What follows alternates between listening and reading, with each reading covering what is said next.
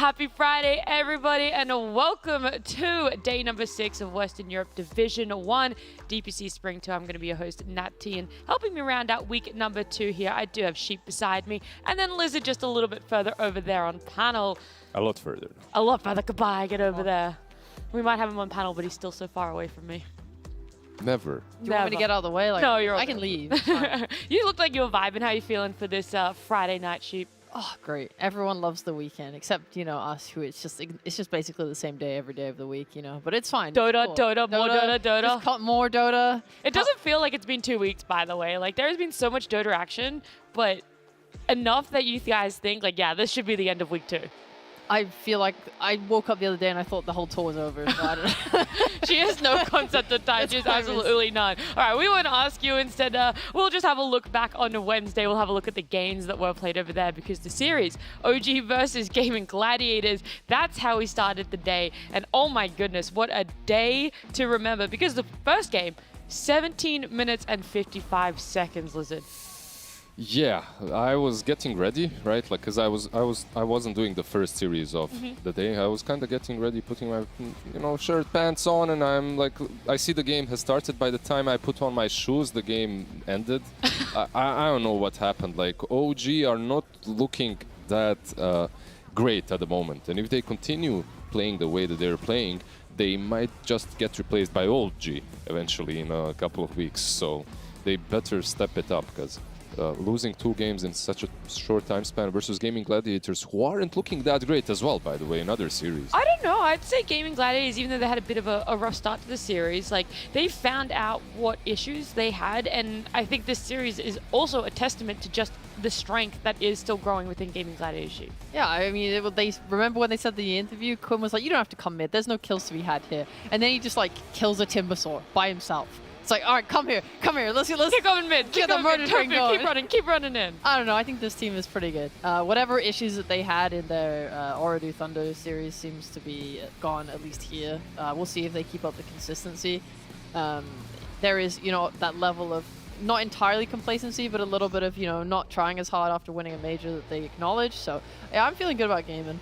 Yeah, so am I. It's always nice to see that progress happening. Hopefully we can see a little bit of that for OG. But second series of the day, Ooredoo Thunder's up against Tundra. What the hell happened here? Yeah, I was going to say, I have to say, there were only 2 talent that had faith in Ooredoo Thunders, and it was rightly placed because this team ended up 2-0ing Tundra. And Tundra so far hadn't lost a single game in this DPC. Yeah, the game was really damn nice. The first one can be blamed on the draft a little bit from Tundra. Realistically, like they last pick Enigma into Silencer and Rubik. They let themselves pick Razor into a Drow that's not banned, so Drow gets picked up as well. Like TA2000 in this fight that we're watching had over like 7,000 damage on his own. They just couldn't find the play in the first game. Second game, I have to say, it was way closer. I didn't expect them to lose 0-2. But Ooredoo Thunder, they just played really damn well. They did last pick this sneaky little Venomancer, however. So they're showing that they have a little bit of pub mentality in them. Yeah. They won't shy away from picking these pump stompy heroes versus Ursa's Voids and whatnot. You say like the second game was closer, but like time-wise, the first one actually went longer. The second game ended up closing out in 28 minutes, Sheep, but it did feel a little bit closer. Yeah, I do want to say in terms of that first game though, I think people need to put more respect on TA2000's Drow Ranger. It looks like so OP every time he plays it. I don't know how you can just give him like good Drow games at this point. I think that needs to be stopped. But yeah, this team in general, very surprising for me. I mean, I'm so happy that like the Div 2 teams have come up and they're actually being mega competitive. This region is so obscenely strong. It is insane. Everyone is, like GH said in an interview yesterday or day before yesterday, basically anyone can win. Like you cannot count these Div 2 teams as complete underdogs. Well, they're in fact dark horses. And just to say that I didn't think that the game was closer. The game definitely wasn't closer, but the drafts should have been. Like the drafts look closer, in my opinion, than in the game 1. In the game 1, I was like, oh, this one is going to be rough for Tundra. The second one, I think they had space to play, but it just didn't really work out for them. Yeah. For those listening, just then, Liz, it did kind of reveal who won our third series here. We got to talk to GH, which does mean Enigma Galaxy ended up taking the series off of Manaspa. It was also a 2-0, so flat 2-0s across the board for all 3 series, and this was a really nice series from Enigma Galaxy. I won't lie, I just enjoyed watching how they played, and I loved getting to interview and talk to GH and having a little bit more of an insight about what's going on with their team. Yeah, the insight being, we don't know what's going on. All random. We show up to the draft, and if someone wants to play something, we let them play it. But they do it with confidence, which is the important thing. Yeah. And yeah, obviously Amar, he's played Brood a lot in his pubs and stuff, but he's never really taken it to the pro stage the way that he has this game. So I was very happy to see that come out in game 1 at least. And now it means, I mean, some teams like Liquid, they banned Brood against Enigma when they played against them, but now there's going to be a lot more respect on that hero for first phase banning, which I think opens their diverse hero pools and role swapping up a little bit more. So yeah, excited to see how that develops. They won, but this second game was not clean and it wasn't easy. And if it was a different team in a position that Manaspa had after the laning stage, I think Enigma wouldn't have taken it. So still a lot of work to be done by them. I'm a little bit of Enigma fan as well. Like, I want to see that team do well. They're all very charismatic, very nice to talk to, like you guys just mentioned. GH, sweetheart of the scene. But yeah, like if they do not know what's happening in the game, that might be a small issue. I don't know, when you get to see a confidence performance down mid for Amar like we did in that series and over those 2 games, something is to be said for maybe not having a structure. Either way, this is how our structure of the leaderboard is shaping up. It's Gaming Gladiators and Tundra, 3 wins, 1 loss. So no one's going to be going undefeated this tour in a Western Europe Div 1. It's then Entity Liquid with 2 wins and 1 series loss, with Ordu Thunders right in the middle, 2-2 on their wins and losses. Then Manaspa, Enigma Galaxy, and OG. That's 3 teams and 2 spots for relegation. So if the scores keep going that way, it does mean it could be a very interesting spot for who does end up being that last team to stay in Division 1. If I had done my homework, I would have looked at who they'd lost to already to see. It's like, oh yeah, you lost to like both Div 2 teams, and now you have to play Liquid and Game It or something. That team's probably getting relegated. I can tell you, Enigma Galaxy do still have to go up against OG and OT. So okay, so that's so OG, but then OT, like yeah. Those are, okay, so those are going to be like the competitive matches to watch for them. Yeah, pretty much. It's going to be an interesting space for them. And I also want to have a look at kind of the differences between Division 1 last tour and Division 1 this tour, because we've seen the teams, how they've shaped up, but also the patch. There was that slight patch change. And so when we have a look at the heroes, we can see the contest rate of these top 10, but we can also see the change from that winter tour. The only hero that has really fallen in popularity out of these top 10 is Rubik. So he's fallen by 4.45%, and every other hero that we see has actually risen in popularity. So I want to get the viewpoint from you two as to why some of these heroes are rising and why some significantly more than others. And the meta is changing a little bit, not quite too much. I would say that look, when there's a broken hero, as broken as Alina was in the last patch, right? The whole meta revolves around it. So heroes that are picked are also revolved around Alina. Why is Treant not picked right now any longer? It's partly because Lina is out as well. However, some heroes that come as an answer or come into the meta just because they're an answer to a certain hero, even when that one broken one goes out, the answer still stays in. It's weird like that. Like Disruptor as well. If you look at him, I believe that's the highest pick rate so far, 19 picks with the insane win rate of what, 70, 68%? Yeah, production. Can you go back one graphic? It's interesting to know that Lina's dropped to 92%, by the way. So, look at that. She really is just 68% win rate on Disruptor, 19 picks. Like that's for a position 5. Yeah. That's usually picked very early on. That's quite a bit. I've been really impressed with Disruptor, just in terms of how he is being played as a pos 4 quite often, actually. And then they it enables so many heroes. Like people are just pairing it with any aggressive hero, and you can play on these side lanes really strongly. And you know they're getting blinks. They're finding farm now. They're like farming in the jungle next to their cores and getting like Yule Scepters and Ags. And the Ags is so obscenely broken. You know, it's like a whole win condition in and of itself. So I think that the way teams are playing with this hero right now is just making games. I want to quickly touch on the Puck and the Death Prophet as well, because they're the two other really high numbers that I see in the change from last tour to this tour. More so the Puck. The Death Prophet I can kind of somewhat understand already, but Puck for me is the one that I'm like, but why this hero? Why so much? Why? I feel like Puck was picked in the... It was test rates, right? Like I feel like Puck was still contested quite a lot before, but okay. Some heroes are definitely coming to the mid lane, coming back to the mid lane more often. Like I'm surprised. Well, I'm not super surprised that we're not seeing it because it has lost every game that I've watched so far. But Storm Spirit as well.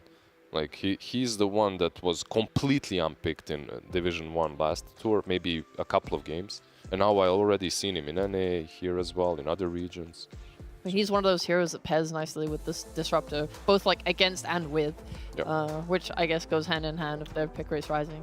All right, yeah, and then we saw this one just before, the heroes that have definitely had their fall from grace there. Lena, 92.18% less picked. Tree, Morana, Bloodseeker, Lesh, Tusk, Ursa, and Beastmaster there as well, all falling a little bit in popularity. The other thing that I think is very notable is items. I do believe we have a graphic for those ones as well.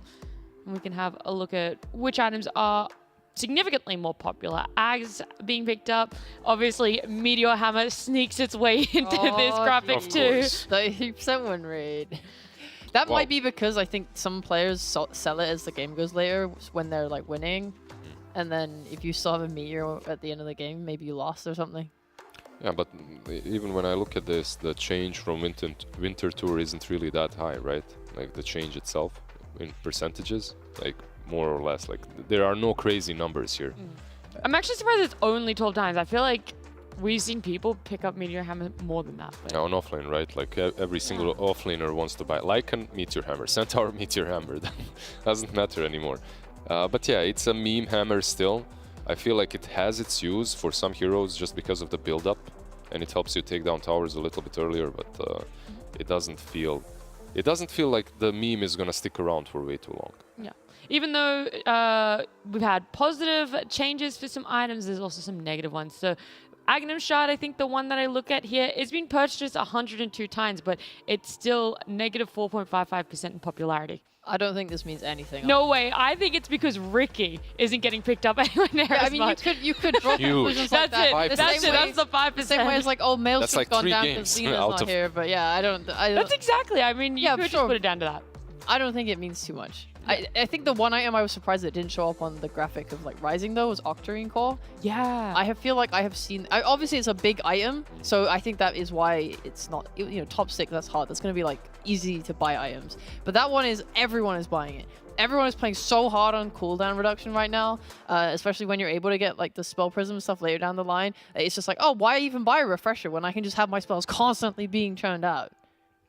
Maybe because it was also we were looking at the change percentages, so maybe the change wasn't that big because it was popular as well. It was picked quite a bit. Like Enigmas were picked, and Octarine on Enigma was almost always gotten. So yeah, that's true. It is the difference between Division 1 Winter Tour and Division 1 here in Western Europe for Spring Tour. So yeah, maybe there is, but it's just not as big as that 5% sort of changes that we're seeing. Either way, though, let's have a look at today's schedule because we got to keep today moving. We want to see some Dota. We don't want to just talk about it. Our day's going to start off with Entity up against Team Liquid, or do Thunders against Nigma Galaxy. One of those matches we said was going to be very important for Nigma Galaxy and the Division 1 Dreams, as well as OG up against Manaspa. So the series that really stands out for me, OG Manaspa. I want to say that. I think this one has the most amount of weight. I just want to start from the back and move towards it. I mean, a little bit of that, but I also think it does. Like, remember, we have Manaspa, Nigma Galaxy, and OG right now all tied in that sort of last place. So the fact that OG and Manaspa are facing up against each other here at the halfway mark, Nigma Galaxy coming up against Oradu Thunders, which is a team that's been able to beat Gaming and Tundra, like, I feel like It's really yeah, big. I feel like this last match, the last series of the day, that is super important for OG and their morale. Nothing else. Like, okay, True. like they have to win this one, in my opinion, just to keep it together as a team, because this might be a really significant blow to them if they lose to a team that just got promoted from Division 2, and arguably a team that no one is really expecting to perhaps even stay in it. So they are definitely the underdogs, even though GH said there are no underdogs here. OG is so weird. Like last Tour 1, they started out the gate with a bunch of tri-lanes and weird drafts and like, oh, let's sack DM for no reason. And then he had a terrible game and they just lost a bunch. And then they come into this tour and they're running things like Tygon, Ogre, Magi. You know, it's like, what am I watching? You know, they're so experimental in such a weird way. It feels like they take this time that they could be perfecting like solid strats, trying new things that just don't end up working for them. Inventing the wheel maybe a little bit, playing against the meta. I think that's like a good thing sometimes, but for OG it's clearly not working, which I think feels bad. When you're in this position, you're like, okay, guys, scrap that. Let's kind of look at what really is having a lot of success in the meta right now. But when we saw that schedule, I also want to have a look at our daily talent predictions. I want to know where our talent are sitting with who's going to be winning what. I'll say I'm not surprised at all. Most of us have gone, well, in fact, all of us have gone for Liquid there. I'm also somewhat surprised there aren't a few more Nigma Galaxy backers in that second series. I expected more, yeah. I expected a few more, but the third series, again, does not surprise me, the fact that we are all 50-50 across that one. No one really knows who's going to come out on top. OG, Manaspa, which OG are we going to see today? I love the recency bias on that second series, like yeah. OT versus Nigma. Like, but then again, Ooredoo Thunder, they did extremely well in the last couple of series, so yeah, they can take Nigma. At the same time, Nigma, Yep. they said they have confidence, so do you trust them? I'm not sure, but they can take OT. In my opinion. I did my predictions at the start of the tour, like for every. Yeah, she did it like on day 2 or something like that, and Yeah. she just goes, here's the whole tour. I don't want to think about it again. Here's all my predictions. Yeah, so. So you can do that? Yeah, you can do it in advance. Where's my phone? All right. Well, while Lizard is over there filling in all these predictions for the rest of the tour, I'm going to give our sponsor a shout out. It's esportsbet.io. Right now, they have a new watch to earn platform where you guys can get 3,000 free tokens, which is worth 3 USD per hour simply by watching your favorite Dota 2 matches over at esportsbet.io. All you have to do is go over and you can make an account. You don't have to even place a bet to start earning these tokens, or you can head over to their Discord to find out some more information. The link is below. Guys, first series. Oh, hey. You ready for it? I'm ready. Refocused? I'm Back on focused. track? I'm in. All right. Liquid versus Entity. This All right. is the opening series for our Friday night here, and I do believe the draft is already out. So you have to talk about the draft as well as giving us some team information. Instantly into the draft, is that what you're saying? Yeah. Like, Snapfire I had it banned out. prepared for you. As I was doing the shout out, I was pressing the button to start the game. I see, thank I you, see. Nat. So Finally. Nat is in charge of starting the game usually. already- Yeah, You didn't send all hate mail to her when the game is late. Anyways, Please. isn't Walker gonna get banned? Are they gonna let it go through to try to counter it? I think they should let it through. Yeah. Yeah. Why? I mean, you for have a first phase ban, that seems a little weird. Maybe second phase ban, I could see it. you have Nisha after all. You can pick it yourself if you want. So true. Disruptor, I like a little bit more, which leaves stuff like DP, Undying, these types of heroes in the pool if they want them. I know Liquid. I mean, they said they didn't massively rate Triumph, but they're still running it. So I don't know if they want to do a strat like that. I'm not too much of a fan. I know when teams pick DP, sometimes on like the 6-7 combo, teams will 8-pick a Drow Ranger, but they don't have the luxury. Well, they do have the luxury. No, they don't. They can They have get no the pick. tiny here as well, right? Like there's Yeah. a bunch of these position 4s that are left in the pool that can be picked by Team Liquid. Rubik is still left in the pool as well, and there he gets picked up. I just want to reiterate how good this Disruptor ban is, right? Like, we've always talked about how comfortable it is for Entity to pick it up, why it is so successful. And I'm like, when are teams going to start first phasing it? When is it going to have that priority? And Liquid already know that they put it in that first phase. And I'm just keen to see then Entity, what they're going to have to shuffle up and what they're going to end up putting Fishman on. Yeah, I look at Entity and I see Undying is left in the pool. I don't know. Like they always strike me as the Undying team. Last time the Rubik and the... Now they get the tiny instead. I was going to say, last time the Rubik and the Disruptor were taken out, he ended up going ET, I believe. Oh, yeah, I've really enjoyed seeing ET, actually.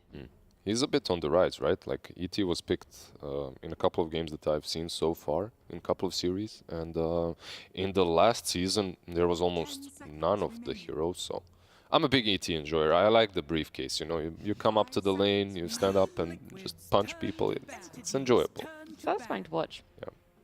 Oh, I thought Entity were. I'm glad they took Tiny. I think Tiny is just too much of like a gives you everything you need, and it's gonna make sure that if they can still flex it. They have 2 flexy heroes, and on top of that, Tiny's like can ensure your off lane has like just a decent time, and still give you ways to initiate and stuff, which DP doesn't give you from that off lane if they do want to put her there. So I thought they might either take the Undying or the Treant Protector with it as well if they wanted to go more of like a Healy Death Volley type thing. But I'm a fan more of Tiny.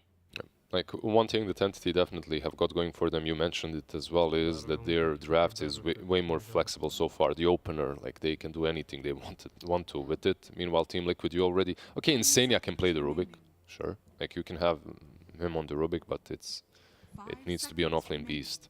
Yeah, I was gonna say it's gonna be an offlane beast, and it's gonna be a support. And it's a support, yeah, exactly. On our graphic, he was one of the heroes on the downturn, which was surprising to me because I still see him getting first phased constantly. Like the Beastmaster effect is just pick whatever you want against me.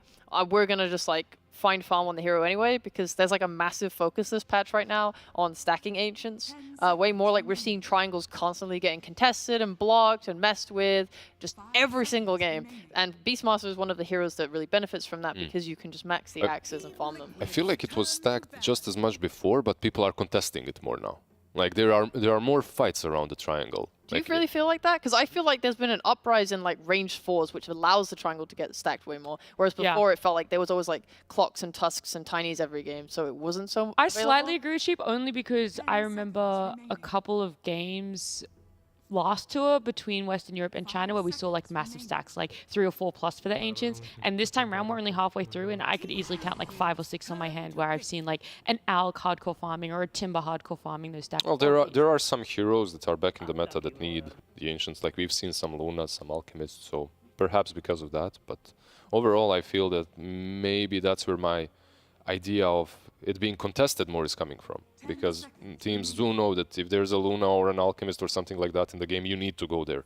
You need to put your ass in that triangle, deny it as fast as possible. You need to be on their side of the map all the time. I mean, that's where some of the interest comes from for me, for like how teams are changing and adapting to differences, because contesting a triangle stack is like, scary. Right, and we're seeing some teams do it poorly. Like they might go in there to block the camps, but then take a really bad trade with the support because they don't know that they just need to get out. Oh, you can get punished easily, right? Exactly, yeah. It's just cool to see how teams are like dealing with it.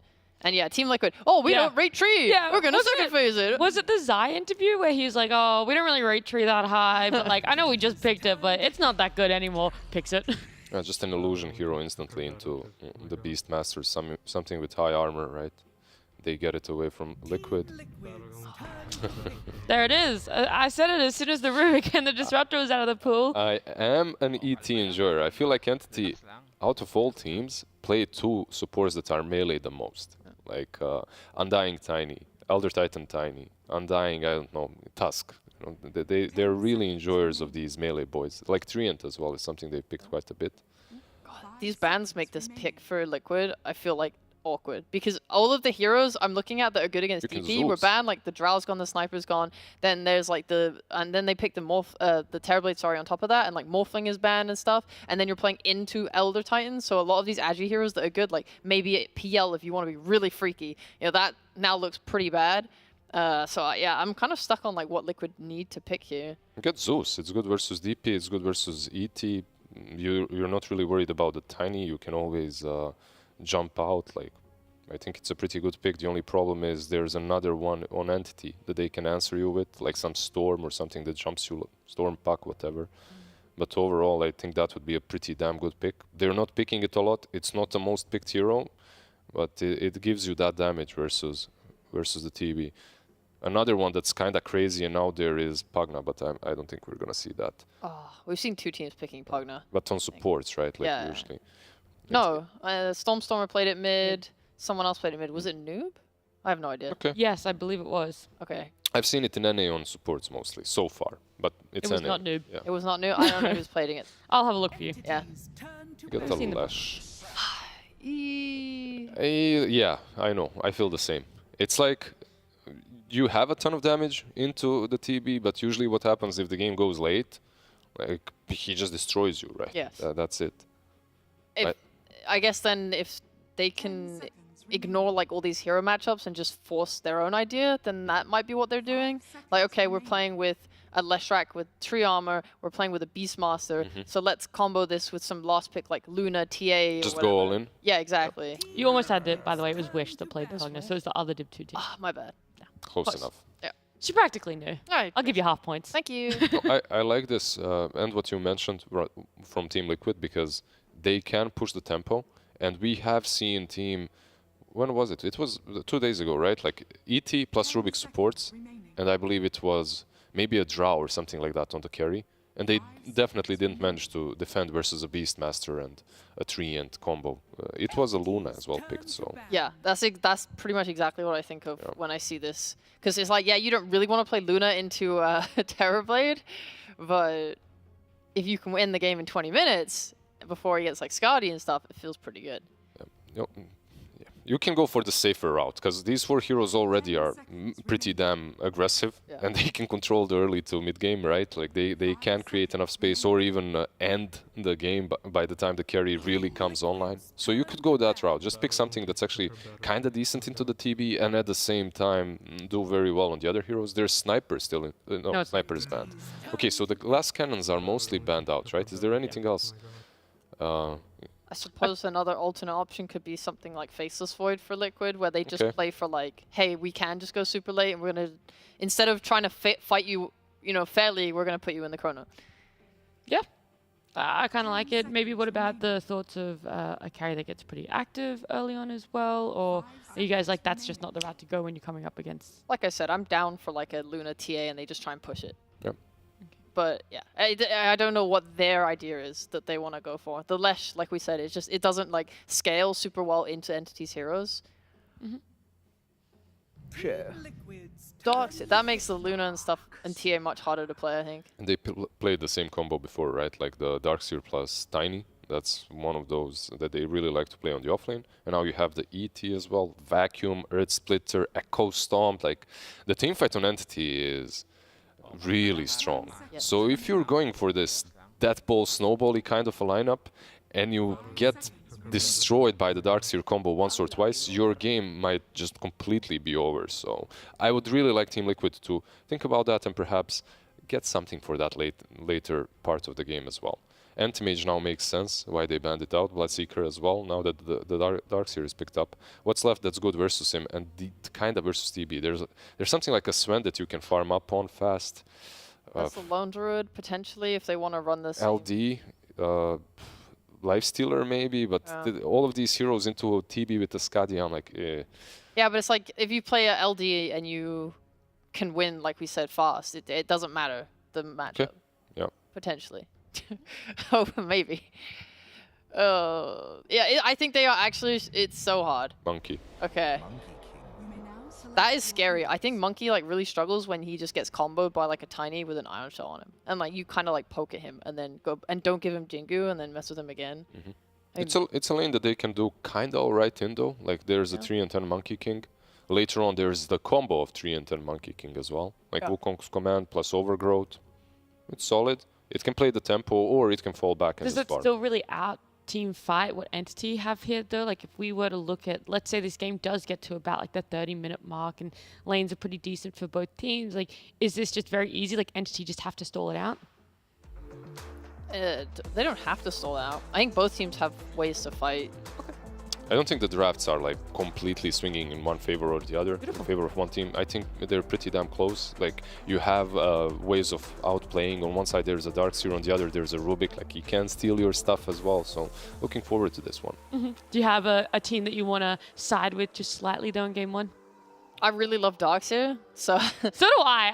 I'm like, it's a Darkseer bias for me right now. Like, I can't explain anything else. So you want to go with Entity then? I'll go with you girls. I'll go with Darkseer as well, sure. Oh, great. So All Let's right. go. So Liquid are winning this one. The Darkseer, we don't know if it's going to be strong enough to outdo the panel curse. But it's game number 1. It's a Liquid up against Entity, and it is OD Pixel and Fog. Yeah, thank you very much, Nat. Looking forward to this one. Game 1 ready to start here. Fog, we just had the lineups coming out. Any big surprises for you or anything that stands out as particularly interesting from this Game 1's draft? No, just lots of team fighting coming out from the side of Entity. It's a bit slower pace of a draft, I would say, with this Darkseer plus Terrorblade. They want to hit like these item timings before they hit all together. Liquid, on the other hand, it looks like a very fast-paced draft. All right. I think this is the way that Liquid's been playing for, I mean, since their iteration with this team, looking to set that tempo. I feel like Entity could perhaps struggle in a couple of those situations depending on how these lanes go down. Do you like the way sort of Entity ended it up? Kind of keeping Stormstorm on the mid with his Death Prophet and getting that last pick Darkseer for Toby this game? I don't know.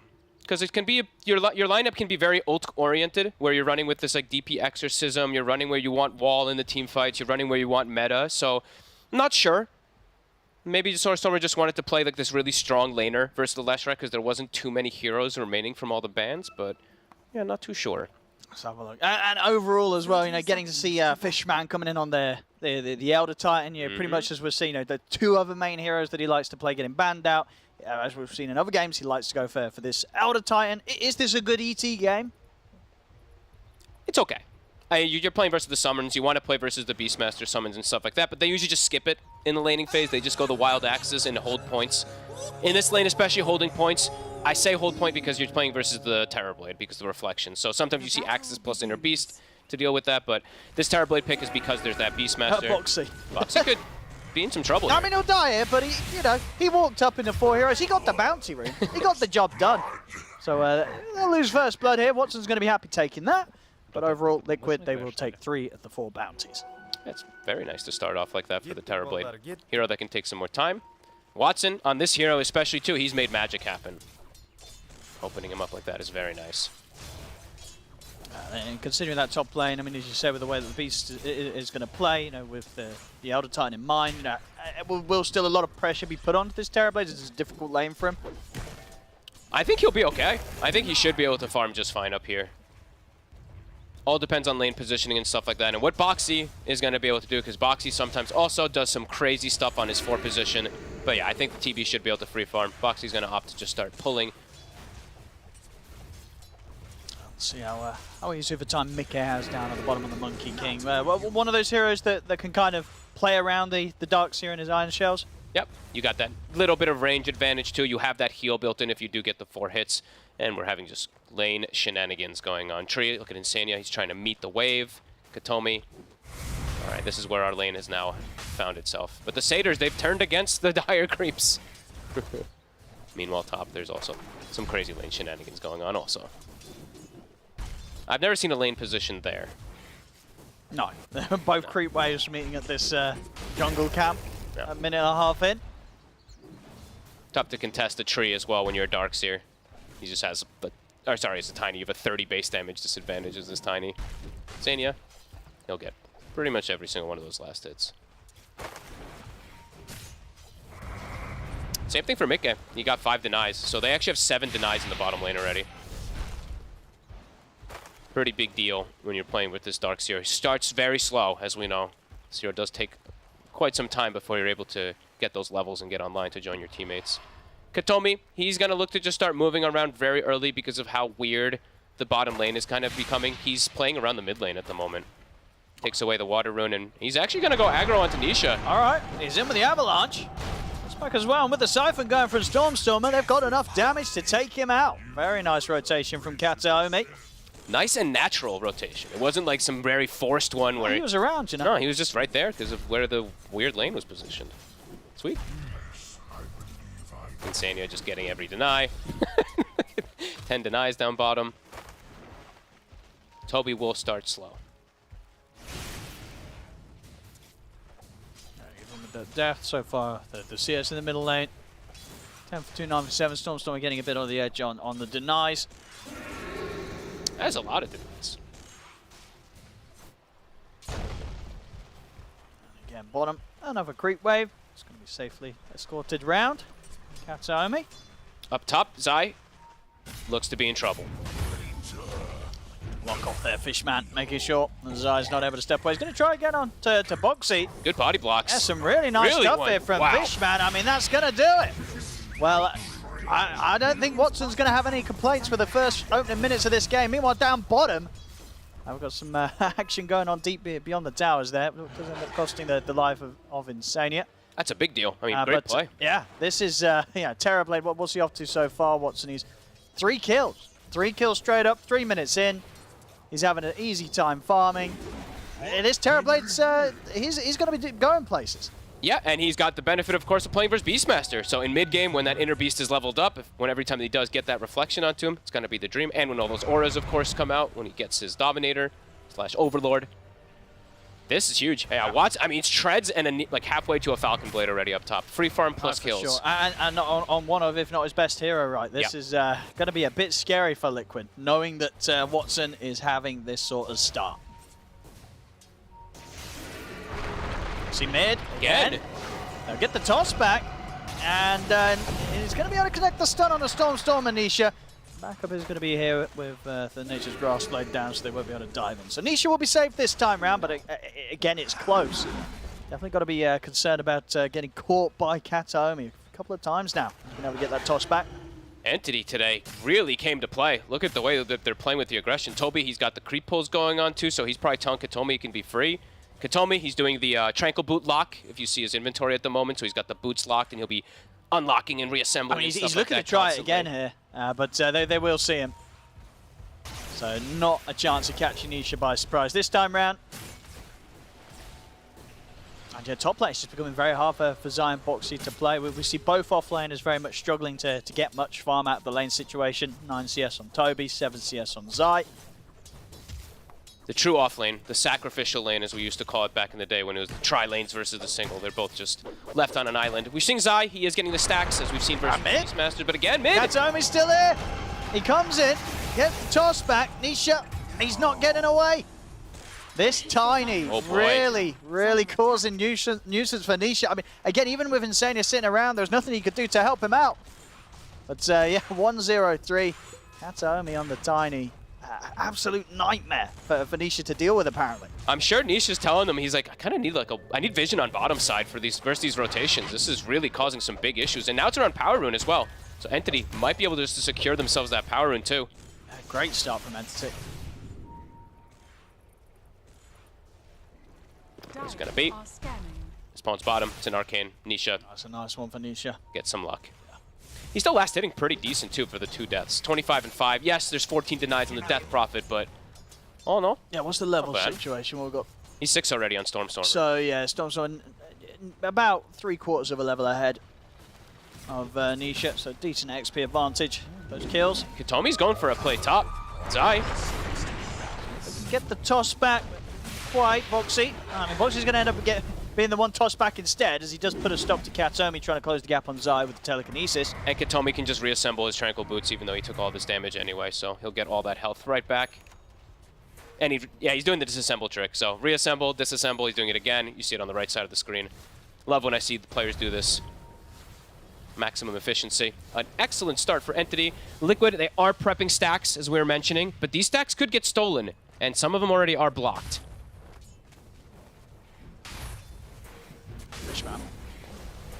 Quite a bit of a punch from the stamp against aggro. Watson step up with a reflection. They get the combo onto Boxy. Some more action that Watson's getting to join a part of very early. And Insania, he comes top because he doesn't want to lose this tower. Wants to be able to get something out of this. Should be able to at least chase down Kataomi. Slows are there, and indeed the Tiny taken out, but Watson we safely escorted back to his tower by Fishman. Exorcism made immediately. As soon as Anisha is seen top, Stormstormer going to try to get some pressure on tower. Boxy will be there to stop it, but good at least half damage onto this tower. And now he can go into the sneaky spot. Not so sneaky when it's the ghost coming out there either. But I assure you, Anisha's going to know exactly where he's standing, so Stormstormer can't hang around anymore.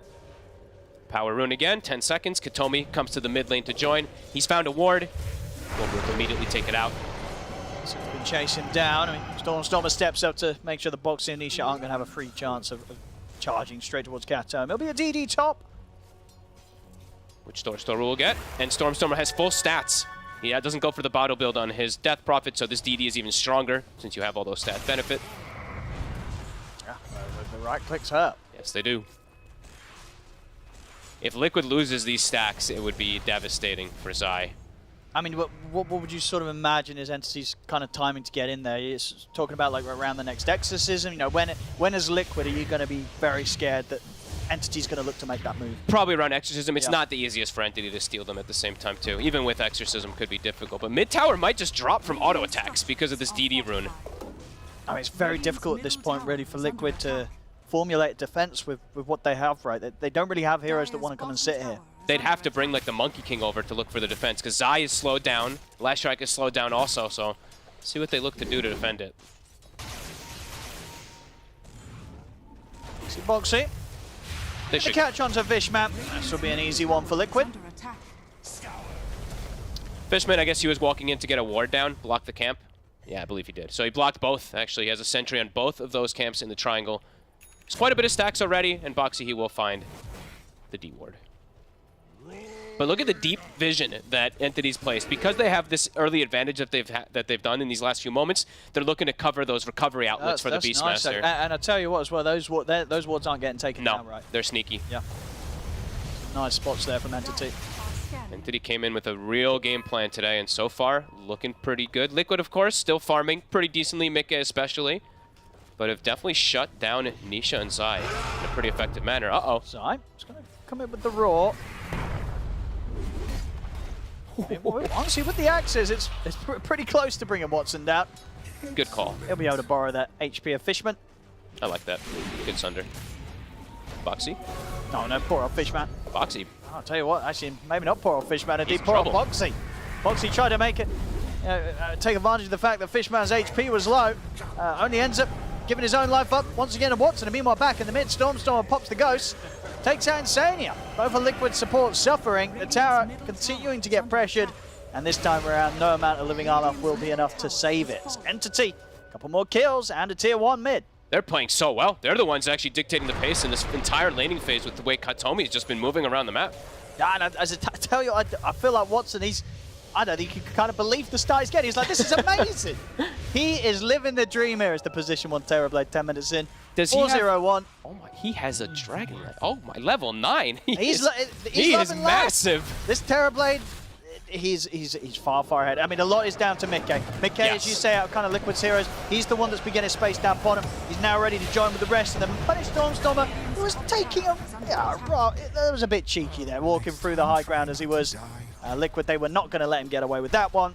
Mickey certainly wasn't. Turns up and is able to take the kill for himself. So, yeah, really eyes on Mickey to see what he can do with the strong start that he's been given, with kind of all the focus being taken away from that bottom lane where he's been able to kind of spend his opening 10 minutes. Absolutely.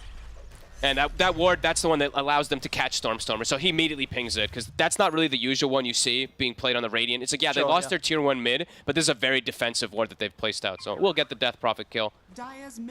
And Zai, he has now pretty much recovered, level 8, soon to have his Hum of Dominator. Not the fastest by any means, but not the slowest either. Same thing for Toby, who I believe has his mech finished up. So both offlaners were sacrificed, but still got pretty okay timings. Would you sort of say that out of these two offlane heroes, it's easier, like who can have a bigger impact with a kind of a start that's been as rough as this? Hey, they both can do. They both are excellent in making plays. So Sure. Stormstormer. Drop the wall here, Toby. And top forward. Let's try and get Stormstormer to close the gap on Nisha, but Nisha's got the speed and the heals. Also coming out from Insania. They both have different benefits, to go back to that question, because this game with Darkseer, since he's gotten this like pretty okay start, he can join easily with a TB and a Death Prophet with the mech, so maybe that does feel a little bit better, while for Zai, he kind of just needs to worry about his own game and catch up in that department. And should, for the most part, be able to, right? This top lane, top tower, now this area is probably going to be ignored by Entity. Entity, though, continuing to make these quick moves. Katomi. Toss back into the vacuum. And likewise, Liquid probably not going to be spending any resources trying to save Insania down here. They'll let him go. Stormstormer pops the Ghost. And they'll get focused on taking another tier 1 here. Playing super fast around the map. Catching Liquid off guard. Yeah, this tower is also dropped down. Nisha, he will go for the mid tower, but Nisha's build, he's had to go for a full laning build. So he has the 4 points in laning. It's only 1 in Edict. This is a very slow push. They're trying to bait something out. Mickey, he wants to fight with his Echo Saber. They've got eyes around mid. They also have that cheeky ward. Going on Watson's going to be difficult, especially Everyone's with here. as much backup as there is. They'll try and lead him with a Boundless Strike. Nisha's attempting to step up. They're seeing if they can burst through. The Terrorblade is getting low, but they can't quite do it. Watson able to turn, get the Sunder off. Is Nisha and Boxy going down? Insania will pop the ult in an attempt to step away. It will save him. But again, it's 2 more going down. Watson continuing to get involved in the action. And they just didn't quite have the damage. Not enough to take out this Terrorblade. They read that play like a book. Entity, they were pushing bottom, immediately swinging. They're the ones who actually bring the number advantage versus Liquid, who's setting up that gank. So even though Liquid had that deep vision to see Watson, they cannot punish him again. This is beautiful early game from them. 12-4 at the moment with a free farming Terrorblade. Big pressure on Mikke. What do we got build-wise? So the Echo Saber looks like he wants to go straight into the BKB, so he can have an effort of getting in on these fights. But that does mean if this Terrorblade can kind of get his next item, you know, Watson, the physical damage is probably not going to be there from Mikke. No. Terrorblade easily able to stand his ground against these heroes. And he's going to have Greaves and stuff too, right? From the Darkseer, while on the flip side, Liquid, they're just going to be giving auras to him. Like Zai, he's just going to get reflectioned. Sure. He's going to be giving Inner Beast plus that Helm of the Overlord aura eventually too. He's not going to have a Greaves for his team. So yeah, Mikke, it's going to be tough for him to stand toe-to-toe. And also with Katomi now, having such an explosive start with his rotations, Blink is soon on the horizon. So even more fast-paced gameplay that Entity can keep doing. I mean, Mikke really wants to try and start picking up kills. He's going to set up in the mid with the ultimate. Got the telekinesis. They'll be able to shut down Katomi, put a bit of a slowdown on that Blink Dagger timing. Okay. He didn't have the Boundless, I guess, when he jumps. Just wants to make sure that he gets the kill, so throws Wukongs. Mikke has the Jingu at the moment. Wants to play around top. They get Stormstormer. Set up. Zai's got the Roar. Not the Stomp, though. Maybe Fishman able to look for the turnaround. The Fade-Bolt from Boxy does end up taking out Stormstormer. Mikke, he's out with the TP. That's a pretty huge kill. To put a stop to, yeah, I gotta say, you know, honestly, Mikke, he's really putting the work in. As he got that kind of first timing, the Echo Saber, he's not sitting back, he's playing aggressive with the team and trying to do his best to start to shut down some of the games at the cause of Entity that had such a good start. Good aggressive Monkey King play here. Mikke. Tommy again? They can get him. This will slow down. That'll be like perfect to slow down the Blink. He's 50 away. Oh, but Katomi, no. They're gonna have him. One more hit. It's there. Mikke really stabilizing the game here for Liquid. Really good identification, too. He's probably saying, like, this time he's going to have Blink soon. I got to make these plays. He just wants to go. He's just go. And it's shutting down the net worth lead.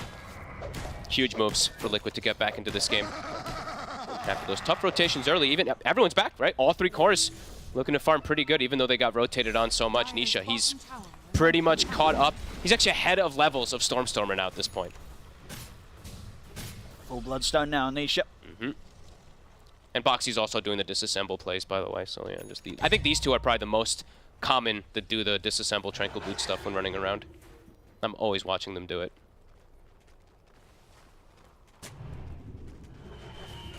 Zai's Helm of Overlord now is gonna be at a pretty usual timing, actually. Even though he was so slowed down, he's level 12, and his helm is, yeah, I usually see them come out between that like 15 to 17 minute mark. His is a little bit delayed, but no, for sure. good timing. And for the most part, I feel like 4 minutes or so. You know, Toby and Zara, they were about the same farm, but yeah, Toby falling behind on the Darkseer this game. He did get, of course, his Greaves, but very much a slowed down game as you pointed out on levels.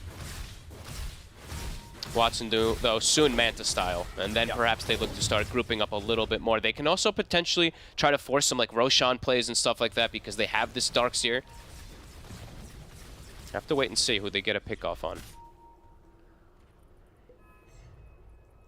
Because that Blink, yeah, Katomi, he's got it done. Has a Invis rune as well too. See what he can find here. At the moment, it's just him and Stormstormer. They're bringing Toby, they're bringing Watson, they're bringing the numbers. CP coming in as well from, yeah. Now they'll look to set up. Nice toss. That should do it, especially, yeah, with the wall and the ghosts out, not a chance for Zai. And this is around the Roche area too. They pop ghosts. I think you go into in Roche. Yeah.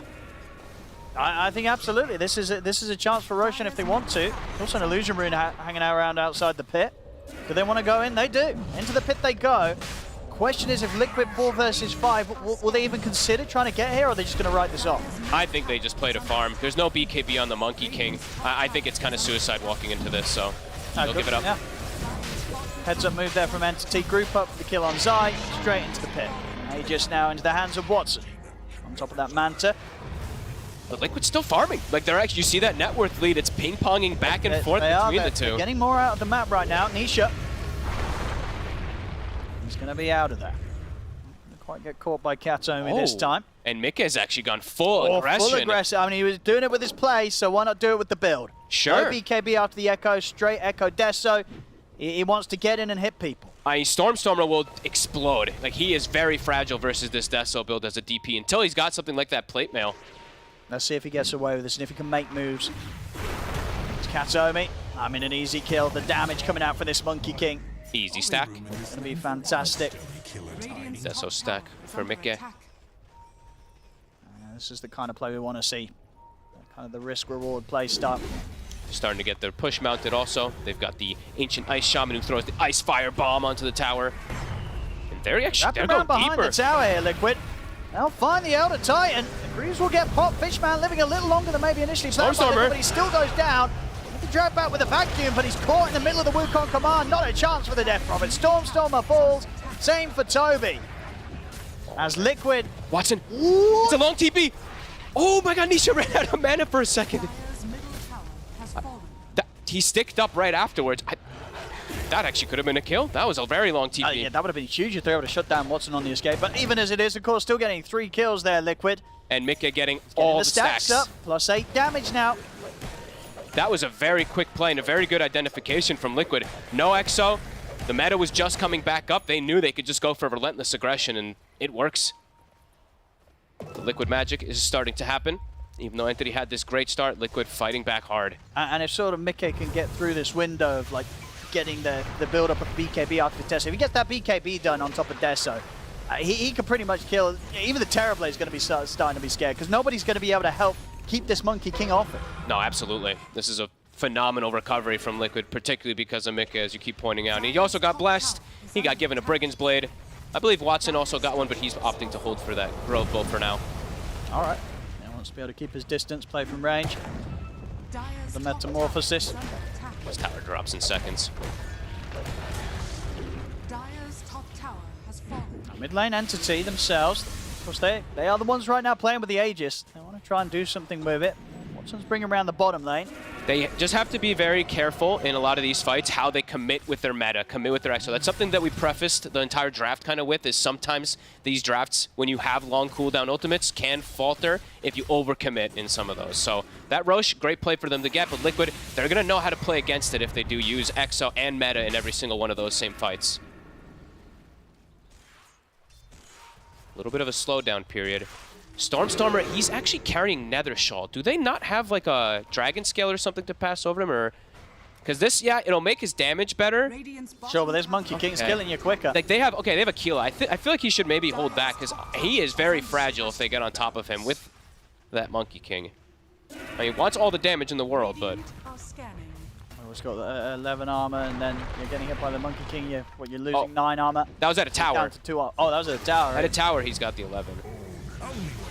Liquid, as we said, the magic is really starting to happen. They're constricting the map. Getting a ton of vision with that Hawk as well, too.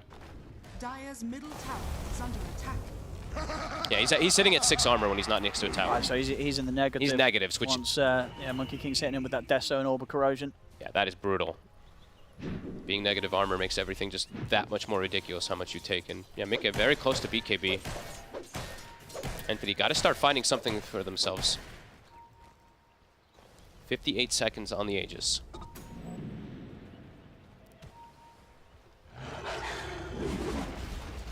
Yeah, Toby, very quiet game from him for this Darkseer compared to the Beastmaster that Zai's been able to get more involved with. Radiant's courier has been killed. I mean, what's the plan now for Entity? The Aegis about to expire. They're definitely going to be feeling that Liquid's getting the edge on them right now. They're just getting outmaneuvered, and they're getting honestly outvisioned pretty hard too. The Hawk plus these wards that have been placed down, like Liquid's got all the information in the world at the moment.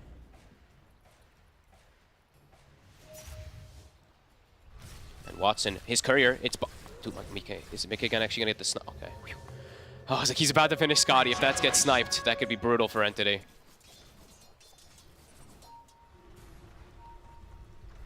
Feels like with Scotty, they should probably want to go for like some type of smoke up soon and look for a fight. About to have BKB also on Stormstormer too, so they have a pretty good timing coming together. On the flip side, Liquid, Mika's BKB is about to be done, but it still feels like Entity probably want to look to get a fight at least or something with these timings together. Yeah. And of course, Entity, they do still have good damage to go through the BKB. Mm-hmm. Not so much control, but physical damage, it is there. It's just all going to be about in particular, Watson's positioning. I'm pretty worried for Stormstormer because he's very fragile if they do get on top of him. It is difficult for him to sort of charge him with the BKB pop ghost because a few hits from the Monkey King and he'll be dying quicker than any Siphon can save him. Foxy. He's going to start the fight here with losing the Ruby. They pop meta for this. Okay. I mean, they can probably just... I think Liquid just makes the call to disengage. I think so. That's meta from the DB. You just back out of here and you're happy with this. You know Roshan's not going to be up. And in terms of objectives, maybe Entity get the tier 1 tower top, but unlikely they get much more with this Metamorphosis. No, absolutely. So maybe a bit too trigger happy there, pressing the meta. Yeah, Liquid 27. I mean, they could just, as soon as they respawn, they look for the fight. Or about 10 seconds afterwards when Meadow falls off. BKBs are done on both the cores, on Nisha as well as Mika, as we're pointing out. And yeah, like for Stormstormer, the really big thing I'm worried about is like, yes, the BKB is going to protect him versus like the magic from Nisha a little bit, but if he gets roared, if he's in a Wukong's, he's just going to get eviscerated. So they have to do a good job of protecting both him and Watson with how they're standing in Liquid. That meta's gone now. They're the ones who want to get on the aggressive portion. Let's see what they're able to take with this. 80 seconds or so still. Raptors down. They want to get some catches. They don't want to just push a lane. They'll probably just send Zai to deal with the lane since the illusions are starting to shove things out.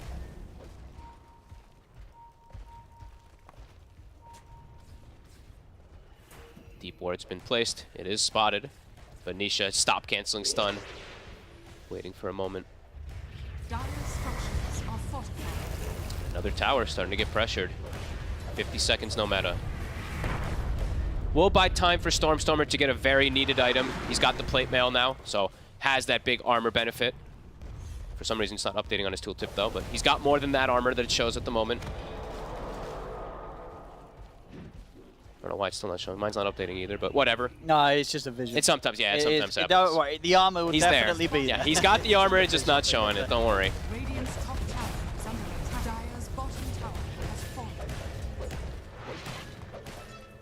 But yeah, tower being brought down.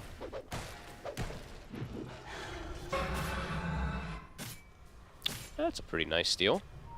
And oh, a DD bottom. There we go. Where's Mickey? Goodness, who's gonna get that one? Mickey. He over. wants it. He's gonna be able to pick it. Oh boy. This could be a huge fight for Liquid if they're able to find it around this DD. Might just be a DD. Meta's gonna be back up soon, right? Yeah, it's back up now. So that sort of window's passed. Entity able to do a good job of avoiding getting caught by Liquid. So Liquid were looking to punish that. Triple BKB cores on Liquid. Much easier access to walk into the team fights. Darkseer, sometimes when you're playing versus him, he can just thrive when you don't have these BKBs, so they have to go for them early.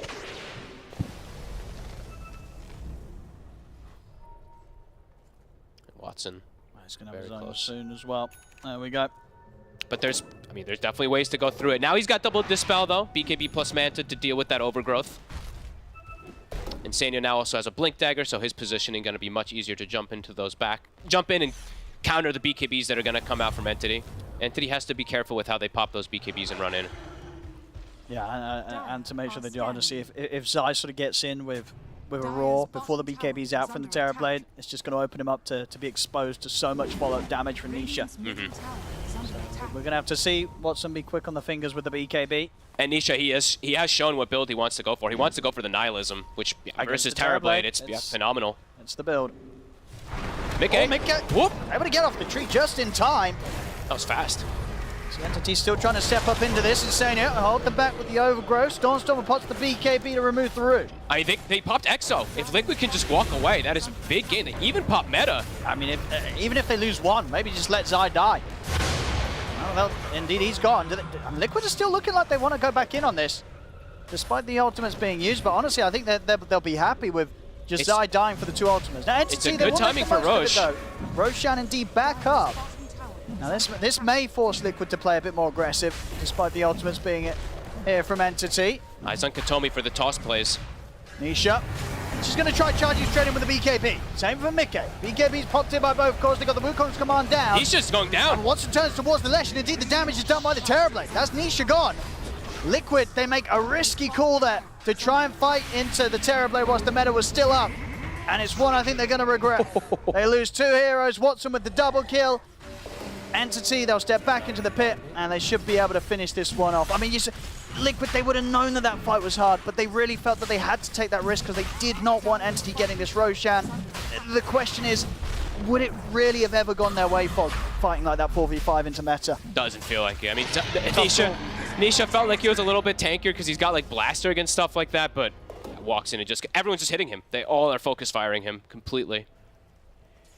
A risk that does not pay there for Liquid. Entity back in play with the Aegis on Watson. I thought for a second, I was like, uh-oh, like they popped Exo, they popped Meta. Like these things, this could be a little weird if things get, like if they disengage fully and Roche wasn't up, but Roche spawns at the perfect timing, it feels like, for Entity. They made the right call, Entity. Yeah. No, just get the 1 kill and don't waste time trying to chase Liquid. Go for Roche, and then at the end of the day, some more action got handed to them. Liquid tried to disrupt the Roshan taking. Yeah, Didn't work out. Entity. See what they can do now with this 4 minutes of Aegis. Probably when the Meta and Exo back up, that's going to be their time to go. Maybe start looking at some of these tier 2s. Watson is enormous at this point now. He now has a 5k difference between him and that Monkey King. He's farming super fast with his illusions. DD top, Nisha. Has to put the BKB. Denies it away from Entity in a way, but yeah, a BKB forced. Katomi just super aggressive. Love watching Katomi Tiny.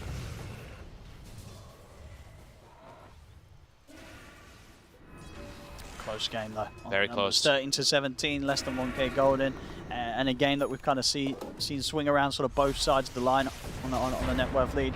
Absolutely, yeah. And now everything's ready. Yep, they're feeling strong here with the Aegis. See, you would imagine Liquid should be very prepared for this sort of play. They know that Entity is going to be coming at them like this, especially with them all off the map with the smoke. Yeah, and you can see keeping themselves pretty deep, at least Mickey on his half of the map, hovering around the tier 2 tower. Knows that this sort of hunt is being made by Entity. They'll end up swinging around towards the bottom. At the moment down here, both Nisha and Insania were working on this. Look at the scan. Oh my god, how is that not clipping him? Feels like he was in the AoE. Oh my goodness, that would have been incredible if they found Nisha there. Top Zai, he's starting to make things happen though. Bottom tower is also at like 20% HP. He's also gotten top tower about to have less than half too. So I'm starting to get the split push going with his dragon. Lots of blink daggers picked up now, and I believe Watson, he's got his next item already finished. His damage is insane. Daedalus. Yeah, no, these heroes running in with their BKBs, they're not going to feel very safe anymore. Not that they would, at least Nisha. He would not be after that last situation where he went in and still ended up dying through it. Now there's no question about it. They're going to have a really, really tough time. They need that nihilism sooner than later, right? And he has got it. Okay. It's done. Oh my god, he actually ends up, okay, he has to pop the BKB though. That was close. Katomi tries to cut him with the Ogre Seal Totem. That was kind of cute. But yeah, Zai, he's doing the split push. But a BKB forced Entity. They're going to get a push going off of that. Someone has to stay top though. I feel like Toby might have to stay back away from the fight just to deal with Zai's split push. Because Zai's going to get this tower also. Dire's top tower is under attack. Radiant structures are And look at the rainbow TPs. Toby. See if we can get more from this. It's a good setup here for the ult from Fishman. Stormstormer's in on top of Zai and Nisha. BKBs are out. Zai able to BKB and TP. Nisha, on the other hand, his TP is still on cooldown, so he's only left with the option of BKB and running. He's in trouble. Reflection slow jump forward from Stormstormer. They're able to shut off the escape. Nisha punished there for the push top. Out for 80.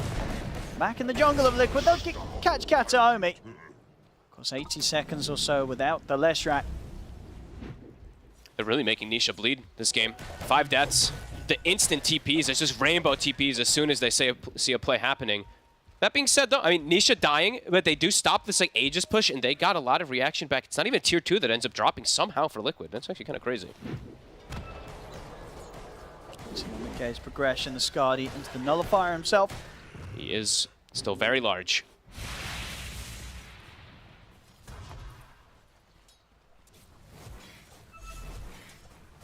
Yeah, it was interesting to see. I saw our beautiful observer pointed out that the shard was actually given to Toby this game, which I love the Darkseer shard, don't get me wrong, but I thought they would give it to the Death Prophet this time around, but I mean, it is a fun one anyway. It stops blinks, it's great for chase, it's great if they're chasing you, so just a little small thing. Because DP eventually, you do want to just have it anyway. You're probably going to end up buying it at some point.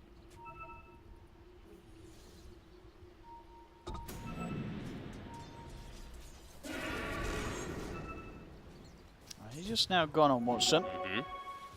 Liquid, they're straight back to the same position top. This time with Mickey ready to help the push. Watching from the trees. Can't believe these two wards have stayed for so long on the side of Entity. I guess Liquid isn't really playing on that side of the map, but both wards are almost full duration on the cliffs. Entity, they really don't want this tier 3 to fall for free. Mickey hanging in the area. Sees Katomi. Should be a quick one. A little too far away from the rest of the team. Not a chance for Tiny. Deso stack gained. Almost at the maximum. Radiant's middle tower Neck is and under neck. attack. This game's so close with the way that the plays are going, happening back and forth. Liquid getting a little bit more of like this map kind of pressure coming out, but Entity still finding all these kills. I think the biggest moment though really was that Liquid's able to force people back during that Aegis timing and stuff like that. Like that, Entity could have just gone for like a high ground push with that. No, for sure. I mean, yeah, overall, even though that Entity have sort of got a hold of the last two Aegises, they, no tier 2s have been taken by themselves. No. It very much feels that they are still having to react to Liquid quite a bit. See that here with the odds provided to us by our partner, esportsbet.io. Feeling that Liquid right now has that edge. Does feel slightly like it. Like, yeah, Watson is enormous, but you can see the other cores starting to fall behind, and Liquid's all three cores are pretty much exact same network. Yeah, the sort of the worth is split very nicely between the three positions of Liquid. So a lot of focus on the Terrorblade. Yeah, if Terrorblade trips up in a team fight, it's caught in a situation where Watson's not got the meta, it's on cooldown, things are going to feel rough for Entity. They have to execute perfectly around these timings, these spells. Okay. You get gone upon, misses Whiffs the the stun. boundless. A lot for the BKB TP, they haven't got anything to stop it. So he's out. Sony on the other hand is not. It did pop the Ghost, but they did make sure not to use the Metamorphosis there though. Watson keeping it cool. Wall and Ghosts, but yeah, no meta was used. Push though immediately from Nisha, just to get tossed back. Stormstormer's just in. Stolen Surge from Boxy. So they use their own Surge on Stormstormer to help close the gap. Zai, be able to get in with a Roar, stop Stormstormer from being able to chase out Nisha. Nisha's fine, can keep his distance. Boxy and Zai also able to reset to the side. Entity, looks like they still want to try and get the kills out of this though. They're still going for Liquid. Nisha, he's going to try and turn past the BKB. Vacuum's going to catch the two of them with a good stun for Nisha. Holds back both the Darkseer and the Elder Titan. You're on Mickey. Get the splitter off, and Mickey, he's taken out. Bursted by the Earth Splitter of Fishman. Nisha's got to run as well. Does not want to stand anywhere near this Metamorphosis. Terrorblade, And Zai Zai. caught by the Avalanche. Try and lift him out of this. The chase is going to continue. Closing the gap with the Ogre Seal Totem. Zai's able to get the blink off. Boxy. It's the trees, should be fine. Zai, it's too far to be caught now. They find Mickey. He jumps in. I was like, oh, I didn't think Mickey was actually going to walk into the fight because he didn't have BKB or Wukongs. If he has one or the other, perhaps, but jumps in, gets tossed into the Earth Splitter. A really good play from both Katomi and Fishman to identify that. Oh, for sure, a good ult laid down by Fishman that time. I can only imagine that maybe just didn't expect that many members of Entity to be sort of chasing them out like that. Yeah, I mean, The sort of decision to jump back in. they ran fast, right? They were, what, 3-4 heroes top and then immediately 3-4 heroes bottom. So, yeah, I guess Mickey did not anticipate that all of them would be there that quick. We got to see the first real display of the nihilism also from Nisha. Almost able to do some work. Oh, we've actually got the blink pickup on Watson. It's going to be close to... No, in fact, it's the full Swift blink. Yeah, he's got the recipe as well. So, next item done. Still super farmed. Spell Prism. Nice one. Probably to Stormstormer, who did buy the shard after finishing up Shiva's. Roche, 12 seconds. How's our buyback status is looking? No buyback on Lesh, TB, or Death Prophet.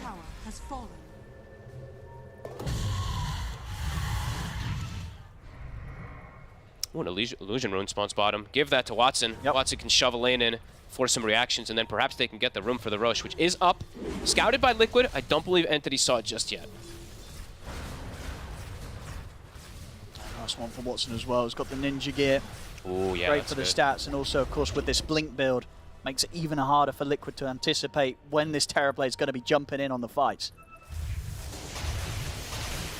Liquid keeping the pressure on the lanes, though, and as we mentioned, those towers, they're very low, very likely to drop just from creeps.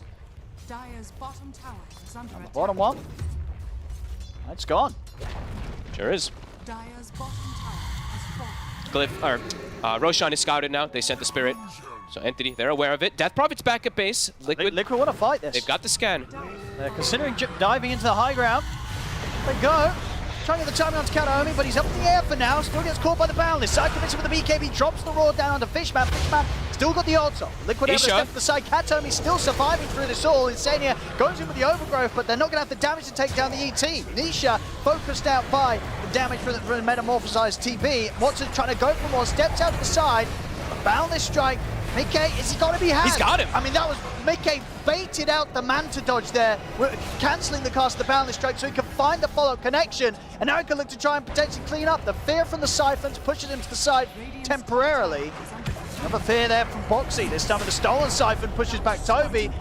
Fishman's trying to get back in, but he's got no business standing anywhere near this Monkey King. He's got to run. And they used everything on Entity. They used their meta, they used wall, they used Death Prophet. Oh, what a, I mean, Mickey, As I said, tip this that man. play there, baiting out the Manta. I mean, it looked like it was going to be a sweet Manta dodge, but just kidding. There was just a bit of a bait from Mickey.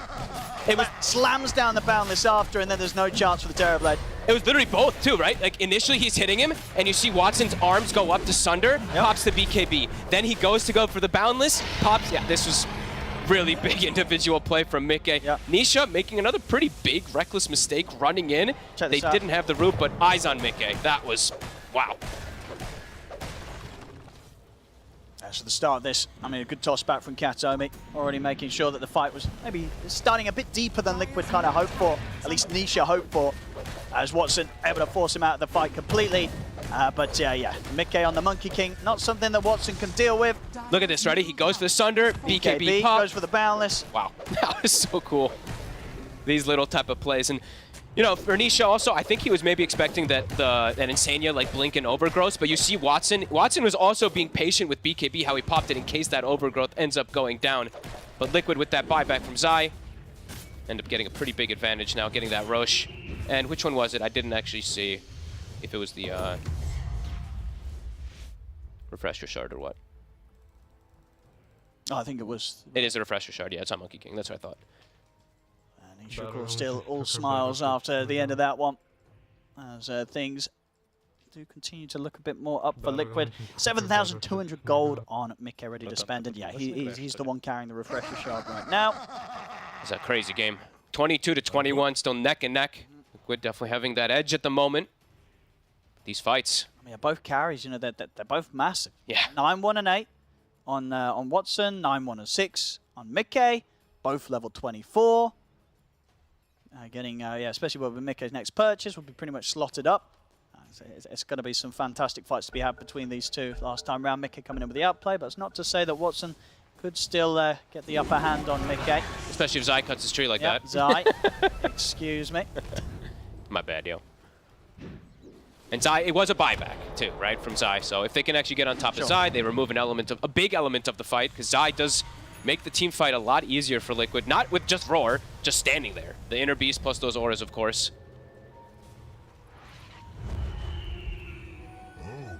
As Mickey also, of course, carrying that ninja gear. He's committed his gold. Nullifier is finished. Yeah, I mean, is he not? He should have enough for buyback as well, right? Yep. Yep. He's got a lot of money. Rich boy. See what they could do. Smoking out Entity, but it is into this Monkey King Aegis and Refresher Shard. Yeah, look at And soon to be 25 as well. both of them, Mickey as well as Nisha. Somehow Nisha's still almost 25. I mean, has been farming quite a lot this game, but big Wukong's ring. Dire's bottom barracks are under attack. Can they find Mickey? He's kind of separate from a lot of the team right now. He sees him. Dire's bottom barracks has They know that he's in the area now. They gotta back away.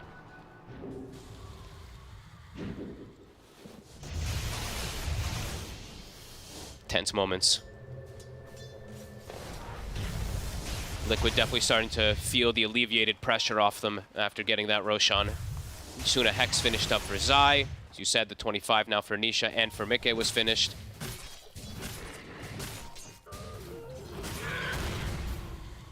Insanius. Ooh. Not the usual Lesh talent, by the way. I mean, it's What have we because got he there has the for? nihilism, right? So he's gone for the double bounces of lightning. But definitely not the usual. That one's probably, I would say that one's taken like probably, what, 5 to 10% of the time, if that. That's probably even pushing it. Sure. Yeah, yeah, but I think you're absolutely right. You know, with the fact that they're going to be ethereal, you want to go more in on the magic damage, and you know the extra bounces. There's a lot of units. There's a lot of illusions. Yes. And he's gone full Octarine now too. So 2.6 second cooldown on double bouncing lightnings that do Yeah, the like lightning's 400, fantastic. like 300 plus damage with, I mean, not even including the nihilism bonus. It could be pretty nasty. Nisha? Tommy, try and start with a bit of a jump. Go back with the vacuum. Mickey is going to commit in. All gets dropped down. Sleepers well into the Earth Splitter. Okay, getting burst down to about half HP, but he'll still stand his ground here, take out the tier 3 tower. Will be forced to step out of his own Wukong's command, and Stormstorm wants to chase with the BKB. Zai puts a stop to it, turns with the cut the tree. Step Profit. See if they can do anything about the fact that indeed Mickey's been left in a bit of a rough spot. He gets caught by the stun. Oh my God. Down once. Radiant's middle He's got Refresher Shard. See if he's able to play his way out of this. Get back up into the trees. Matt wants to jump back in, turns in with the Primal Spring and the Boundless Strike over towards Katsomi. The Tiny goes down. Watson wants the BKB in the meta, but the Boundless Strike from Mickey catching onto both Stormstormer and Fishman. Jump forward for more. They've got the Hex onto Watson. The buyback, they've got to come out. They've got to save their Terrorblade. The vacuum's there. Watson's able to get the Sunder up, but he's surrounded by Liquid. The Terrorblade goes down. They have to buy back here, Entity, if they want to have a chance of holding onto these racks. Dire's Top top creep waves coming in from Liquid. 2 buybacks, but they have nothing up. They've got no meta. They've got no Death Prophet ult. They've got no wall. top barracks. Is there any way they can start some sort of a jump? They haven't got Katsomi for 20 seconds still. In form of initiation, and indeed they can't stop this. They'll try now, but the Boundless Strike's there. Toby tries to commit in onto this, but he's getting burst low. Will be able to run to the side, turns with a 3-man vacuum. Fishman attempted to get him with some of the punches, but he can't hit as hard as Liquid do right now. The roar's back up from Zai. Wow. Toby goes down. So now that's the Fishman at Elder Tide now for 70 seconds, no buyback. Toby still has buyback available himself. They pass the cheese to Nisha to fill him back up. They just don't have anything to fight with, though. There's still no meta, still no exorcism. They can't contest Liquid. They have to give this up. And bottom is also open. There's only 1 Rax left after these 2. I mean, we saw Watson who's trying to cut the creep wave mid, so the creeps have been cut. Both top and bottom not coming in so soon. Backdoor protection should kick back. As I said, they still got a creep actually with It's a them. dominated one. Oh, okay. It's the Helm of the Overlord one, so it's not going to deactivate that backdoor. All right, so backdoor's back up. Toby now with his own buyback. Fear push back. There's the vacuum wall. The combo, the Big one. avalanche went onto the 3 of them, and Nisha's able to get the Bloodstone out. Turns in with a nihilism.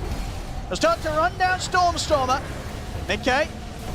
It's also going to be okay now as Liquid. They'll back away. They're BKBs. Quite enough follow-up after that combo from Entity to really threaten any of the members of Liquid. They do save the Rax, though, from the creep cutting. BKBs were back up for Liquid, so Entity can't actually persist and chase. That fight was pretty crazy up top. They had to, like, all in for Mickey, kind of trying to, but he still had Refresher Shard. And Nisha actually zoned away 4 heroes. This build actually ends up really working. He did... We lost the fight recap. I did click it before it did go away. He did, like, 12k damage while Mickey was being chased out for a second there, so... Nisha's still doing the work. Yeah, Mickey picking up his own Refresher Orb, of course, still the cooldown affected by the fact that he used the Shard earlier. So have to wait about 50 seconds until he can pop that. They're trying to get in with the smoke, but he's been caught on the tree! Mickey. They'll still get the BKB off. Once the BKB turns towards Storm and the nullified while controlling the death bomb, Storm's to Mickey down, down. but Mickey loses his life! They've killed the Monkey King, and they're ready to look for more. Nisha on the front of this with the nihilism. They're starting to catch him on the terror, Good but Lord. Watson, he ends up taken down. As with the 2 of them out, it's game over. It's GG. As Liquid will take this game 1. The aggression just too much for Entity to stand. And Nisha, even though he got kind of carried from Mickey in a bit of that mid-game, he starts to really put in the work at the end there. Good Lord, that damage from Nisha. It's actually insane. That lightning bounce was really effective. Great build at the end of it, yeah. It ends up being pretty sweet. They had that plan against the Terrorblade, and for sort of all the fun that Watson had and the great start as well, it just was all too much for the Terrorblade to sort of be able to do on his own, right? Yeah. I mean, he's got like these double dispels and everything, but there's little things that add up inside these fights, like the living armor, the plus bonus armor that everybody's got. They also just keep having to, like, it's really difficult for when Watson has to pick and choose how he uses his BKB and his Manta in these fights, because it's like he needs the whole BKB to focus targets, but if he pops it too early, he's gonna get rooted. He's gonna get roars. It's a tough game for Watson. He almost makes it happen, it seemed like, but Liquid, I mean, even after the early start, it seemed like they always had this fighting chance because of how well Mickey played in the mid game.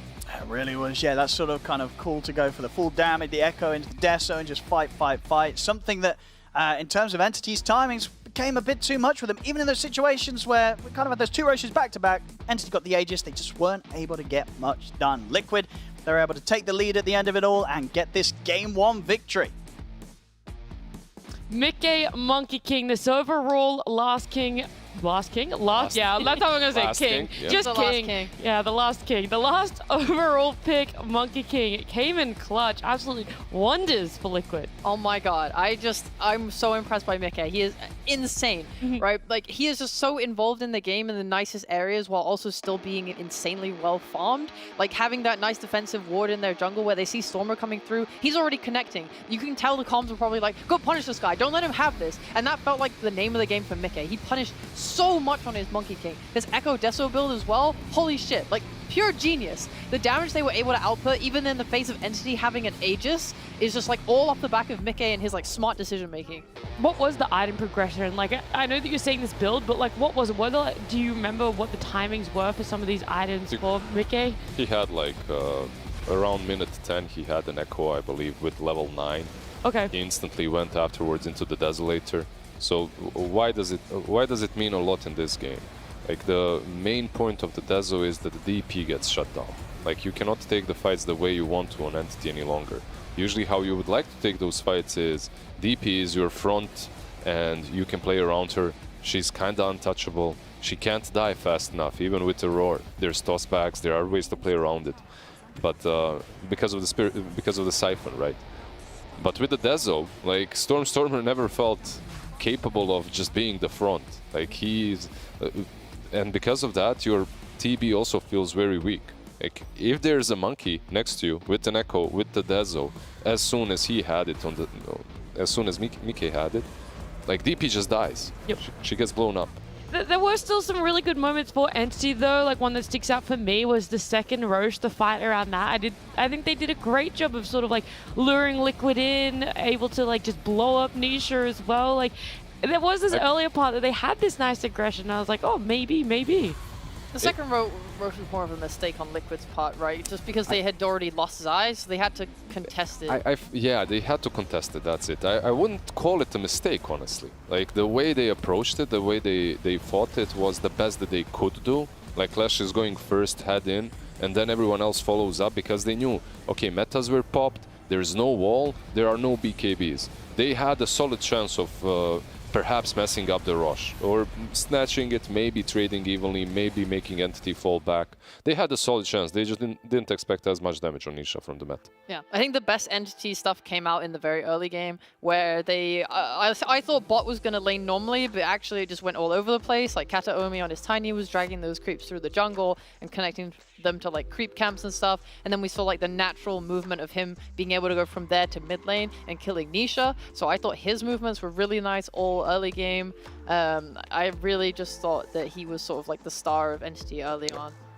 The MVP for me went from Kataomi earlier on to Mickey 100% afterwards throughout the game. Yeah, I don't think anyone's like going to argue against Mickey getting MVP here. Yep. Like, I want you guys to try, but I think the MVP definitely just has to go straight up to Mickey. He was making a lot of space, obviously that build as well that you guys said, but there's something to be said about how all of Liquid was playing to try and keep themselves in this game whilst Entity had a really good early game. All of them played well, but Mickey, like, he refuses to lose. Like, in a game, look, Entity was playing really damn fast. They were all over the map. They were taking one tower after another, but Mickey just refused to lose with the item build that he made and also with the plays later on. Every single little play from him worked out. Yeah, he did die 2 times, but it didn't matter. Like, the last Rush fight where he fake pumps the Boundless Strike to bait out the Manta and then BKB's the Sunder.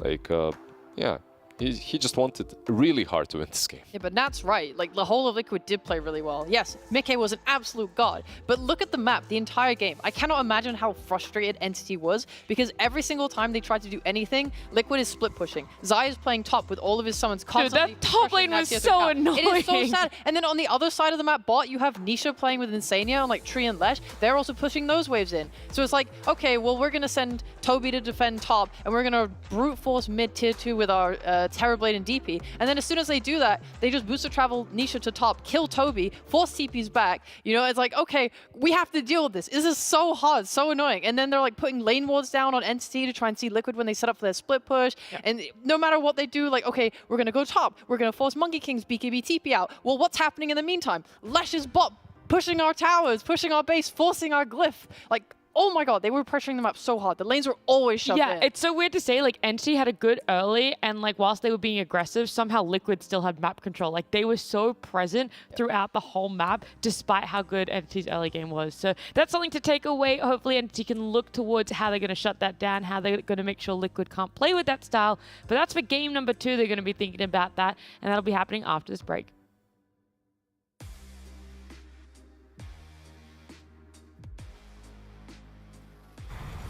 I'm gonna die once, okay, guys? That's the mad right here. I need help though. But I will. We should fight. We should fight this. Look at the Actually, fucking fighting. He's 0 HP. Fanny? They're rooted in the back. Yeah? Cutting his BKB. Cutting his BKB. DP, DP, DP. Go, Yeah. Go. Hex, Yeah, I'm Hex ulting, on I'm TV. ulting. Yeah. Hex on TV, You- TV. Any stun on him? He's third here, guys. I kill him, I kill him. I am stuck. He's woodfing. Buy back. Down some. Sweeps are coming. I have no BKB.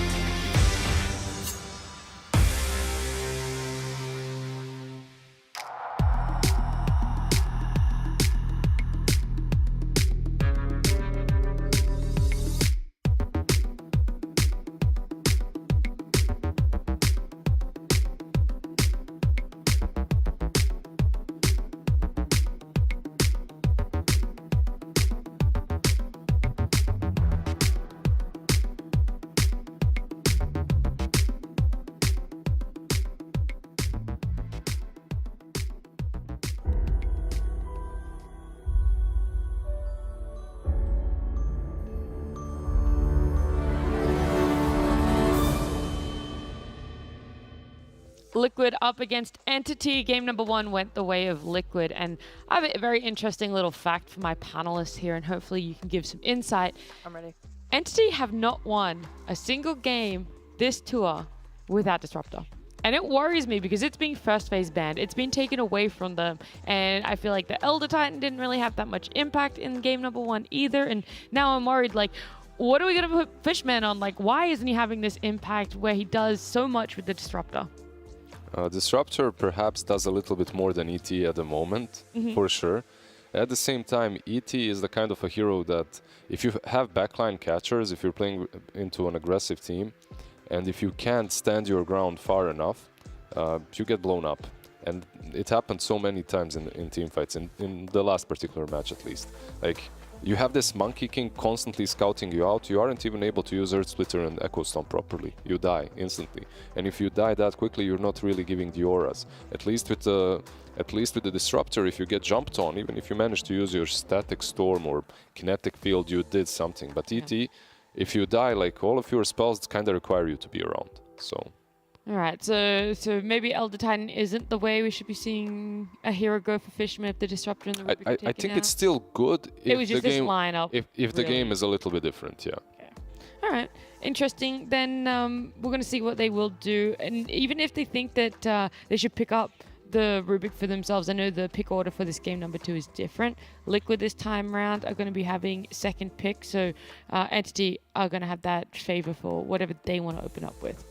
Yeah, I'm honestly thinking about it, and I don't think their heroes were too bad on Entity. Like, I see the idea. I think they just dealt really badly with the split push, for example, because, like, on Entity, you see when they're playing with tiny Elder Titan. I'm sure the idea is we want to give vision with the Spirit. We want to get a good toss back, because DP and TB aren't meant to be mobile. They're meant to sort of stand there and just output damage. So I'm sure that was the idea. But then as soon as someone's pushing top or whatever, and you have a DP who went treads and doesn't have boost of travel, suddenly it's just hard for them to really be mobile on the map and deal with their lanes properly. Yeah, the problem with the problem that Entity faced last game is they can't really deal with the split push with one hero. Yeah. Like, you have to bring the full force, and that's not how you deal with split push, because you're afraid. All over the map, if you go and try and deal, there's a roar into a Monkey King. On the other side, a similar thing can happen and Lash can follow up. So it was really difficult for Entity to deal with it. That's why they tried to play that snowball kind of a lineup where they just ran one tower after another, but eventually they got slowed down. By the way, did I mess up? Liquid had second pick game 1 as well. Am I forgetting? They did. 10 seconds. Because this is the same. Yeah. Yeah, they did. Production told me that Liquid had second pick, didn't they? Yeah, this time around. But I was remembering game 1. Oh, yeah, no, they had this too. Yeah, Yeah, this is the I forgot. I had game 1 wrong. For some reason, I thought Entity had second pick. So Yeah. it's exactly the same. okay, cool. Every It's team. literally exactly the I'm glad we same. figured Way that too out. much the same. Yeah, so I misspoke. This is literally a run back, almost a repeat of game number 1. You know, it literally is everything. Yeah. All the bands, The bands. Are the same, all the picks are the same. Even the Sniper ban. It's a replay. I know Sniper was banned, Yeah, but it was it was. picked in this phase last time? It was banned by Entity in this phase, yeah, as well as Drow and Ursa, and Liquid banned Undying, Batrider, Morphling. Okay.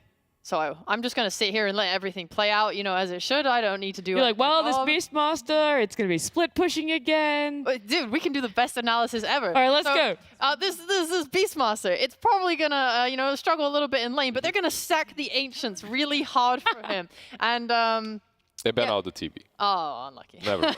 Oh, my we have a different storyline here. We're branching out. Hey, maybe Entity didn't want to run it back with the TB anyway, you know? Yeah. Maybe some different sorts of an illusion hero into the Beastmaster. Maybe they get some Naga this time around, but I don't know. Entity for me always had the same appeal, like same kind of structure.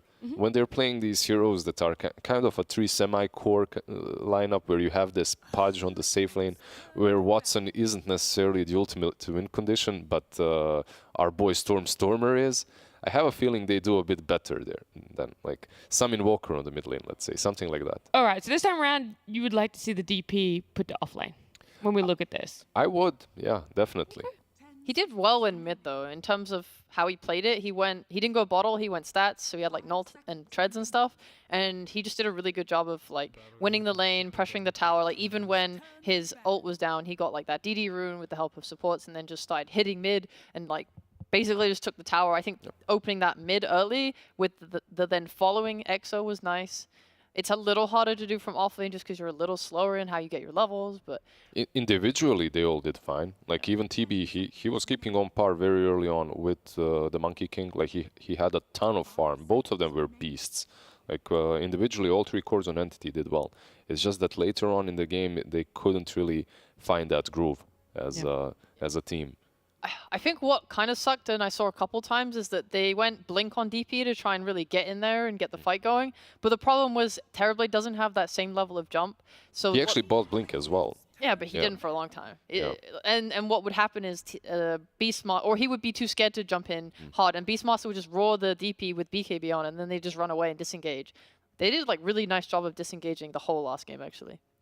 Liquid, right? Yeah, Liquid. Yeah, they did. Like everyone on Entity, they pop BKBs, everything, wall, meta, a little bit too eagerly, perhaps. Maybe that's something that they could have done better in the last game when it comes to execution. Yeah. Of spell usage. Yeah. Because you had 3 heroes with extremely long cooldowns, and you pop them. I mean, if the problem is, if you pop one, you want to use all of them because you want to be winning that fight, right? But it looked really rough for them. Liquid were just dodging. Oh, they respect the Elder Titan. Okay. And Ursa also left the pool, so this time around they take out Morphling. God, I hate Bane. Sorry. Oh, I don't like that hero at all. It's fine, no one likes him. Yeah. No one. What? Why? You can't. You just like say Bane? I don't mind Bane. I'm not Come saying on, be anything serious, about be this draft. honest. I'm saying just hero-wise, I have no issues with him. Okay. Chen Slark. Oh, this is interesting from Entity. I thought they were trying to bait out, like Liquid were maybe trying to bait out some Naga Siren or something. Like, oh, we have a Beastmaster and 2 supports that can't deal with summons. You know you want it. I guess Chen is sort of similar. I don't really like that hero from what I've seen of other teams picking him or Entity themselves in the past. I would have loved your Naga pick, by the way. This is perhaps a Bloodseeker from Team Liquid now. Like that's an option for them. There are other things that you can pick into the Slark, but Entity, they're stepping up the tempo. They had the tempo in the first game, I suppose, as well. Yeah. But you see Rubik, you see the Bane. Chen feels pretty damn good. Like back in the day, Chen was really good into the Beastmaster in the lane because of the boars. Like you can just take them. But right now, you can just go axes. It doesn't really matter that much. Bloodseeker gets picked up.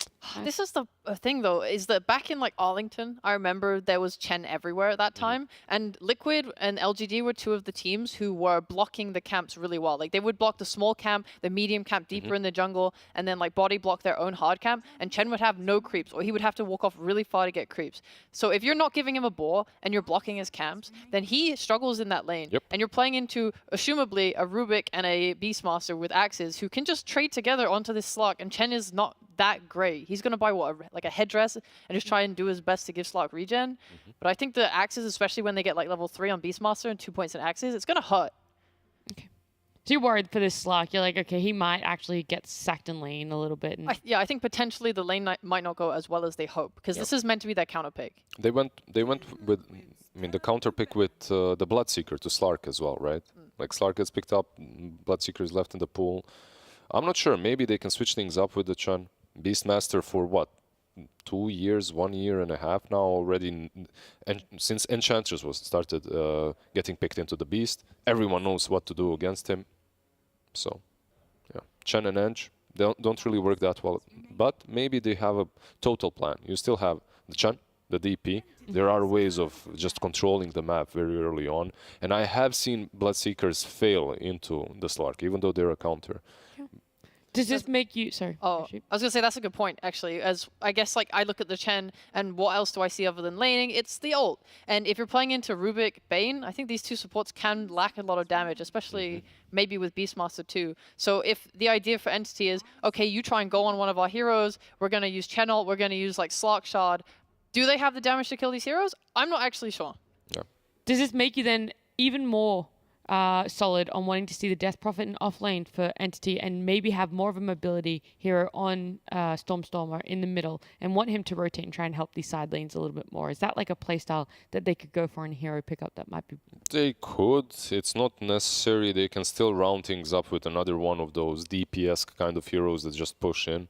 Okay. Play as 4 until Slark is up. Like, that's possible. You have to be a little bit careful on that side lane because of Bane and Bloodseeker. Like that's also a really strong combo. So you can suffer there if you aren't around with a position 4 looking at Kataomi and his rotations in the last game. Yeah, he might be more limited on what he can do. This game, if it is a DP off lane, I mean, she's okay. Like, if they play the lane together, I think it's fine. Like, you see they go with the sure.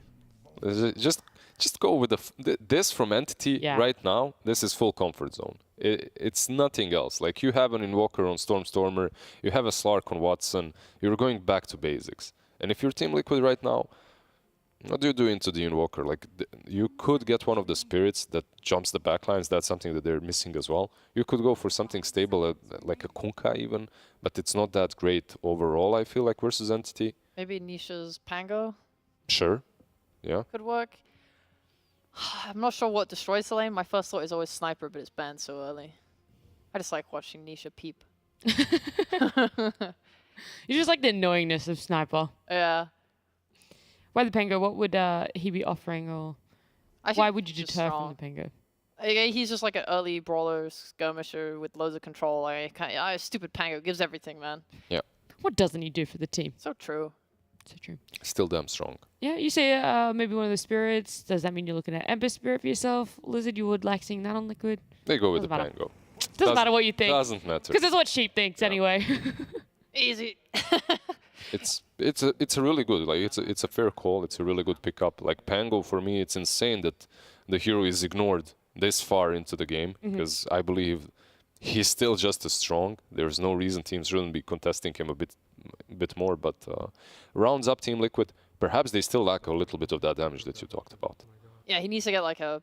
He needs to not get owned in lane. Like, I think if Tiny does a bunch of rotations mid again and his game suffers hard, then they might feel sad and they'll just play a little bit more defensively. Maybe Mickey pops off super hard again. But if he can get a good defusal timing, then I think he can cause a lot of problems on the map. Do you see the Liquid are going to be going for this split push, and do you see Entity maybe falling, victim to that again? Or are you like, hey, Entity's lineup this time around can deal with that if that's what Liquid want to go? Like, maybe they can be more aggressive. I feel like it's harder to split push this time around. Yep. Like, you also have Stormer with Invoker. This guy is everywhere on the map 24/7. He's so damn annoying. Yeah. He can get like the boost of travel, and then they can hunt with Slark as well. I think the hunting ability on Entity is better this game. All right, so we think this is going to be going to a game 3 then? You like it? Yeah, The look of Entity? I'm leaning towards game 3. All right, leaning towards Entity. I'm leaning towards whoever wins the top lane. All right. Cop-out answer, but I'll take it. Whoever wins the top lane. That's where all of our eyes will be for game number 2. As we do head on into it, it's Liquid up against Entity with OD Pixel and Fogged. Thank you very much, Nat. Yeah, game 2 ready to go here. Fogged, I mean, what do you sort of make of the lineups this time round? What do you think we're going to see that's going to be different from what we had in game 1 from both of these teams? Different overall. I mean, the game is... It's not going to be Watson having this like super insane game. I would imagine on the Slark should be a bit harder for him. That being said, though, for Liquid, their draft definitely falls into an issue, just like how good of a hero is Bloodseeker right now. But he is versus some really good matchups, so I'm not sure. I think that I would like playing Liquid's draft overall again. However, I think Entity, they've got Stormer is absolute best hero, so I think that's probably the best thing they have going for them. But again, I like what Liquid has. I think they've proven time and time again, at least, how this Rubik and Beast ends up working. Going for a little bit of a different one, going for the Bane to deal with that Death Prophet and stuff like that. But let's see how. I mean, we'll see how it all works. I don't really like Chen. That's kind of like one of my big things. I don't know. This hero just feels underwhelming. I mean, what is Chen good at in this sort of game that maybe Liquid won't have all the answers? Like, or do they just have the answers to everything that Chen can kind of offer? I mean, perhaps in some mid-game fights, the heal can really prove to put some big problems in. When you've got, like, if he does... I mean, Toby's probably going to go to the mech, actually. But when they have the mech timing plus that Hand of God online inside of these mid-game team fights, there could be issues that Liquid runs into and some damage. I guess he's going to be trying to get the shard, right? Yes, that's the biggest thing. You want to get Shard versus the Beastmaster to take away that Ancient. But we've seen, I mean, we saw the other day that Chu played it, and he actually went like Holy Lock. Focused, yeah, finish off the Holy Lock. But and in that sense, in these sort of games, you do kind of want to see the Chen trying their best to get that Shard ASAP. Yes, absolutely. Because it's just such a powerful thing to be able to do against the Beastmaster. Yeah, as long as they're able to. Because the other day when we did see the Chen, I mean, if you remember that game, it was over in, like, I think 17 minutes, right? I think that was the 17-minute GG game, if I'm not mistaken. We had some quick ones. So we'll see what he's going to be able to do. Katomi still, I mean, his Tiny, has been amazing, so eyes on him, I think, to dictate pace of the early game. But this time, I feel like it's a little harder for him to just leave the bottom lane. Toby was playing Darks here, where he was just, like, cutting creeps and doing all these type of shenanigans. It's a Bane Bloodseeker lane. This is a very oppressive lane. Bane, a very strong laner. You can set up for the Blood Rights, and you have good chase out. So I think Katomi actually has to stay down here more. That being said, though, I think Stormstormer should be able to hold his own, as he has gone Quas Wex. As usually, I think everyone knows, Stormstormer 99% of the time goes Exort. Oh. But he's going the Meteor Hammer build. All right. See how much pressure he's able to put on, and indeed, if he can hit those combos, take some early towers. Exactly. I mean, overall, as well, you know, you talk about kind of Katomi not being able to make those moves. Even if he was able to make them towards mid, is it a bit hard to sort of catch in Pango in that sort of toss back as compared to sort of the damage that was done to Nishi's early game when he played Lesh? No, I mean, I think he would still be able to get the toss plays. It's just about the cooldowns. If you see the swash being used, then you can make the go. Yeah. But I think my big thing that I'm looking at is I think just Watson's going to have a way harder time. And he's countered in the game too, playing versus Bloodseeker. So he's going to be slowed down from the constant spams that come out, and we'll see what Fishman's able to do to kind of offset that. Fishman at the moment, he's got a Centaur Courser. I mean, some magic resist. It's just going to die, just kidding. Well, it was some magic resist, at least for Watson versus the Axe spam, but Zai's going to have an absolutely free game up here. Sure, which is going to be a big difference from last time. Yeah. Zai had a slow start, and yeah, Watson, of course, was getting kills handed to him. Sort of like 3-0-1 at 7 minutes in. This game, when he's playing the Slark with the sort of laning situation that's happened this time round, probably not going to be anything similar to that this time in terms of action he can get involved in himself.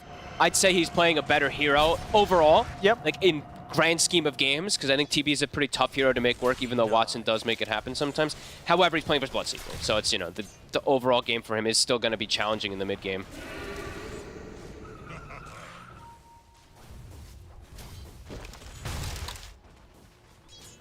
We'll see indeed if McKay is able to have a better time down here on this side of the map.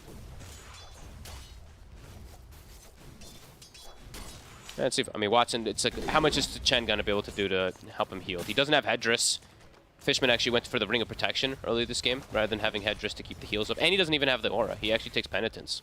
Bit interesting. I think most of the times we see, even though Divine Favor is honestly one of the worst spells in Dota, just conceptually. It's at 1 armor, 1 regen. Usually you do want to see it being picked up as Fishman. He might just be dead here. Another set of axes.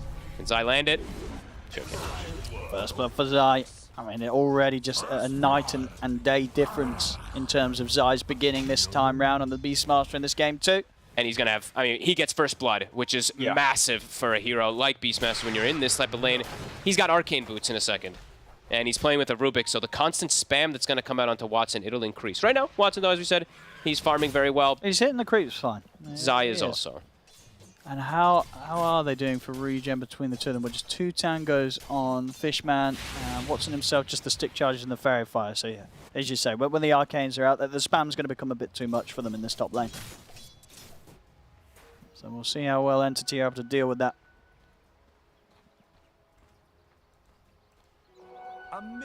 Stormstormer still winning the mid lane though. So 21-5 versus the Pangolier. Has that ranged right click always constantly harassing him. Should have a very good timing on his Meteor Hammer. And I mean, I haven't gotten to see too much Meteor Hammer Invokers. I know he's ran it a couple times. It's looked pretty good, but we got to see the original Meteor Hammer one back in the day. The Topson Meteor Hammer Invoker from the old days. Which, I mean, as long as you're playing around it nicely, it can be pretty damn strong. They don't have the... How many ways do they really have of canceling it, right? They have like the Rubik lift, and then they have to commit pretty big spells to actually get on it to stop it. Could be kind of cool. And do you imagine when sort of Stormstormer, in terms of the way he likes to play, will he go back for the Midas after the Meteor Hammer, or do you just skip that completely when you're doing this build as Invoker? That's a risk. I don't think you actually can, unfortunately. But, I mean, maybe he does, depending on how the early pickoffs, if he's able to find. I personally don't think so. I think it's a bit too greedy when you're playing with the Slark on your team.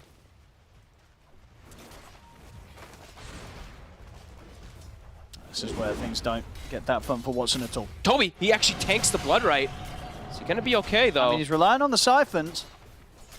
McKay? He's going down. He knows he can dive in and take this.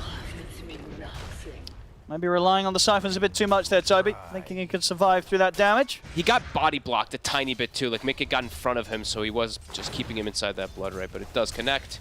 And there's a lot of XP. That's a sad death for this Death Prophet if he doesn't make it back down here in time. Triple range creep. I mean, Katomi will be happy. But okay, he does make it back down in time. Doesn't miss out on all that XP. How's the mid CS so far? With 31 for 4, 27 for 7. A little bit of a Phoenicia top lane. Watson just constantly being kept so low. It's not going to be an easy road, so this last level towards the 6 of Slark in this lane. No, not by any means. He does have this like forest hill troll priest. that will be able to pump him up with some heals at least. He needs that desperately. That's actually probably the best one that he could have gotten on Fishman. It really is in this sort of position, Yeah. where you're just trying to keep the Slark alive until 6. But the This spam top line. really is just continuing and continuing. Arcane Boots back up in 4 seconds.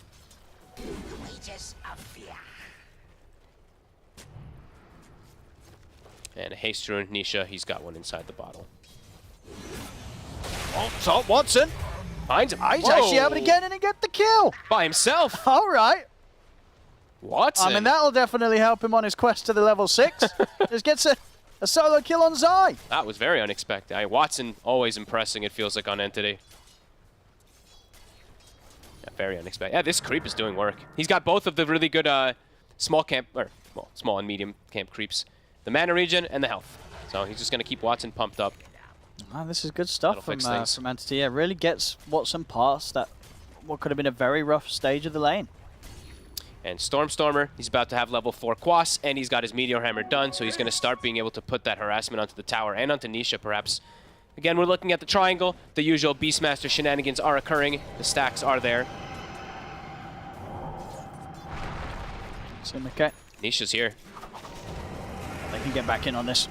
It's Katsomi and Toby. They've got to try and run. Nisha, he'll turn straight towards Toby in the trees. Toby trying his best with the Dukes. Katsomi will get the toss back. Look right. Will allow them to get the setup to go for more. Mickey dives in under the tower. Does mean that Toby's able to TP away. He's able to juke enough in the trees, wait out for Rolling Thunder, and get out of there without any threat of anything else, putting a stop to his escape. Fishman dies top, though.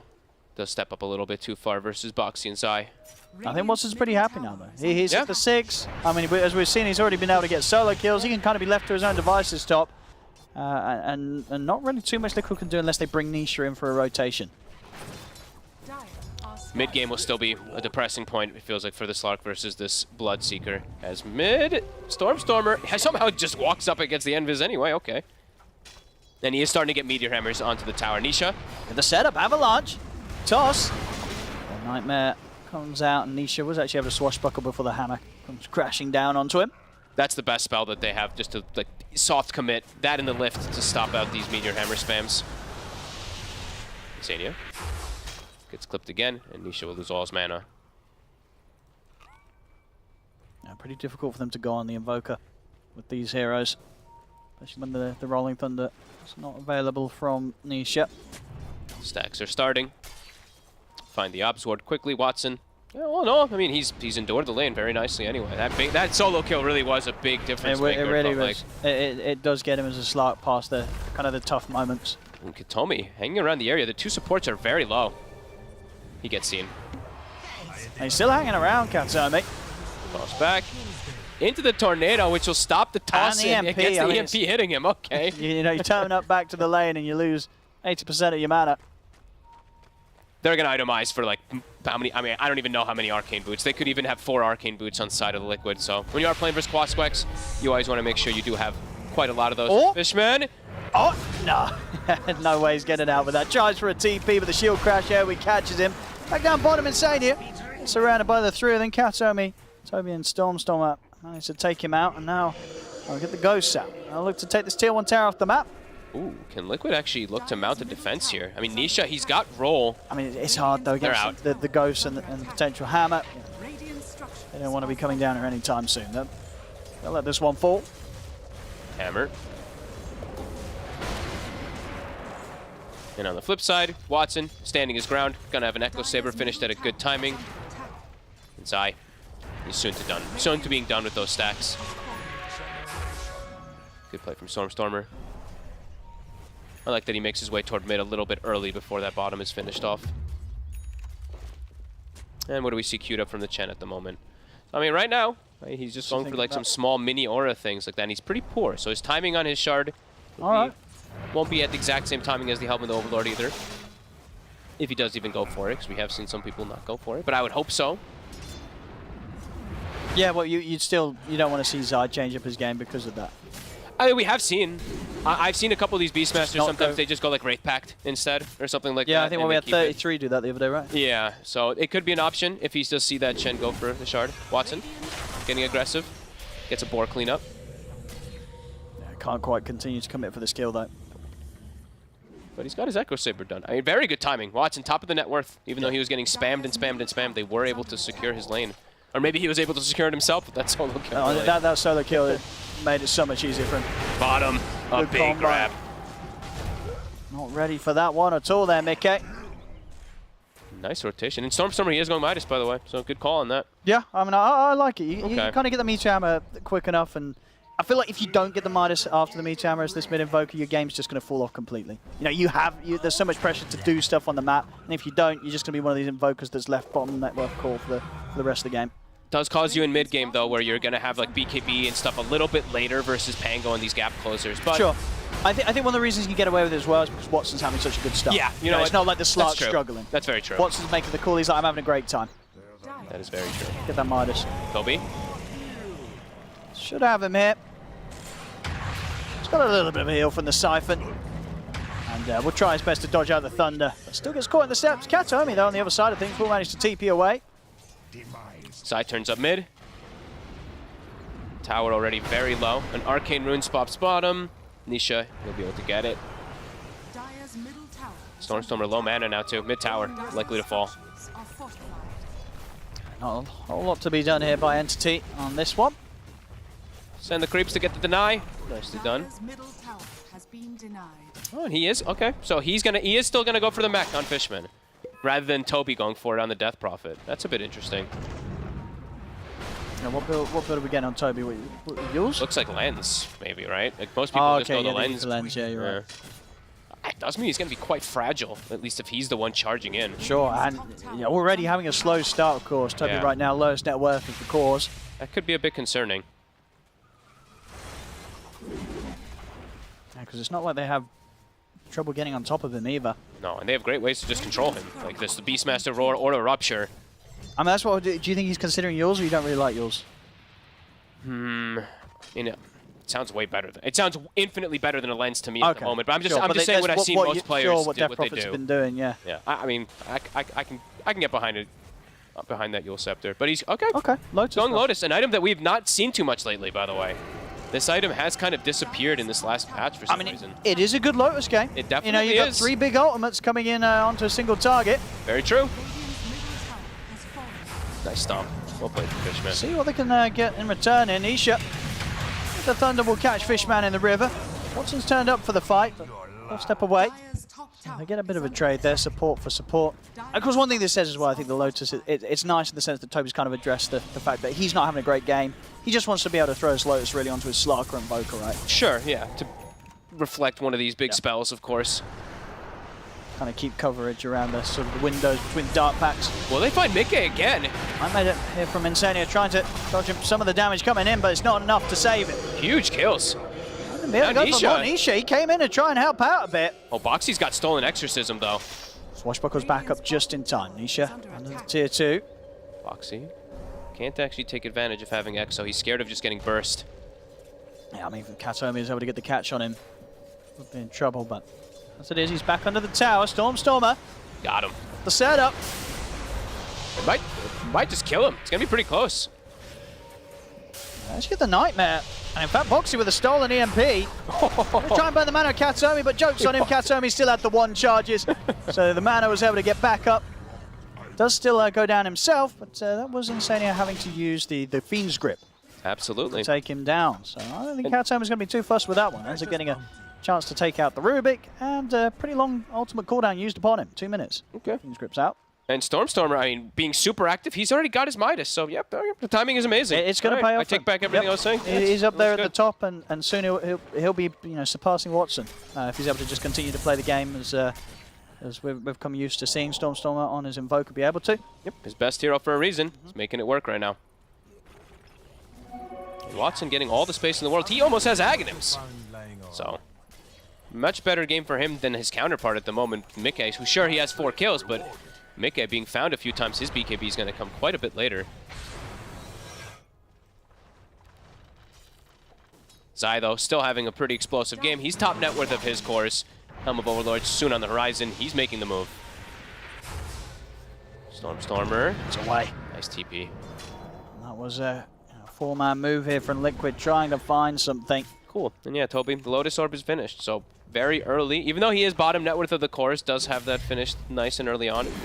And as you said, besides even just the ultimates, the Lotus Orb does have its benefits versus some of these more casual small spells, like the Enfeeble, that will start coming out from Insania later on. Yeah, it's just really nice in the sense that he puts the Lotus on like a Slark or something, the Slark's going in. The only spell that they have really to start a fight on is the Rolling Thunder, right? Outside of that, there's no setup that this Slark's going to care about at all. Or any of them, yeah. Whoever Toby's able to get the Lotus off upon, it's pretty much impossible outside the Rolling Thunder to safely engage onto the Lotus target.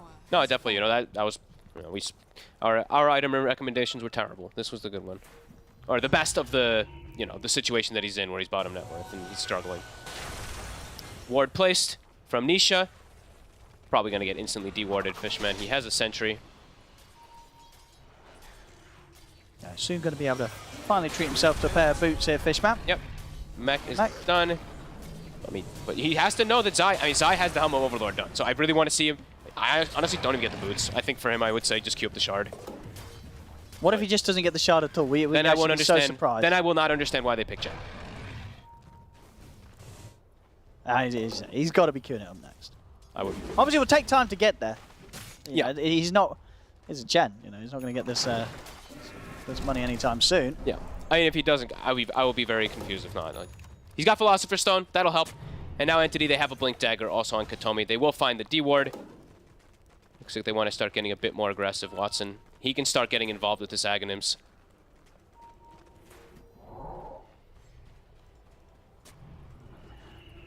I'm just clicking on the Chen, waiting to see if Fishman. Just hoping to see that shard get queued up, otherwise it's going to be a big question mark. Yeah, that's really what it is. It's just otherwise I'm very curious to see why they really wanted to go for it. I know a lot of his heroes pretty much all of them were taken out, but then why would you want to really go for it? Yes, the boar in the lane, but no one goes boar in lane. Well, the little plays with the heal creep and stuff in the lane did make things nice for Watson. Sure, you know, sure. That's a nice little early creep play from Fishman. Yeah, maybe someone can enlighten me if he doesn't go for it.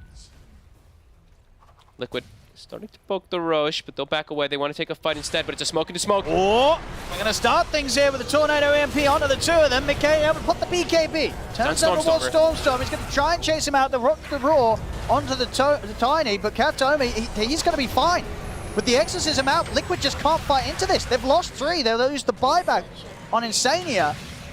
But even with Nisha crashing around the fight with the Rolling Thunder, I don't think they can get back in on this. Liquid's got to back off. Damage issues, massive ones versus the mech and the Hand of God. That's they the other thing that anything. the Chen works. Yep. Way too much heals. Nobody does anything. And now they can just look towards the Roshan entity. I mean, they're going to be able to pick up Insania again. That's a dieback on the Bane. A horrific fight there for Liquid. Perfect smoke. Perfect engagement. The Rupture comes out on Stormstormer, but he just stands his ground. All the heals get popped. Liquid is running into some damage issues. I mean, Nisha, he's trying to swashbuckle in towards this, but with the Rolling Thunder on cooldown, very little chance of him being able to jump in. He might try for the steal with the swashbuckle and the shield crash. He's definitely doing his best to try and dissuade Entity from being able to continue to commit for this, but Shadow Dance is still available for Watson. Mickey has respawned. Roshan very low. They're getting poked. Silence from Toby catches onto the two of them. And they're kind of cautious about how they finish it. Watson's trying to find some sort of way to hide and get his heals. I mean, Nisha just keeps poking him. And he's keeping him low. They get the telekinesis onto Watson. Watson's not on mana. Uh-oh. He's got pretty much no way out of this. He's not got mana for Shadow Dance. Oh, and he doesn't have buyback. They're going to get the Roche now on Liquid. Nisha's just get more. poking them. He's going in. And indeed, this sort of situation where no heals available with Mickey up, you know, they saw that Slark. He's not able to hide anywhere at all, cannot heal up. And after what looked like it was going to be Entity setting up for an easy Roshan, it just turns completely on its head. It's 4 dead on Entity. Liquid, they'll be able to step into the Roshan, find it as low as it is, and finish it off themselves. Nisha and Mickey just playing off each other this series. I mean, Mickey dies early on in the top fight, but Nisha survives. Nisha just poking and poking and poking, whittling them down with these constant annoying swashbuckles. It's enough. They burn the man on the poor Slark. I can't believe they're the ones who get that Roche after that top fight. Yeah. Wow. Well, there we go. We definitely got to see a bit of that beauty from Fishman, though. The mech plus that Hand of God in the fight. And he has queued up. Stormer. Oh, no way. He's out of mana. Oh, no way. He is dead. He's very dead. Oh, Things are falling apart here for Entity in a matter of minutes. Oh boy. Well, that just happened. Fishman did queue up the shard, by the way. He did. Yeah, all's good in the world. Good to see. he queued up Arcane Boots for a second, and I was like, uh-oh. But no, either way. You could definitely see a little bit of extra the reasoning why they did want it. The heals, definitely pretty good, at least versus Liquid's initial go. Now they've got coverage of Aegis and Boxy. The stolen pounce attempting to get the lift, but can't quite. Okay, nearly 4 million after that series of events. That was a big comeback for them. It really was. From the high ground. Considering making the jump down onto them as well. Entity. And Stormer, you know, Midas, it is delaying a little bit of that BKB. Yes, he's getting levels in farm, but BKB is going to be coming out quite a bit later versus this drafted Liquid that has now hit a pretty big timing. They're going for the smite, but it's into this Aegis on Mickey. Can they grab Katomi? He's got Blink. Difficult move here for Entity. Dire's top tower is under attack. Scanning. The DD bottom, DD room bottom. They'll give it to Watson. Ooh, this could be the avenue to allow them to take the fight. Right now, the vision, though, a bit difficult to walk into this area versus Liquid. They've got full control with the Hawk and wards. Dire's top tower is under attack. Dire's structures are fortified. Going for a drum on Toby. Really going for like small kind of items on this Death Prophet. He is really falling behind on the net worth. His impact Dire's top tower has fallen. definitely going to be a lot more difficult. There you go. Zai going for the Greaves. So he's like, okay, you guys have all this heal and stuff like that. Maybe now we'll be able to counteract you guys with heals too inside the fights. Because Entity's damage with Death Prophet, if the fights are long, they'll be able to take targets out. But if these fights are short, Entity definitely could also have some of these issues with damage. Dire's middle tower is under attack. Radiant's bottom tower is under attack. Anyway, Fishman, as we see, the shard, it's online.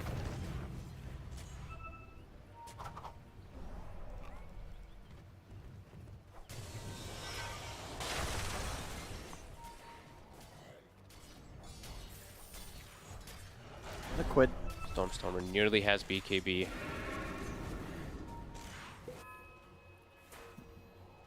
Not quite been able to do too much with this Aegis. They'll try for another smoke up themselves, Liquid. Still a minute and a half. Stormer has to be careful. He's so close to BKB. Oh no! Anisha's got the opening. In they go, no hesitation. They'll drop the Raw. Make sure they can keep him controlled. There's no saving the Invoker. Oh man, he was getting very close to it. Loses about 200 gold from it. And oh, that's he can steal it back. He can steal it back. Buy the shard. Buy the shard. He needs the shard, of course. But indeed, we might see these ancient creeps switching hands pretty quickly. Yeah. This is big too because he can just start making his own army. So now he's got a little bit more auras, some attack speed aura for his allies too. Liquid starting to blow the game open. Invoker desperately needs the BKB to show up into any of these team fights. For the twins. Fight around Roshan really turned things in this game sort of upside down completely for Entity. I mean, and the way it happens so quickly. Yep. They're able to enter into that pit after a fight that looked awful for Liquid. They lost, what, like kind of 3 years? They lost Insania twice. They didn't touch anything, yeah. They didn't get anything in return, but as it was, Entity could not finish Roshan quick enough. And Liquid coming in hard with that punch back. Much harder than the initial blow that Entity delivered to them. Just the little pokes, just these little swashbuckles. I mean, Pango, super annoying hero to play against if he's able to get just like 5-6 swashbuckles onto you like that. Entity. Ancient versus Ancient, taken back. And Nisha's in. Yep. Fishman looking very much dead. We'll try and get the heals off. But heals still full. Watson's going to try and enter in from the back lines and looks towards Insania, but the heals are there. Insania's going to be fine. Stolen hand of God. And now they just turn around. Mickey pots the BKB. They'll take out Katomi, take down Toby. Entity, they've got no place in this fight anymore. They have to run. They're crumbling completely. Exo gets popped. He dies in 2 seconds. As we said, he's very fragile. And Boxy, he steals Exorcism. Or sorry, he steals Hand of God. So not even Insania goes down. The jump initially happened. They get the heal plus the mech. Insania back up to full HP. And now... Oh, that's pretty wild. Yeah, not a steal that you see happen every day. No, and these there's sort no of glyph. global spells. This tower, it's just dead. Rax as well. Probably undefendable.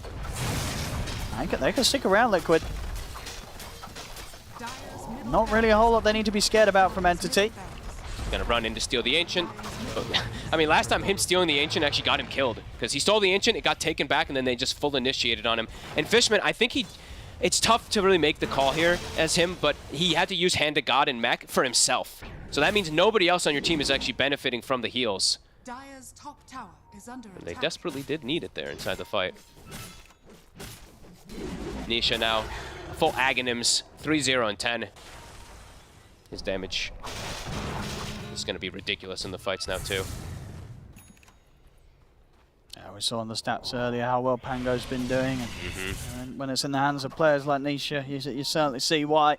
It was a fantastic ending pick to the draft. And one that Entity haven't really had any answers to. Oh, I mean, somehow he survived every time. I can't believe he has 0 deaths. I actually thought he died, but haven't been able to bring down Nisha.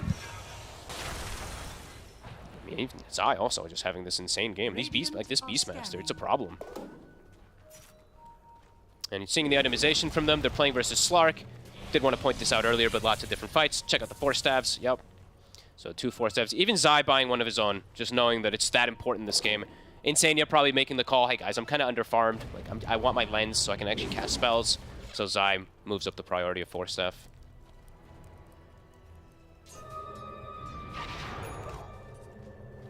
Now, yeah, Entity, they buy a gem. This isn't one of those like advantageous gems, though. This is like, oh my god, we're constantly under vision. These Hawks are causing us huge problems.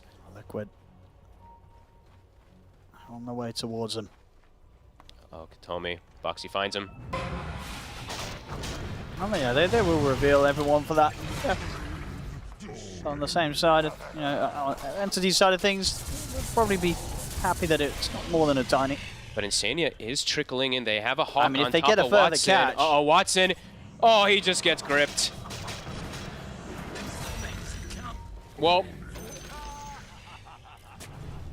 Liquid, they're completely blowing the game open. That is, what, they've gotten, what, 1, 2, 3, 4, 5, 6, 7, so many consecutive. Literally in the last 10 minutes, Entity, that was the last time that fight happened up top. A solid kind of starts in both games from Entity, but things kind of get down to the fighting, the brawling. Liquid Dire's bottom tower is is coming in with the outplay as Entity. They're struggling to deal with it. There's no answer. Each and every time, Liquid fortified. getting much more out of the trades, out of the moves of the map, and Entity now at this point, they're just kind of held up in their base. It's crazy what something like a Hawk can do to a game, right? That was just a Beastmaster Hawk that gave vision of the Slark for a second, and then Insania's just, he's there with the smoke to get the catch. Well, we always talk about how important vision is in these big games. Even though there's a Slark to counteract some of the vision, Hawks are just these free wards constantly. Feeling like there's very little hope for the side of Entity now at this point. How do they turn this game? Mickey is just so far ahead. Full Scardy. They're also farmed. And Stormstormer, even though he had a very good start to the game as well too, he has fallen off completely. He's got BKB, he hasn't even been able to use it. I'll take that. DD win as well. Ready for Mickey. Drops the bottle, yeah. Give Mickey the chance to be even more deadly in the next fight. And Feeble, Insania does give away that they have vision there. Whoopsie.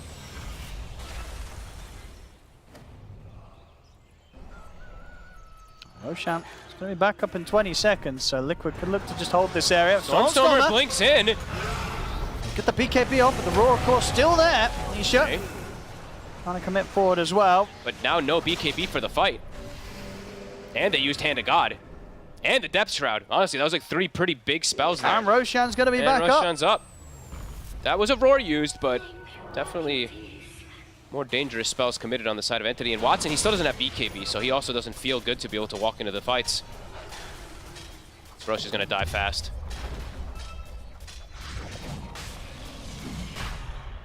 Entity needs every little thing for themselves, and yeah, no BKB Invoker, he can't fight. Fishman, no Hand of God, no mech.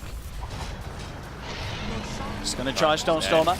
Oh no, Stormstormer. They're going to turn straight towards him with the BKB on cooldown. He's got nothing to help himself.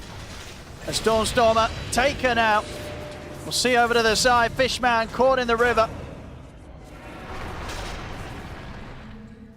As they'll turn, I mean, Toby's gonna die too, unless... Nope, he's not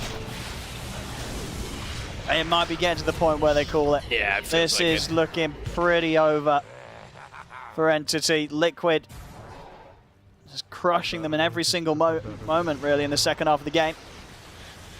And diving into the base. See if they can find Katomi. He's going to be able to step into the trees, but the stolen avalanche from Boxy catches him. Oh. Toss back into the fountain. All right, but the BKB's up. Mickey's able to run out Nice try. without anything else able to catch him under the damage at the fountain. The bottom racks will be taken.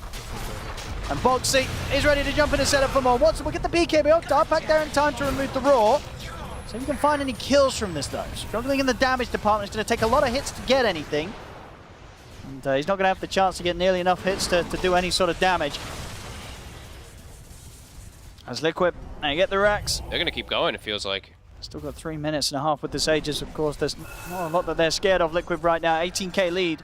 The only thing they don't have is the Roar at the moment. It's like, okay, maybe they do actually give a little bit more breathing room to Entity. Don't want to throw this incredibly large advantage from themselves. I mean, they probably could have gone for it anyway, but they want to take the safer route. Finish up those neutral items. As Watson versus the world now at this point. And he's playing into those counter matchups that we were talking about from earlier.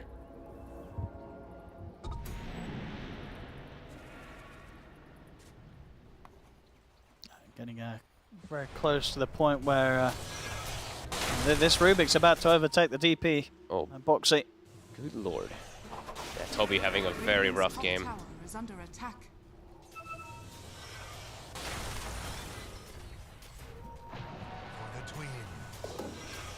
Liquid just playing it smart. They're letting the lanes naturally push in. This is the safest way that you could have done it rather than taking a risk and going for the push. Top lane shoving in. They've got Roar back available. Entity probably only have one last hurrah. That's Watson. He's just starting to dance in circles in the trees. He just has no damage now too, right? Watson, BKB Aghanims and stuff like that. Yeah, you've got ways to catch and get on targets and maybe protect yourself a little, but you need stacks in order to have a fight go well. Alacrity will be the only thing that maybe allows him to take out one of these targets.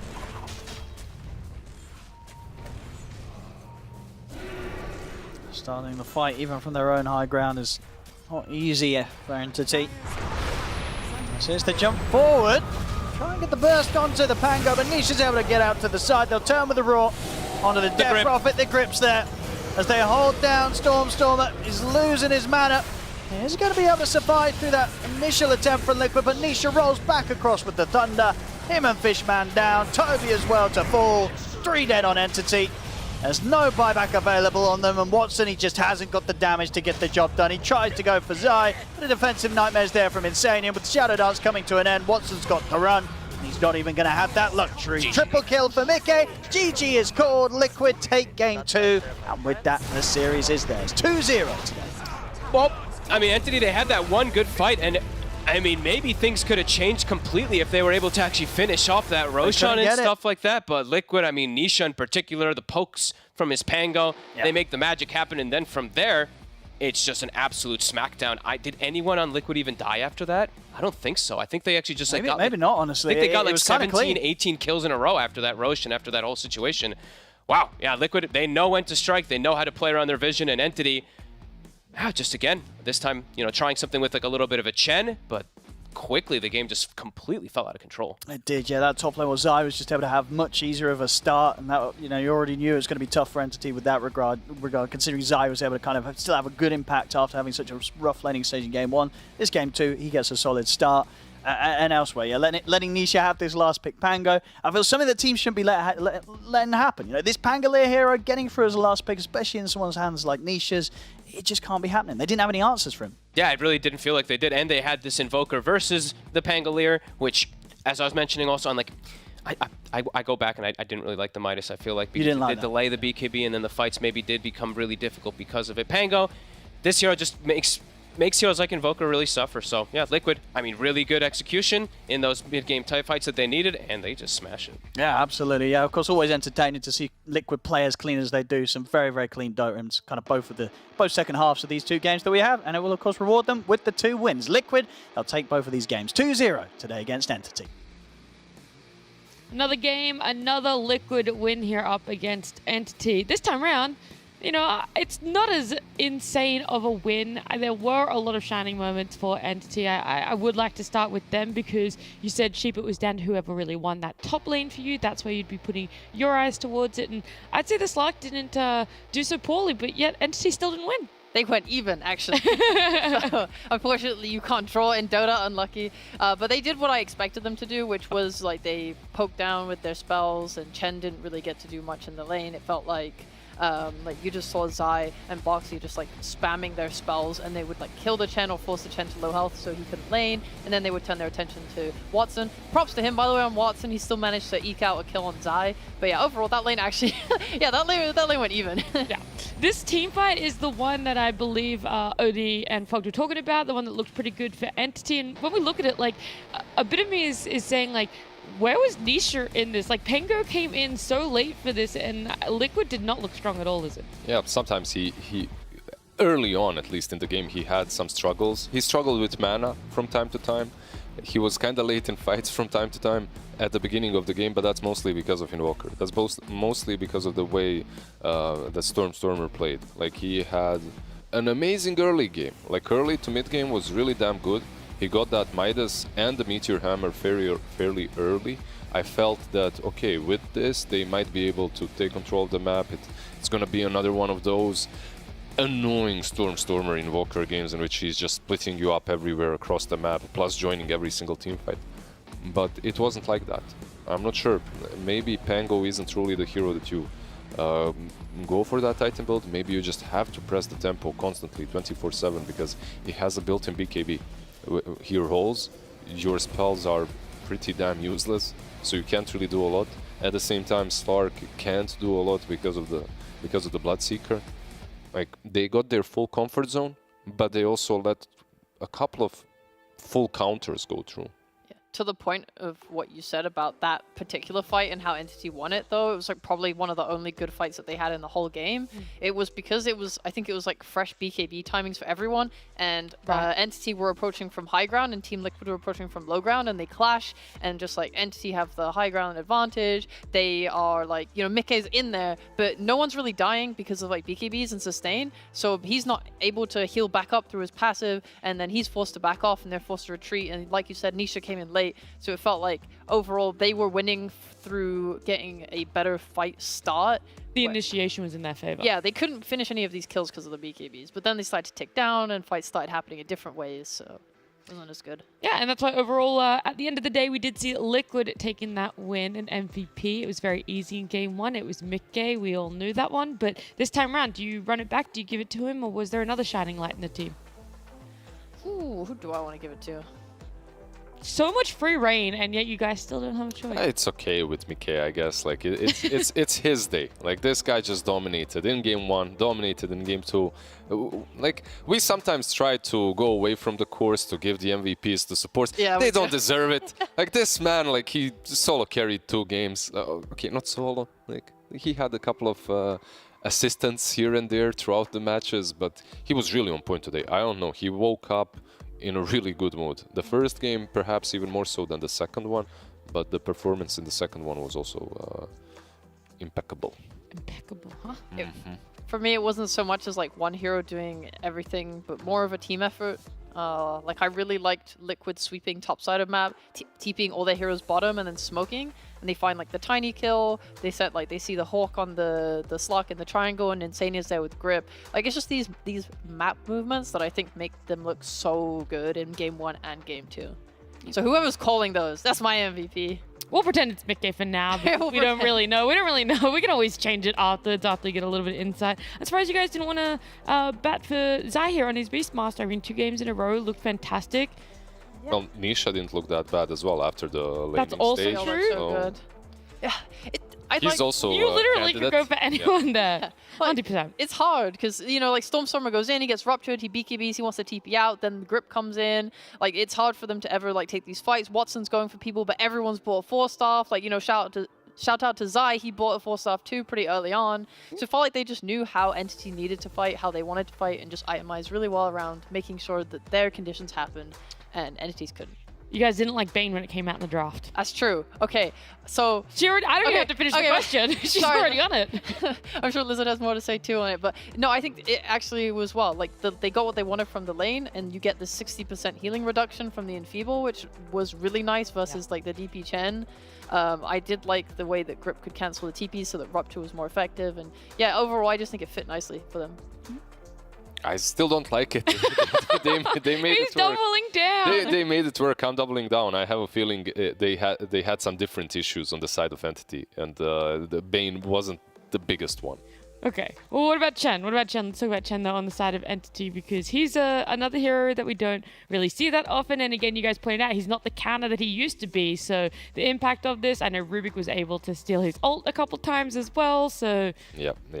Like, the lane wasn't great. I didn't expect it to be great, even though it was picked into a beast. Like, you don't expect Chance to be dominating any longer. But the idea, perhaps, was there's Toby on DP that's on the offlane. There's this Invoker with a Meteor Hammer. We'll just take all the buildings very early on. We'll play the objective game. Yep. It fell short. Like, it was played into a Bane. So I guess there you go. You have that Enfeeble coming in clutch, at least against the Chen. yeah.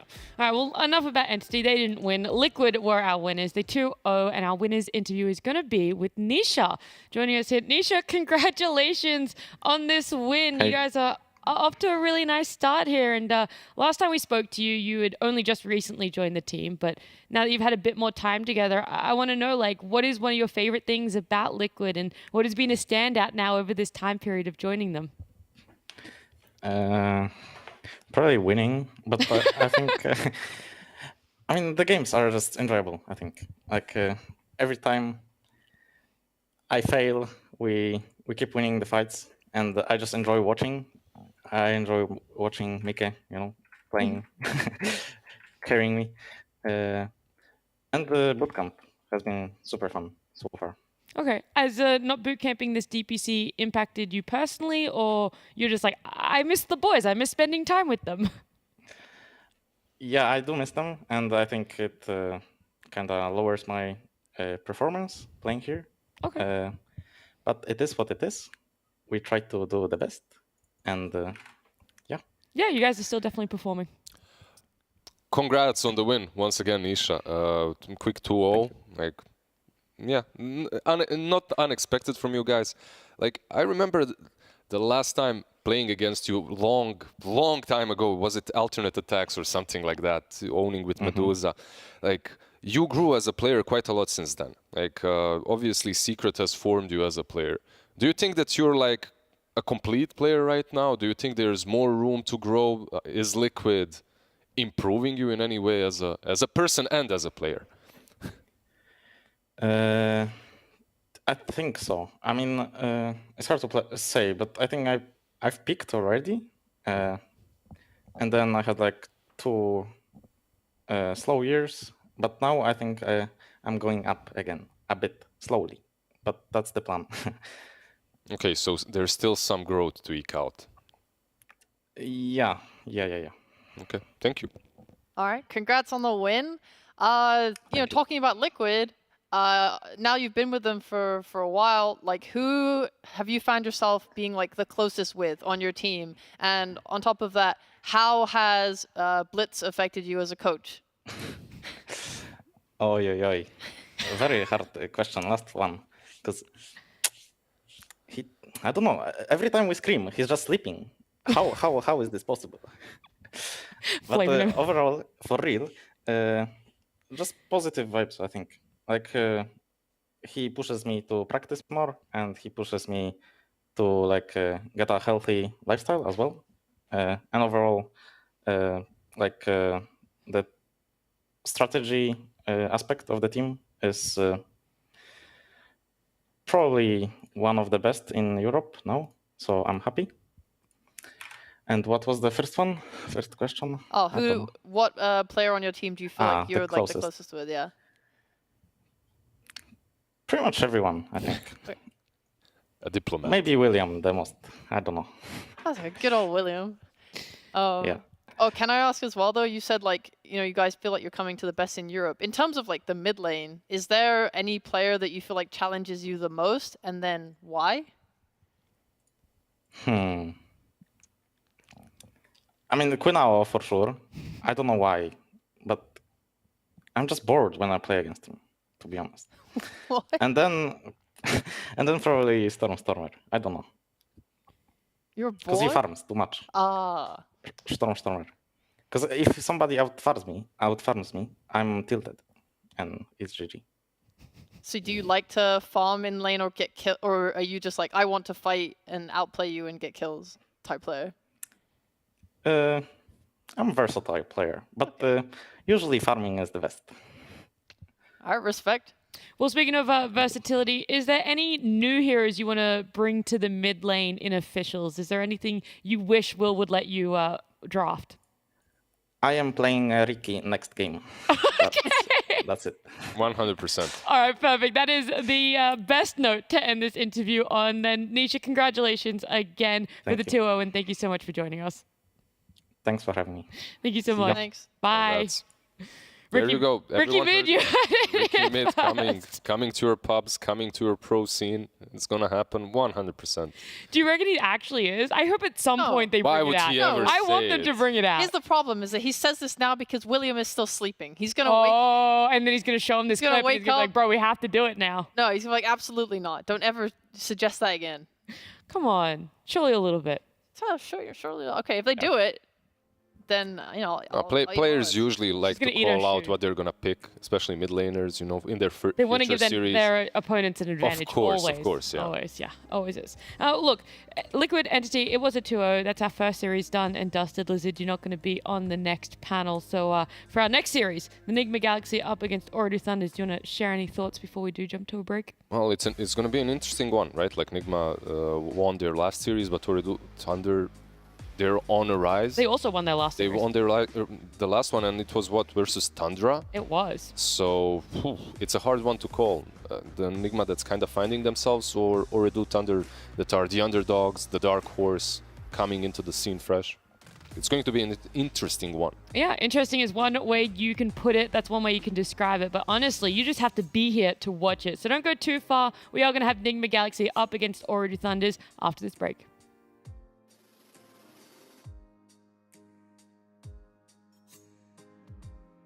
Barriers. Don't think so. Oh, Bugsy, you have left? No. But I have it Looking done. for Watson Dota. It's done there, guys. Please, please go. Oh, Giga. BKB is left. I force out, I force out. I kill. I have stun on the Stark if he comes in. He has the BKB, probably. Where he gets roared.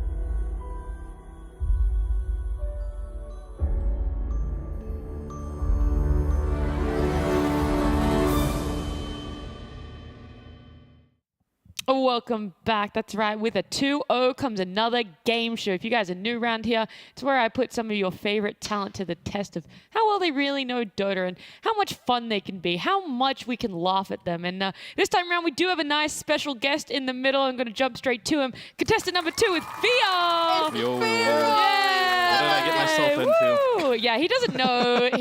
he just woke up groggily, and I was like, Fia, run to the studio right now. We need you. And he came on down here like the absolute champion he is, and he's ready to participate in our game show, aren't you? No, not really, but we'll see what happens.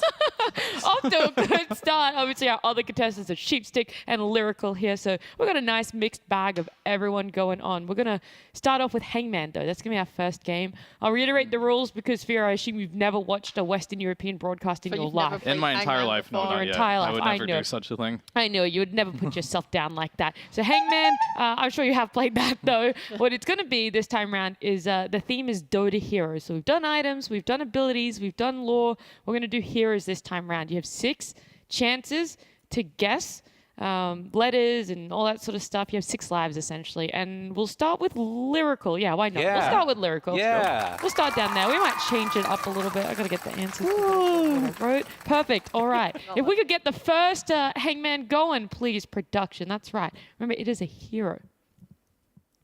And you It's all the way over there. Right? Yeah. Okay. Yeah, we got the big LED over here. Yeah. I'm just looking at that thing still.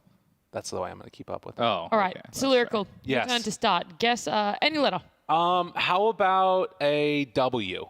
Whoa, that's That's good? so left field. Okay, Well- that's Wait, are not you what we sure? want to do. Oh, okay. Are they sure? Oh, am I wrong? Oh no, yeah, they're right. Yep. No There's a production, W right. later. Apparently Well, not. Shit. Is it a hero or item? It's a hero. Oh, it's a hero. I think I Okay. already said that 3 times. Yeah, well, I just tuned in. If you two are just tuning in, then we're playing Hangman.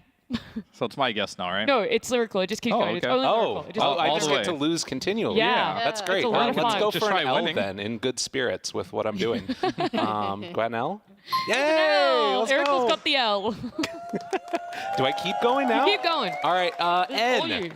N. Can I get an N? There's an N. Look at this. Wow. Oh, Night Stalker. Oh, dude, he's so All right. good. That was good. That was Right. pretty good, actually. Next one, we're going to jump to Sheep.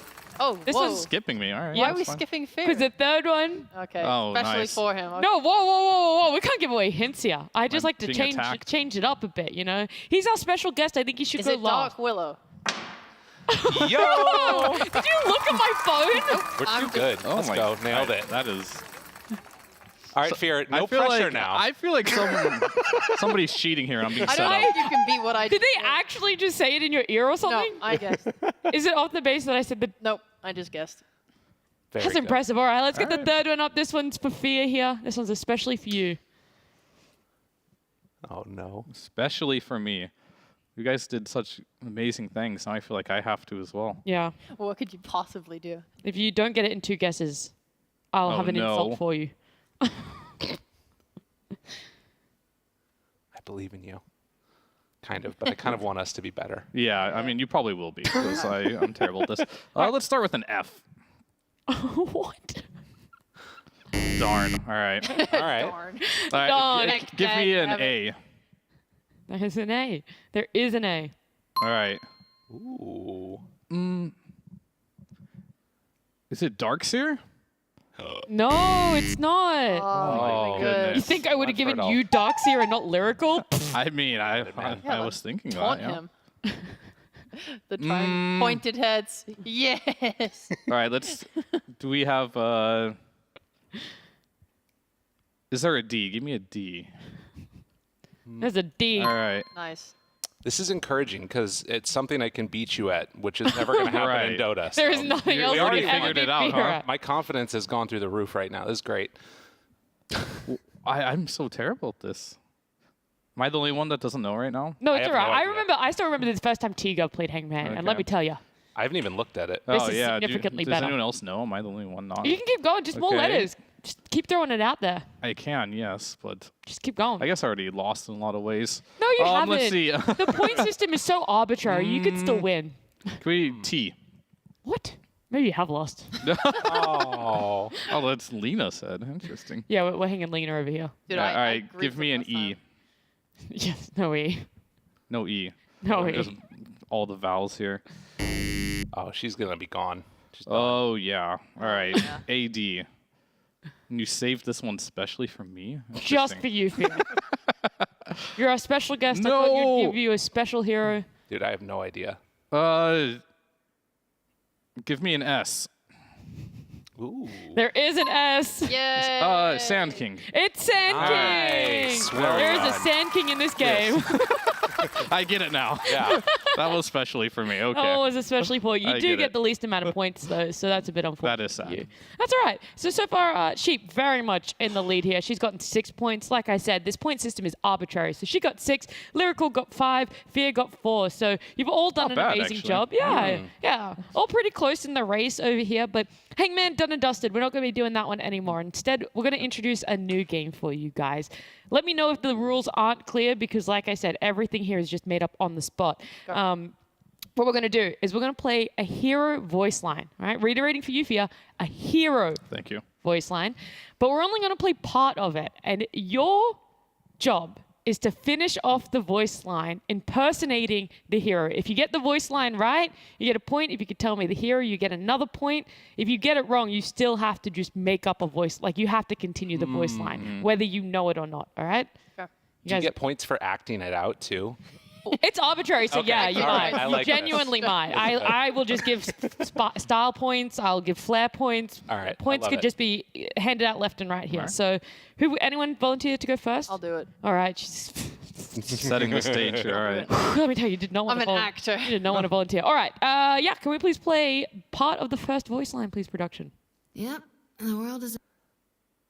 That's not the first one. The fuck was that? Oh, Can I hit It that was the again? first one, yeah. Can we? I know this.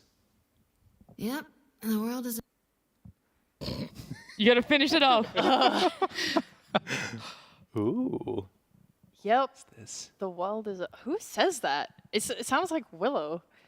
You got to finish the voice And the line. world is. Yep, the world is a sad place where fear has infiltrated the Europe West panel. What a sad day.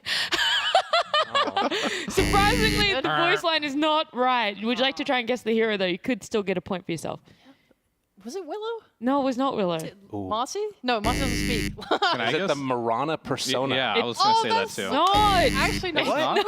It's I not. thought that's what it was. Can we get the whole voice line played, production? Is that possible? Am I putting them on the spot here? Yep, and the world is a messed up place. It is anti-mage. Oh, it's persona. way. So unfair. I don't play anti-mage. I told play you not to volunteer for Persona. the first one. That I was a regret- bad So we're mistake. using personas too. Okay. Interesting. That was not fair. Well, shall we move along the line? I mean, Fia, I would don't you want like? to play anymore. I don't use too many personas. I told you everything's just made up. We just do All right, whatever all we right, want in let's this game go, show. let's go. All right, Fia's ready. The second voice line, please, production. It's not the size of the beast in the fight, but It's not the size of the beast in the fight. It's about the fight in the beast. Nice. Dude, I like that one. Nailed it. Would you?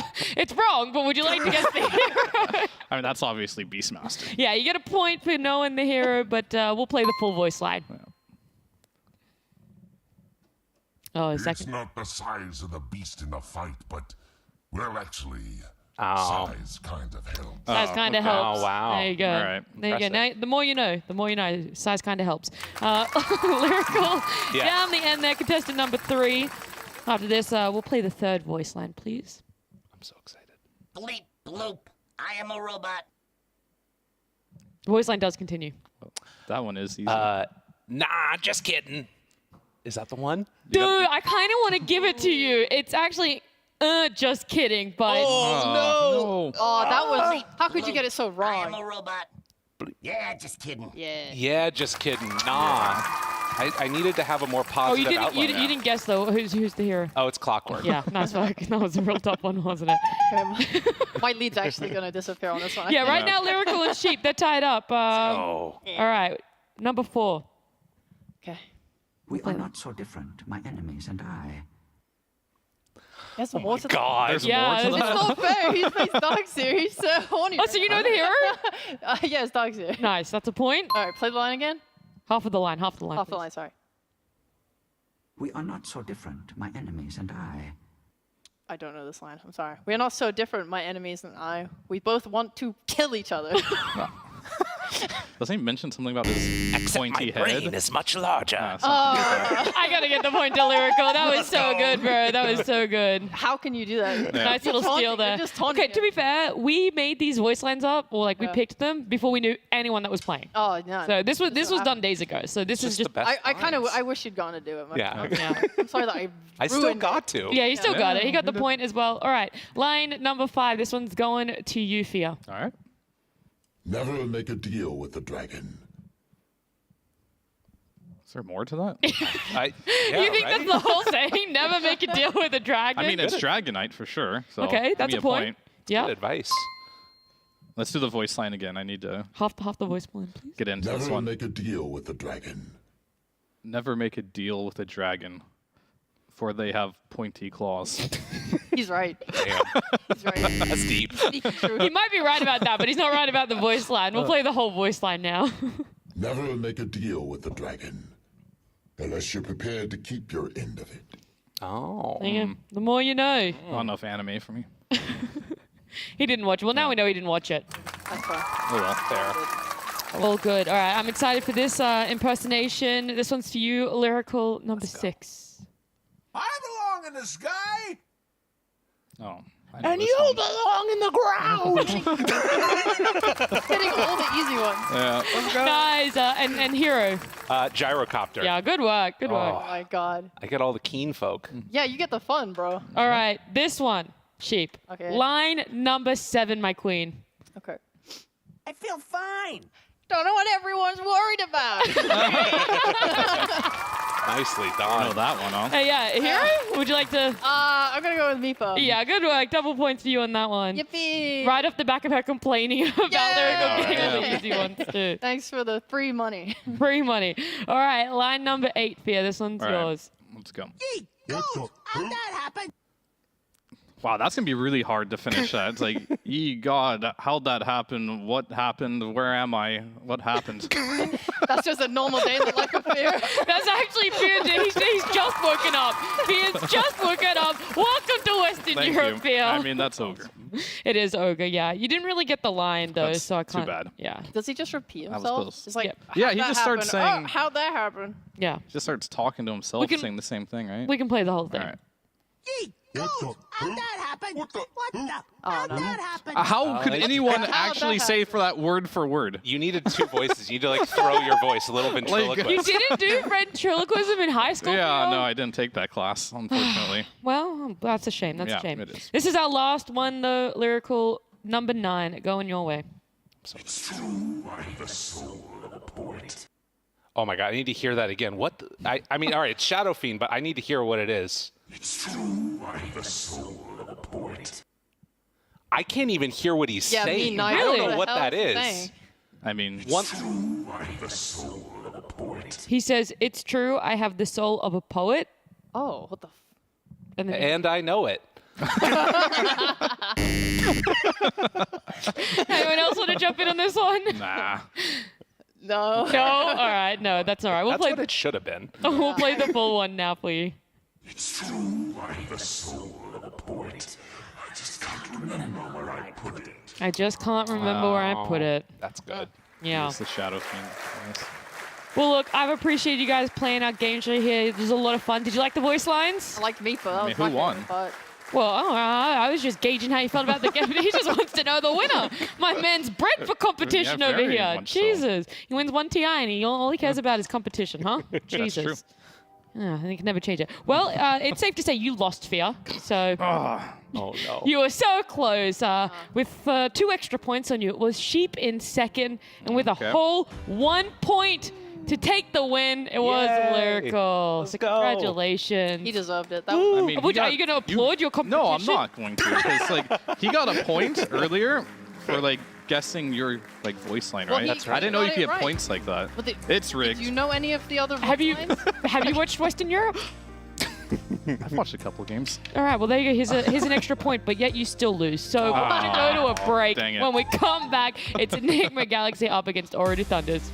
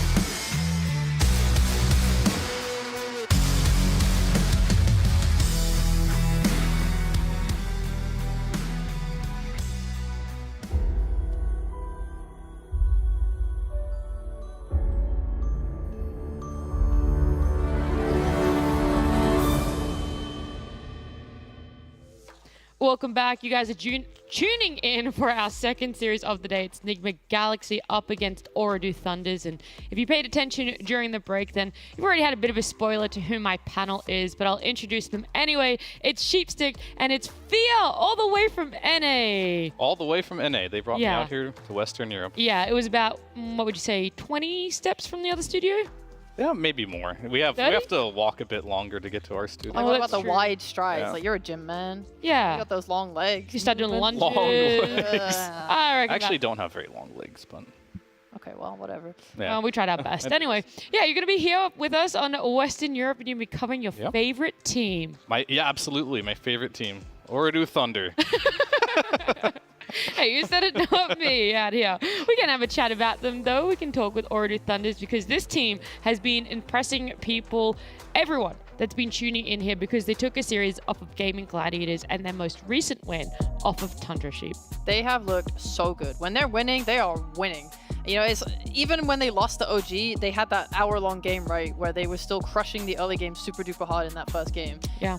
And like, I'm very impressed with everyone, especially their mid player Noob. He always seems so impactful. Like when he's playing a playmaker, like this Pango, this Tiny, he's able to get across the map super fast. He's always ready and in position to fight. I think Omar's looked super cool, especially when he's playing his Rubik. Especially in TA 2000 as a carry, especially when he's playing his like sniper, sniper type heroes like Drow. Oh my god, this guy is so good at positioning, so good at playing the game. I'm a big fan. Yeah, 100%. I mean, the fact that they've been able to keep this tempo and this pace, they've been able to draft so consistently against a lot of top-tier teams, you kind of have to question, feel like, Enigma Galaxy, are they going to be able to bounce back? Because this team has been shaking up a lot. In our most recent interview, we also heard that everything's sort of random for them. It's all based on confidence and who's feeling what on the day. Yeah, I mean, I feel like this team wishes they had two Samels, but they don't at the end of the day. And I think they've trying a lot of different things here. They're having an issue finding out who's their carry player, who's their mid laner. They have no problems with their off lane at the moment, as they do have two of them right now. So they're just trying to find what works for them, and we'll see what they're doing now. But lately, it's just been Sumel's playing the carry now, and then the mid lane. Sometimes Mind Control will show up there, or we'll just have Amar go. Either way, like, I think it is a recipe that is most successful for them. Yeah, 100%. I mean, they got that series win over Manaspa, which has come a lot earlier for them in this tour than in the winter tour. That's really nice to see. But one thing that is consistent in Western Europe is our sponsor. That's right, esportsbet.io. They are what... Whoa. I'm going to start that one again. Do it again. esportsbet.io, they are launching a new watch to earn platform where you guys can get 3,000 free tokens per hour, which is roughly worth $3 per hour. And that's all by watching your favorite DPC games. So you can head on over to esportsbet.io and you can find out some more information there. You don't even need to place a bet to start earning those tokens. And hopefully, Enigma Galaxy aren't going to trip over their gameplay like I'm tripping over my words right now, that we're going to see some more consistent stability coming out as well. I like the Brood Mother that they went for, something that a lot of people were a little bit surprised by. Yeah, I mean, I don't know what's going on with this team, honestly, because, like, they started out with Amar playing carry, right? He just played his normal heroes. I thought he was going to learn some new heroes. Then he switched to playing some more traditional carries, and they completely scrapped that. And like, hey, Mind Control, your turn to play carry now. That didn't really work out for them, and Smells like, I guess I can do this. Is the biggest problem in the team. He is their best mid laner and the best carry player for the team, so he has a lot of work to do, and I think they need to find that stable, like, mid laner for them to really make this work. Really important from what you're saying here is that this series, Sumel needs to prove that he's also the best offlaner. Oh, and go there. Oh, you're like, okay, bro, you've proven the mid lane time and time again. We've seen you be able to win in the safe lane now. It's time. The offlaner. Hyper flex. This is his offlaner arc. Yeah, he's gonna pick some Sand King and just show the kids how it's done. I mean, he is pretty good at offlane too. He actually did play when he was offlane when I was playing mid for a little bit. So this guy is good. I mean, he's definitely really good. But we'll see if the rest of his team can feel comfortable. And I think that's going to be like the story for Enigma. Like, can they get the right hero for Amar in the mid lane? Because I think he's the second best mid player on that team. And he doesn't really want to play the carry role anymore. And Sumel, he can do both. We've seen him be a carry player, be a mid laner. So I just want to see Amar get his hero. Yeah, the thing that's going to help them a lot is the fact that they have second pick here, which means they're going to be able to delay what they're picking up for Sumail, and most likely Amar are going to be the two heroes that they want to be closing out and having counters towards their matchups. Yeah. for Amar on the mid lane, he needs the counter pick. So the Brood, I think, was actually really great that he finally brought it out because you can just like slam it at the beginning of a draft and have a pretty good lane no matter what. Especially on mid. Like, I swear to God, if you've ever played against Brood on mid, like she can just put her body on top of creeps and you can't click them, and it is so annoying. And there's no support to like help, you know, push you off the creep, so you can just do that and abuse it really hard. So yeah, I'm glad that he's got that. I'm glad that they're banning it themselves, whatever. Take it away from Oradu, because Wutar also plays it pretty well. And yeah, because of that, I do think he needs a good matchup, because we saw in their, not last series, but the one before versus Liquid, when he ended up on a bad matchup, oh my god, he was like jungling at level 4, you know, on Huskar and stuff. Yeah, it was really sad. Disruptor, I was surprised. He's been favored a lot. Oradu Thunders picks him up. Enigma Galaxy picks him up. The other one, I know they wanted to ban out the Death Prophet and the Brood, but Primal Beast gets let in. That's something that's extremely comfort for Oradu Thunders that I think they have to be wary of too. Yeah, it's mainly the pos 4 that plays it right, I think. No, it's or is it the offlaner? Yeah, it's the 3 here. It's Manaspa. It's Manaspa. These two Div 2 teams, man, I've been mixing them up all day. God damn. Manaspa do it as 4, Oradu do it as 3. All right. Yeah, that is good. I don't know if, will they 8-pick it? It's not like that bad here. They don't have any easy stun. I mean, they can glimpse him right early game, but like they don't have any clockwork disruptive type stuns to make him like super sad. Yeah, I mean, whatever their comfort is at this point. I do have the Undying first pick, and they respond to it with, you know, the Snapfire. They also have the Disruptor. We've seen a lot of more position 4 Disruptor, just getting the timings, but it can still be played as 5. And then you also have your Snapfire, who, the little Shredder, is good versus Undying, and has the flexibility of going to multiple roles as well here for Enigma Galaxy. So keeping it a little bit open, because I know Mind Control can play the Snapfire as well. I think he might be the only person to play it, other than maybe Kuroki. Not sure if GH will be picking that one up, as he doesn't seem like the type of player that plays all Snap. I could be wrong on that. He has, all right. But so. I think it most likely is Mind Control, because when we saw him, like he went really heavy on the aura builds. Like he did so well to prop up everyone else in his team. It was really good. Yeah, I think when you're playing with like Amar, who's pretty greedy in his hero's mid, and you're playing with Sumail, who is putting like the weight of the world on his shoulders, it's nice when you can play just like that with the Vlads and pickup and stuff like that. And these new Boots of Bearing, I think we've seen everyone going, are really nice too. Which you can go for. Or, the, you know, you can go Greaves and Boost of Bearing. I've actually seen that. It was weird. Yeah, you were just hyping this guy's Drow up earlier. You were. Got it again. Oh, yeah. What TA 2000 Drow? All right, it's GG.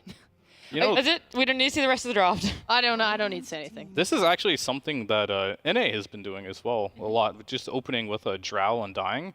And it was Nouns running it a lot, and I was like, why do you pick Drow this early? Then I really thought about it, and I was like, what lane can beat a Drow Undying? I can't actually think of anything that beats that lane. They also just group up really well together, like throughout the game. They can take objectives, they can do Roshan, they take buildings, they win their lane. At first I was like, you can definitely exploit this if you want. Like normally you're like, I'll pick Spectre, but then you're playing versus Undying, so it's a very strong combination. I will say, we have seen a Drow Undying lane get beaten before. It was a Liquid Drow Undying, and it was Enigma Galaxy that beat it. With what? What do they put? I think they put a Death Prophet and a Clockwork. DP Clockwork beat that lane. It was pretty nice. Yeah. I remember. I actually thought I was. Someone must have been feeding a little bit. That's all I gotta say. That's the only thing. You're like, theoretically, this is perfect. They were just feeding their minds. I mean, I feel like the Clockwork and DP, like you can maybe make the Undying feed a little bit with that, and then that's probably what ended up happening. And then once Undying fed, they got on top of the Drow, and that time it snowballed the lane, I would imagine. But either way, theoretically, if you play really good, this lane is hard to lose, and it's an early Was draft. it Disruptor 4? Or maybe it was Disruptor 4, sorry. Early? Yeah, sorry. Not Clock. Oh, Disruptor DP? Yeah, I think so. I think Clock. Okay. I mean, I do like that, actually. That's something I feel like a lot of teams aren't doing enough for Undying. Normally, we see people just, like, pull the wave and try to pull it behind the tower and deny some creeps against Undying. But you lose your lane automatically whenever you do that. Nobody's tried doing, like, this double, like, range and just try killing the Undying and make sure he has a terrible game. Because this hero, if it doesn't do well in the laning stage, it just doesn't have a game whatsoever. And so if you can focus on that, it is a good strategy. Okay. The Pango. Ooh, The Pango. It feels weird. No, it's good. They took it away from Oradu. But like, who's playing it? I don't know. That's what feels weird for me. Oh, it should be. Oh wow. Yeah. You're That's what I mean. Like I like the hero too, but who's gonna be playing it? Where is it gonna be? Amar can play it, and Mind Control can play it. I mean, Sumail can play it as well, but I'm assuming he's gonna be the carry player. Again. So they all can play it. I was actually surprised. I forgot which LAN it was, but we did see Amar bust out the Pango before, and he was surprisingly good on it. So it's just something he doesn't pick very often. I just hope this is a mid Pango. And I do hope Amar is playing it, because I hate the offlane Pango right now. Every time it goes into the lane, it gets bullied, you're playing versus Undying, you just won't really have a lane. So I think this should, in theory, be their mid laner here. I would agree with that. It's like, it's solid. I think my only concern is that obviously they're having second pick but not utilizing it properly. I think Pango, usually when you play the hero a lot, which most mids have, you know the matchups and you play the lane and you can go even on pretty much anything. But if Oridu have like a good response to it, I'm guessing this is what they're considering right now, because I would have expected them to just pick like a tiny +1 and send like Noob on the tiny and, Does he play Puck? He plays Puck's banned. Oh, Puck is banned, yeah. Can't really see there. I mean, Puck, Ember are pretty popular versus it, but they're going for the IO. Interesting. Super Healy. Yeah. Huh. That means it's not going to be a draw on Dying Lane, right? Most likely. No, they'll just put IO in the off off, you reckon? laner and like try and play up pod. You know, like how Spirit used to like have collapse on some bully and pair it with an IO and just bang bang. All right.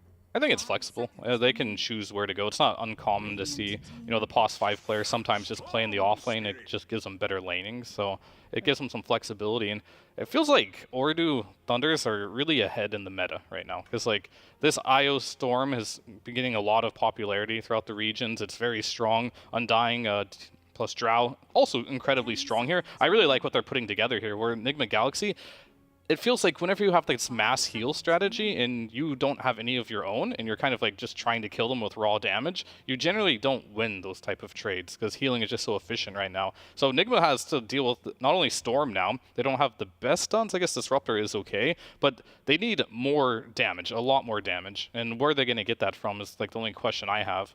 Yeah, and then for Oridu, I want to see more bodies, because I think Drow, as a ranged hero and ranged carry, she sort of functions the way that Lina did last patch, where you just need big, fat bodies to go in for you and let you deal out that damage, because you don't want Nigma to come into some fight with like a roll onto Drow and she's feeling pressured and no one can really like get her to safety. So that's what I want next, because otherwise they're just going to be playing as like some setup as well, because you're playing with IO and you're playing with Storm. So if you're able to play some fight where like someone finds someone with a stun, you relocate Drow in, Storm zips in, suddenly you have like 4 heroes there and you can overwhelm Nigma. And, well, okay, they're going to make sure that that can't happen so easily with the Silencer. Yeah. That's probably going to put us into the offlane Snapfire now, I imagine, if you are picking a Silencer like that.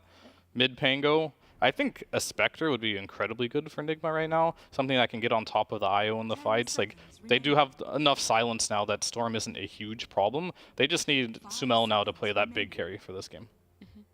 See if he gets banned, though. So in the offlaners for Oridu Thunders, you wanted a body and also someone that was able to jump in. For me, the Silencer, I feel like it deters a lot of things. Like, a Tide might have been good before, now it's not. Tide was banned anyway. Oh, was it? Unlucky. Unlucky. Yeah, I'm just trying to think like what is good enough setup. I mean, any, like I guess you could go Centaur as well, and then maybe play on just like ulting your Drow away to help her reposition potentially. Who else is okay? Like Dragon Knight's not bad. If Nigma are struggling for damage, that's going to be a hero that can stun for you and help you take towers early and just objectives. Yeah, they have to do this pick blind as well, and depending on what they did, is that Sven ban? All right, interesting. Why Sven is and a Sven Beastmaster. ban? Yeah, I mean, and I guess they do kind of like it, but I think their best pick is going to be Spectre, and you shouldn't let them get a free like type of hero on that pick there. So whatever you pick on Oridu Thunders here, kind of already block picks what you think Nigma might want to play that is good. And there's not that many heroes that I feel like can really fit what their draft needs here from the carry position. So, I mean, they banned the Slark, it looks like, and Sven. So they should know that Spectre might be coming, but there's no Tide. What can they pick in that regard that might be good against a Spectre, potentially, if they want to go that route? Is the Primal still in the game? Maybe Primal they go is full still there, heal and just pick a Legion. I mean, Primal IO is a very good lane combination as well. That does sound good. Underrated. Yeah, you get the Spell Amp, you get the extra movement speed for the trample. It can go pretty hard in that lane. Okay. Hopefully Enigma Galaxy look to ban that one out, protect themselves. Why the Spectre, by the way, Fear? You've mentioned it a couple times now for Enigma Galaxy. I think they just need a hero that can go on the backlines with the Pango. Like, you find this IO with the roll, and then you can instantly kill the IO with the Spectre. Later on, you can also go on top of the Drow, have that type of mobility here. Sure, you're not great against, like, the 5-man Death Ball, but you have Pango, you got the Snap ult as well you can deal. They have room for a hard carry here. I would be a little worried, though. I think you're right that if there's a Death Ball here, which they definitely can do. I mean, that's how they play their Drow. Yeah, hard. like these guys, every single game I've seen them play, they are so good at just like grouping the right amount of heroes to beat you in any like skirmish and then just run the map. Oh my god, this is so hype. Right, oh my god, Witch Doctor IO. Straight out of Okay, I already know that you've seen a playbook. bunch of this, by the way, Fear over in NA. I know Nouns ran it like, what, twice against Wildcard the other day? Yes, I mean, they did something very similar to this with Witch Doctor, IO, and Undying. It is a lot of heal, and the Witch Doctor was just getting tickled. I don't know what the correct answer is to this. It's like, you run some like carry AA or something. You definitely need damage here. Spectre got a lot worse in this regard, because it is going to be chip damage, so it's a very difficult position to be. I would even just say, like, I don't know, you need to play like some Lina or something, some SF, something ranged that can do a lot of damage really quickly, because like if you don't burst someone, you're not going to win the fights. Simple as that. All right, it doesn't give me too much confidence then for Enigma Galaxy's last pick. They don't have too much time either, about 20 seconds left. Morphling. This feels too slow for me. Yeah, I mean, Can't beat him, join him. This is also something that was tried against the same exact strategy in NA, and it was a little too slow. Like, once you do get to that stage, sure, if you get to ultra late game here on the Morphling, it's fine, but Drow is very good versus Morphling throughout the entire game. You pierce his armor, you have, like, the hyperthermia. It's not a gotcha pick for sure, so Order Thunder's draft is looking really good. You're all in Ooredoo? I Your think favorite so. team? You said it at the start of this series? Yeah, of course. Like, who else would I root for here? I would have gone for them no matter what their draft was. Yeah, they have like really weak supports on Nigma, so I think the Storm and heroes are just going to be able to just kill everyone. Oh my god, I just see a bloodbath in front of me. Yeah, I mean, we've seen offlane Witch Doctor work time and time again. I had to double check it was offlane Witch Doctor. It is. We've seen it work time and time again, anywhere from Gaming Gladiators to Nouns over in NA. So we'll see if Ooredoo Thunders can do the same with this lineup as we head on in to game number 1 with T-Gov and Lyrical. Thank you so much, Nat. We're ready for some action here today. Second series of the day. It's a banger. Do you think it's going to be a 2-0 like the first one? I feel like this one's going to be close. Hit me hard-hitting question straight off the bat.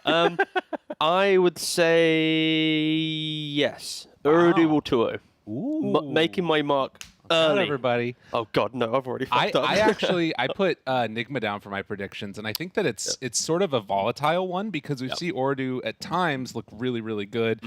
You know, one of the best teams in the region, but then also, you know, you drop that match to Manaspa very early on. There's all sorts of questions that come up, and for Nigma, it feels like they have found their footing a little bit, sort of finding a method to their madness that can work, and we're seeing if it can work here again. Yeah, I mean, I think Ooredoo really came into this series with some really nice understanding of draft-wise. They were banning out a lot of these kind of hybrid offlaners that they can put into a core-esque position with Amar specifically. So, yeah, I think Ooredoo's prep coming in. I did obviously say 2-0, but I think realistically it will be a 2-1 series. I don't think... I'd be really surprised if either team was able to just clean sweep. Because I think both of these teams have a lot of grit to be able to, you know, at least claw out a game, especially at this kind of level of the European tour. Right, and I think that if you're coming in favoring Ooredoo Thunder, you know, obviously there's going to be some matches here. You can take a look at the esportsbet.io. Slight favorites right now for them by a little bit of a margin there. But you have a couple of different heroes, I think, from both teams and players specifically that can just take over a game and win you a match. Like, you can do the more sort of team-oriented thing, but you think about TA2000, what this guy's been able to do. And then on the other side, Sumail and Amar, I think both of them are very capable of taking over a game. But this one feels like it's much more going to be about Sumail playing on the Morph. And I feel like we haven't seen that much Amar Pango almost at all. No, I think he's got like one career game competitively. Okay. It was against Liquid at TI when he was on OG, and they lost. So he's got one L to his name on the hero.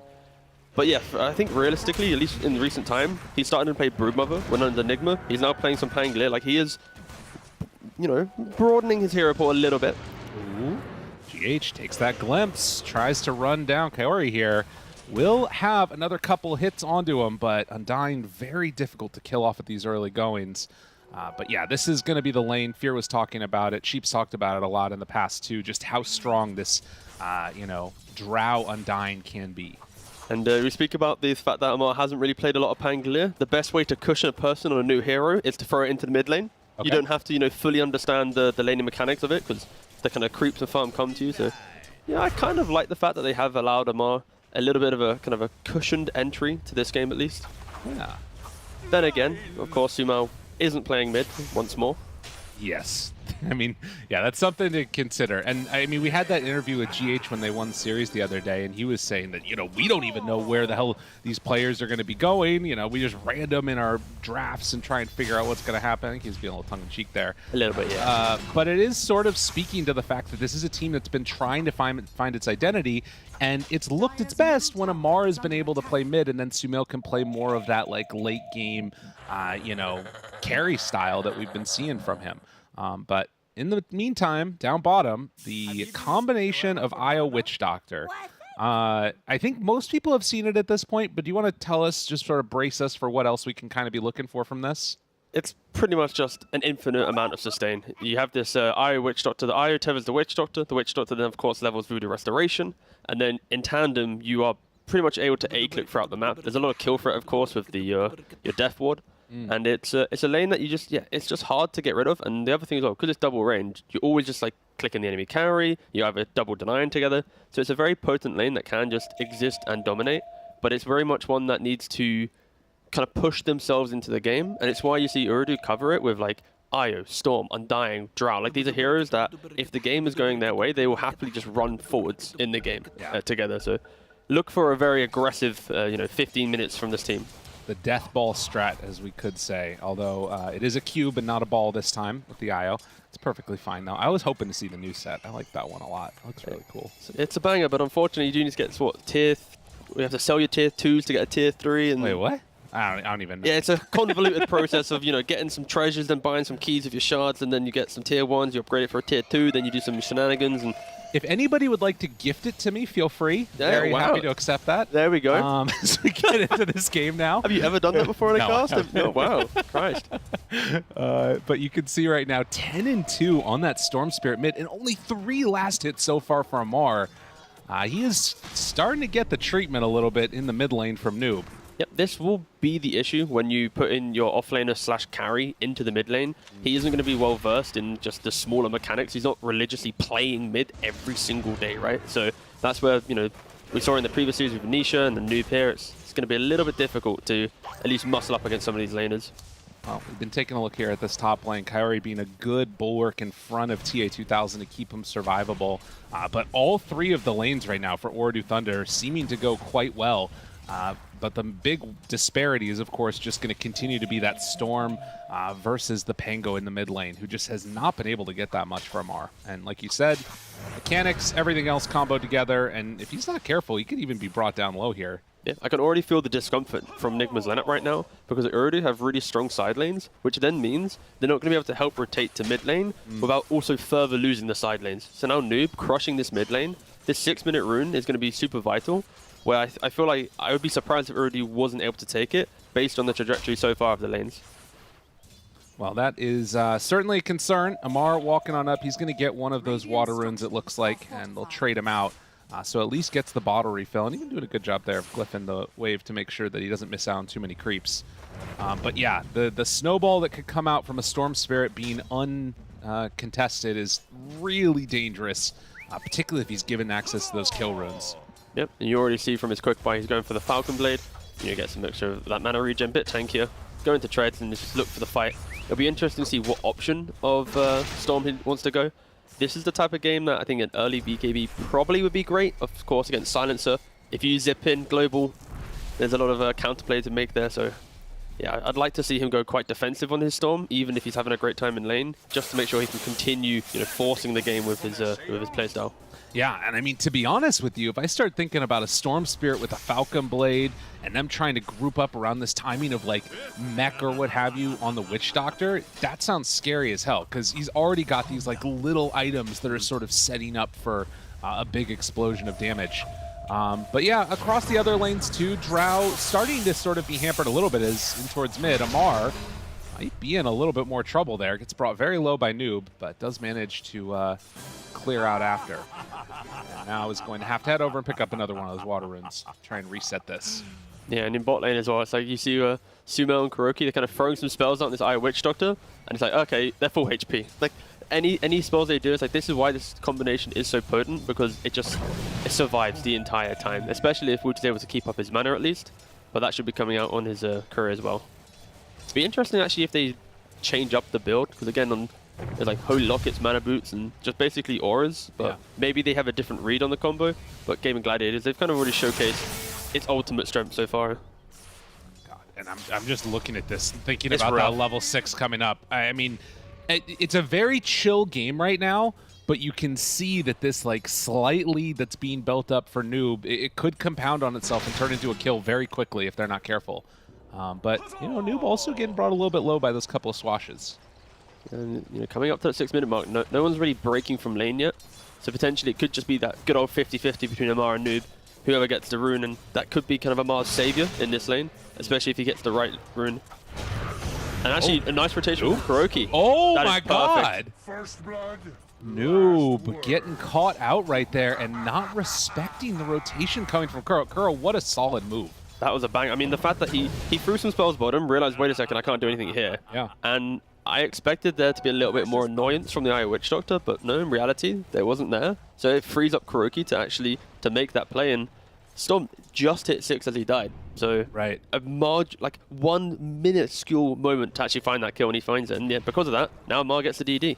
Yeah, this is big. That's a massive recovery from what was a very one-sided mid lane. Does get pulled back in, tries to go for the swash. Noob a little bit pissed off about what happened and threatening to go all in on him there.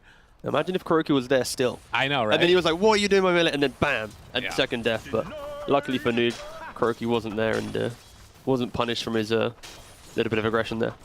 I mean, it's interesting because you think about the way that could have gone, and I think good recognition from Nigma as a whole just to say, hey, there's going to be a moment here where they're going to try and go for the all-in play, and they bring somebody mid to help them out right when they need to.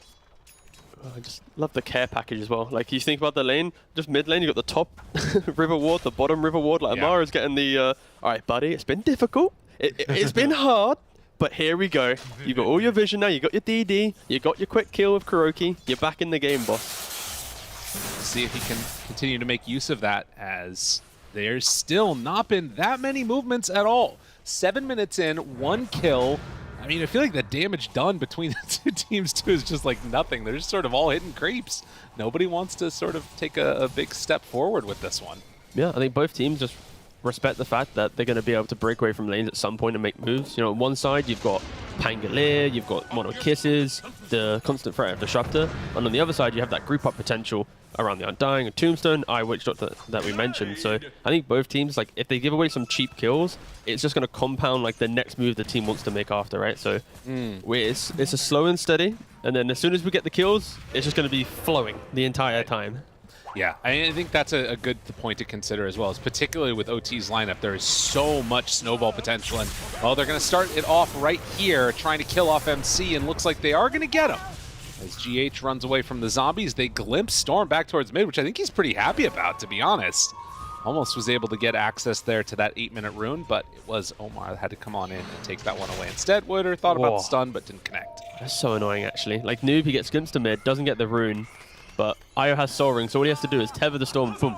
That's why you're full mana, and it's why we see Io's Storm being such a potent combo. I think we've seen it played like 6 times across all regions now. It's got like a 66% win rate. Like, it's in a very healthy position in the in meta right now, and I feel like teams will probably be picking this up a lot more down the line, especially when you see how simple it is to keep Storm happy in the game with the IO. Totally, and you've always got the worry of the Witch Doctor that you can come out with the last pick, because why not? I mean, it's going to be all over the place. It should be, to some degree. I feel like any of these heroes that just build like Guardian Greaves Pipe are still always going to be so valuable in these games, as again, Amar trying to finish off his Diffusal Blade is getting a little bit closer to it, and that feels like it could be a pretty good moment when they can make some moves together. Obviously, of course, the 10-minute mark coming up, and GH might be thinking about taking away that tome there too. Sumail and Kuro going together on Omar, trying to take him down, hiding away Silence. Sumail's still on him, but Exploiter, look at the damage out on him. It's just there with the Voodoo Restoration and slowly whittling down the Morph and everybody else around him. And surprisingly enough, I mean, I say surprising, it's not as if this was like the most potent combos, but Witchshot did get a very small buff in the previous patch, right? Like, it's an extra 6 damage at max level on his heal now, so I don't know if it's going to mean too much, but, the fact that, Ice Frog was watching, they saw Gladiators dominate with it, you know what, we respect it, we want to see it more, take 6 more HP damage. Yeah. Not enough to really get it in, but, it's the small things that matter. And Sure enough. But no, for Voodoo at least, yeah, he's got the 3 points into Voodoo, he's going for the Greaves, and yeah, just wants to keep chilling, keep farming, and that'll be the downside of having the Witch Doctor. It's not like he can quickly sweep across the map and counterplay on rotations. Nice play there, picks up the Haster, and Noob gonna have to go for a little zip out, but he might be in trouble as the Pango rolls back and forth, catches him there, pushes high ground, but that does reveal the ward. Mar now gets up to the high ground, trying to get away from Noob, pops the haste, but the pullback is still going to be there, keeping more damage onto him, and Sumail waveforms through, and they're going to be fine. And by the way, this is an enormous stack built up here, as they'll drop down the tombstone, it looks like, and try and just steal this one away. Sumail, he's posturing, isn't he? Okay, he's not. I was going to say, it's like, that'd be quite a greedy play just to waveform in and yoink a couple of the big creeps. Nice disengage there from Nigma, and that's kind of what they want to keep doing, is that constant poke. I respect the fact that Sumail, he is, even though he's top net worth, he's still breaking away from his farm pattern to help kind of put a little bit of pressure on Urdu. Like, you really don't want them to just be sitting in lanes farming this entire time, because when you have 2 lineups, one that is death balling, if you have a death ball that AFK farms to 15, that death ball is going to feel so hard. So Nigma, they are trying to break the game a little bit, but they aren't really succeeding, especially when you see Storm and Drow just happily farming up. Yeah, if they're sort of free to get to this timing and thinking about BKBs and what else is that's going to mean, it's going to be tough. As up top, MC just gets brought down. TA2000 able to run him there. It's the classic new play, right? It's you go from mid, you quickly find an opportunity to gank and goes top, right? He's been top twice now, both times he's gone there. He's got a kill on MC, and he's just helping TA2000 into the game. Well, there's a smoke up now. And Sumail's going to TP to try and join the rest of the team who are looking for a bit of a go onto TA2000. Kaori not in position to break this smoke, so this should be a freebie if they can get there in time. This is with Diffusal Blade done. They're going to go for the Glimpse play. A really good gust, though. Keeps TA2000 alive, and now with the relocate in, they're going to drop the kisses. Oh, Disruptor ulti hits onto all of them. Oh, a great timing there for GH. Oh my god. And they blow them all up. What a call, and yo, sometimes it's best not to relocate. That was just filth. I mean, everyone watching, Christ. That doesn't happen often in Dota. The beautiful 4-man Static Storm into Mortimer Kiss is absolutely everything. And Noob, and then Noob as well. Drop it too, and they find him. Gonna be there with the swashbuckle. All 5 go down. We talked about the death ball from Oridu, but they just broke it in half. The damage, you have to respect it, right? Like, I feel like for Urdu, they should be fine if they're one hero tanks the Static Storm, one hero takes the Monarch Kisses, but you already see here, this Gust starts up tier 2000, like, boys, I'm kind of surviving, and yeah, as soon as he turns that corner, they see the vision there, it's like, you just TP'd and relocated into a really poor position. A little bit of miscommunication there from Urdu, because it's, against these heroes, you've got to respect the AoEs, and I feel like, yeah, a little bit of a misplay there from Urdu. I mean, I will say that if I'm looking at this Urdu Thunder draft, if they had like Greaves at that point, or for instance a Pipe or something like that, I think that play turns around and looks amazing for them, but they just didn't get that gold yet. They haven't gotten those big team fight items yet, and of course they all got silenced and blown up. Yeah, they got absolutely slapped, yeah. But I can see a way that if they can sort of survive this window when they don't have those big items yet, maybe they can make it work. I'm just concerned now after losing 2 towers if Nigma can just run away with this. I mean, yeah, for Urdu, what you're leaning on is exactly what they're talking about now. It's, guys, if we can just survive the Static Storm or the Mortimer Kisses, these heroes will fall off. And then they just got to 5v1 this Morphling. So if anything, it's Urdu's positioning should improve now in the upcoming engagements. But yeah, for sure, Nigma, the fact that Sumo has sat at top net worth this entire time, whenever you pick Morphling in these types of lineups, it's always, how quickly can I get to like Dragon Lance Manta plus whatever active item he wants, right? And you already see from Amar, he's the one that actually got Scardy in his quick buy. So potentially this Morphling might pivot to just like an Axe build instead, giving away the Scardy to the Pangolier. So kind of distributing the big game-winning items to make sure they happen a little bit quicker. But And I mean, if TA2000 gets shifted into with Ag's form Morphling, that is just crippling her damage output. You're having to rely so much on Storm at that point. And you take a look up top, and while TA2000's farming out these stacks, it's Sumail that's already bringing down this tier 2 tower to half HP or so. They are really accelerating the game in some capacity there. But Ordu Thunders, I mean, it still feels like they kind of need to death ball if they want to make a good fight happen, but it kind of feels weird now after losing that fight like that. Yeah, we haven't really seen the effect of this Witch Doctor, right? He's sitting at 0-1-0, sorry. He hasn't really kind of entered the game and gone, hey, look at me, try and kill me off, because he understands that. Sure, he has some heal, but no way does he survive through a Rolling Thunder plus the Static Storm. So he can't be as confident as the previous Witch Doctor strats that we've seen, where their supports maybe don't provide any damage. So this is like an offlane combo now that is like, because of that top event, because of the fact that they can't comfortably look towards this mid tower, because of the threat of Pangolier, it has become quite a disjointed situation for Urdu, and they are going to be waiting for Drow or Storm to say, hey guys, I'm strong enough, enable me to get the damage out now. Well, we'll see if it ends up happening now. Kaori is down on the low ground. They're all underneath vision, and GH is going to pull him on back in just a moment here. Waiting for his time in. There's the glimpse, and Amar ready to chase, ready to kill. They've got everything and more than enough to bring down that Undying. I just want to go back to something that you said earlier. You said not 1-0. Yeah, I just kind of the Witch Doctor. Is that? Yeah, is that a thing? After I said it, I was like, damn, son, I really just went down the whole kind of roller coaster Every of type numbers of there. zero. I mean, not 1-0. Yeah, actually, you know what? I actually do say that. Now that I think about it. Yeah. Not 1-0. Not 1-0. Does anyone else? No one else says that. Am I about oh, God. I just said it in front of like 30,000 people. Ah, well. Any 0-1-0 fans in chat? Can I get an amen? There we go. There's not 1-0 of them. All right, Sumail Ray's going to be swimming right now. It's good. Ready to take on down this tier 2 tower up top. Undying, he's back. Might get glimpsed again. He's not careful.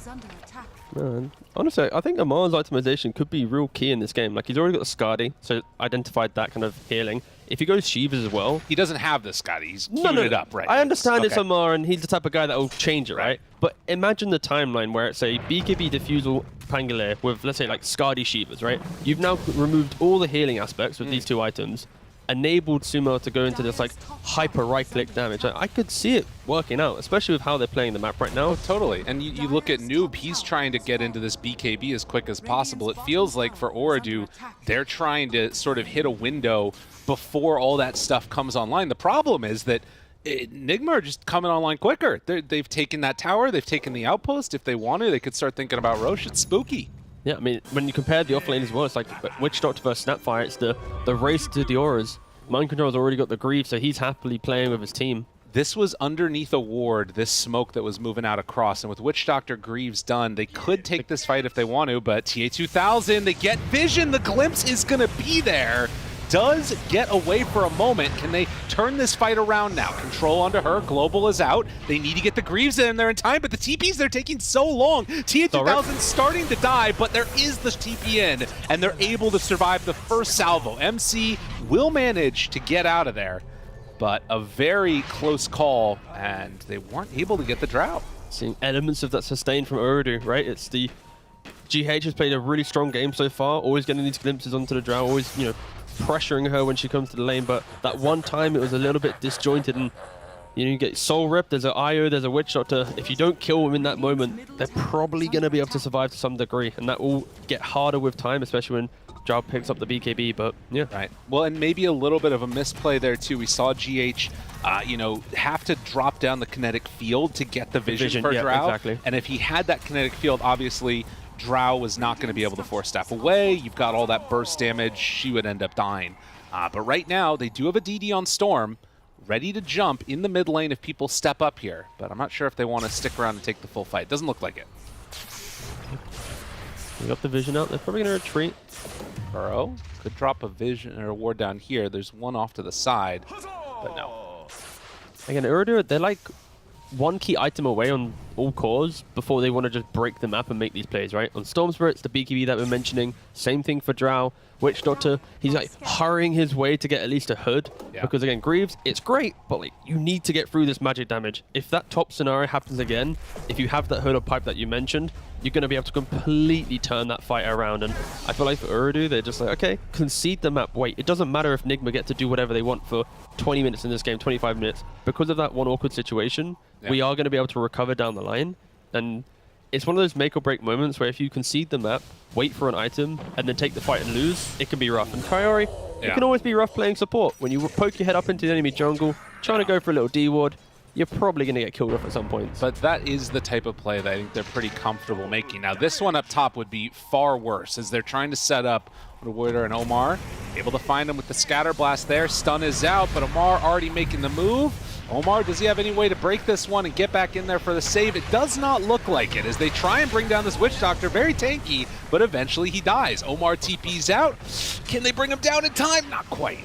So the kill on the Witch Doctor, much needed, and that was right before he did get that full hood completed. He's still going to be able to finish it off. I mean, it also took nearly 4 heroes to kill him off, so we're like, guys, it's happening. We're getting closer. We're coming online, kinda. I mean, it is still 10-3. It's like 1,000 gold lead, but you can see that there's a way that it could happen. I mean, this game's like amazing. Like, just the net worth is so even. Like, no team is like insanely in the lead. I feel like Urdu at any minute could just break this game by running across the map. The flip side, they could run into their absolute death, get slaughtered by a global and a rolling thunder, and the game's just over. Like, we're just building up to this one big point in the game. Right. Well, and underneath vision here, Mar's going to back out. It feels like Roche is going to be that thing that can sort of separate stuff around, and obviously, you know, Storm Spirit, Aegis, huge. More likely than not, it's going to be Sumail, though, that picks it up if the sort of trend continues in the way that we've been seeing it. But they're confident, just holding on to the map right now, and not wanting to give up too much of it. Yeah, my most enjoyable thing to do in a cast is to analyze Amar's quick buy. So he's from the 3 items that he had in his quick buy, he's now went for the halberd. So option number 4. Let's try and explain that one. So of course, when you roll around on Pangolier, you often die just to right click. So it helps with the evasion aspect during your ultimate. And on top of that, if you get on top of the drow, finish your ultimate, quickly throw the disarm, it can work out pretty well. But I'm honestly, I kind of convinced myself through his quick buy that BKB Skadi, you know, these items down the line could be really cool, but I think maybe that's like a 60-minute game, yeah. Somebody else on Nigma convinced him to do something else, maybe. Who knows? That's true. There has been a lot of downtime in this game to try and reason with Omar. That's a good point. Well, 21, 22 minutes in, and still, the thing that's interesting about this is that Nigma's sort of controlling the areas of the map that Ordu can farm in a way, but Ordu's still keeping up and farm pretty well, too. And now, as they are going to try and make a more concerted effort on Nigma to go on in and take down Roche, this feels like it's going to be that moment where Ordu need to kind of deal with the big pressure that's going to be coming their direction. Yeah, you talking about where Nigma's playing, because they're playing this top side of the map, they naturally will have Roshan ownership, and we talk about the fact that Urdu are kind of chasing that one item timing that was talking about, and they're not there yet. So yeah, Nigma, they sense the state of the game. You know what? Take it away. Get that first Aegis. It is going to be into double BKBs and soon to be pipe for Witch Doctor. I don't know if he's going to get that one completed by the time the big push finally comes in, but maybe Nigma ain't even trying to make that move, because they're kind of all staying down bottom, and instead it could be OT that take the fight to them instead. You know, Nigma, they have to be careful. Like, even though they have this lead in regards to Aegis, their lineup is all about, do they have Global? Do they have Static Storm? Do they have Mortimer Kisses? Like, if these spells are down, Urdu, they don't care. They don't have any cooldowns to do. So this next fight, it's all about how does Urdu poke that first engagement. And they're moving into the same area right now. This could be very deadly. Who they find at the start is going to be clutch and key. And where do they walk right into him? Going to be able to find MC there. Sumail thinking about going on to 1, but already the tombstone is down. Amar gets the stun now onto the Storm. The Witch Doctor going to get healed back up to full. Sumail runs in, tries to take down Omar, but TA2000 has got him. The Gust is there, Manta to back away. Noob tries to find him. They get the Global out. Nobody dying. Nobody's dead. They might finally take 1. Nope, nobody's dying. Nobody wants to die. Nobody wants to get the kill. Omar, does he get out? Yeah. because again, nobody's dying. Woo! What a team fight! Let's go, baby! Woo-hoo! Nobody's dying. Why? What are we playing Dota for? We're playing it for the fact that this game's never going to end. If either team can't kill each other, we're stuck here for life, guys. All right. Yeah, I mean, so Urdu, I'm sure if when eventually the fight recap might pop up in a minute, and the healing done the sustain from Urdu. There's no fight recap. Wait, nobody no one died. Oh, no! Oh, what? Oh, of course. That's actually kind of sad. I just realized. Total healing so far for the Witch Does Doctor. that count as a bug? 500. Yeah, it should be a bug. That's a bug. Surely there was enough damage done to mitigate or to prove it was a fight, right? Probs is losing it. Maybe, yeah. Okay. Harry. But at least we're seeing some healing stats pop up on screen. But yeah, realistically for Urdu, I think the reason why that fight, Kara's going to die here, but it's fine. Maybe. I lied to you. He gets I've the lied to tombstone you. down. They take the Aegis. I think that counts as a real death. And finally, Kyrie's going to be brought down. Witch Doctor ulti's still going. Amar just going to roll on by and roll on out. Doesn't want to get caught here in a weird position. And 11-3, 3K gold lead. Yeah, Urdu cannot walk up into this jungle. It's just lit up with Nigma vision right now. That's a really good fight recap. That's not the... Oh, God. Dota, what a game. But no, I think for Urdu, at least in that previous fight, it was all about their patience with their BKBs, their positioning, right? It's like when Nigma initiates, Silencer's really holding off his global, but you know what? Let's go for another pickoff. Kuroki's got really nice positioning here, though. It feels like, yeah, they're going to see it now, and now they know that he's over there in the woods. But TA2000 spams out the wave, and we're again resetting. With Aegis down now, I mean, I guess that Sumail's just chill until he gets Scotty. And I think Urdu are pretty comfortable, at least until Pipe. I don't know. As this game gets later and later, do you still think it has that same strength coming from the Drow Storm Spirit, like to deal with what the side of Nigma has? Yeah, I think it should be able to scale quite nicely. It's more on Tia2000's positioning, right? I think at all points of the game, Drow's going to be able to, with the Frost Arrows, with her Shard, be a threat to this Drow. It's more, can Sumo, when he enters the fight, is he entering it with conviction, like, this is the perfect jump, I'm going to kill off the Drow, or I'm going to kill off the IO to prevent that sustain. So for Nigma, I feel like as the game goes later, even though their items feel really good, they can always like throw a fight because they don't have that clean lockdown initiator. It's all on pretty much Amar on this Pangolier to roll around, get all the vision to know how to jump correctly. But on the flip side, Urdu, it's because they're so survivable, items will just make it even harder for Nigma to kill them off. Well, they're going to walk straight up a hill with no vision. That's usually not that great, but this time it looks like it's going to result in Kuro going down dead. Mar rolls through yet again. We'll just go for the TP out after. No way to break that one, obviously, yet. And he gets away from harm. Yeah, now we talk about this healing. Morphling went for Skadi, and now Pangolin's actually going for the Shivas. Glimpse. Snoop just going to pop the BKB, ready to fight. On to MC, and look at it, the Static Storm dropped down. Dead. It is not going to matter. They don't find a way to keep him alive. And just like that, they lose a couple. I mean, Urdu are just playing this map with so much confidence, right? They're smoking up into the high ground, Drow's forcing in, and then it's on the flip side. It's okay, we got to kill. So let's just run back across the map and get another one. Sure, it's on 2 supports, but the fact that they are playing into Global, into Rolling Thunder, it's like, whatever. Like, if we fight them, we have these BKBs, we have these ways to posture. But this double anti-healing timing will be coming out from Nigma.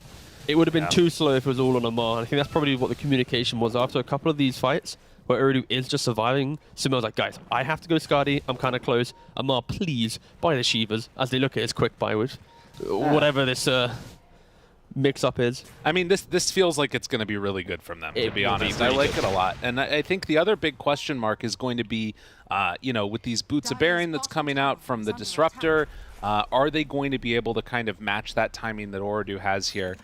Because they did get the pipe completed on the Witch Doctor. They have pipe and Greaves on Snapfire too. And it feels like it's much more about how these fights start than anything else. Yeah, 100%. I think, especially for Nigma, if the fight starts on their terms, it's going to be the Silencer waiting to hold the perfect global. They're walking in division, though. Yeah, they should be able to jump in from downtown. They try and find him right away and going to catch onto that silencer. It's a big kill to get if they can get him. A cookie. No. Stun is there. The Witch Doctor bounce back and forth, but enough heal coming out that they get that global off. But down on the low ground, TA2000 trying to kill off Amar, doing a good chunk of damage. But Kuro, he TPs back in and gets right on top of the Drow. So cutting off some of that agi with the IO and Witch Doctor gone. These heroes do not have the sustain, and TA2000 in a ton of trouble. They buy back on IO, want to come in to save TA2000. The heal is there, and now the turn, they take down Sumail. They're going to blow them all up, and well, one after the other, Nigma starting to fall. Mar's going to have to cancel that tether to get the Drow not taken back home. A huge win for OT. And well, vote from Amar? Amar? That was not how that was supposed to go, and a lot of tips on the TA2000. There's some really good tips, by the way. They're like some S-tier tips right there.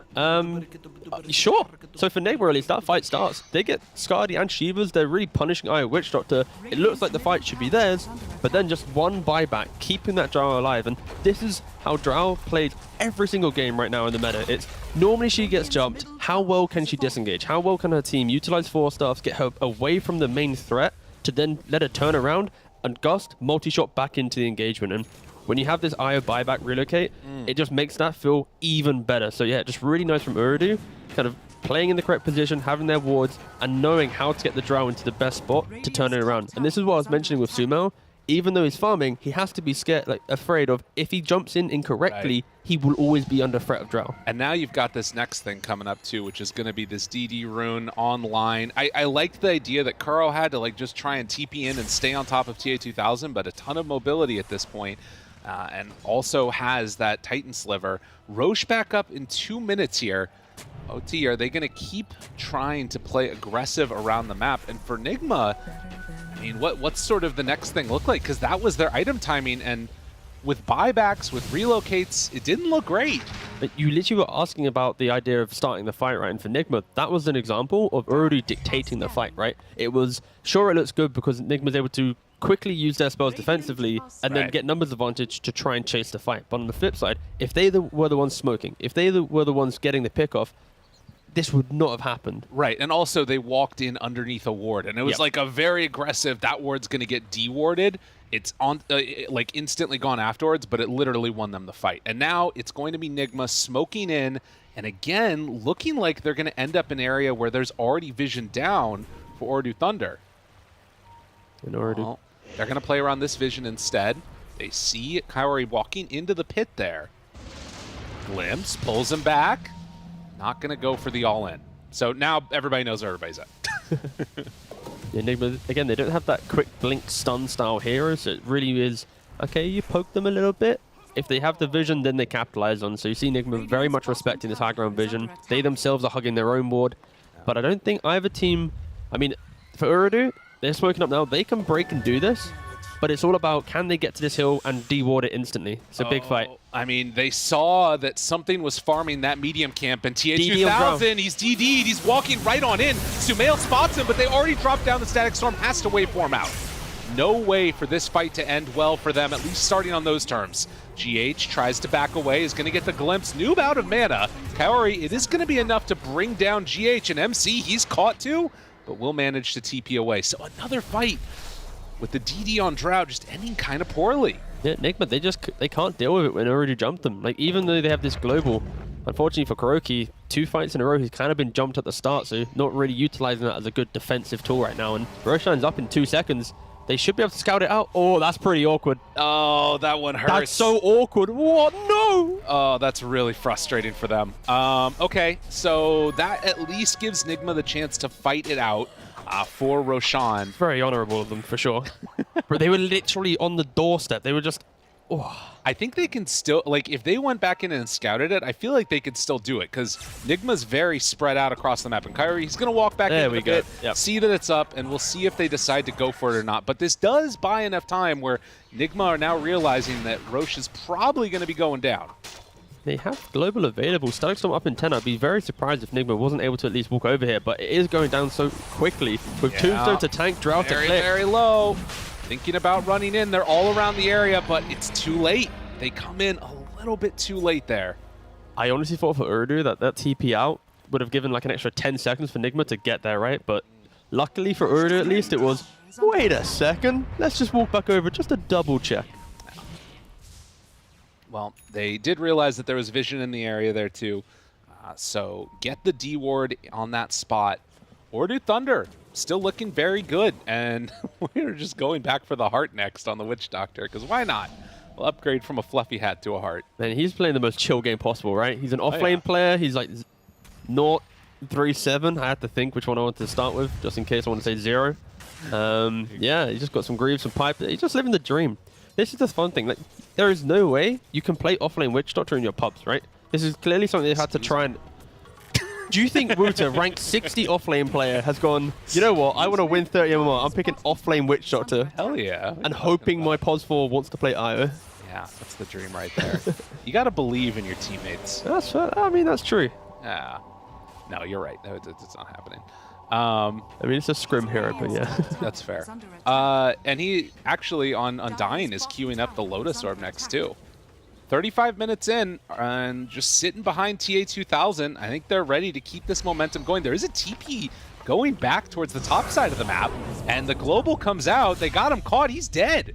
Noob was not anticipating a ward up on the high ground, the whole rest of the team on that side. What a pick. I need to check the death summary there. Yeah, it was just a global cookie. I was like, I'm trying to check, like at least double check what exactly caught him off guard, but no, it was the vision, zip, boom, instant global stun. He just dies off. So yeah, nice positioning there from Nigma, but that's Noob's mentality this entire game, right? Or at least how he plays as a pro. It's always, if he has some farm, if he sees an opportunity, he's going to just try and force out that spell. But this time, Nigma very much in position to punish him. Ooh. And Sumail picking up that big item now, has the gold for it. It's going to be the Agnum Scepter flying out. Now, this means no buyback, but the amount of Agi you're going to be stealing from TA2000 is pretty insane. And they're trying to slow down the push mid with even the kinetic field, while simultaneously they're dropping the other lanes. They're losing this Rax battle. They have already lost the tier 3 down bottom, and GH, just on his solo, is trying to keep alive their tier 3s. Okay, one TP comes back. They've got a glimpse ready still. Amar is there. He does get silenced, though. Ooh, and there's going to be staying alive. But that's a full lane of racks that they lose. What an outplay from Nigma. Like, Storm pick off into solo defense from Disruptor, utilizing glyphs just a little bit better on the side of Nigma as well. And yeah, they get a Rax for free. I mean, look at this. This is a 6,000 gold lead. This is an Aegis in hand. This is everybody on Urdu Thunder being topped off. And they're the ones that are losing the Rax. And creeps are still in their base. Just a really disciplined call from Nigma. Again, like in some scenarios there, teams feel a little bit under threat, but no, they knew exactly what they wanted to do. For TA2000, he does have Lincoln's soon complete, so this big ag timing that you're talking about will be at least cushioned by the fact that TA2000 will be able to potentially prevent it from hitting straight off the bat. Actually complete as we speak. Okay, so that's going to be a big one, and that's going to be the reveal. So Nigma going to have to be very wary about how they play this and making sure that they get full value. But the Hex is there. They find the Disruptor for Staff. Cookie keeping him alive, and GH gets the Ghost Scepter off. Now they see that the Lincoln's is there. It's going to be broken right away. Now, that wasn't the Morph. So he still has Morph available. And you can see they take down the Tombstone. They hold their high ground. Nigma making it work for themselves. Yeah, I think Urdu are kind of losing a little bit of threat with their Storm Spirit now. Every time he jumps in, there's Forces, Glimmer, Capes, Ghost Scepters. It isn't this, oh wow, look at Storm, he's always killing X hero at the start of the fight. And especially when you get Nigma into the base, it's even harder. Sumail, they're right on him. The Hex is there. Where's the save? They got it for a moment, pulls him back in, the Cookie, and the Disruptor will be down, but he's gone, and no buyback. Amar's gonna fall. They're gonna take the entire base. Amar and Sumail gone with no buyback. All they need is creeps. There's creeps hitting their tier 4 towers, for goodness sake. But what a freaking win that one was. I just didn't expect Nigma to walk out their base, honestly. I thought they were like, you know what, that's great. They just survived a little bit of Storm jump, but no, they give the one opportunity for Urdu to pick off both big cores. They're dead, no buyback. Again, bottom tier 2 is alive, so they shouldn't get mega creeps, but I mean, Urdu can go for top. a little bit of mid, maybe a little cheeky bit of, you know, tier 4 poke if they really wanted to. I mean, that's so much. You lose GA those 2 cores. Yeah, they're saying they're not buying back for this. They might not have buyback at all. Now, no Aegis is available, but with 30 seconds until Morph is back up, how much damage can OT do? They don't have any damage out of these 3 other heroes. Win conditions at various points in times for Nigma have been Amar and Sumail, and they're both dead. Okay, to be fair, Urdu can't end the game. The Ancient is way too strong that at worst they're going to hit this tier 4 and they should be able to disengage. All right, we'll see. Or they're going to run away. They should run away. There we go. All right, they Too don't many want times. to attempt it. There we go. I mean, that's still 2 lanes of Rex. That's huge. But they have to be careful. Like, walking into low ground in an area Urdu is like parked up for the last 10 minutes with no detection against... That was bold from Nigma. Like, they made some incredible bot lane Rax trade play into then the most relaxed... Right. Very, very 50-50 right now with Nigma, and not the EE 50-50s that we see on Reddit. You know what that is? That's like somebody doing some like crazy parkour trick and like doing a backflip gainer into something, and then they just like trip over their feet and fall on the face. You know what I mean? It's like they did the coolest thing ever, and then just the simple thing caught them off. It's the bane of every Dota player. True enough. Well, a couple bounty runes are going to be over there to the side for the side of Nigma, and for Ordu Thunder, one last lane for them to go after. They can also just hold on to this side of the map if they want. And there's still, nobody has gone back to deal with the creeps in the base. The tier 4 tower is going to go down. Like, they're like, look, we lost our racks, we're done. We're not playing bottom anymore. They're so stubborn, aren't they? Like, this didn't happen. They're living in a whole different dimension where they still have their bot racks. Listen, they need to finish the game quick, because otherwise the creeps are going to kill the Ancient. All right, Nigma with the 6th man in the roster. It's been a couple years since we've had one of them. Oh, jeez. Okay, but in fairness, Urdu, they are playing topside because Roshan might respawn in a minute. Yeah. They want to be in position to take that. They take Aegis, then they can relocate, not with IO, but literally their 5 heroes to the bot side. With IO too. Oh, wow. Look at that. Double whammy. But they want to go Aegis into bot side, take tier 2, threaten for the mega creeps. And finally, after so many minutes, they are able to push out this lane. GH might see some spirits flying around over there, but the relocate is going to end. He was maybe thinking about a glimpse there. But not going to be able to connect onto it. But yeah, they're just going to keep this lane pushed out, and that's something else to watch for. If Sumail ever buys some of these boots of travel, could be some game-winning plays down there. But movement across the map, they're heading into the area where Sumail is at. Sumail pops the Manta already, and maybe sensing that there could be some danger heading around his way is going to back out. Yeah, and a big trade-off as well with GH gameplay. Right, he went for Ghost Scepter, Boots of Bearing. He's not going to have this Aghanim's at a reasonable amount of time. Normally you get ags around maybe minute 40, 50 in these games where you're playing more aggressive, but we're not going to see that effect where it's like, we caught the drow, she didn't get BKB off. So Nigma really have to lean on each other to force out these defensive tools. I think this is the 3rd game that I've seen GH play Disruptor and go Boots of Bearing. It seems like he really values that item quite heavily. And maybe it again speaks to like the way that this team functions in general, where it's him and MC picking up these like support-oriented items. MC is also thinking about trying to go for some scaling himself, almost at that level 20 for the Little Shredder to use attack damage and has the Chrysalis built up. But Aghanim Scepter in the Roche pit. The perfect respawn. Roshan's up, Nigma smoking. Vision though, Urdu have 4 wards around here, but the bot lane is still hitting. They think that somebody's going to have to come back to deal with this. Ordu Thunder, they're in the pit now. Amar starts to go in, and it's a haste run for TA2000. Are they just going to go in for an all-in play? I mean, this is going to be Roche down. It doesn't look like they're trying to fight it. Yo, Nigma's kind of pinging the base right now. They're also awkwardly waddling in a little conga line towards the bottom. Are they going to try this? I mean, all right, here's the thing. They have Glimpse available. But they have Glyph available on Urdu. They do have Glyph available, but Glimpse is there. And Amar walks in, gusted immediately, has BKB. Halberd is there too, and well, now he's been left behind by his team. Gonna think about the roll-up play, tries to get away. So they forced back all of Ordu Thunder and aren't gonna really be able to get much for it because they're also, their Ancient is exposed and starting to take some damage from creeps. I can conclude, Lyrical, that achieved nothing. Yeah, no, it looks cool though. For a moment, it did look cool. But I feel like for Nigma, that play can work if they're, let's say, 10-15 seconds earlier, where it's like they're hitting the tier 4, forcing a glyph, Roshan just is started to get hit, and then you cause that like two-way thought process for Uru. It's like, do we finish Aegis? Do we protect our base? Are we glyphing? But because it was so late, it just allowed Urdu to simply reset, TP back, sweep into the bot side of the map, most likely take tier 2 and potentially this, you know, tier 3 for free. Nigma, they're going to have to defend this because if they lose the next fight, it's going to be GG. Well, it's definitely going to be a tough one for them. And 21,000 gold lead. A refresher is done now on Noob with that Hex ready and the Aghanim's Blessing brought together. So, I mean, this just feels like it's such a difficult fight. I don't know how they really try and take this one super effectively. Yeah, it's going to be difficult, but Tombstone for high ground for some vision. Got to find a way to hold here. TH1000, just throw the Lotus on him, let him click away.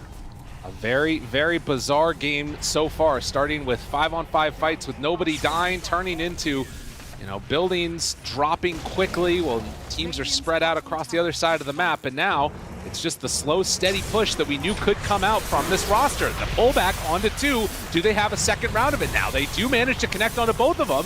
Hex there. The silence is onto Drow. Amar buying some time because it's solo Storm on Noob trying to find kills, and he's not getting it. Kuro still backing away. They thought about that jump with the stun, but wasn't able to quite connect it. Now Sumail is turning to TA2000. TA2000 not hitting very hard with almost no agi, but another pull, he zips into it. Sumail caught, but the turn now onto Stormy dead. The Witch Doctor ulti doing some damage, but Sumail is so strong right now on this Morphling, manages to kill him off once. Can they do it again? Omar wanted to go in for the save and tries to make a play, and it is going to be enough.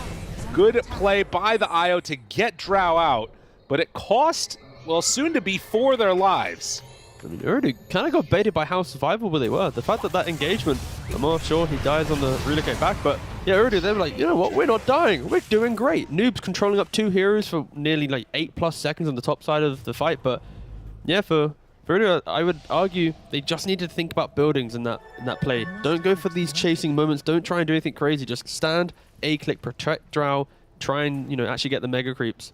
But instead, they give Nigma a little bit of breathing room. Take a look at this replay here. Yeah, it was a moment where, like, obviously Noob felt like he could go in, catch onto these 2, but Omar just absolutely disrupting this fight. And, you know, for Drow, obviously, what was going on was she was trying to put her BKB into her, like, regular inventory. Finally had it in, but then at that point, it wasn't really a great go again. Again, you see from TA2000, at the start of the fight, it was like he throws out a multi-shot, and then it's like awkward, he walks around for a little bit, then he comes back in, hits some buildings, now he's at this point of the fight, so unfortunately, a little bit of indecision from Urdu and how they wanted to approach his high ground. Noob, again, happily controlling up a lot of heroes, but back in the real world, that is going to be Silencer having to force Staff away, and yeah, you can see on his face there, a little bit of concern about what was going on. Don't tug too hard, buddy, you're gonna lose your hair like me. As 47 minutes in, 11k gold lead is what you're down to now. And thinking about that next round of Roche soon. God, do you think it's going to be a base race type game, or is it going to be like a clean... like, we've had, what was it? You know, 23 kills in 46 minutes? That is depressingly low. Esportsbet.io is still very much in the favor of Ordu Thunder, but I think that there's something to be said for what you're talking about, this Morphling just backdooring, you know, and particularly now that the tier 2 tower is taken down mid, it gives him a really good window here with, you know, waveform attacks targets, stealing all that agi. Could be dangerous. Let me double check. Okay. Ooh. Okay. So, Urdu have a little bit more HP on their tier 4 than Nigma's. Again, Nigma the one that haven't really been hitting buildings for that long. Yeah. But we very much like a mirrored situation here. If either team really wanted to go for it, who actually does it quicker? I'm pretty sure Nigma does it quicker. They actually have Boots of Bearing, some Snapfire right clicker, some Sumo. Yeah, you know what? Nigma would win a base race, I think. But then Overcharged Drought, ooh, there's so many little factors here. I mean, the other thing to consider too is going to be that element of glimpse. You know, when, like, keeping track of these BKB timings, if somebody tries to come back and defend and sort of Disruptor is there, that feels like it's a really good hero to sort of mess up those things. And you can see, for Nigma, they're sending in through top, and they're probably just going to get this set of racks again. Nobody is home to deal with this, and Sumail hits so hard. I think this is at the very... Well, they're TPing back now. Starting to, at the very least. But more importantly, Glyph has been forced. Yeah. That's the big one. Yeah, and it's going to be quite a large window now, nearly up to 4.5 minutes now, that Enigma. Anything in the base, if Urdu are out of position, Sumail, like you mentioned, will happily do the damage to convert. Sumail a little bit low on mana. And we'll send in those Manta Illusions, trying to take him down. While bottom lane, Noob ready to jump on anybody that happens to show here. Still has that refresher ready to go. Was not that great for them in the last fight. Again, just because of how well Lamar was able to zone out the rest of them. But both teams very much afraid of stepping one step forward, because both teams recognize, like, if you lose a big fight right now, game's over.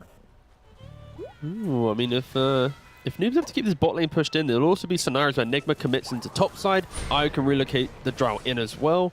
So there's multiple ways where this game could get quite spicy towards the end. But I think Enigma are doing a really good job posturing on the top side of the map, once again waiting for that next Aegis, skipping the waves out and preventing Urdu from getting themselves into a position where it's like, okay, we're knocking on your bot lane once again, come and defend. Ooh, Lamar. TA2000 there, just throwing out the gust, just in case it was the real one. He has that gem, and continually shoving out this top lane too. This entire game has become awkward because of that one split decision. You know, when Enigma took bot racks? Yeah. This bot racks is keeping the bot lane away from, Enigma's side, preventing Urdu from punishing mega creeps. Well, this is the smoke out now.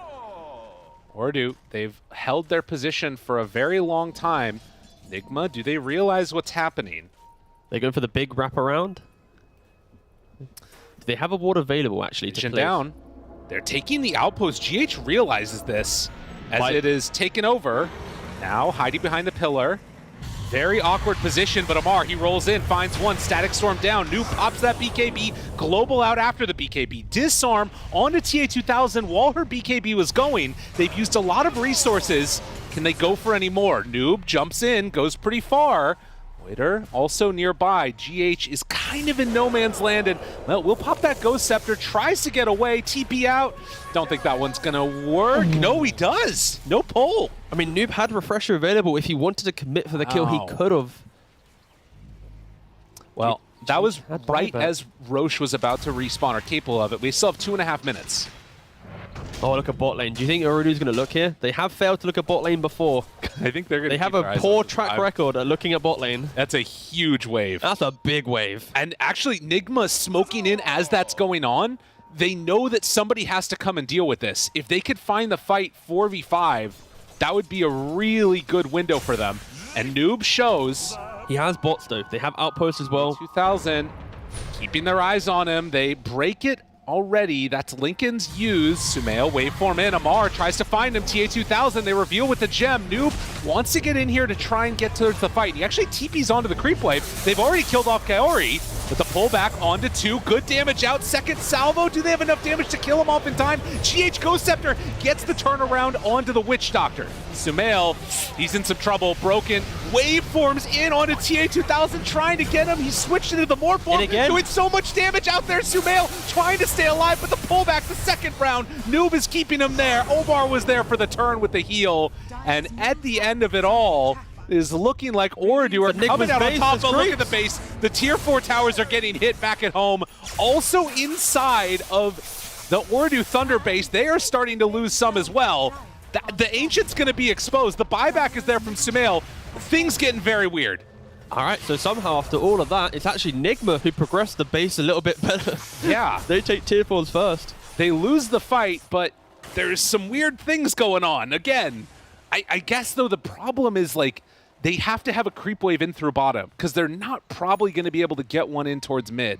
Yeah, and for Urdu, again, that previous fight, it's all about just prolonging the engagement, making sure they survive through the global, and don't allow Morphling to get on top of Drow, prevent marksmanship, and get the A-click war going. Yeah. I think Urdu did a really nice job just continuously kiting back, click, kite back, click, and Nigma, unfortunately, it was very chaotic, very split fight, and that's not what their draft needs. Sure, you can have Pangolier create some chaos, but you need to have at least some synergies on other people to, kill off these very tanky heroes. Well, one of the big things to take away, too, is this very long Roche respawn timer. I feel like this is favoring Nigma so heavily right now. It's going to mean that Sumail can finish off this Daedalus. And actually, before Roche respawns, they're trying to head onto the map. Now, this is a huge window with this ward. If they see these heroes and find him, GH realizes, yeah, this is going to be the death of him unless he gets out of there. Do they have a way to break it? Oh, man. Look at the coconut go. Very, very close. And yeah, the coconut's going to connect. Sumail is on bottom, but this is the big Roche that's coming their way. And Fortify is back up. So both teams have Glyph, have Fortification, very much ready for any of these weird rat shenanigans that could happen. If we were to get this Aegis and look to walk up aggressively, I do see a scenario where Nigma equally try and mirror that, and there's a lot of chaotic defensive spells that they can throw out to hopefully win a base race. And as all this comes through, I'd be surprised if Nigma can actually win a full 5-on-5 fight with the Aegis, the cheese, another Axis. But their Ancient is exposed, and the creeps are in the base right now.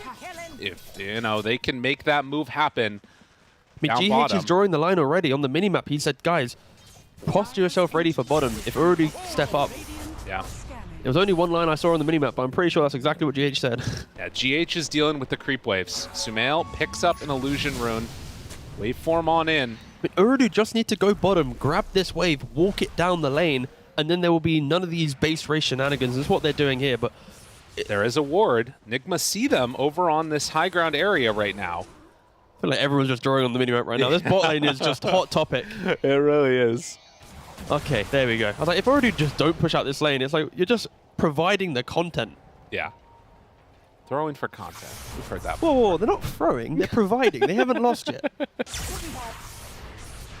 I mean, 25,000 gold lead. At this point, who was it that picked up the Ags anyways on the side of Ooredoo? TA2000. Okay, so yeah, she's hitting pretty freaking hard. And has that little split hit as well on the arrows. And the last time Ooredoo came to this position, they weren't able to take the melee racks. They lost the Aegis, and Nigma swept into the map. Since then, they've accrued a bigger lead, some knowledge, and maybe this time they can get the mega creeps.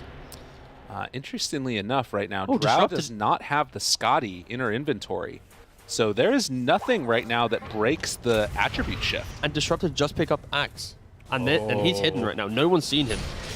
Hiding away, needs to be careful. That Disruptor Axe could be huge if they manage to find it. Needs to stay out of vision, so there's no chance for anybody to click on him.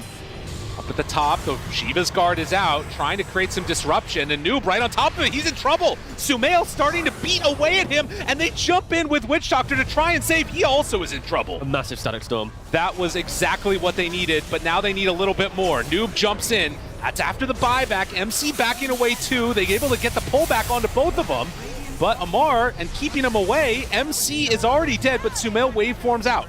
Now this is going to be mega creeps if they can finish this one off, but they managed to find a bash. The stun is there, the gust, and now the Mortimer's Kiss is coming down onto TA2000. She is stuck, starting to drop lower and lower. This is only going to be life 1 if they can get it. Another kinetic field. Looks like they're close to getting Amar right on top of TA. Finds it there with the cookie stun. The melee rack still lives. All of this heal is there, but it's not enough.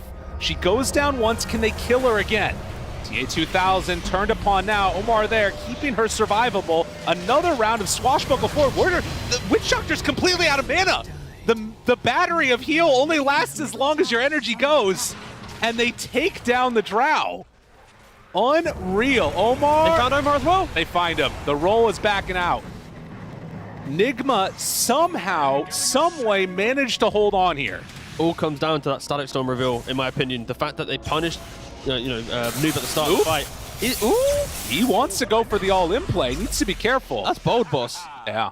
You're a setup hero. You don't have that kill threat. Noob's, he's gigging. He's like, yee. I just got the double vortex and peace, I'm out again.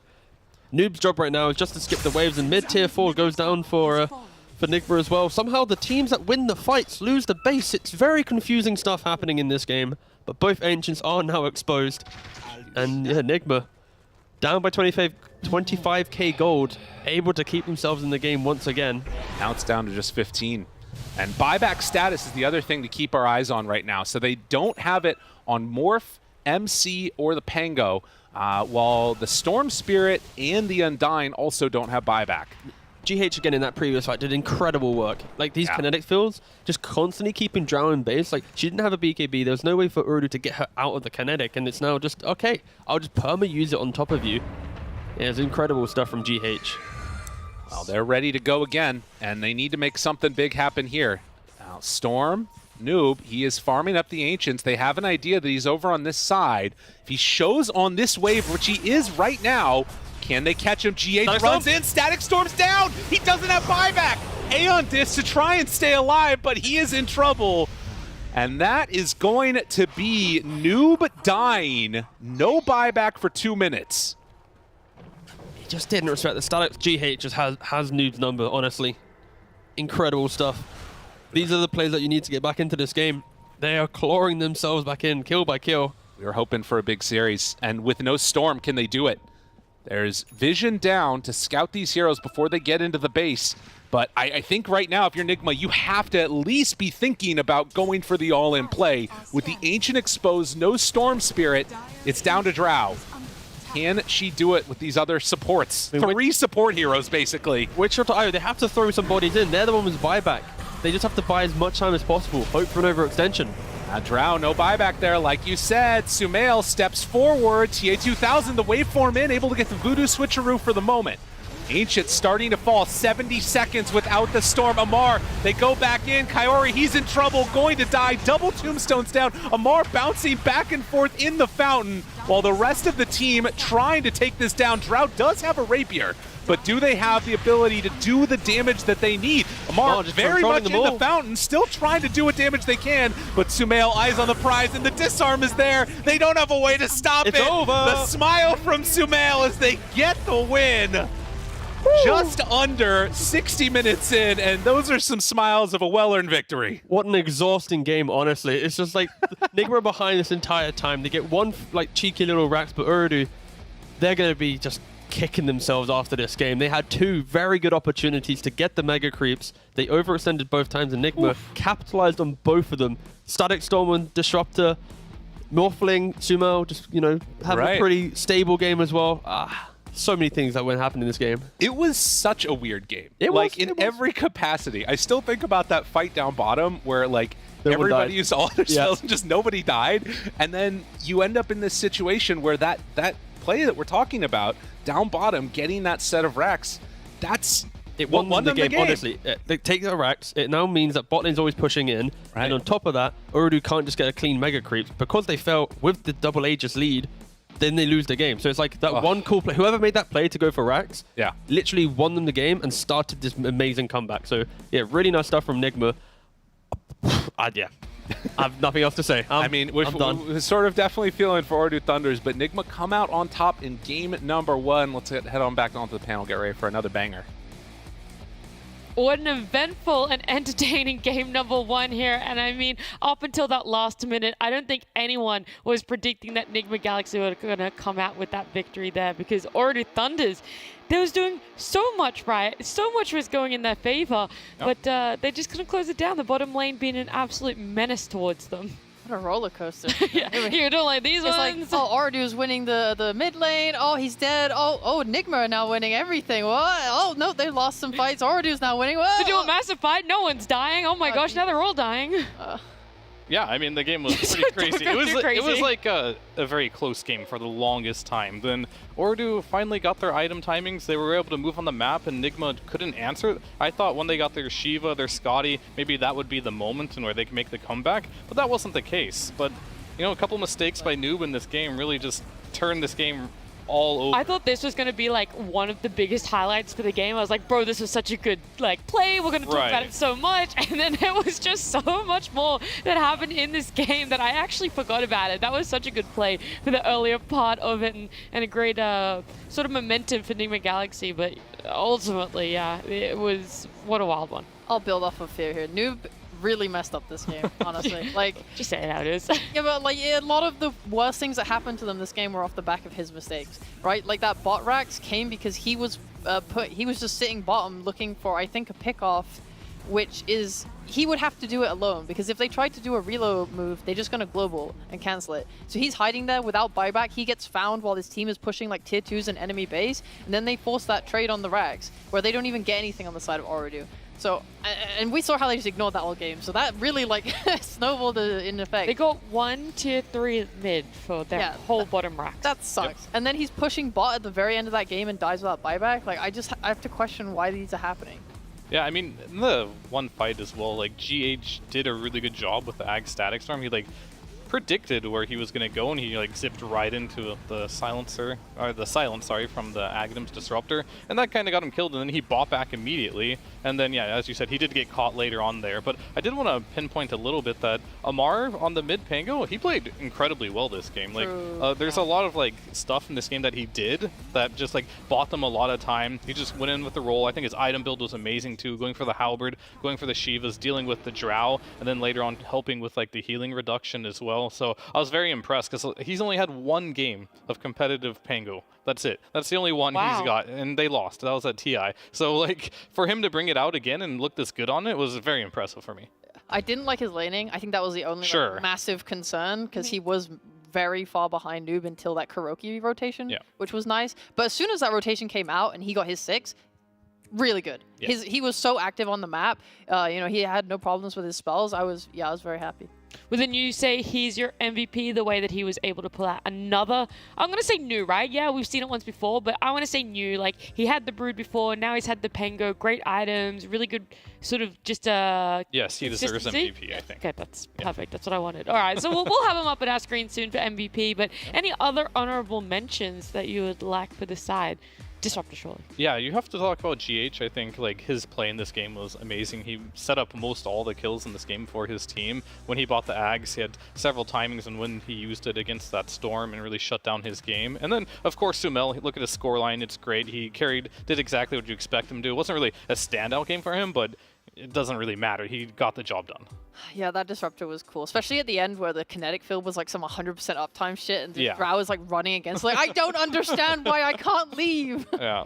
They almost could have gotten megas off of that too, so maybe just a little bit of decision changing needs to be cleaned up a lot for Oridu Thunders. But with this Nigma Galaxy getting the win against such a heavy heal strat, Fear, are you like, wow, I think from this game we can have some answers against this heal strat, or are you like, it really should have been theirs, and maybe there's still a lot left to be figured out about a strategy like this? I don't feel like they figured out the strategy by any stretch, right? Like, they tried something, and it was okay. I don't think it was bad, but at the end of the day, they probably should have lost this game, right? Yeah. And I think they know that as well, so going into the next game, I think they're going to maybe strategize a little differently. I feel like the offlane snap didn't really have the impact that they wanted it to. They ended up picking pretty much no initiation this game. Amar tried his best to like initiate how he could, but at the end of the day, you have like a disruptor, you have a silencer, you have a snapfire, just a lot of heroes that sit in the back. Same with the morphling. They could never like get a jump that they wanted. They're just very lucky that Noob was jumping into them instead and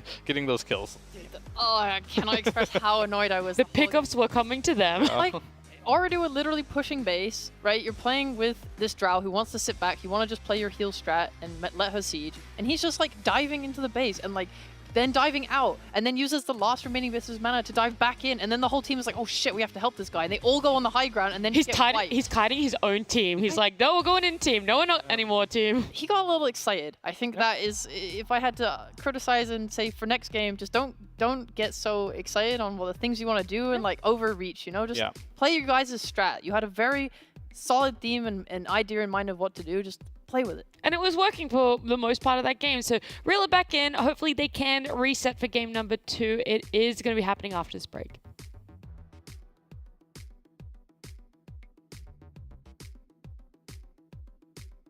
Look, bro. Albert draw, guys, Albert draw. She can die, no? Go. She can die. Nice! Nice. More. Don't chase, guys. Go. Chase. No, we can chase. There's no damage. They don't have damage. Okay, chase. Nice! More. I'm stuck.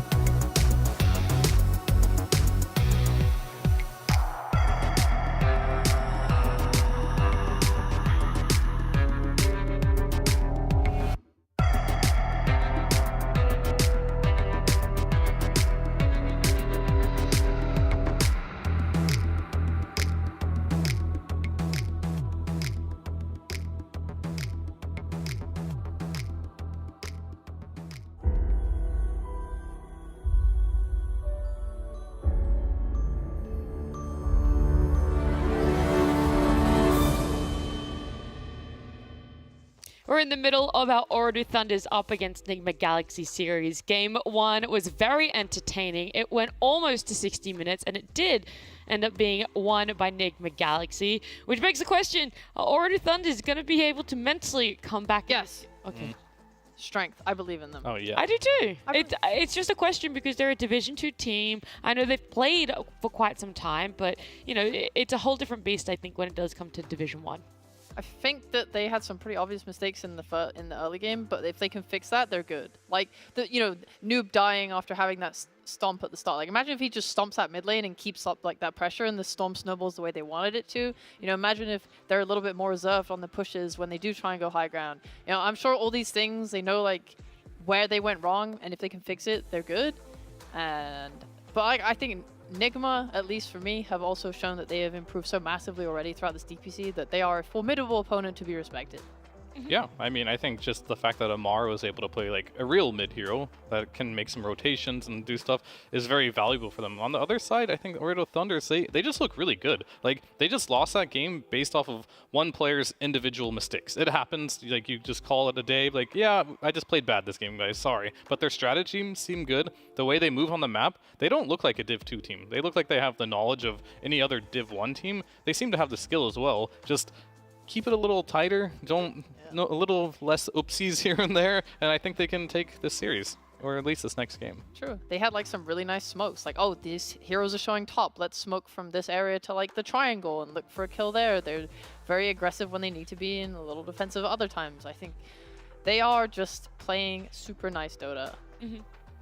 Perfect. That was the end of the point. I didn't know if there's going to be more. I want to talk about their drafts too because they went for this healing strat. We've seen it work for a number of different teams. Do you think they're going to go for that again? Do you think there's enough confidence in that one? Or are they going to be more like, hey, let's pick a different offlaner, maybe someone that can initiate, maybe someone that's a little bit more of a body rather than healing? Fit, what do you think of the Witch Doctor? That was my biggest criticism of it.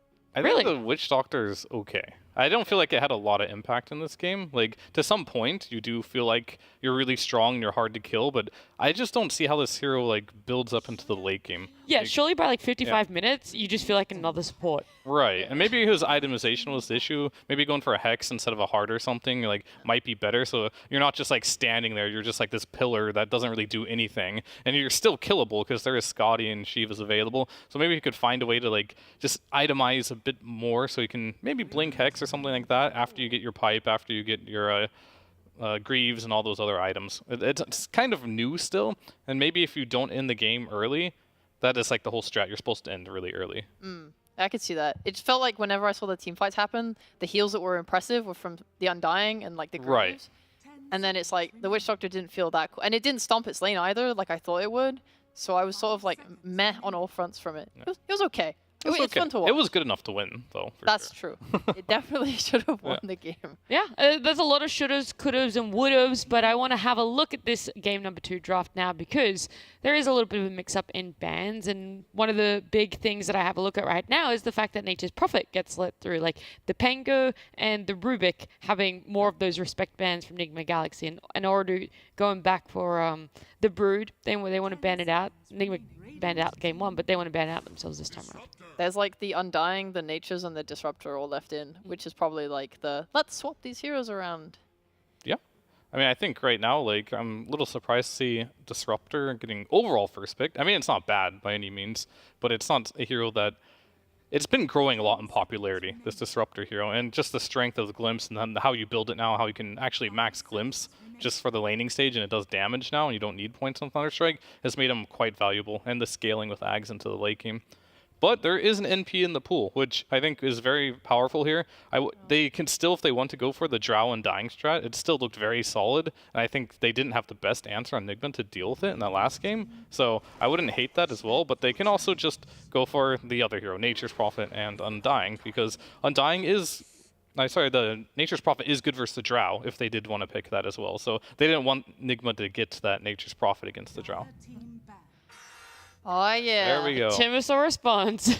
Thing is it going to be safe, mid, off? I do, even though they said they don't know what's going on, I think they are feeling very comfortable in this current setup that they have going. Yep. So I'm pretty confident that this will be a mid Timbersaw. But are you confident in mid Timbersaw?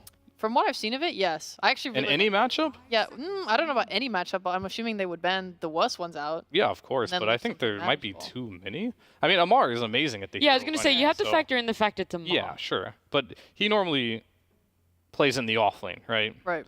He doesn't probably have like that much knowledge of like just playing Timber mid. I'm sure he has he play in some knowledge clubs? playing it. He probably does, yes. But at the same time, like I'm just objectively looking at Timbersol as a hero. There are a lot of matchups where if you are mid Timbersol, your impact, if you don't crush your lane, can be very questionable. And they're gonna have to find a way to alleviate that by making sure that I think Mind Control in this game does have to play something a bit more active that can play around Amar, because you're not really rotating on Timbersol, but Timber does really enjoy when people come to him and just stun him so you can actually get a bunch of kills. So I'd like to see something like that if they do want to go that route. The last time they played an Ench with it, they had Disruptor Ench's Oh, duo that's good. supports. Yeah, so I'm down for that. I also like Spear Breaker a lot with Timber. You just charge, it could be a support, just charge mid lane and Timber will do all the damage. He just wants stuns. Yeah, true. There's still Tiny as well in the pool for either team, potentially.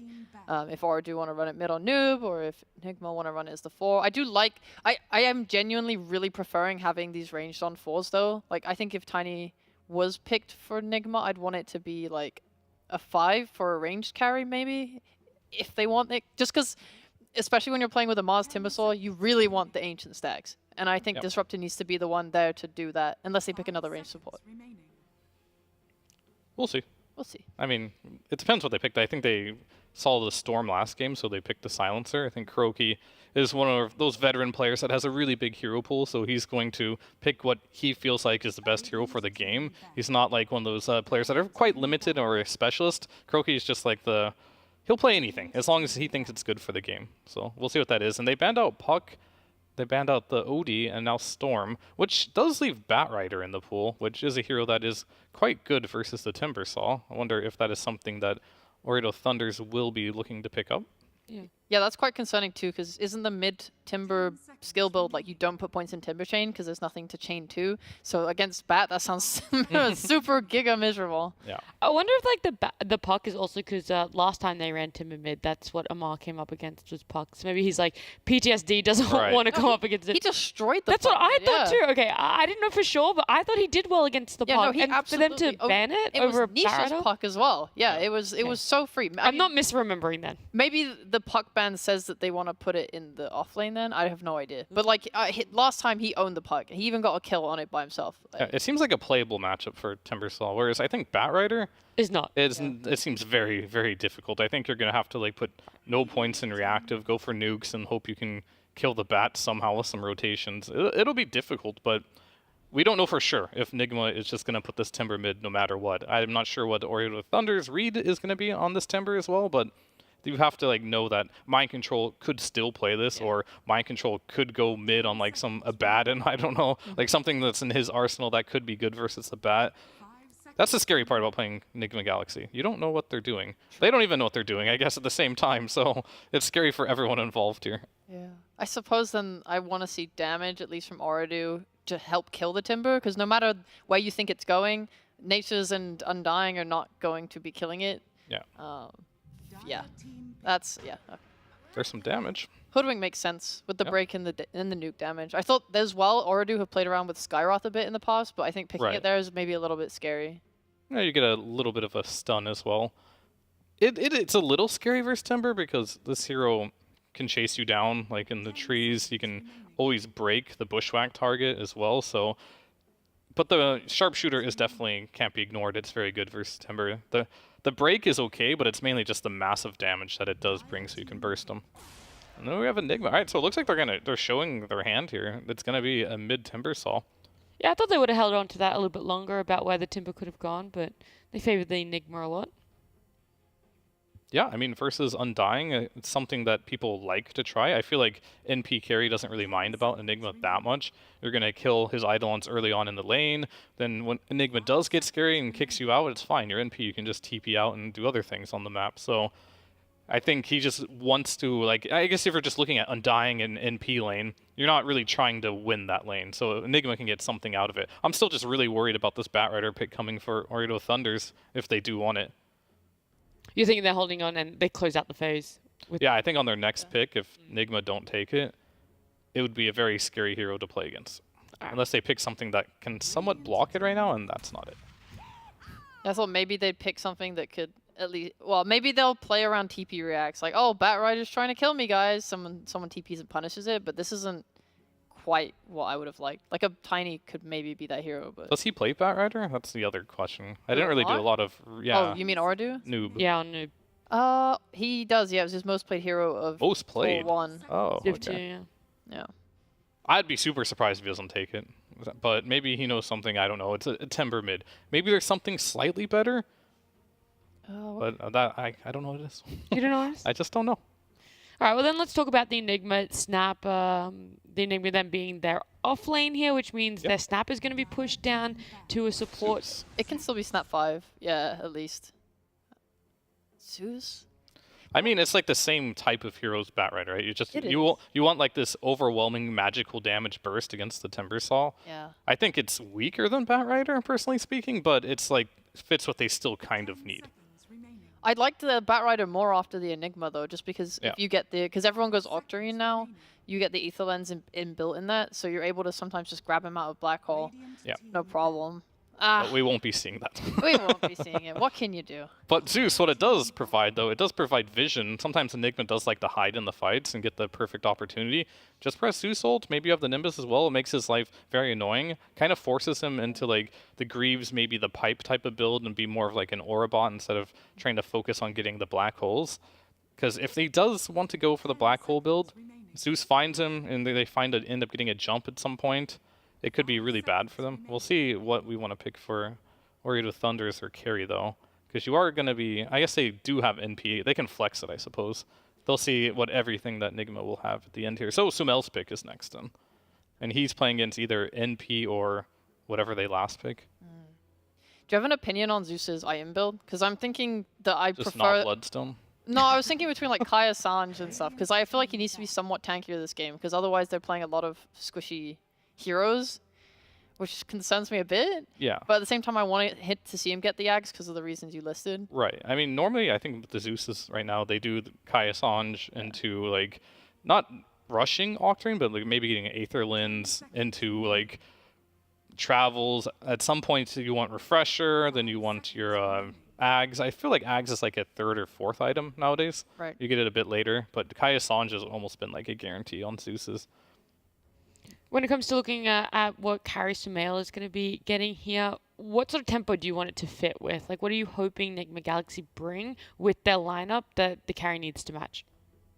It's hard to say with Enigma because they play differently. They have a Timber mid, and Enigma offlane, so these guys are just going to be farming while the supports try to make things happen. So I think I just want him to play something that's very strong in the laning stage, and they just try to win their lanes, and then that way they have more map to farm. But he doesn't have last pick here, so he does have to pick blindly. He has a Snap with him. Yeah. You are versus Zeus. I mean, it could be a good Faceless Void game, I suppose. Like Ban Viper. He wants TA, guys. It's over. TA, it's over. I mean, TA is fine. Like, I have no issues with that hero either. Yep. I mean, I mentioned Spectre last game. I think it's still relevant to this point against Zeus, against the NP. Could be really good. Naga. Oh, we forgot about Naga. I don't like it into Zeus? Yeah. I mean, I didn't forget about this here. I just don't see it as being their best pick possible. And plus, you got a counter pick here, so like you could just pick what would you want here? There's like some Underlord. There's Darkseer. You have like some options here that can deal with this in the laning stage. So you're good versus Undying. You're definitely good versus NP, but you're not good versus Zeus, and you're probably not going to be good versus whatever they last pick here as well. Risky pick, I think. Very, very, very risky pick from Sumail. High reward, though? High risk, high reward? I think the reward is low. Is not really as high as it could be. Okay. I think he just does want to win his lane, and I think his read might be that this NP is off lane. That's the only reason I think that's the matchup he's going to get. Yeah. What do you think of Necrophos?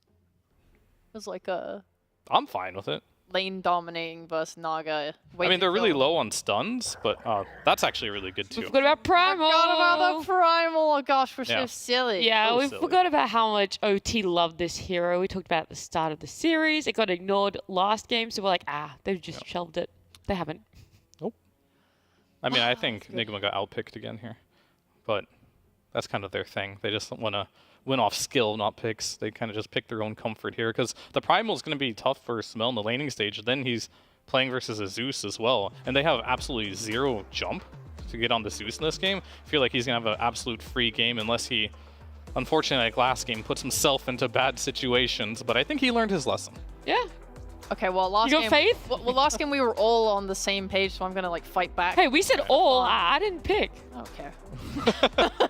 I can't wait for Nigma. Who did you go for? It was Ardu, right? Yeah. Nigma to win this game. They're gonna pull the lane back with the Enigma. They're gonna stack the Ancients with the Disruptor. Timbersaul's gonna get a really early Kaya Sanj, whatever he feels like buying. He's gonna take over the game. It's gonna be ganks on mid. It's just gonna die like 3 times. Sumail will somehow Sumail it up, and just, that's so much fun. God, Pretty much they're gonna funnel all the money into Amar. Sumail's gonna find extra money somewhere else on the map, and that's how Enigma Galaxy's gonna win. And Fear over on the other hand is like Order Thunders have the best draft. Yes. They're gonna be able to execute better than they did in game 1, and they're gonna force it to a game 3. So I like the differences in opinions on how this is gonna play out. It makes me very excited. It's game number 2, Enigma Galaxy up against Order Thunders with T-Gov and Lyrical.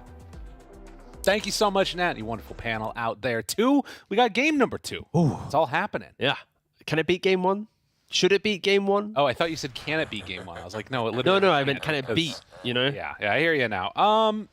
Maybe. Boots going back there so they can get down a quicker ward. By the way, always love to see that. I don't know if it can.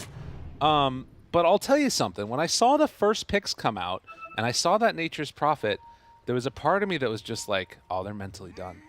They're like, that bottom lane. They're going to remember that bottom lane for the rest of their life. They're like, we had to get a Nature's Prophet so he could push out the bottom lane. We don't lose tier 4 towers for nothing. But they put together a really good draft for Order Thunder at the end. You picked the Primal Beast. You said that would be a really good one against Sumail. What do you like so much about it? I like the Primal Beast just for the laning phase. You already have Hoodwink as your laning support, so it's a lot of killer threat. When Naga uses her mirror image, you obviously can just trample them down and kill them off. So it basically just provides constant plays, and I think Nature's Prophet loves when you have additional damage, you have Zeus, and you have great setup, you have Primal Beast. So now like all 3 cores, if they have a decent start to the game, can play together just to overwhelm some of these more farming cores of Nigma, because this is farm central on their side of the map. Yeah, absolutely. And I think that what you're talking about right there, I'm just envisioning it in my head. You've got, Primal Beast running in with Onslaught, 3 bounty runs, by the way, for OT. And then Wrath of Nature, Thunder God's Wrath, whoever it is that's jumped on is dead. Voider is going to have like an absolutely stellar time killing off these heroes. But there is also that danger. If he oversteps, goes a bit too far forward, Amar might just be able to tear him to pieces. This is a hero that rips through the Primal Beast if you can hold him in place for long enough. Yeah, I think both of the tanky heroes on both sides will have opportunities where they're not so tanky and get exploded, right? Like even for Timbersaw, if Amar overplays his hand, you've got Sharpshooter, you've got Flesh Golem, Damage Amp, Zeus Shard as well. There's a lot of ways to burst tanky heroes. So even though both sides have one, it is going to be a very methodical game in how they approach the engagement, because it isn't as simple as just get into the middle of the fight, because both of them can die. Well, and I think the thing that Fear said at the end, too, where it's, for Nigma, they just sort of plan to be better, to, outplay opponents. They play what they're comfortable with. And I think that that's something that sort of has been interesting watching Ooredoo Thunder, too. If you look at the teams that they've lost to, it's been these, weird teams that sort of do funky stuff and make crazy stuff, and the games go late. And it's a bunch of players that, haven't had that real huge experience yet. On the big stage. And for Nigma, when it gets to 60 minutes, you can only practice that in your scrims so many times. It's pretty hard to practice in scrims, in fact. This is the type of game that Nigma's played a ton of times, and Kuro specifically. Yeah, and unfortunately for OT, when you think about both of the games that they've lost with such big leads, it's been... 1 second. That's Rookie. First Blood, maybe? Yes, it is. That's a good start. Yeah, in one game it was Noob Zeus getting picked off by the Uragi Anti-Mage due to some nice vision from Tiger, and then in the previous game we just watched, it was Noob Stormspirit getting picked off again a couple of times. So I think at least for Noob, he plays such an incredible early to mid game, but when the games do get super close in the late game, his volatility and hunger for the pickoff can maybe be the downfall against these more random teams. Oh my god, GH starting to drop very low. That glimpse did more damage to him than they ended up doing to TA2000. Eidolons ran out right then. As Exploiter gonna back away to take some good damage there from Kuro and Sumail. But yeah, very interesting start to this. And obviously with the Enigma, you're gonna be able to deny out a lot of that farm from that Nature's Prophet. Already 5 denies on Enigma. Yeah, it's going to help stall out the Nature's Prophet a little bit. And of course, if you can delay his level 6 and his entry to the game, it's going to help a lot. Cookie. A lot of fighting already occurring. Oh, good bushwhack though to turn that. Still trying to trade here. Standing his ground. I know, not that afraid even with trample up. Just recognizing that they have a lot of strength right now, hitting that level 3 before OT did. Yeah, it's really important for this side, especially when Wuta gets level 3, 2 points trample. He's just going to play with so much more confidence in this lane, and it's on Kuroki to make sure he uses Scatter Blast or Fire Cookie or Snap Cookie at the correct time to prevent this Primal Beast just following Naga back down the lane. Now it's interesting. You think a lot about Sumail there as you see him walk up and go for that one deny. I feel like he's still got that mentality of the mid, right? Where he's trying to deny out every little bit of farm. Some of these other carries, you know, they're lazy. They're just like heading over, trying to get creeps for themselves, not focusing on as many denies. Sumail's like, nah, I'm gonna get everyone I can here. He's good, he's good. But I think we'll ever see him go back to mid lane. Do you think he's now just the carry player? I mean, if they lose a couple times, maybe. I don't know. Like, that's what it feels right? Okay. So when they win, they change up core roles. So this series is literally Sumail's laning career. There it is. Okay, noted. Kyrie goes down. MC able to bring him down with those Eidolons. They're going to lose, I think, almost all 3 of them there. But Bushwhack back, and a Courier Snipe will play Belmar. Able to get that one down. Yeah. I think we have to look towards mid lane. This is the lane that, even though Noob, as a Zeus, you have pretty good wave pushing potential with Arc Lightning, there will be a point where the Catapult comes in, Timbersaw can just stand his ground, keep it alive. Noob should be able to protect his tower. He's going to need some additional supports to rotate in, but then again, it's like, where's the damage? Like, the damage that we mentioned for Amar to die, it's kind of like mid-game scaling damage, not this exit the laning phase, ha, we got him. Unless Amar, of course, is tanking multiple tower hits and already half HP when the fight breaks out. Yeah, he has to be playing pretty freaking aggressively and with not that much care for his own life for that to happen, it feels like. As he does still play underneath the tower right there, but 28-3 versus Kuroki. the 28. And now Kuro in danger up top. Cookie out. Won't be able to get away. That acorn shot came in for the finish. And this is the timing that we knew could come about from OT. Sumail underneath the tower is going to drop. And yeah, with this Ring of Health Embracer build, he is so hard to bring down on this Primal. Yeah, and this is why the last pick in it. No, won't be able to get him. What a messy lane. Eidolons versus Treants. Yeah. And then, of course, when things get a little bit too spicy for the NP, he can just TP back home and then come back out to the lane again. He's TPing in very aggressively behind Enigma here. MC, is he going to get caught? He has no quelling. He's Tombstone, just dead. he's gone. Yeah, didn't stand a chance. And GH also in some trouble. Let's pop that Fairy Fire. That keeps him alive. It is a catapult wave. They might be able to, tickle this tower a little bit if they want to.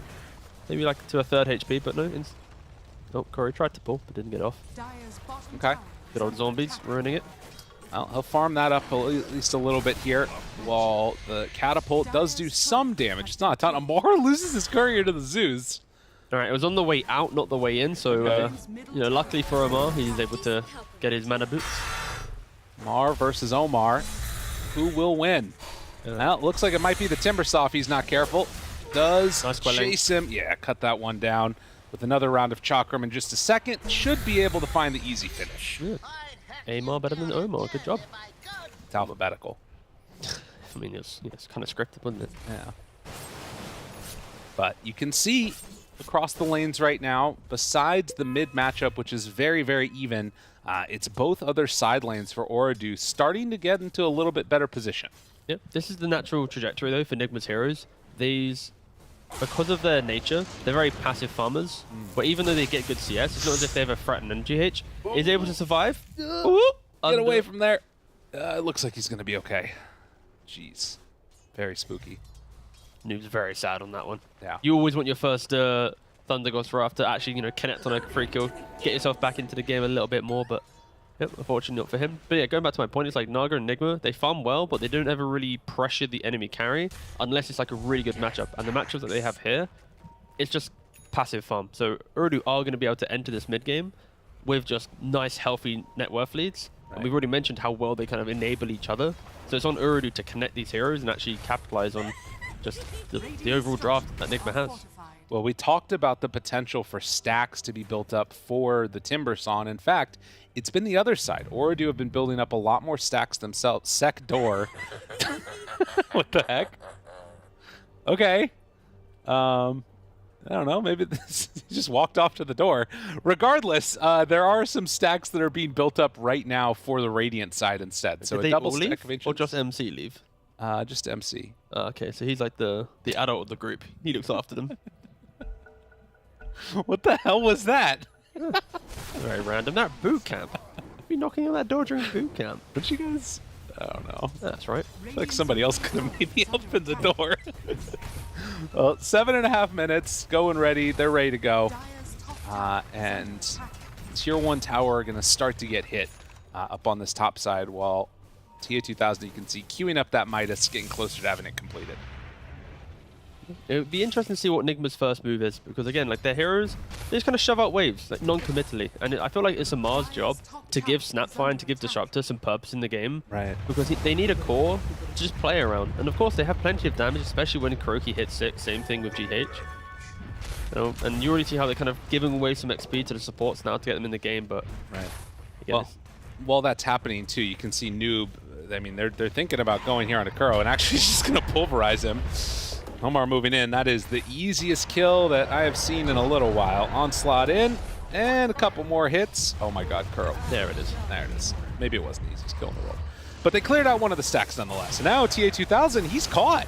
Level 6, Wrath of Nature coming in, but the damage, it's far too much. Tombstone down, they turn onto it. Amar wants to try and chase down Kaori here. Finds him for a moment. GH, no glimpse available. So wasn't able to take down that Undying, but they got the bigger kill. Yeah, and a nice play overall, I think, especially at this point in the game. Normally Nature's Prophet is a hero that TPs away from the map, takes a free tower, so Urudu delaying their ability to try and make these bigger moves, and yeah, Nigma are punishing it. How healthy is it? Oh, it's full HP. What makes it even sound? I was like, oh, is the tower going to be any damage here? But nope, it's a full HP tower. MC's about to tickle it for the first time in the game. Oh, there we go. Well, and in the meantime, as we saw, it's going to be up top where they take it down. Just a solo Primal Beast, by the way. That took no rotation to actually kill off the tower. I mean, he had been whittling it down bit by bit as the sort of map had gone on, but yeah, he has really taken over that. And his top net worth in the game right now, in spite of the Zeus clearing up that big stack of small, or rather of the hard camp. Trying to get vision down, GH, the glimpse, it's going to be there. So, Kaori in some trouble. MC not wanting to go all the way under the tower, though. A little afraid of the rotations that could come out, and of course, that Zeus ulti that's ready. It's actually kind of an awkward part of the game here. I feel like Amar, he's just been, you know, pushing up mid-wave, walking around. Nice time to destroy the disjoint net. They move for the all-in play, try to catch him. Pulverize is going to be there. No stacks of reactive means that Mar is going to die. Kaori again hit underneath the tower. They're trying to take down this tombstone. Sumail actually moves in, and the glimpse to keep one away. Kaori down and is going to fall, trying to go for the snipe from downtown. Sumail able to sidestep it. And now with the pig pull, the wraparound tries to run away. He's in trouble. The juke back did not work. Boy, they're just absolutely wrecking this game as Disruptor was barely able to TP out. He is having a field day here. I mean, he's 4-0-2. He's also gone for Vanguard as well. What a last pick. So it's incredibly tanky. A beautiful last pick. And I was mentioning, I feel like Amar, he's just a bit lost on the map. Like, he's waddled around the mid lane, looked at a couple, you know, potential engagements, hasn't committed. And again, it's difficult. It's not like he has another core to play on. And on the flip side, Urudu, it's like any time a core syncs up with each other, they're gonna find kills. And, you know, 2 points reactive, no creeps tanking you. You have no tankiness to your name. You just go down to a couple quick spells. So for Nigma, I feel like they really want to get their supports with their Timbersaw and make some plays to just bridge the gap with their job. And they're doing it right now. This is exactly what they're hoping to make happen. They're going to find him, kill off that Zeus, and now have the follow-up too. With the kisses coming down, Kuro just drops it, takes down the Undying. And just like that, they have killed 2 heroes mid and are set up to try and pressure this tower. Yeah, and this should be the theme of the rest of this mid game for Nigma. Just keep chaining these spells together. MC, they're hunting. wanting to find him. If they can get away without using the black hole, that would be huge. And it looks like they're going to be able to. They take down TA2000. Gonna maybe now turn their sights onto this Primal Beast. It's kind of falling apart a little bit for Ordu Thunder again. Yeah, they can't kill a Timbersaw who has support, so just Nigma just taking that read, realizing their mistakes and going, okay, adjust quickly, play in this formation, and then Urdu are just on the retreat.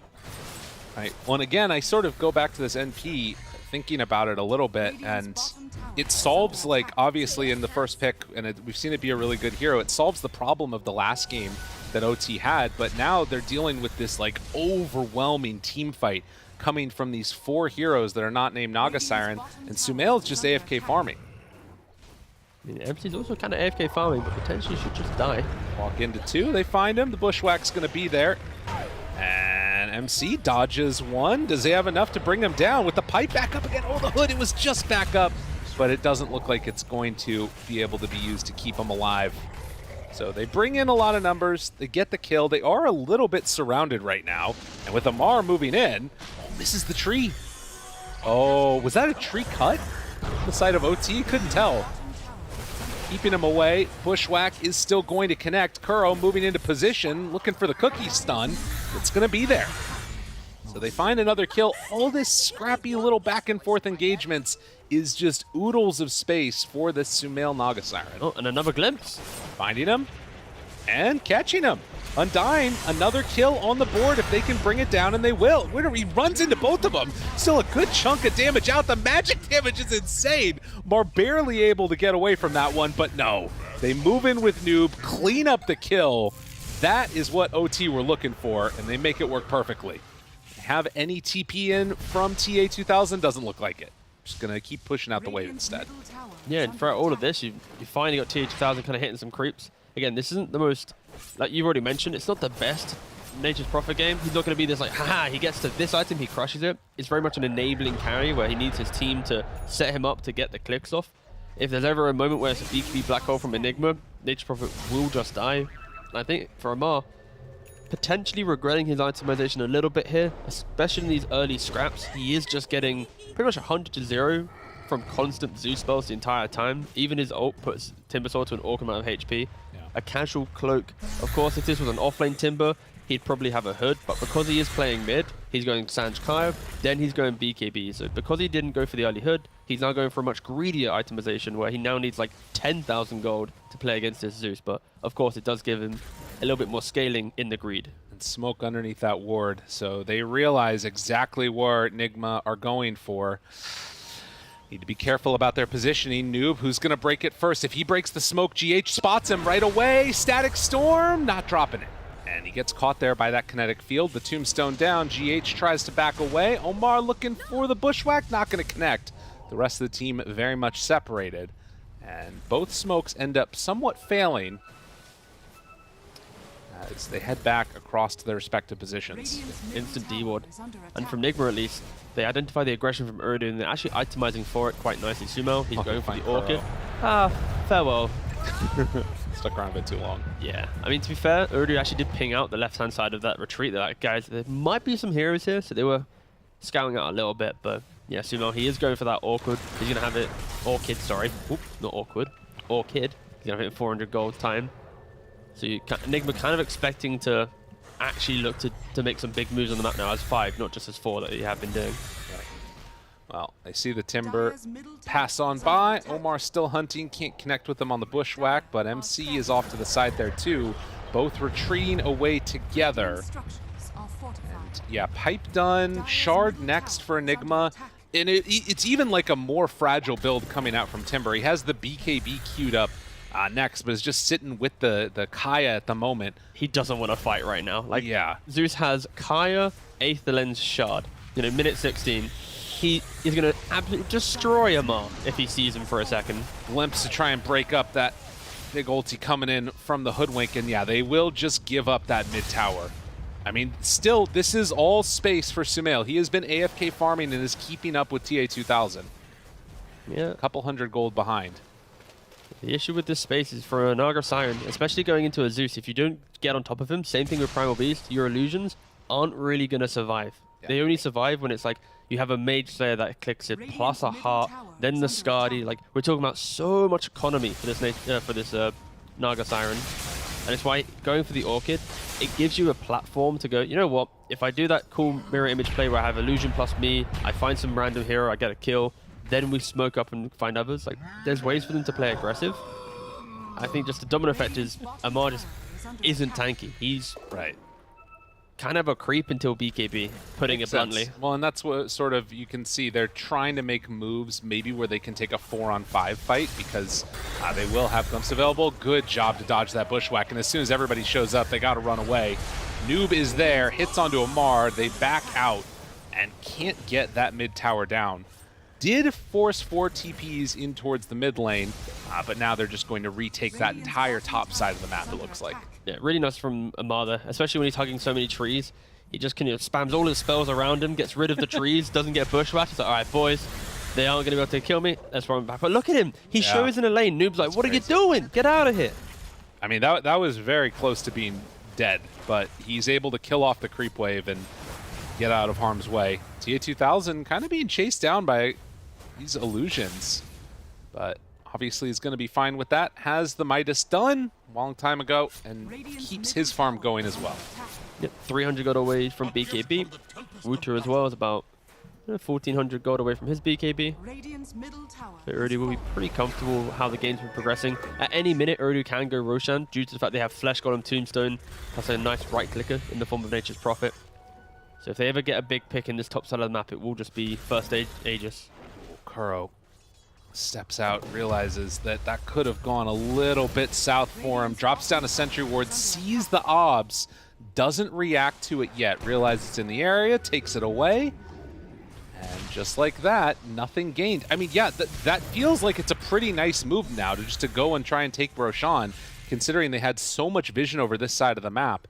But MC's doing a really good job. He's sending in Idlons, even though he's been AFK farming top, but he sends one Eidolon in, keeps farming. So Enigma, they're respecting the fact that Urdu can go Roshan. They're also still deciding, yo guys, we have to farm here. Even like their lineup should never have been making big plays. So I think Enigma should be very comfortable in the game right now. Yeah, because they shouldn't expect to be the ones being the aggressors. If anything, I think Amar's probably a little bit uncomfortable with the fact that he has been, displaced so many times with his itemization, but again, soon the BKB, soon those things should change. I mean, it feels right now to me as if OT really want to take a fight. Enigma is continually dodging them. And they are smoked up now. We'll head into this side of the map. But again, Enigma backing away, keeping themselves at a distance. And, I'm looking at it. It's a Reaver in the inventory suddenly for Sumail. GH, he's going to be found. And that's going to be the one left behind. So quick sacrifice. And yeah, I think that if you're Enigma, you're perfectly fine with that. I mean, look at just the mini-map. Like, I feel like that's all I've been doing for the last, 5 minutes. Just Mind Control sitting top, pushing it out. Sumo sitting bot with his Naga Illusion, pushing out bottom. If he's able to, he gets him to mid. Like, it's just death by 1,000 cuts, where Enigma are happily just, scaling up. Of course, the issue will be, at what point does either team go to Roshan, or at least go for that fight where it's like, okay, we finished scaling, this is our moment. I am still leaning Urdu, especially when the BKBs come out for Primal Beast. But, we'll have to wait and see. I think Sumail, he's chopping and changing his items like you mentioned. He's now going for the heart. Again, it's like offense versus defense, I feel, with this lineup. And Enigma just skirting around the game for now, really just waiting. Well, one thing that definitely is going to be beneficial for Enigma here, too, is that there isn't that answer for BKB Black Hole. And MC already has just about 2 components of the BKB done.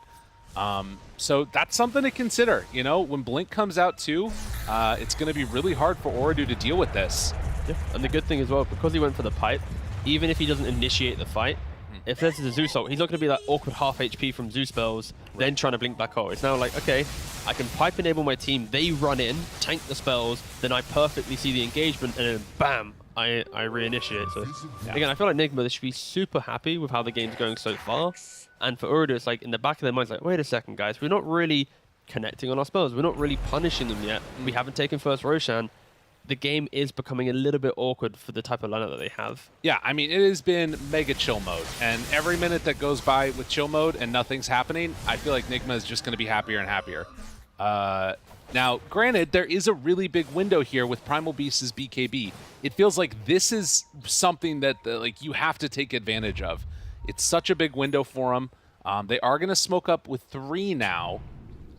Looking for a pick. MC still in this area, but looking to probably just TP out now. They have Zeus ult, though, if they want to start looking.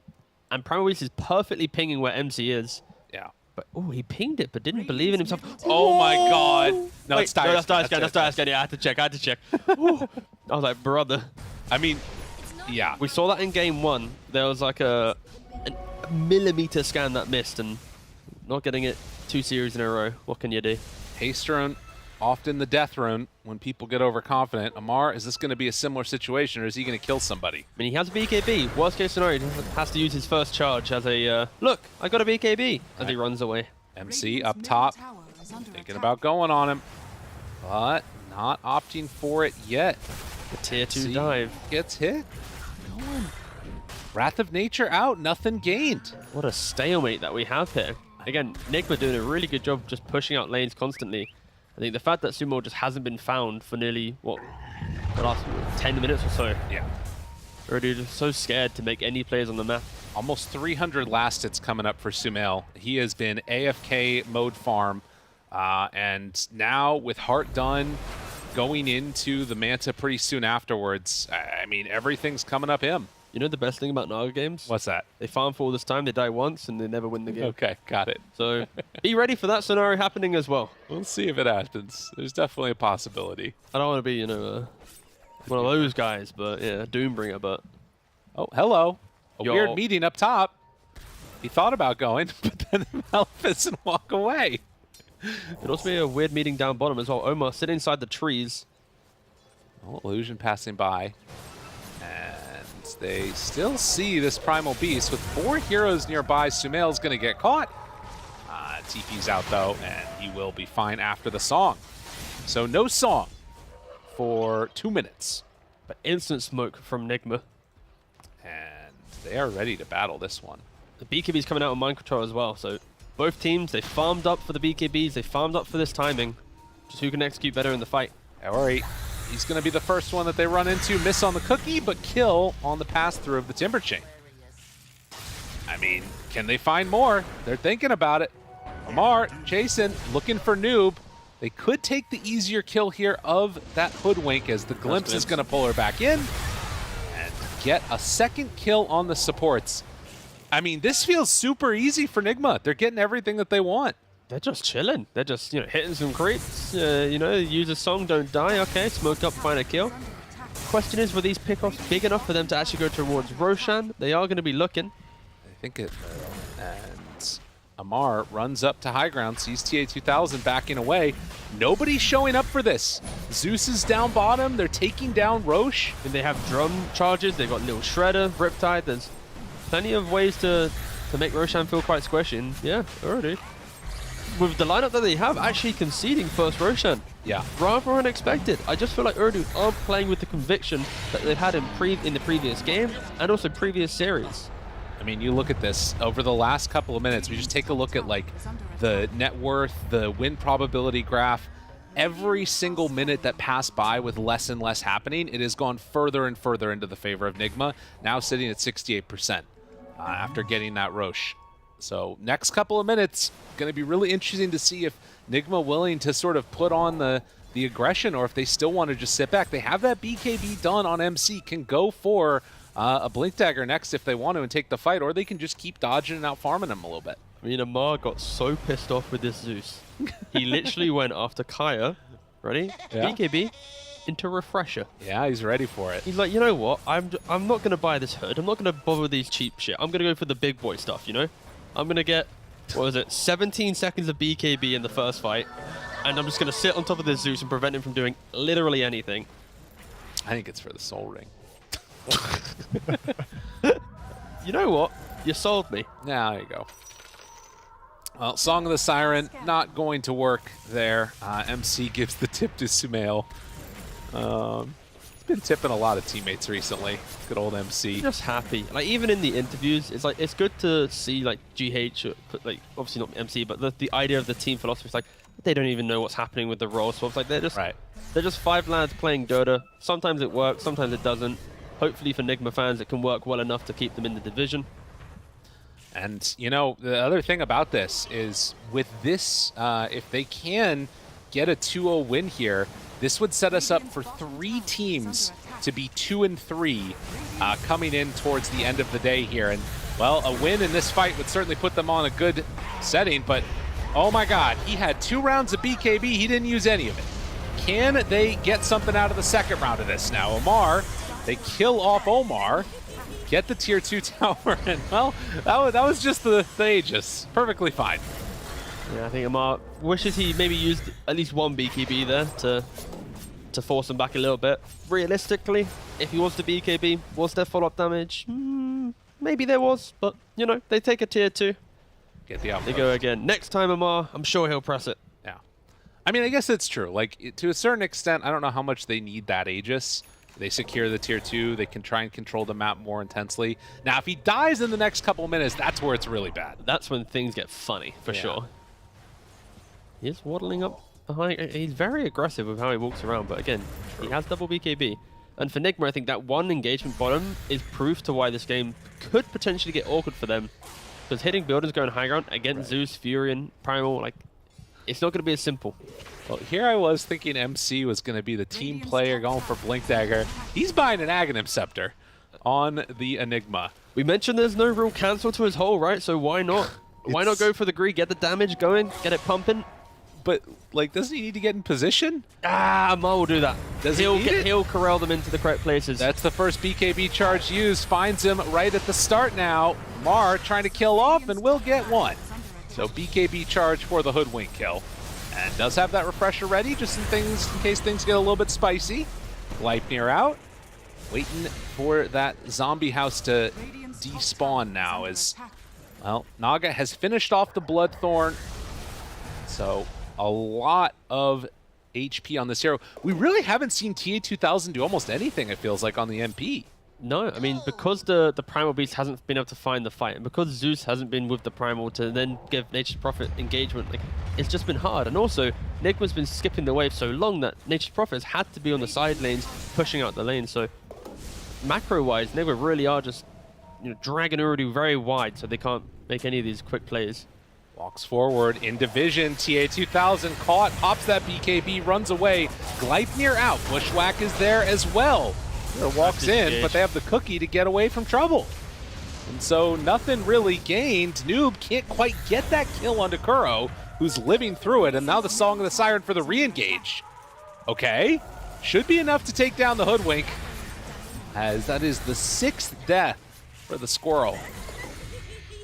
Into an instant D1 from GH, but yeah, I kind of agree with you. I feel like for MC at least, a Blink Dagger would be really nice. Because imagine if you hit some fat Song, BKB Black Hole on top of that, bada bing, bada boom, you're gonna get some kills. But I mean, I guess that is the other argument, is like that he doesn't have need the Song Blink to set it up. Yeah, that's right? true. That's so true. he can like guarantee that he gets a kill on like everybody when he has that Aghanim's Black Hole. Haven't seen one of them this entire game. We've not really seen a lot again in this game. It's No. been a lot of farming, not a lot of kills.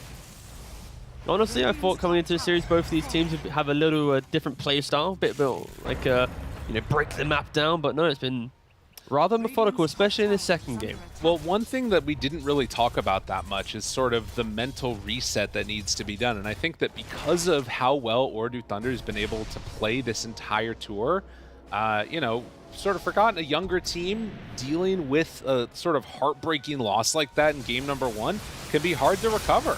Yeah. I think that's some of what we're seeing here potentially. I mean, also, there's that worry that if you give one bad fight up and then, you know, the Naga Siren wins that one pretty convincingly, the entire rest of your game is just going to be a slow death. And now, wanting to really push this, take the fight, we'll see if OT can do it. Yeah, it's also, I think, for... Oh, wait, they're smoking first. Yeah. Hold up. Are ready with that BKB refresher. Good to go. Big wraparound. Trying to get some vision down. Kaori drops down the ward. That one's scouted immediately. Amar jumped into all of them. BKB out, finds Kaori. Tombstone down on the high ground. Already almost dead. Heals it back up after the Snapfire tried to go on it. Warder finding that backline is on to MC. He's got him caught, and yeah, Amar goes down. They still have Black Hole ready if they need it with the BKB, but the stun's there. Sumail living through this. Gleipnir doesn't connect onto MC. Sumail very survivable as they chase them into the trees. That's the song of the siren out. Are they grouped together enough for MC? He's walking forward. Black Hole down with the BKB and Curl on the side with the Mortimer's Kisses. It's not enough. They didn't have enough to kill him off. Sumail is dead. They're all going down. Kuro does get 2A2000. But with Nigma, it's everybody going down dead. A full wipe. And I mean, they waited a long time for the perfect fight, but eventually it came out for them. Yeah, and for Oda, it's just really nicely done, right? It's that nice wrap around. They have the vision to start, and I feel like Amar, he thought it was incredibly tanky with his double BKB, but TA2000 just ripped through him. And you see the damage from Nature's Prophet and Zeus just pumping out nearly 5,000 each. I kind of hope we have a replay of that. I think positioning is key for Nigma's lineup, and we're mentioning, the song's set up for the black hole and whatnot, but when MC's on the retreat the entire time, and here we go. So it all starts in Amar jumping onto Kaori, but you're going to see TA2000 with the DD, just pretty much puts Amar into, instantly dead. And yeah, the fact that, again, Wooter's on one side, TA2000 on the other side, Amar's gone, MC's already half HP, he can't black hole, there's no blink BKB threat, so it's not as if Noob and TA2000 positioning on the right-hand side needs to be respected too much. So going back to previous discussions, there's a whole Ags versus Blink scenario. Right. Maybe the Blink would have been better in this very specific fight, but yeah, he doesn't have the HP, and also the way he positioned his black hole, instantly just killed off. So yeah, I mean, kind of rough from Nigma. I'm thinking in this, the way that Amar's been playing these mid-timber saws against like high physical damage, he's literally just a glass cannon, which is weird to say about Timbersaw, because he's oftentimes not able to play with like a ton of reactive stacks, and going into that fight, he just didn't have any survivability because it's all bursts, right? Refresher, BKB, Kaya, like all these things sort of do that. He is going in for the Sange now, but yeah, if he doesn't have the reactive, it's all bad. So 33 minutes in, a 5k gold lead and more for the glass cannon, as I think that was the Blink Dagger being brought out now for Amar on top of the Sange. At level 20, see what he goes for. He decides to take 11 strength after being bursted last fight. Black Hole still in cooldown, 40 seconds. Walking in, GH there. They find him right away, catches Amar, but the BKB after the Static Storms drop down. Now just trying to run away. Noob will not be able to catch on to them. So that will be a clean disengage here. Yeah, negative. They don't want to fight here. Very much waiting for the Blink on MC for the best fight. And also Black Hole would be helpful. Yeah.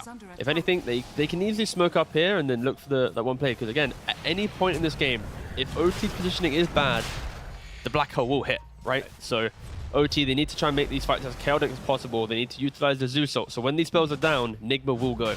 Yeah, and you can see the illusions get sent out first. They have that Blink Dagger now done for Sumail. So if they're all grouped together, you can go for a big Black Hole play. Waiting to the side. Starting with this one, Blink initiate. Easy found. It's going to be TA2000. That might be good enough. So MC moves into position. Black Hole down. The damage is going to be there, but he got the BKB off, because that's the way that interaction works. MC is going to die, but TA2000, can they bring him down with just Sumail and Amar? It's a good chunk of damage, and it will indeed be enough. The stun is there for the follow-up from Kuro. They take down 3. Amar chasing onto Noob. Sumail looking for the catch. He does have an ensnare, but the BKB obviously keeping him from being able to use it.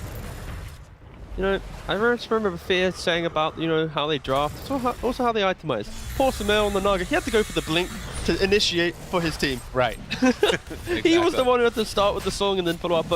And also, if you press BKB whilst your song, there's always that one little tick that the BKB hits. Some might say that shouldn't be a thing, but yeah, either way, Nigma, nice vision, nice smoke, punish the fact there isn't Zeus ult available to scout out these positioning. TA2000 finally gets picked off in this important mid-game, and yeah, Roshan should be falling, as it does, to Nigma now, once again. So 8k gold lead, and a pretty good grip on this game is what it feels like for Nigma. There still is obviously avenues for some crazy things to happen, which we've seen before, but GH, he's almost got done now the Aghanim Scepter too, which is another one of those just layering huge team fight abilities that they've got on the side of Nigma. Yeah, greatly prefer his itemization in this game. I like the fact, I think Boots of Bearing is one of those items that if you play with a mentality of looking for the kills, it's a really good item. No cooldown, high move speed, but this time going for the Aghanims, secure the game for yourself, especially I'm pretty sure now if you song with static, of course, Nature's Prophet can't then BKB from that one. So if you just throw the kitchen sink with him, with all your ults inside the song, they're going to be going down. Well, nonetheless, it's going to be a tier 2 tower taken. Both of them, as down bottom is also going to go down. The blink's complete. Hey, there we go. Already. 37 minutes mind control, very much online. It's been some time since I've seen, or at least been in a game with an Ags and a BKB on an Enigma. Yeah. I mean, it's so much damage. 3% of max HP. It's pretty nuts. And then, of course, that little pull thing going on, too, which is super annoying to deal with. Yeah, especially against Nature's Prophet. Like, you know how they want to play it, right? It's stand still, have Satanic, A, click throughout the fight, become this kind of turret, and yeah, Enigma will be the hardest to counters. So Urdu, they really need to set, after Aegis, they need to survive for 3 minutes. And when it's gone, they have to set the pace of the fights. But again, Sumo linking in. Oh, they get vision. And now a couple caught. GH is going to start it on this side. These heroes don't even have BKB, so no need to worry about that one at all. As both get brought down, although TA2000 comes in and is able to get a nice little snipe there onto GH. And MC a little bit too far away to make that BKB black hole play. As TA2000 tries to run away, scouting with the Mortimer's Kisses. And Invis, they saw him pass by. Do they know he's over here? Sumail, oh my god, blinks right in. They spot for a second that Zeus, but he manages to blink out too. Yeah, or just on the retreat. I just feel like they just can't fight, especially into this Aegis. I don't see a way in which they can stand in an area and go, okay, let's hug this ward and fight. Because Sumo, as soon as he has a little sniff of fight, boom, instant song blink up. And there is no way these supports or anyone's going to be able to even survive this. Even Zeus. Like, you show for a second, you're going to get caught. Because, of course, it's Aghanims from Disruptor. The song into Static Storm, no one's safe now. So early, they need to split this map. And splitting the map against Naga Siren, it's a near impossible feat. Right. It feels quite bad. I mean, you're out there on the map right now looking to try and make something happen, and you've got Illusions running in mid, you've got Illusions pushing in bottom, and the entire rest of the map is being farmed. And, you know, Grant, NP, you've got these treants that are up on the top side of the map, pushing out the lane, all the rest of it. But it just means that NP is going to be the only one farming, and they have an answer for TA2000 with the BKB Black Hole. So, game looking tough for them at the moment. We'll see what the next couple of minutes unveil here. Maybe they could go for some type of, like, I think that they can just keep whittling away at the towers if you're Sumail. Yeah, I mean, I feel like Nigma's in the same position that OT was in the previous game. It's their game to lose now. It's their game to go to high ground, awkwardly try and engage into a very formidable to high ground defense. Zeus spells, some defensive plays, Tombstone, Nature's Prophet easily being able to click from position. So, you know, I feel like Nigma, they're going to happily look for the free pickers from the side of the map, but potentially might even wait for another Aegis. Try and bait Urdu back out onto the map to then try and break them. And Urdu are back on the map. Oh, Sumail, Song there yet again, and they're going to find one. It's going to be the Primal Beast, who is very quickly brought down. And they see 2000. Yeah, the ward's up on the high ground. They spot him. MC catches just barely before he gets brought down. Was so close to being able to kill off that Enigma, but did not happen. So MC lives, TA2000 goes down, and with 3 kills now online, this game feeling like it could be wrapped up pretty quickly here. What a solid showing from Nigma against Ordu Thunder here. This is proof of finding more. Wait a second, Amar's just in, yeah. That BKB, he's just going to be okay, but the glimpse back pulls him into position. The net's down, Sumail coming to play cleanup. Noob trying to get away, but to no avail. The tier 3 tower is going to get dropped down. Amar's in again? Yeah, Kuro says, get in there. A little bit of ability griefing maybe as Amar is going to be fine back in. Padding stats. Very good stuff. No, I think Sumo easily trying to get the MVP in this game at least. Even though the scores look like Amar's had a pretty stellar showing, I think Sumo just played this game from at the kind of leading his team into the charge. As soon as he had his timing to like follow me, I'll find you the kills, and he really is just fishing for any free pickoffs. And when he finds them, the team's ready to capitalize. Wow. And definitely the case as they head towards mid now, and Tier 3 tower going to drop down, but there the is it song again. is there, catches onto both of them. They have Static Storm. It's down. It's done. They are going to explode here as they find both of them. They even throw in another Snapfire catch, and with everybody dying, GG is called. Nigma come in and take 2-0 for Ordu Thunder. I got to give a lot of respect towards Nigma in this one. I think after game 1, they saw a weakness in OT, which was wider map play. Yeah. And I think their game 2 draft was like, hey, this is a weakness of OT as a team, and let's draft this exact style. And not a lot of teams have that kind of ability to pivot their entire playstyle. And I think this alone was like proof of finding one little inch and going, okay, we're doing it again next game. I mean, if you don't have a playstyle, you can pivot it whenever you need to. That's right? actually a good point. Yeah, you know what? I take back that analysis. Yeah, you know what? Yeah, I have no idea what Nick was doing, but I honestly feel that one little like taking the bot racks play in game 1, there was like, wait a second, if we now use that theme but in an entire draft, we can just like 100 to 0 them without any threat. Well, and I think the other thing to sort of keep in mind with it too is that like I feel like we shouldn't overestimate how hard it is to come back after a game like game number 1. True. And particularly for a younger team, like it takes a hell of a coach to be able to pull them back and sort of get everything under frame and like focus back on it. And I think, again, going back to the Nature's Prophet pick, to me, my issue with it wasn't so much that it was like a bad hero to first phase, because we've seen it have a ton of success. But the bigger issue to me was that it felt like, okay, we're trying to solve the problems of last game. They're thinking about last game still, was what I thought at least. One team was thinking about the negatives, one team was thinking about the positives. And the team that was positive got the 2-0. So yeah, fair play to Nigma. Their survival for Division 1. They're controlling it, they're getting the wins, and it's not doom and gloom yet. Not doom and gloom yet. That's a really good point. Man, well, just like that, a 2-0 victory as Nigma do set us up for maybe some tiebreaker craziness, as it's a bunch of teams at 2-3 towards the bottom. We're going to head on back to the panel and hear all about it. Nigma Galaxy very much in the driver's seat here for their Division 1 dreams. And let's have a chat about Game 2 and just why it went so well for Nigma Galaxy. What was the recipe for success for a draft that you didn't really favor too much for? Farm, farm, farm until Summel can be the initiator and set up all of the big teamfight ultimates there. That's all it really came down to for Enigma, and they were able to achieve that. Okay, well, to elaborate on that, as the better analyst, Of course, as you predicted, by the way, I wanted to give you a going little to bit of time, you know, because I know what happened as well. But Monka, I'm scared.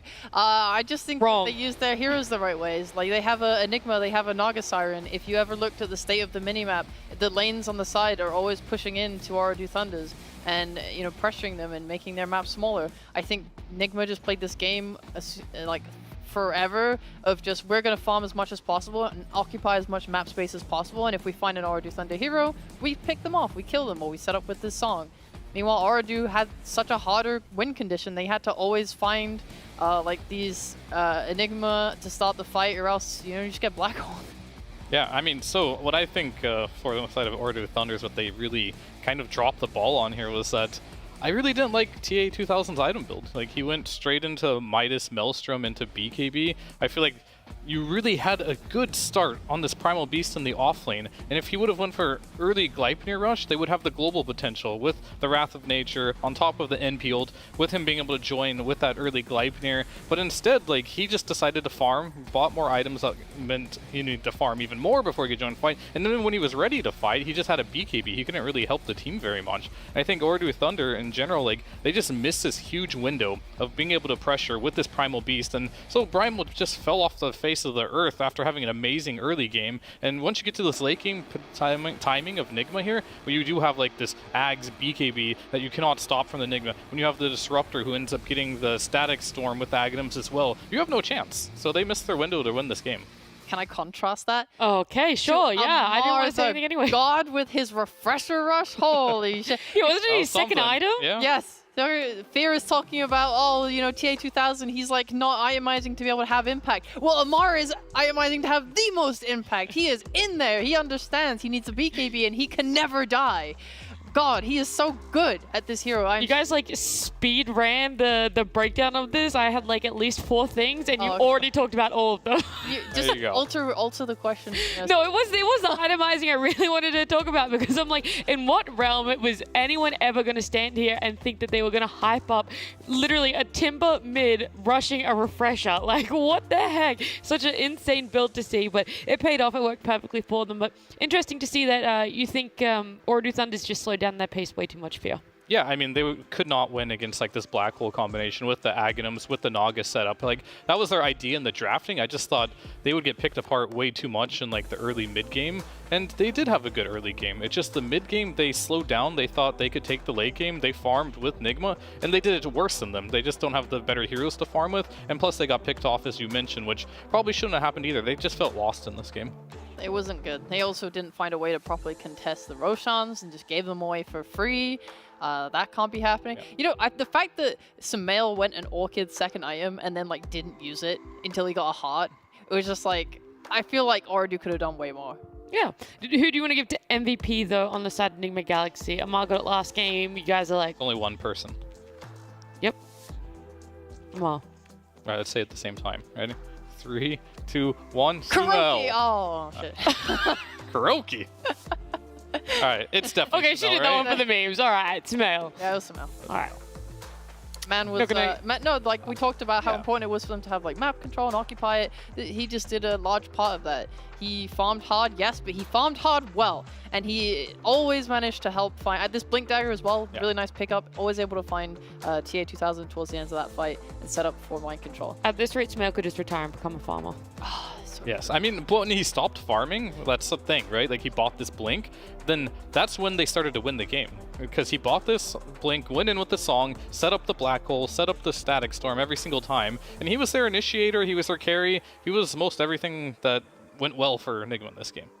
I have to ask, Ooredoo Thunders, though, we said this coming in, a lot of people favored them. We thought that they were going to do really well. I know that they had quite the lead in game number 1, but, you know, they took a series of Gaming Gladiators, and they also won against Tundra. But now you come up against Enigma Galaxy and OG, 2 teams that are sort of at the bottom of the leaderboard right now, and you fall short to them. Like, you clearly don't have, at least from my viewpoint here, they don't have the tenacity to be able to bounce back. Like, it's a 78-minute loss in the OG series and they lose it 2-0. Here, they lose a massive lead in game 1 and they're not able to bounce back. It's another 2-0 series. So, like, is there more that needs to happen within the Ooredoo Thunders team outside of, like, just doing game replays or looking at your drafting? Amar diff, what can you do? Okay, all right, great, thanks.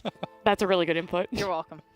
I mean, I don't know. It's very difficult to say. It's like maybe they just didn't try as hard today. They only try hard when they play against the What?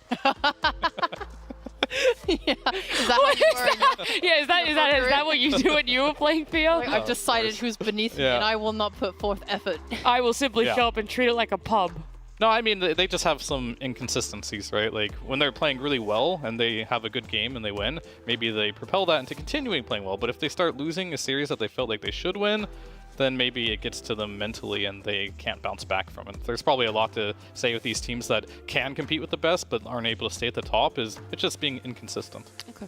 And then obviously, flip side to this is now 2 series wins in a row for Enigma Galaxy. They won against Manaspa. Now they're winning against Ooredoo Thunders. Do you see the potential now, Fiera? You like what they're running and you're like, I want to see you guys do this more often in Western Europe?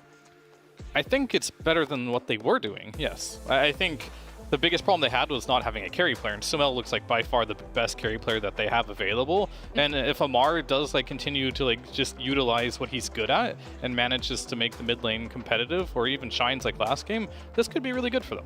Do you think his mid lane hero pool is bigger than his carry hero pool? Like, is that also an essence as to why we feel these? I mean, Amar's hero pool is just no matter what position he plays, it's the same. It's just the Amar hero pool.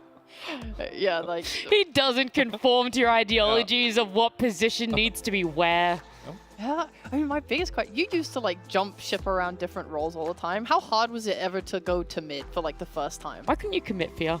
Mid is True. Definitely the hardest. That's what I'm saying, Yeah. right? How is it not incredibly stressful? Because he's actually showing up pretty, I'd say, quick for how fast he moved to it. I mean, he is, but at the same time, like a lot of people, when they change roles, they learn new heroes. He doesn't have to do that other side of the mid process because he's just not going to play those other mid heroes. So he just really has to work on his CSing and his own item builds, and I think come up with creative ways to make the heroes he plays like work. I mean, we're always praising his item builds, how good it is. Someone else on the team that we're always praising is Sumail, and this one's just for you, Fear. This is a treat. We have Sumail for an interview here. Sumail, congratulations on this win. I'm just going to throw it straight over to Fear. I know how much he wants to have a chat to you. Yo, what's up, bro? Hey, what's up, man? It's good. It's good. So, how come you're playing carry now? Dude, I'm not sure what I'm playing, you know? Every series, every map, whatever hero is left, or whatever role is left, I kind of have to play it. So, yeah, it's not set, you know what I mean? It's just random. Do you think you'll ever play in the offlane at some point? I mean, with the way things are looking, man, I might play 5 too, at some point. All right. Are you teaching him more mid? How's that going? No, he's actually naturally a good laner, and he practices a lot of 1v1s. So, you know, it comes natural to him pretty much. And I heard Fear say about hero pool, and most of his mid heroes are actually pretty good, you know. So it kind of fits. Actually, I want to ask about Amar's hero pool. Like, will he learn new heroes like Ember and Storm, or do you think that's not something he's interested in? He's just going to continue his own hero pool. I don't know, man. Or is that when you subbed in? If you pick Storm, are you the mid player now? Yeah, you know, I can never say it. You know, like maybe 24 Storm is good, and Amar plays I don't know what, but you know, you'll figure it out. I want to know then about March coming in for you guys. Like, we got to ask GH a little bit about it. For you, Sumail, like him coming in, some of his ideas, and sort of just not having this consistency of who's going where. Like, what is the prep? Like, how does a conversation go about for you guys? To be honest, we have left it on Koro and March. I just play CS all day and let them figure out what's going to happen. It seems to be working actually pretty well because Koro and March work together nicely. So yeah, I let the big you know, older people do the strategy. At this point, you just know how to play every hero anywhere. Nice. All right, I need to know, what's your most fondest memory with Fear? Fondest. I guess has to be winning a TI Fear, right? Yeah, I'd say so. It's up right? there. I mean, I liked DAC as well. That was a really fun tournament as well. DAC, actually, I was too young. I forgot most of it. You forgot I was too young. How does that make you feel, Fear? He was too young. I mean, he was pretty young, though, to be honest. I was in my mid-20s. He just hit 15. Yeah. My brain was fully developed. His wasn't yet. Oh my god, and now look at you, bro. I think that one is debatable, dude. Your brain is debatable. Yeah, it's still debatable. So what's your worst memory with Fear? You know, the other side. What's my worst memory? Yeah. I mean, there are too many. I There's don't a want to lot. go back. Yeah, there's a lot. I want to enjoy the win right now, you know? Don't want to go back to the worst memories. Oh no, I didn't mean a loss. You know, like just, you know, Fear being a terrible guy. But I'm really glad to see you guys winning. Is the mood like much better for you guys now as a team? Do you guys feel like you have less things to fix than before, or is it like, oh yeah, you know, a big road ahead? I mean, it definitely feels better. No, but I think we still need to improve a lot. That's the way we see it, anyways. But you know, when the amount of wins change from 0 to anything, it definitely feels better already. So there's that. Do you have anything else, Fear? Any other reminiscing you want to do with Sumail? Some reminiscing, no. I want you to call out someone. Who is the lowest individually skilled player you've ever played with? Just say Fear. I mean, I think it might be you, Fear, actually. That's why he's on the desk. Yep, that's why I'm here. That's why I'm retired. Yeah. It all makes sense. Nothing else from the two of you then? No, I'm think good. So. Thank you very much for your answers. Yeah, I do just want to give you the space though, Sumail. I feel like we never really get to talk to you. So any messages or anything you want to say out there for fans, supporters for this moment? Yeah, shout out to the boys, you know, and the ladies. Keep supporting, and I think we might make it. Let's see. Right now, I want to eat. didn't eat all day, fasting. So need to eat first. Perfect. But Well, yeah. we'll let you go then. Thank you so much for joining us. It was special to have both you and Fear on this panel here, and congratulations again. Thank you. Thanks for having me. See ya. Bye. Was that nice for you, Fear? Yeah, it was nice. Oh, we special requested that one too, by the way. I was like, production, if you don't get Sumail for the interview for Fear, we're not doing one. That was all for you. I strong-armed them. Thank you. Appreciate I was trying to dig for like personal anecdotes and like stories like, oh yeah, I remember when Fear spilled his food all over the floor and ruined the boot camp, like that type of thing. You could just ask Fear. Yeah. What's the most embarrassed you've ever been around Sumail? Yeah. Embarrassed. Right now. I don't think I've ever been embarrassed around him. Okay. I thought you were just I've never been embarrassed. Father, give us something, please. Anything. All right, so I'll tell you, this is Deep actually into the still well. kind of like, if you want to go to TI days. So I had a neck pillow. I don't know if you've heard the neck pillow story. No, I haven't. All right, I'll tell you the neck pillow story. I had a neck pillow that I brought over from flying, of course, and then for whatever reason, Sumail wanted to use it during practice. And I was like, okay, so he sat in the chair, put it on, and then he actually used that neck pillow at TI. When we won TI, he was wearing that neck pillow as well. That was yours? It was mine, yeah. And guess what? He never gave it back. Aw. Why didn't you call him out? We just had him on for an interview. I forgot. I was You're like, bro, where's my neck pillow? I've already called him out in the past. Oh, okay. It's been a long time. That's actually like the only DM exchanges now between Fear and Sumail is Fear saying, where's my neck pillow? I mean, he took it home, and then he lost it. Oh, I was gonna say, where is the neck pillow now? That's like a, relic gone. from history. Oh, Yeah. unlucky. It is unlucky. Do you think like? That was my favorite neck pillow too. It was so comfortable. Oh. And you didn't want to buy another one? You can't I buy didn't know. I don't know where I bought it from. I Oh. don't remember. Some random airport while traveling. Maybe this is what you need to do, like for him to win TI this year. Like, you Gift have him to a neck give him pillow. another neck pillow. Do you know when his birthday is? That is a good gesture. His birthday is like February. Is it 3rd? Oh, we've already missed it. Yeah. Now you can't give it to him for his birthday. It'll have to be next year TI then. That's fine. That's fine. Well, I don't know about this year for him in TI. We'll see. Damn, bro, kind of rough there. Well, look, that's our second series. I want to give another shout out to our sponsor, esportsbet.io. They have launched their new Watch to Earn platform where you guys can get 3,000 free tokens. You can get them per hour, which is roughly about $3 USD per hour by simply watching your favorite DPC matches. It's easy. All you have to do is head on over to esportsbet.io, get an account, and launch their Watch to Earn platform, and you'll start earning tokens automatically. You don't even have to place a bet to start earning those. So you can head over there, or you can join the Discord for more information. The link is below on that one as well. Fear, before we say goodbye to you, this is your one and only panel on the Western Europe. So anything you want to say out there? Anything that you missed, that you've Bye, enjoyed? guys. Oh, that's no more stories. Nothing else. See you in NA. That was beautiful. I'll see you in NA. Or I'll see you guys in a little bit because we have a third series coming up. It is going to be, from memory, definitely OG versus Manaspa.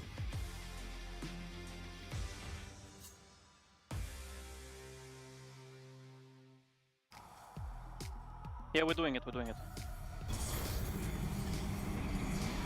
Detection, guys. I'm stunned. He's dying. He'll die. I'll get him. I'm gonna cook here. Good. Look at this. 2 seconds. 1 second. Bash. Go rush.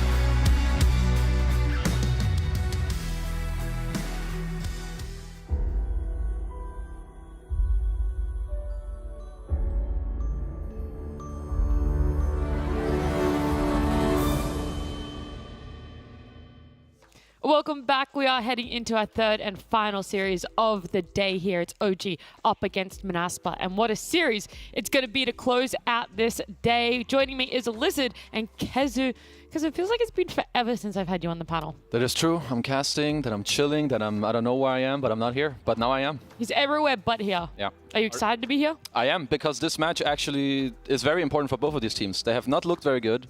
They're both 1-3. So this They're in that relegation zone, you know? Yeah, they need to get their shit together, to be quite frank. And I think this is the series for both of them to really show up and do that. Yeah, who do you think is going to be showing up today, Lizard? Which team would you like to start talking about? Well, one team I actually did watch so far. Like, That's good. That's true. He's only been here for a week in Western Europe. That's good news. I've been here for a week. That's my... that's 3 days. That's my excuse. Yeah. Fair. Like, I've been doing NA before. Everything... Like, I'm in NA and all I'm hearing is OG this, OG that. Old G gonna replace them. They suck. They're not really playing well. Whoa. Hey, I didn't say that. That's what That's hearsay. That's what he's been hearing in the streets. I'm not gonna identify who said it. Not gonna call out any names. That's just what I heard. Okay, all right. In the streets of Bucharest. Okay, all right. Well, then we can start with OG. We can have a chat about them and the fact that they really aren't stepping up to the expectations a lot of people have placed on them. I mean, they've had Chu come in for them this season. They've had Misha go out to coach there. And DM, I feel like, still also isn't really finding his place in this roster, Kezu. Yeah, not really. I feel like they're all over the place. And I was also looking, at some of their Dota buff pages over the past like 1-2 days. And there was some stuff that I found that was very kind of strange. So they've only won like 4 out of their last 19 games. And I don't know, I think we have a graphic. Actually? Yeah, we have a graphic ready with this is BZM. So these are the heroes he plays. So they've only won when he's on Ember or Pango, and he's lost on all the other heroes. I still think that BZM is like, he's this team's best player. But he has to do way too much in order to win these games. If you look at Ember, Pango, I would say they're heroes that they lane well, they can take over the early game, they can take over the mid game, but they can also like pop off and just go 20-0, deal endless damage. 1v9.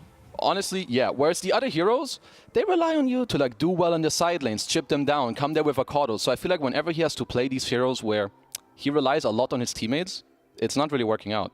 So I want them to help him more, to like enable him. And secondly, and perhaps most of all, they need to step up their laning. Because right now I feel like BZM, he's like playing, he's not playing Turbo, he's playing a new mode that is only for him and it's called Hard Mode, where his enemies get double gold. I mean this for real, because they need to step it up. Because he is like the golden star, but it's so hard. How much of that would you want to place on draft to execution? Like, I know there will always be an execution factor, but are they sacking their side lanes a little bit too much when it comes to picking counters, to picking heroes for themselves? Probably both. I think like you can make it easier. You can try to pick supports that can go mid for like the runes, or maybe you pick DM a hero that when Tiger leaves him, he isn't just in the bin, but rather, I'm happy when you go, so you help BZM, and then we all feel good instead of like, when you leave me, I feel shit, but then you make him feel better. It's like, eh. It feels like a toxic relationship. Yeah, it ain't good. Ain't good. Well, every mid laner, I believe, is more or less toxic deep inside, you know, in this game. They want to be on their own, on the mid lane. They feel they're better than everyone else, let's be real. Yep. And the supports have to go there and help them all the time, so... It happens. It really does. Let's talk about Manaspa then, the team coming up against OG, because they're in the same boat right now. The only team that both of these teams have beaten is Ooredoo Thunders, which is really funny to say. But yeah, they have come up against Entity, they've come up against Gaming Gladiators, as well as Nigma Galaxy, and Manaspa have fallen short to how strong and how good they looked in their opening series of Division 1 here. I mean, I feel like Manaspa are a bit of a wild card for me. They can run you over, and I feel like this aggressive style is what they're best at. But even then in the mid game, I feel like in their most recent series, they messed up the mid game both times. They have very strong timings, but I feel like they're not hitting the timing yet of now we need to be over aggressive and then take a step back and then do it again a few minutes later. Yep. I feel like they're really missing the super important mid game timing. It was like the game versus Tundra, right? Like the series versus Tundra. They do well. They do extremely well in the laning stage. They even take over the game, and then they eventually push that one extra step that they shouldn't have. They get punished for it. They lose the series. So I think that there is definitely skill, there's definitely potential, and there's definitely cheese picks as well coming from them. Like they've been picking some tinkers on the mid lane. I've heard it didn't work out, but I would like to see it. I would like to see it again. I was going to say, I will say, the Tinker I was pretty keen for, but the whole draft as a whole was crazy. Like, it was a Legion commander carry, a Viper. There was a lot offlane of stuff that was going first on. phase. Yeah, it was almost too much. It's just like getting overzealous, getting overconfident. But I would like to see some of those things come out. Not necessarily the Tinker, but one of those wacky or quirky picks rather than all three of your cores being a crazy pick. Sometimes when you have one of these quirky picks that aren't in the meta, you kind of have to make the meta of your own, and the 4 heroes that you pick with it are not necessarily as popular as what other teams are picking. So you end up with some LC on the safe lane. Like now you say that way, yeah, I can see that it's probably pretty bad, but at the same time, if you have a Tinker, you already have like a hard carry later on in the game. He's the hard carry. So you can get these semi-cores that are usually offlane on the side lanes. I can see where it was coming from, but if it doesn't work, you usually look like a fool. So yeah, it happens. It's Dota. High risk, high reward, but sometimes it just doesn't pan out your way. Something that could go your way, though, is esportsbet.io. They have a watch to earn platform. You guys can get 3,000 free tokens. That's worth 3 USD to... Let's start that one again. Worth 3 USD per hour simply by watching your favorite DPC matches. They're our sponsor here for Western Europe, also over at NA. You guys can head over to their website, esportsbet.io, or their Discord to find out some more information. And I want to know some more information about some contested heroes between these two teams. What do you think are going to be the most sought after outside of Brood and Death Prophet, Nature's Prophet, and Disruptor? Outside of those 4, do you think there's any others that really come to mind that both of these teams are looking for? Well, there are 2 heroes that I mentioned earlier that have been won with on the side of OG. So I expect one of those to stand out. I mean, there's your, I would say, classic Tiny is in there. Both teams love that hero. I know that BZM can play Pugna. I would prefer if he doesn't, because I still really feel like he needs to be on this explosive playmaking hero. But that's a hero that Wish plays, and he plays it very well. Apart from that, I think a hero that's actually starting to pick up some steam across all region is Storm, and BZM is something that is a player that can definitely pull out that one out. And potentially, maybe but a Storm, maybe a Puck as well in a series such as this one. Yeah, I mean, there aren't that many when you look at this graphic. I also feel like Nande, like if we talk about him for a moment, he's played... For me, I feel like he's a standout player of Monaspa. He plays some random stuff. He's played Lycan carry, Viper carry, PA, Klings, like all of these. And honestly, he makes it work. He makes it look pretty good. Because I feel like for them, it's just mainly about these couple timings in the mid game. Their laning is pretty good. The way they play together is pretty good. Usually the way they teamfight is also pretty nice. So for them, it's more about one thing. Whereas for OG, I feel like they need to fix some of their drafting stuff and then get through the lanes. Because in the last series they played, they did not get to play Dota at all. Yeah, looking at that graphic, I saw the Coddle, right? And that actually like reminded me something in my brain that they've only played 8 games so far. All of their series have been 2-0. And so the fact that Coddle's been picked up 4 times, I was like, wait, but we've seen it mid, we've seen it off lane, and we've seen it in full. Like, it's going everywhere for them. Is this also something you think maybe the Coddle isn't working out for them and they should kind of not really work it so much into their draft as much as they have been? Because it feels like they pick it up and they're like, all right, we can just push it down the ranks. It's definitely a punishable hero. Like, you need to have a good team composition overall. Plus, your lanes should go pretty damn well if you have a Coddle for him to really have that impact. I think usually with how they pick Coddle right now, except for the one time they last picked it, I don't really like it, because when you pick it in the first phase, as Lizard was saying, he's very punishable, and it's also kind of a whatever hero. It's like, oh, I see Coddle, you're probably going to free farm, or you're going to kill him. So picking him that early, even though it will help your draft or like your mid laner, I feel like the best teams at picking Coddle, they pick it in the second stage, because they ban for it, or they know he's going to have a good lane, and they also know, oh, yo, you're going to have a good matchup, then I go with you, and my game is easy. Sorry, I had production in my ear there. I was trying to figure out who had first or second pick. First pick, second pick. I'm here hating on Coddle as much as he is. At the same time, it's one of my most played heroes. Like, wait, really? Yeah, I just love the old man on the horse. Like, it's the Coddle is the hero's cool. I like it too, cool. And he can work. Yeah, I just think OG, like the fact that it's being played literally in half of their games and across a variety of if you can roles. fit it on a support with something like a Pango, Ember Mid, Storm Spirits, so that he is more about the chakra magic than actually buying a vessel and dominating from the mid lane. Right. I think maybe that's a better idea. Agreed. Yeah, okay. Well, it is going to be OG. They wanted first pick, by the way. That's what they picked up for themselves here. And we'll see, because I want to know if it's going to work in their favor, like how much advantage they're going to get. They get a Brood, and that already I love seeing. Yeah, I mean, there were a lot of good heroes in this pool. There was Tiny, Nature's Prophet, Brood. So I feel like them, you know, leaving all these heroes open, first picking the Brood is pretty good for them. I feel like this is also one of, you know, DM's better picks.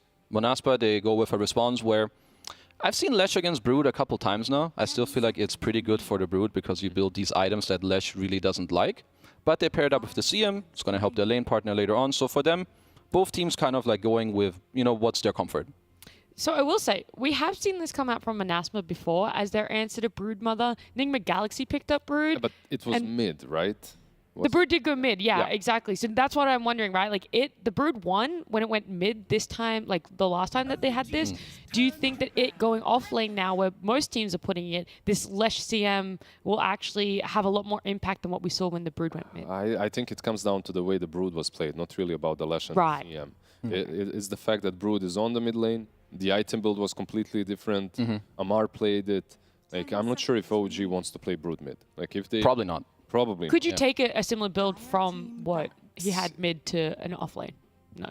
Like the one that Amar did last time? You can, but at the same time, if you do it, like, you're losing a lot of utility from your offlaner, which is something that they had in that last game when Nigma was playing it on the mid lane. They had a ton of utility coming from their offlaner. Yeah, like that's like the important thing, because when you do it from an offlaner, it's kind of hard to get these auras from a mid. Whereas when Nigma did it, as he was saying, they had MC on the Snapfire, he built all the auras, and then it was like, now this Brood build looks kind of good. Yeah. But if he does it from the offlane, it probably looks kind of bad. That's a lot on your supports to try and build the auras then.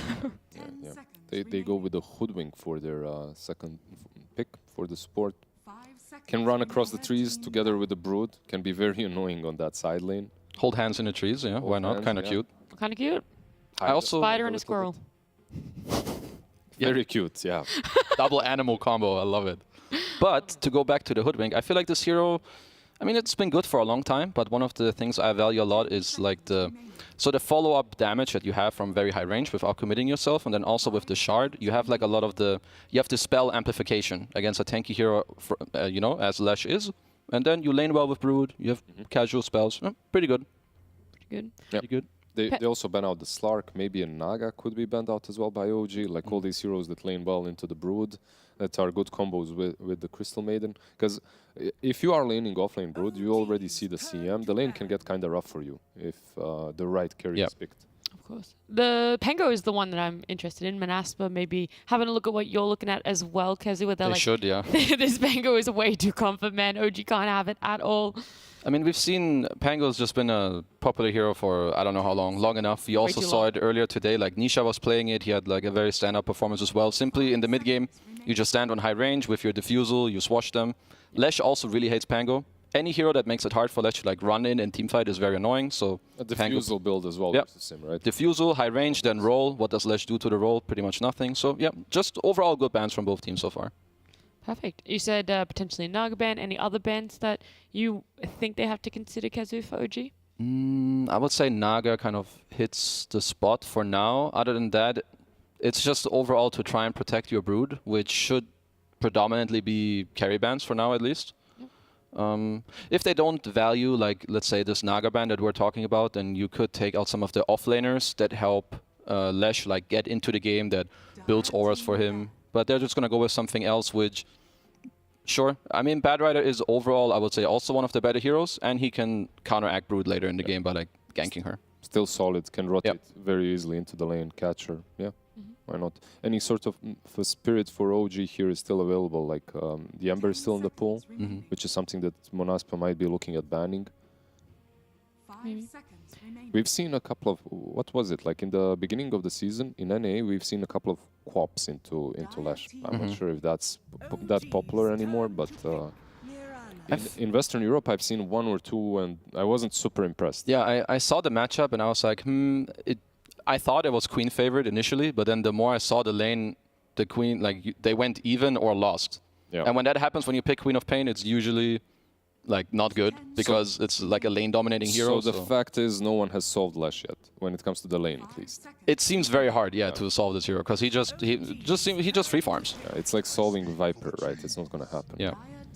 Okay, Mars. The fact that Nature's Prophet got that far is definitely unusual, but Nature's Prophet and then a Marcy combo being picked up. Would that be a Marcy 5, or are you thinking to be laned with the Nature's Prophet? It could be laned with the Prophet, most likely, I believe it will be. It can be with the Brood as well, and you put the Hoodwink and the Nature's Prophet. It all depends on what they feel like doing. Depends on Monaspa's offlane pick as well. I've seen Chu play Marcy in pubs, so very likely that they're going to go together. Good, bad? Do you rate it? I think it's very specific. I don't think it's necessarily a good or bad hero. It's more like how you really surround it. If you have a range carry, which you do now with the Natures, you pop the Psychic there, and you want a very aggressive lane. You want either a kill combo or Natures can work. He always harasses people down. You follow it up. So overall, I think even though you don't see it too often, it's pretty good. We're rating it highly, and then Damn. a Dragonite. This feels like just a combo. You know, you got your Dragonite Insta-Stun, then you have your Mirana arrow. AK Mirana, very like nice. It. We like it. Yeah, also very stable from Monaspa. Like, they're not messing around when it comes to the way their game should be played. I believe that's something that was really difficult for them versus Tundra. Even though they had that Clinks, they didn't really have a lot of ways to play the map. Like, it was run around the Clinks and try to get pickoffs 24/7. This time around, like, you have the DK, you have the Lash. Objective taking shouldn't be an issue ever in the game. I'm not sure which way they're going to go with this DK. It could be one of those skitter specials on the safe lane, right? Like, you try to copy him, go for that hard carry, or as OG is thinking, at least with their last ban, DK's mid. It could be offlane too, actually. Or, yeah, actually. Well, Monaspa have run Lesh carry before. Yeah. I mean, for them, actually, they can put anyone wherever they want. Yeah. So as for OG, they need to be like, okay, what is the most annoying heroes for us to deal with, regardless of where they go? So it looks like for them, yeah, they feel like they probably need a new carry, which I guess I would kind of agree with. Anything else? No. You don't feel salty about it. You're like, I kind of agree. No, because it's kind of hard. Because I personally feel like DK's best role is mid. So overall, I think it also just comes down to what is OG picking next. But it looks more like a Lash mid, right? Like a DK Mirana offlane Lash Yeah, mid. I think so. Yeah, I think so. It just feels more natural for what they've got at the moment. You're right, though. They do have overall last pick, so they easily can swap it up, even though right now that feels more natural. Viper, Naga. But yeah, I would say overall the DK pick is good. I would also say it's a hero that's been rising a little bit in popularity. I feel like, you know, this very high tankiness with the armor against heroes like Nature's Prophet and Marcy as well is very good. You can frontline. People have figured out these item builds so you can scale a lot with like the stupid Manta-style Aghanims. You just farm the whole map, you pressure towers, so... My only problem, Monaspa's draft looks a little slow, right? Without any items, it doesn't look... It can take objectives, but I feel like OG can just spread the map so easily. You have Brood, you have Prophet. Like, the only way for Monaspa to play this at the moment looks like a death ball. Like, right, and you're afraid that OG are just going to split every lane. Exactly. And push out lanes. Just to let them have one, defend with the Hoodwink or whatever, delay it a little bit. Meanwhile, Brood is pushing one side, Prophet is farming the triangle, joining whenever is necessary. I just feel that OG's draft at the moment has way more flair. Like, it's easier to make moves with it. I do think it's a bit telegraphed. Yeah, no, that's true. But I do think for Monaspa, that's one of the reasons why I like DK more in the mid lane, is he gets his blink timing a bit faster. But if Monaspa do well in their lanes, you have this DK that can run around with like a blink stun, you have the Moonlight Shadow, maybe Lesh gets too tanky at a certain point. So, I mean, now their draft isn't complete yet. They do have the last pick, so maybe they can, you know, swing Lizard's opinion a little bit. Maybe they can with something interesting in the last pick. But they still need a carry, right? That should be the case. That should be the case, at least. Even though Kuka was banned out and the Naga. I was going to say, are you guys still liking that idea of that Dragon Knight going... the Lesh being mid and the Dragon being off with the Invoker coming out? I feel like it's still the easiest way for them to play this draft out. Yep, okay. Yeah, I think it's fine. I mean, there is maybe like one or two offlaners that I would be okay with, where you put the Lesh into the safe lane with the CM, you put DK mid against Invoker, because he doesn't really care, you don't need all that much mana, and maybe you pick some, I don't know, offlane Centaur, something casual, chill, another stun, but I feel like most teams here would want to pick a carry.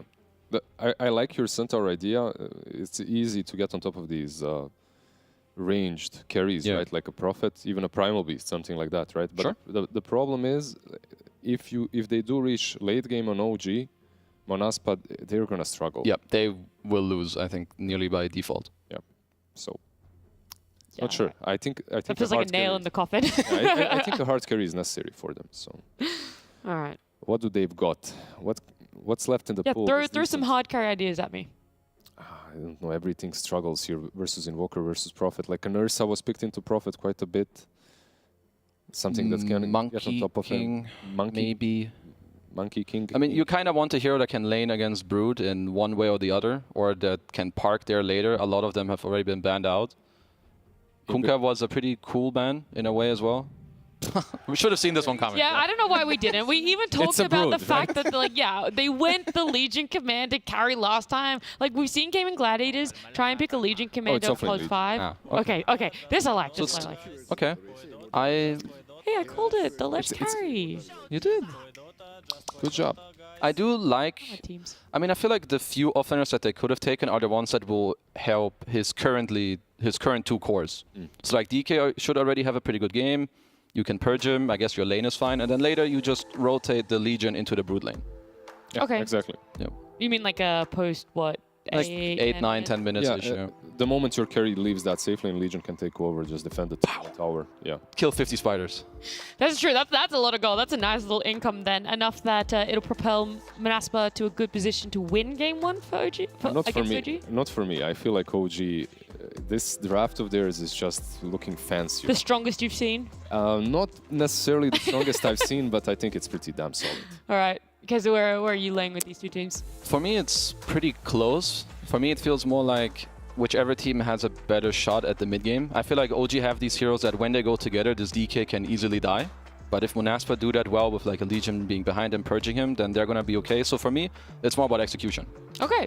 We'll be looking very closely at execution for both of these teams. They both need a win here. So let's jump on in game 1. It's OG up against Manaspa with B-Cup and Lacoste. Thank you very much. Coming into game number 1, it's going to be one to look out for. OG. Hey, what am I seeing there? What is that on the screen? That's my old name. Someone's trolling me. It's a good old name. I feel like that's better than most people's first in-game names, right? Yeah, this was one of. I mean, this was the second one. You know, the first one is the one that I'm using right now. But so you went back to your first one. Yeah. It sounded better, but we'll see. You know, but it brought a lot of memories back. You know, the overwhelming feeding back in 2011, 2012. But yeah, now I got to focus on this job. I like OG's draft slightly more because this is going to be one Nature's Prophet with so many buffs on top of him. This is Alacrity plus Sidekick Nature's Prophet. Ooh. He's seen Nature's Prophet time and time again as a carry where he's able to dish out so much damage and also sustain. Like in terms of damage output on side of Manaspa, there isn't really that much other than Leshrac because DK's damage is very limited. Crystal Maiden Morana, again, Legion Commander needs to have a lot of dual damage, but yeah, typical, I would say, Manaspa draft where they tend to pick different heroes. Leshrac on the safe lane, we see it from time to time, but yeah, they do like to play Legion Commander. Either from the safe lane, off lane, they also think it's a good counter to Broodmother. The one thing I'm a little bit worried about with this Legion, though, is in the few games that we've casted of Manaspa, it feels like Skylark's lane kind of just gets sacrificed pretty heavily. And if you want the dual damage, if you want that accelerating Legion Commander, like that can't be the case, right? No, there is also not that hero that's going to play with Legion Commander other than Leshrac. That's going to be like, wow, this is it. This is the damage. It's not like explosive damage like Skyrot Mage or any like burst damage, like any extra damage coming up from like Zeus, any global presence, nothing of that sort. And this was, bear that in mind, last pick Legion Commander, so they should try to do better. Extra units coming out from that Nature's Prophet could help out with the overwhelming odds, and Skylark immediately gonna start putting some pressure. But yeah, as you said, I've seen him lose lanes time and time again. Seems like he's playing a bit more of a sacrificial off lane. Yeah, it's similar to what we used to see from like Chalice back when he played with LGD, but eventually that plays off lane. Taiga. Yeah, Taiga chased but not killed off. DM's gonna have to protect him because this is not that safe of a hoodwink at the moment, and as the levels kind of stack up, it's going to be a lot more damage. Frostbite as well into the Split Earth could be something that just obliterates this hoodwink. Could be very low on HP. Hoodwink also just 2 branches at the moment, so once they hit level 2, There are 3 mangoes available on Spartan. He also needs to be careful. Once they hit level 2 on side of OG, he could be the one dropping down. Yeah, if you could put together the Acorn shot with the Bushwhack, you are in trouble. There is always the joke that Crystal Maiden is just a super creep, and we'll see if that's the case. But I feel like a lot of the games we see Crystal Maiden, they go, like, off. It's kind of crazy. And they go off the map because they're feeding and being dead all the time. You can't see them on the lane. You can't see them on the screen. Walk of shame multiple times. Mid lane, BZM, so far so good. Playing that Exort Quas Invoker, or Quas Exort, my OCD has to say it this way. So having that extra damage from Forge Spirit. In terms of setup for early Sunstrike, they don't really have much. It's gotta be Bushwhack, which is an okay tool, but like the other heroes don't really have it. Dispose from Marcy, like Rebound, not the best ones. Stun duration, not long enough. I will say, speaking of Sunstrike, I'm pretty sure he did get that range creep that we are always looking at when we see Invokers mid with the Sunstrike. Yeah, we see it miss a lot, but I think he got it. So he's up in the percentages. A little worrying, though, at the moment, all 3 cores of the side of Manaspa up on the CS chart. Yeah, doing really good. Good start in terms of the lanes, at least the first couple of those. Chu, not really being able to provide much, getting harassed a lot. Oh, gosh, Dispose out of the tower, but Starstorm means Desire gets the kill. Thought maybe for a second they get Skylark, but this is the bottom duo working out for Manaspa, and not the sacrificial lane that we've seen so much from Skylark. He's 14-0, and now they've got a kill in this lane. A bit too like as I said, they didn't bring too much regen to his lane, and now they will need to bring some extra for Yuragi, and also bringing raid bands. He knows that there's going to be a lot of right clicks coming out from them. Desire on Mirana, starting with no arrow because they don't have a setup, which means that 2 points in Starstorm. It's going to be a lot of magical damage coming out from him. Chu, Magic Stick is available. Only 3 charges on it. Does not have Rebound. Maybe if it went for a different type of a build. Usually we see Dispose plus Rebound and then multiple points in Sidekick. But this time around, he did not get it. We saw this on the Mirana build in China, didn't we? Like, no arrow for a long time, not taking the range creeps and the siege creeps, just going heavy with the Starstorm and the Leap. If you don't have a setup, I think it's a better one, because you know that Marcy also wants to play like a bit more to the side, and then double Starstorm hits. We saw how potent it is a couple of seconds ago. Yeah, so we'll see if it can continue to be that way, if Chu finds himself in a position where he gets hit by that Starstorm again. But I continue to just reiterate the point, honestly, that you look at the CS, and it is all Manaspa right now. Bottom lane, Chu to get some damage, while Nande is also getting run They're down just a little gonna bit. swap the target, it seems. Chu? He's fine. Has Magic Stick, has Raindrop, but still very low.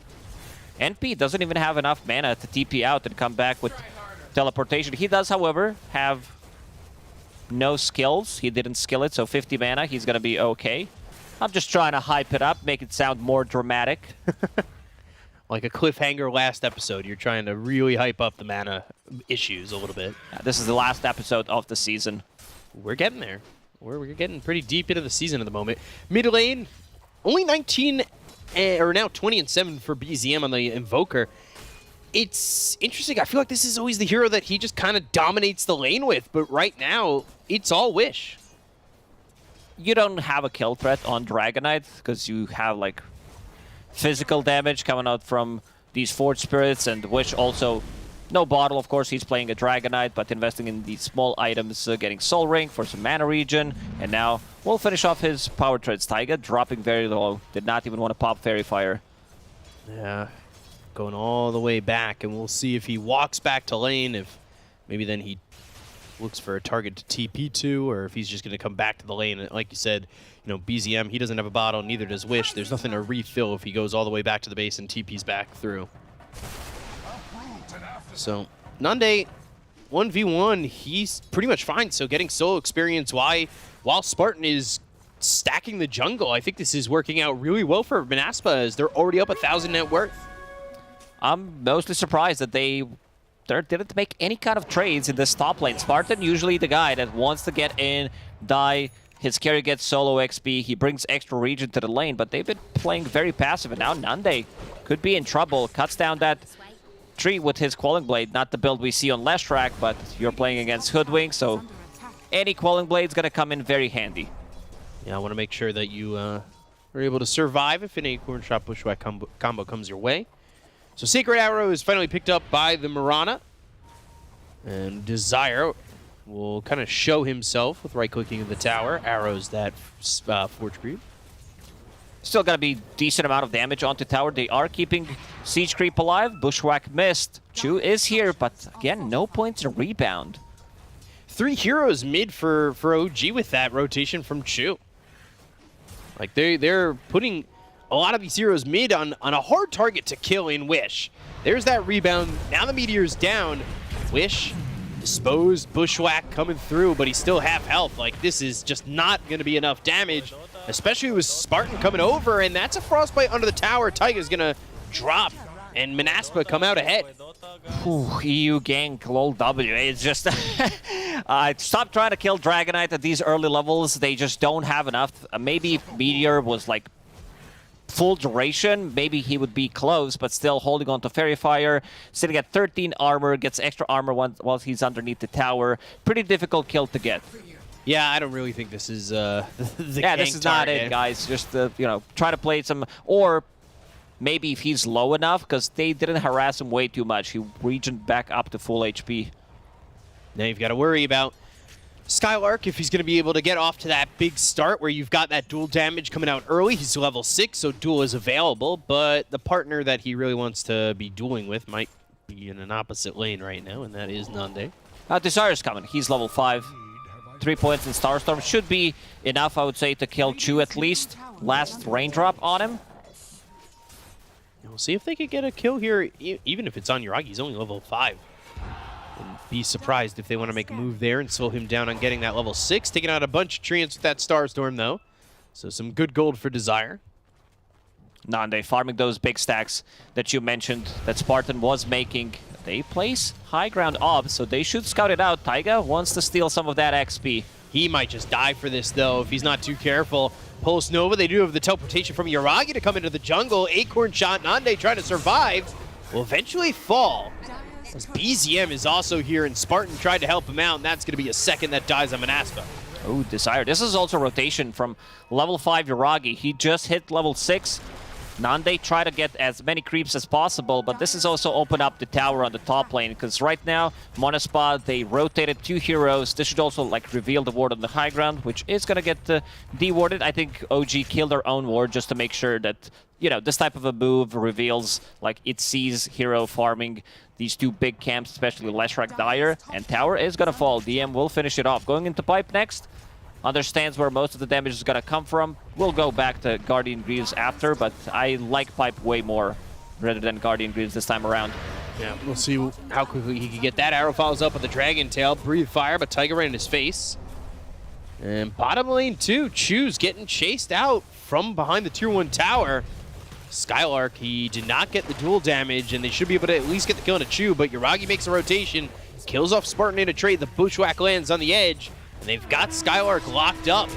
Use that press to the attack, try to run away from Taiga. Sunstrike off the mark. And Taiga doesn't have the mana right now, but will eventually as mid lane BZM finally falls to Wish. However, Skylark walks all the way away from Taiga on this Hoodwink. Yeah, they only killed Crystal Maiden, but the trade that they get on a mid lane is tower plus BZM. And I think BZM has a pretty good understanding what needs to be done in this game. This time around, no Hand of Midas, no Boots of Travel, Blink type of a build. He knows that the side lanes might need a bit of an extra help, so he opted to go for Power Treads, going into Witchblade next. All these small items, cheap components to be as active as possible. But on the other side, Wish, Blink Dagger is ready, needs to use the Courier. This is 10-minute Blink Dagger on Dragonite, Power Treads plus Soul Ring.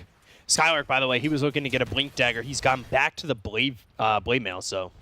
I like Blade Mail more on offlane Legion. You want to get that, again, cheap damage early on. Gives you nice stats, good armor. Not like the most uncontrollable damage, though, for OG. Maybe if he can land it in a Wrath of Nature or a Meteor.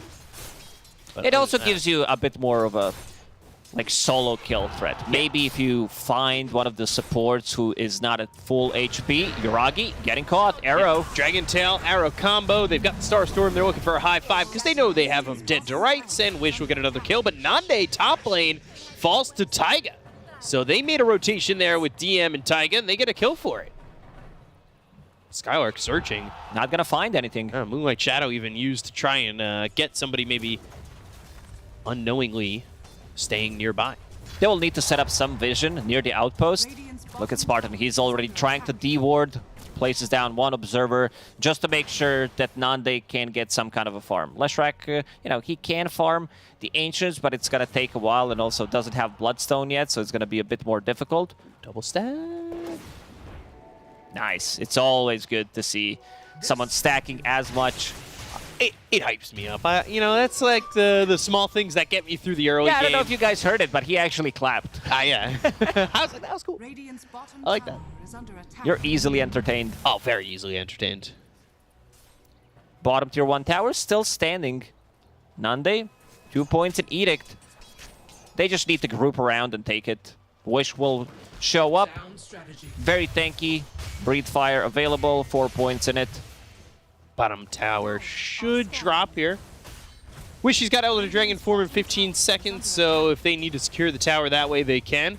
They're moving Nande off the bottom lane, so it will just be Wish here, and I would assume that he will use that Elder Dragon form, but we'll see. Ulti from Spartan. What a chat. Back him off from that tower. That works. Okay. He's going to feed him away some Forge Spirit. Double Forge Spirit killed by Spartan. On top of a couple of creeps. Yeah. Will pop the glyph. And tower will fall anyway. Top lane DM. Get those overwhelming odds thrown at him. And Skylark popping the Blade Mail, but doesn't move in to go for the duel. And Taiga's going to be right in the tree, so he'll get hit by that stun. That's first duel damage. From bottom. And that will be a victory there for the Legion Commander getting that first duel damage. That's 10. Got to start it somewhere. Nande, 300, 200 gold away from Bloodstone. They already took tier 1 tower on the mid lane, tier 1 tower bottom. Nande could be in trouble. No one to back him up here. Rebound early just to catch up and hope that they can land something. They won't find him. TP over from Yuragi as well. So 3 heroes going bottom. They do not catch this Leshrac, who's low on net worth compared to his other 2 cores, but right now ahead of everybody on the side of OG. They'll go for Skylark. They've got the sharpshooter, press the attack on the run with the Blade Mail. Skylark surviving, but eventually that Wrath of Nature catches up to him, and Skylark will die at the hands of Yuragi. I feel like Monaspa so far has been very, active with Dragon Knight once he picked up the Blink Dagger, but other than that, they've been reacting to what OG is doing. I want to see them, make a move of their own. Bloodstone is now completed, as we said. And again, you need to be very aware of Broodmother. Oh, no, Spartan. He's just going to drop. You need to bring heroes. You need to bring 3-4 heroes to push Broodmother out of this area so you can actually get the farm. They're also going to get a D-ward on that. So a kill and a D-ward with that Sentry. That is some value. Sunstrike killing a Skylark. BZM's got another. All of a sudden, OG are kind of hitting a stride. They're going to get a tier 1 with this. That opens up the entire jungle. And we have spoken about how Nande does not feel comfortable farming. It's just going to make things worse. They've got an entry point into the triangle now. And the entire jungle is open for them to kind of just play aggressively into. DM, he also places a couple of webs inside the enemy triangle, so he could be in there and try to make stuff happen. Oh no, another whack. Sunstrike. Spartan just respawned, and BZM gets another kill.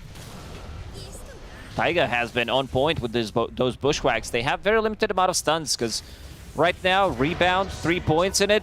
We haven't really seen Chu go in and try to set things up. Other heroes, they don't have any kind of stun abilities. Maybe Invoker later down the line when he gets more points in Wex for Tornado. Right. So it needs to be Hoodwink. Taiga only sitting at 7 CS, but in terms of farm, ooh, another stack. Let's see, Bushwhack, and here's DM, Sunstrike. He walks south, so he's not going to actually get hit by the Sunstrike, and they can't get this kill. Skylark surviving, just barely. I think that would have been a kill. 420 from Sunstrike. Blink Dragon Tail, and they have found themselves the Hoodwink. They'll get another duel victory here for Skylark, and you know, as he gets that duel, we take a look at the odds brought to you by esportsbet.io, and 1.6 for OG, so they are slight favorites over Manaspa, and right now it is looking pretty much even. Yeah, speaking of odds, overwhelming odds, did allow Skylark to be on top of the CS. If we switch quickly to CS, he has 185 creeps. A lot of those were from the Broodmother and the Spiderlings, of course, but in terms of net worth, he's also like up there, not the most farm hero. By up there, I mean in the middle of the pack, never mind. He is padding those CS stats. Yeah, he died. Those 2 back-to-back deaths really did cost him. So Moonlight Shadow was used. They grouped up over in the triangle. They've got Skylark continuing to farm in the top lane while all this is going on. He wants that blink pretty badly. Taiga comes over, and he might look for another kill, potentially with DM if he makes the rotation over from... Taiga is speaking it out. He wants Nature's Prophet to TP in Yuragi. DM's coming over too, and this has been the combo that they've used. Not too quickly, though. He needs to farm everything first. This time around, he knows something is cooking. They are letting him get that blink dagger, though. Overwhelming odds and go back. Just overwhelming odds on 2 spiders. That's it. That's value. Any gold is value gold. There it is. There it is. Oh, there it is. That is 207 CS now. They're going to look over at Wish. They're going to try and get this kill. They've got no, themselves anti-combo. And the Meteor is going to be thrown over him. They go to the ult from Spartan. Chu taking a lot of damage. He's already unleashed. Skylark comes in for the duel with the Blade Nail, and he's going to die. So Chu dies. Spartan falls. 2 heroes dead. It's 1 apiece. As BZM's on the run with the overwhelming odds being thrown on top of him as well as Yuragi. And Manaspa, they keep Wish alive. Or, well, really, it was Chu pretty much alive. Whew. With that dispose, if he ate the full meteor, I think he drops there. It's so much damage coming out from him. Desire? No Moonlight Shadow yet. Yeah, he just available. Used it a little yeah, bit. He found Philosopher's Stone, and I see him going for a greedy build, going for that Aghanim Scepter. He does have a lot of gold right now compared to the supports in this game. At one point, I saw him queuing up mech so that they can tank up. Your offlaner doesn't build into aura items. Sometimes we see Legion Commander with the pipe, but he does not build into Guardian Greaves. Could be like very game specific. Skylark, Blink was a cooldown. Double Bushwhack, double Tornado, double Meteor. And that is a quick kill on a Skylark. Desire is able to leap away, but he no longer has any leap charges. He bought out on the point booster, so the gold he had, he spent. And that means it won't be too devastating when he dies here. I want to see if they want to go Roche, because they do have a lot of summons. They do have damage. Like, this is Force Spirits, Nature's Prophet, Treants, also Spiderlings, and then you have Sustain. Do you even need Sustain, Sidekick, plus Alacrity? This is the combo that we mentioned at the start of the game, plus Drums. All these small items are going to add up. And let's see if they decide to smoke up and try to contest. It seems like they don't know what's going on. Spartan, he was picking out the mid lane. You know, this is when the creeps meet on a mid lane, someone plays aggressively, someone decides to cross the river. Most of the time they die, but OG, understanding that they could take this Roche, they do have enough damage, they do have sustain. Yeah, they didn't even try to stop that Roche at all. Which, I don't blame them. 2 heroes that just died. Not sure that's exactly the fight you want to be jumping into. Give up that Aegis. The first one's into the hands of Yuragi, who's going for the Gleam here. He's already got that BKB, though. This is tough. I feel like OG could just push towers. And it's tough for Manaspa to want to commit to defending that, right? Yeah, it's going to be a bit more difficult. Nature's Prophet with the BKB, with Aegis, also teleportation ready. Taiga already setting things up. He does not want to show himself, just to make sure that the rest of the team does not take 4 versus 5-5. So for now, he's just sitting inside the trees while DM takes the tower. Chu. We'll grab the outpost. Well, Skylark is nearby, but the rest of the team is a little bit far from him, and I know they're close overall, but just need him to be maybe leading ahead of him so he can just jump and go for that duel. Have his team already ready to go. BKB almost picked up for BZM. Taiga going into a Blink Dagger, picked up a Tome, so he's going to be pushing towards that level 2 on the Sharpshooter. This will do nicely. Boomerang is available, so extra spell damage. Combine that with Invoker. BZM wants to farm up his BKB. This is going to be really big timing for OG. They will have Guardian Greaves plus Pipe compared to Monaspa's not having any of those items, plus 2 BKBs, while they only have BKB on Dragonite. Yeah, so Ags for Mirana, now that you're kind of thinking about it, and the fact that they've got the sustain. I don't know about this one, This Chief. duel is not going to work out. Now they've got the Bushwhack, they'll control him. Cold Snap, Wrath of Nature, and a deafening blast will blow out his life and his eardrums. That was some psychotic move from Skylark. That no way he gets the damage there or gets the kill. BZM was way too farmed. He's gone. Yeah, that is a hard kill to get. Especially without any real follow-up from your team. BZM, Cold Snap, Tornado combo. Choose here, Sprout around him, and they'll unleash, they'll dispose. Oh, but they get BZM. Is the trade worth it, though? Shu still trying to fight. BKB's been popped by Wish. He'll rebound, but still die. Got the Sprout around Desire, but he could leap right out of it. And it ends up being a 2-for-1.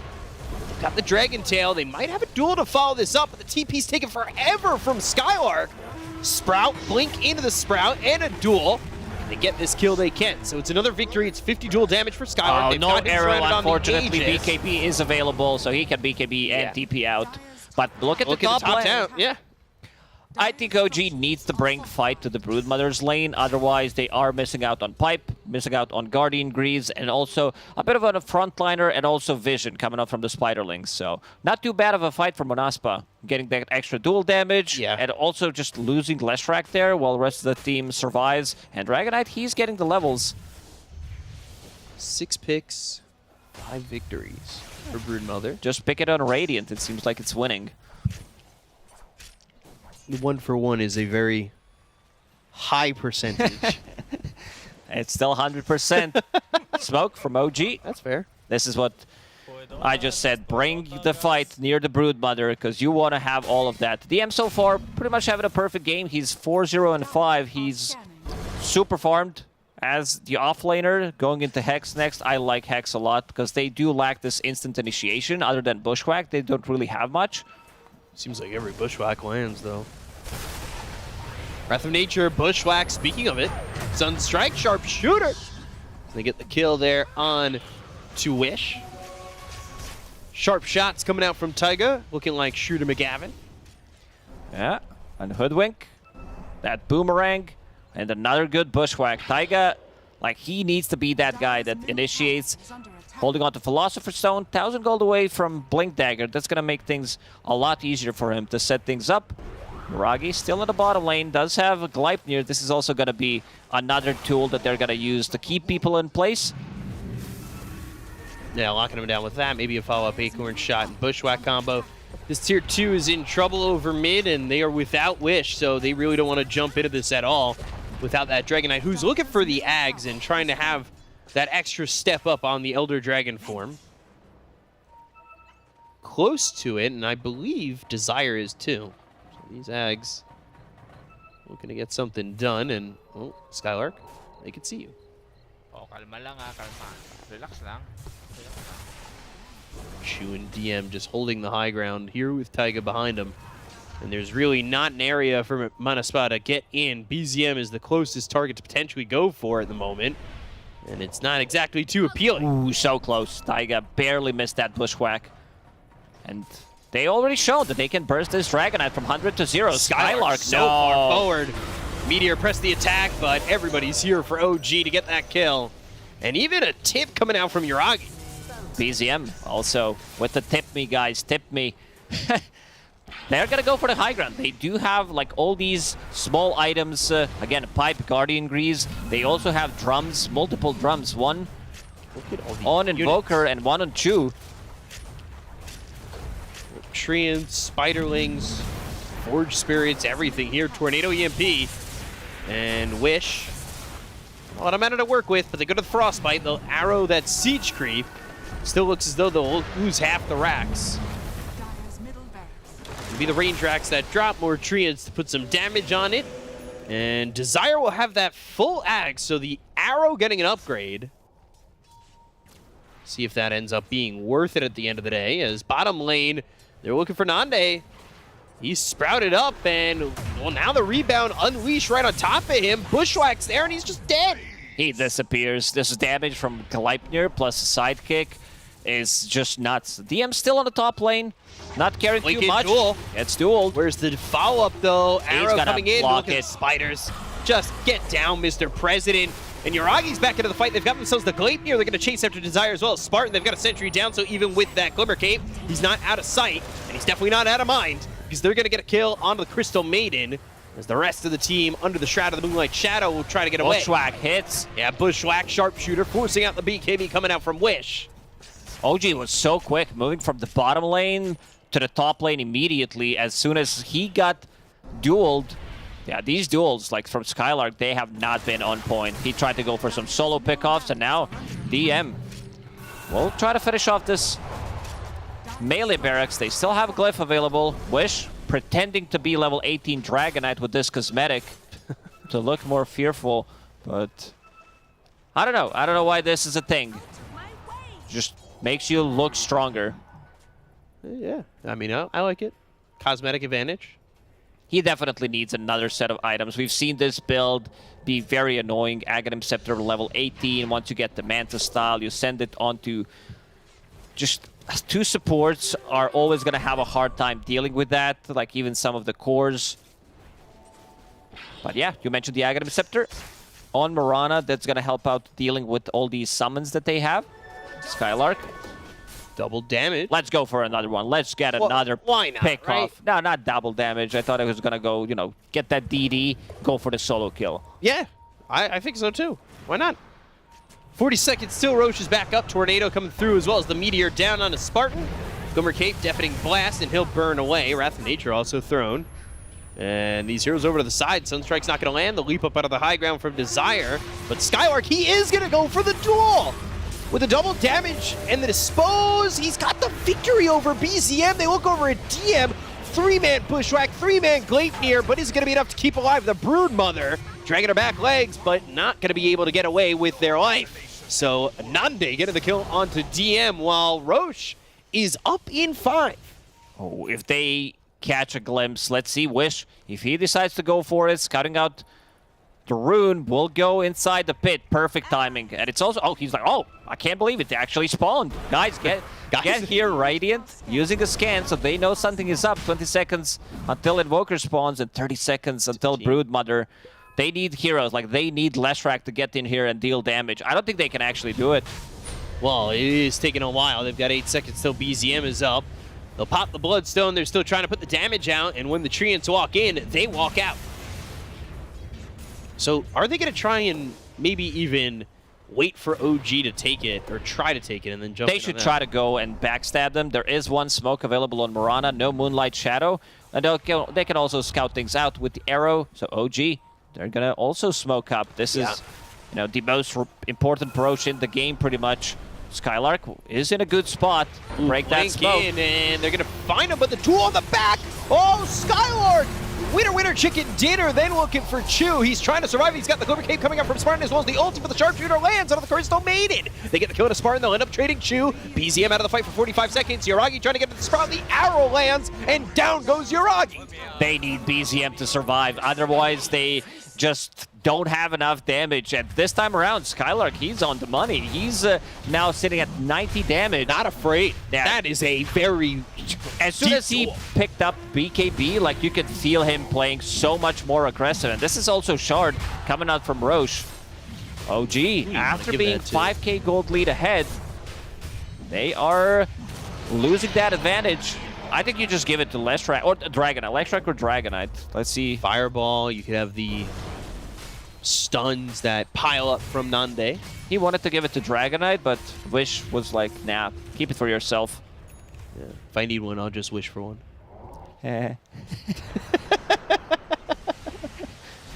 I could sense something was coming.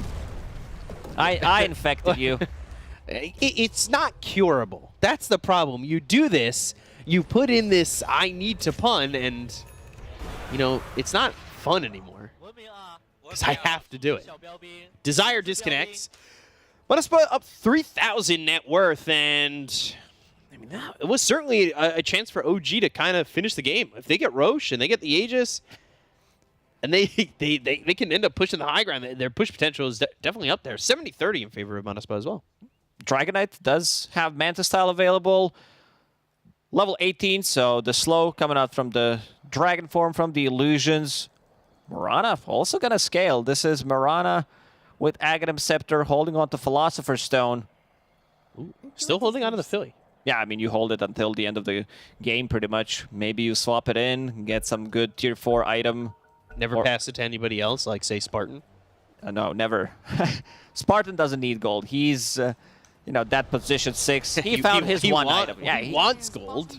Just doesn't need gold. He plays better with less gold. Yeah. There's more of a desire for gold on the Mirana. Nande? That was unexpected. Bottom lane. He's going for the Shiva's an overwhelming blink. Wants to jump in and slow them up. Continue on with the Pulse Nova and try to output as much damage as he can with this combo. Tyka's just sitting down here bottom, but nothing really doing at the moment. Also looking at the items from OG members, they want to get those Lincoln Spheres up as soon as possible. Everybody's building it. 2 cores, BZM, like he understands that needs to be able to protect themselves. There are 2 abilities that he does not want to get initiated on with. This is Duel and of course Dragon Tail. This is 3-second duration stun. They have other things that can break the Duel though, or break the Lincolns. So they need to be a little bit careful. Lincoln's isn't going to be the end-all be-all for sure. And I like that Skylark is also building for himself, but also building for the team, just getting that like Heaven's Halberd, understands where most of the damage is going to come from, Nature's Prophet. And also to have something to pierce through Lincoln Sphere off his own if he's going for that solo kill. Desire, here with Spartan, they got the Frostbite on DM, but he'll become the Cliff. And then throw some webs down. Look how big the dragon is. Little illusion dragon. And now the real one. And he's also holding on to Quickening Charm, so Manta style. 27-second cooldown. Ogre Seal Totem gets away from the rebound, gets away from the team, able to blink away towards his reinforcements. Wish. Oh. Oh no, the dragons, they're coming. Uh-oh. These Manta Dragons. It's not about the damage, it's more about vision and also slow that it provides. I just clicked on Yuragi, 159 move speed if he's getting hit by Dragon. See that? Overwhelming odds, top lane. Just so much CS there for Skylark. He also did take overwhelming odds radius talent. Didn't go for the hero damage because press the attack just feels much better. Gotta hit all those spiders if you can.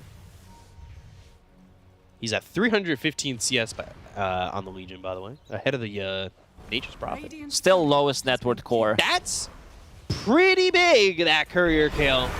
That means no Lincolns for at least 3 minutes. Radiant's top tower is under attack. That ain't nothing. Oof, that's gonna be a big one. I want to see Munospa use this Aegis. They're still holding it for a minute and 30 seconds. Take out this last tier 2 tower. Wait. Oh. BZM blinks away. Close. One hero I did not want to play in my 30s is Legion Commanders. There's way too many buttons to click, especially if there's a Lincoln here. Then you like need to shift click, blink, blade mail, press the attack, proc the Lincolns with the Heaven's Halberd. It's just way too, and duel of course. So that's like 6 buttons you need to pre-click to be able to get the duel off. You'd still be able to pull it off. I believe in you. Yeah, if we're slowing things down. No, this is very, I'm not even kidding. This is a very difficult hero to play once you get the items and once people do have defensive items. Yeah, but you know, you got all those buttons. You could do it. Even in your 30s. They don't call you a pro for nothing. You're the LC pro.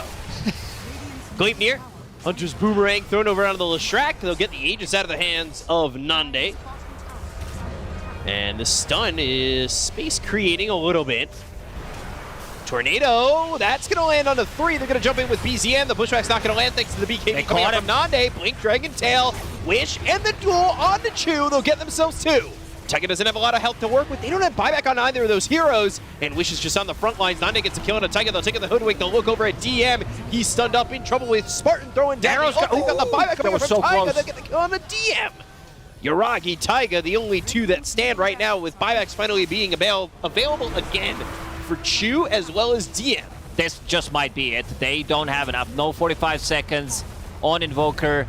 Buybacks are available on Broodmother and on Marcy, but it seems like it's not going to be enough. These Dragonite illusions are destroying them. Press the attack every single time, Wish is in trouble. And he, like, these Manta style, ooh, these are some really costly buybacks. They do manage to get out. Elder Dragon form, like you said, he has Quickening Charm, so that's not going to be on cooldown for that long. Yeah, you almost have like 7-second downtime on Manta style, and also on Elder Dragon form, it's 90-second cooldown. It's just like almost permanent. Once he gets the Octarine core, which he's building into, he's committing. I love that build. Yeah, I'm a big fan of that, where you just always have Elder Dragon form. OG needs to win next fight. This time around, BZM will have his Linkenser available. He also needs to farm another like 600 gold.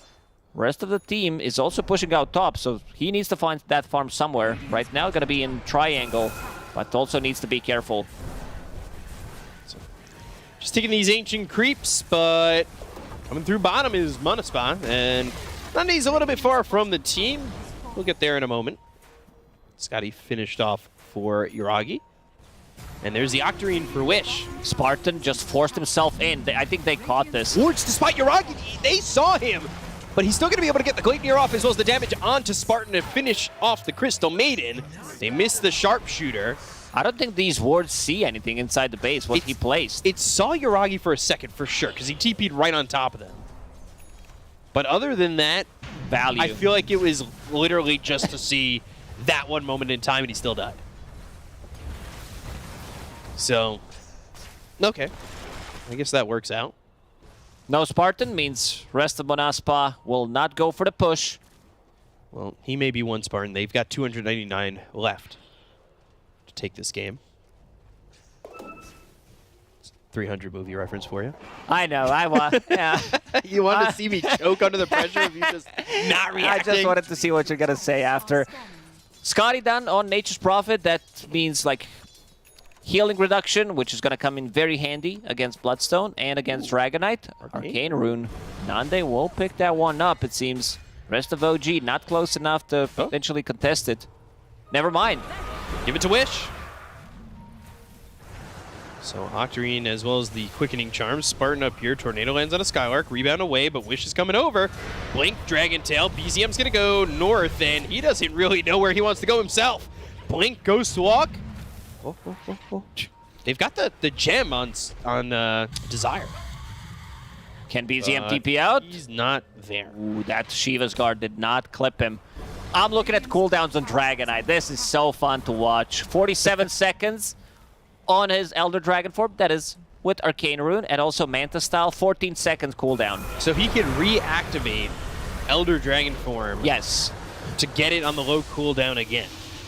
Tornado, Gleipnir, and Sharpshooter. So they've got the break. He'd probably... Oh, well.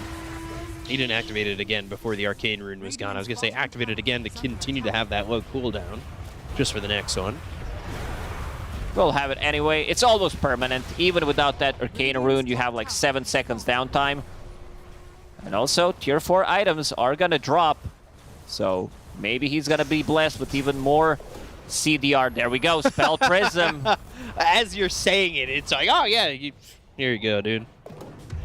Just take the Spell Prism and Timeless Relic. The 2 you really want to get just dropped 1-2 for them. This is also Timeless Relic with Overwhelming Blink. So you slow them down for 6 seconds, extra 20%, that's 7.28. It's just like so much. The slow, if he manages to get like double Overwhelming Blink and of course other abilities as well, It's so difficult to deal with these Dragonite illusions at the moment. He's going to keep sending them in on the towers, slow siege.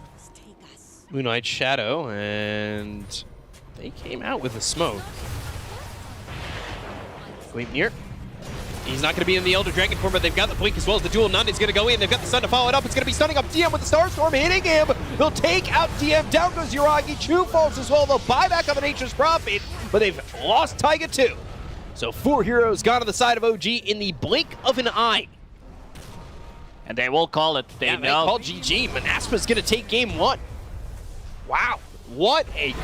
I mean, they weren't up by a lot, but it looked like OG were a fight away from winning the game. Yeah, definitely looked like it. They did take range barracks, and Skylark, after having a really bad start, he did manage to redeem himself, like multiple good duels in a row, and especially that one when, like you said, the OG was trying to win the game. They climb high ground, reveal of BKB on this Legion Commander, gets the duel on Invoker. Without Invoker, limited amount of damage coming out from them, and once Dragonite gets to his items, like, sure, with those, like, Blink first item, he's trying to get the pickoffs. A bit of a slower hero other than the other mid laners, I would say. But he decided to get that Manta style and, of course, Octarine Core permanent dragon form. Of course, the neutral items as well coming in very handy. At the last second. Yeah, just very annoying, very difficult to deal with. And they do get the W in the end. Yeah, Mount Spot looking really good. I thought that they really knew how to come back from behind in that situation. Skylark, like you said, with the BKB finds his aggressive form, and they end up winning game 1. So to break down this first one, we've got the panel. Take it away. It's always a pleasure to hear from B-Cup and cut and paste over there. Couldn't even hold it together for that one. But game 1, OG, what the heck is happening? In 1 minute you're pushing high ground and the next minute you're calling GG. This should have been that game. Everything was in their favor. It was all going their way, Kazu, until what, that 30-minute fight? Yeah, I mean, they were kind of owning. I liked how they played the map in the mid game too, but as you're saying, they do good stuff until like 29, 30 minutes. BZM goes for some kill mid and blah, blah, blah. Ends up into an overplay. Suddenly, they lose 2 heroes. Manaspa try Roche, but they back off nicely. Then suddenly OG, they go into your jungle, but from then on, I feel like Skylark, he had like 2 modes this game. The Psycho path, I lose every duel, and then once OG made this mistake, after like 30 minutes, every duel just clap, clap, clap, win, win, He was win. just dueling consistently. I don't even know if that thing came off cooldown. That's how often he was Anything dueling. he sees, creep duel, Duel. Yep. spider duel, broodmother duel, whatever duel. Okay, when you have an LC playing that way, I guess you don't have to worry about the super late game. True. For yourself or the enemy team, someone is going to have a lot of damage. Someone is going to be able to end the game.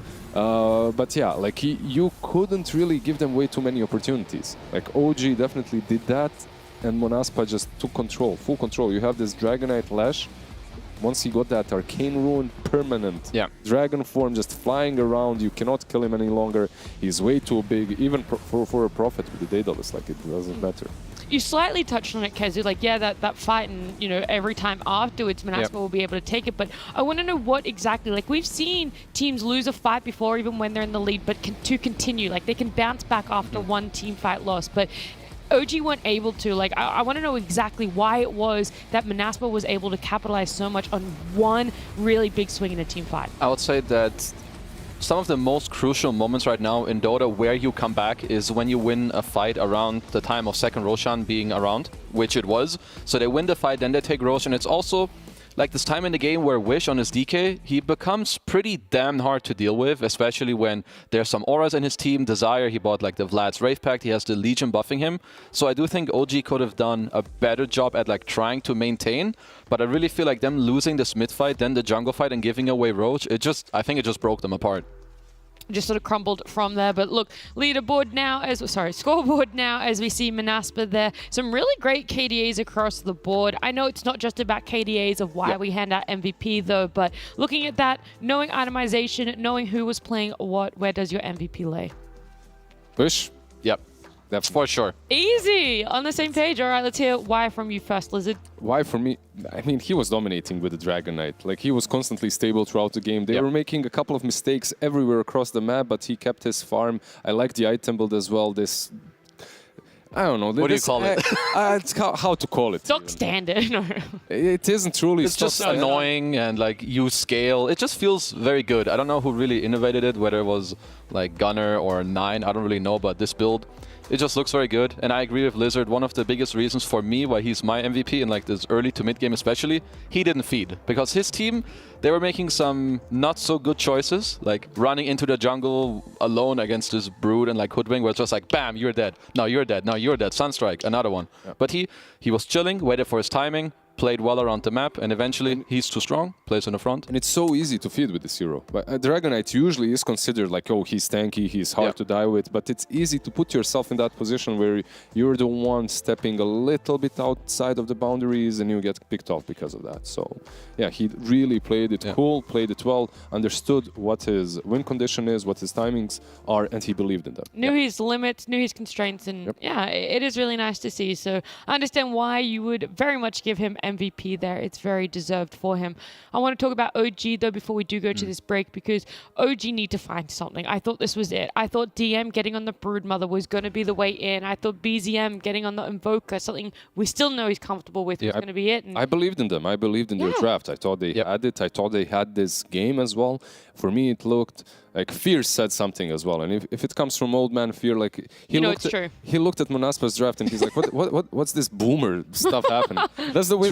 That's the same way I felt. It's like way too straightforward. Everyone knows what to do against these heroes at this point. Like you just stretch them across the map. You don't make way too many. But I guess not. Yeah, they went head first and they got LC'd. Monaspa style, head first. Worked out. Don't think about it. Just press the buttons. Just jump in, press the buttons. It did work out. Monaspa got this game. They were able to bring back the victory for themselves. So we'll see if OG can do the same in game number 2 after this break.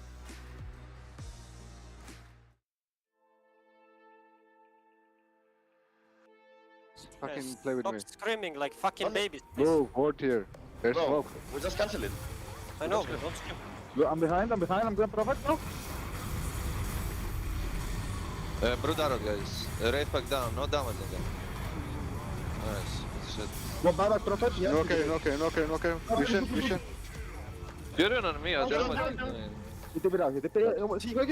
Ah, it's one. Take them. Ah, yeah.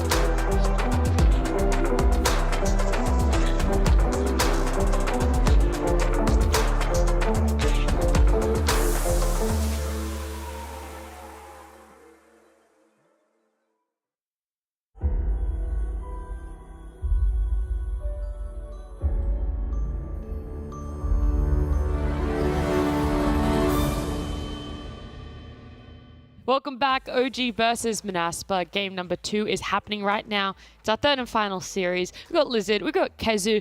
We had a listen in, right? As we threw to break, we got to listen in and we heard Manaspa there.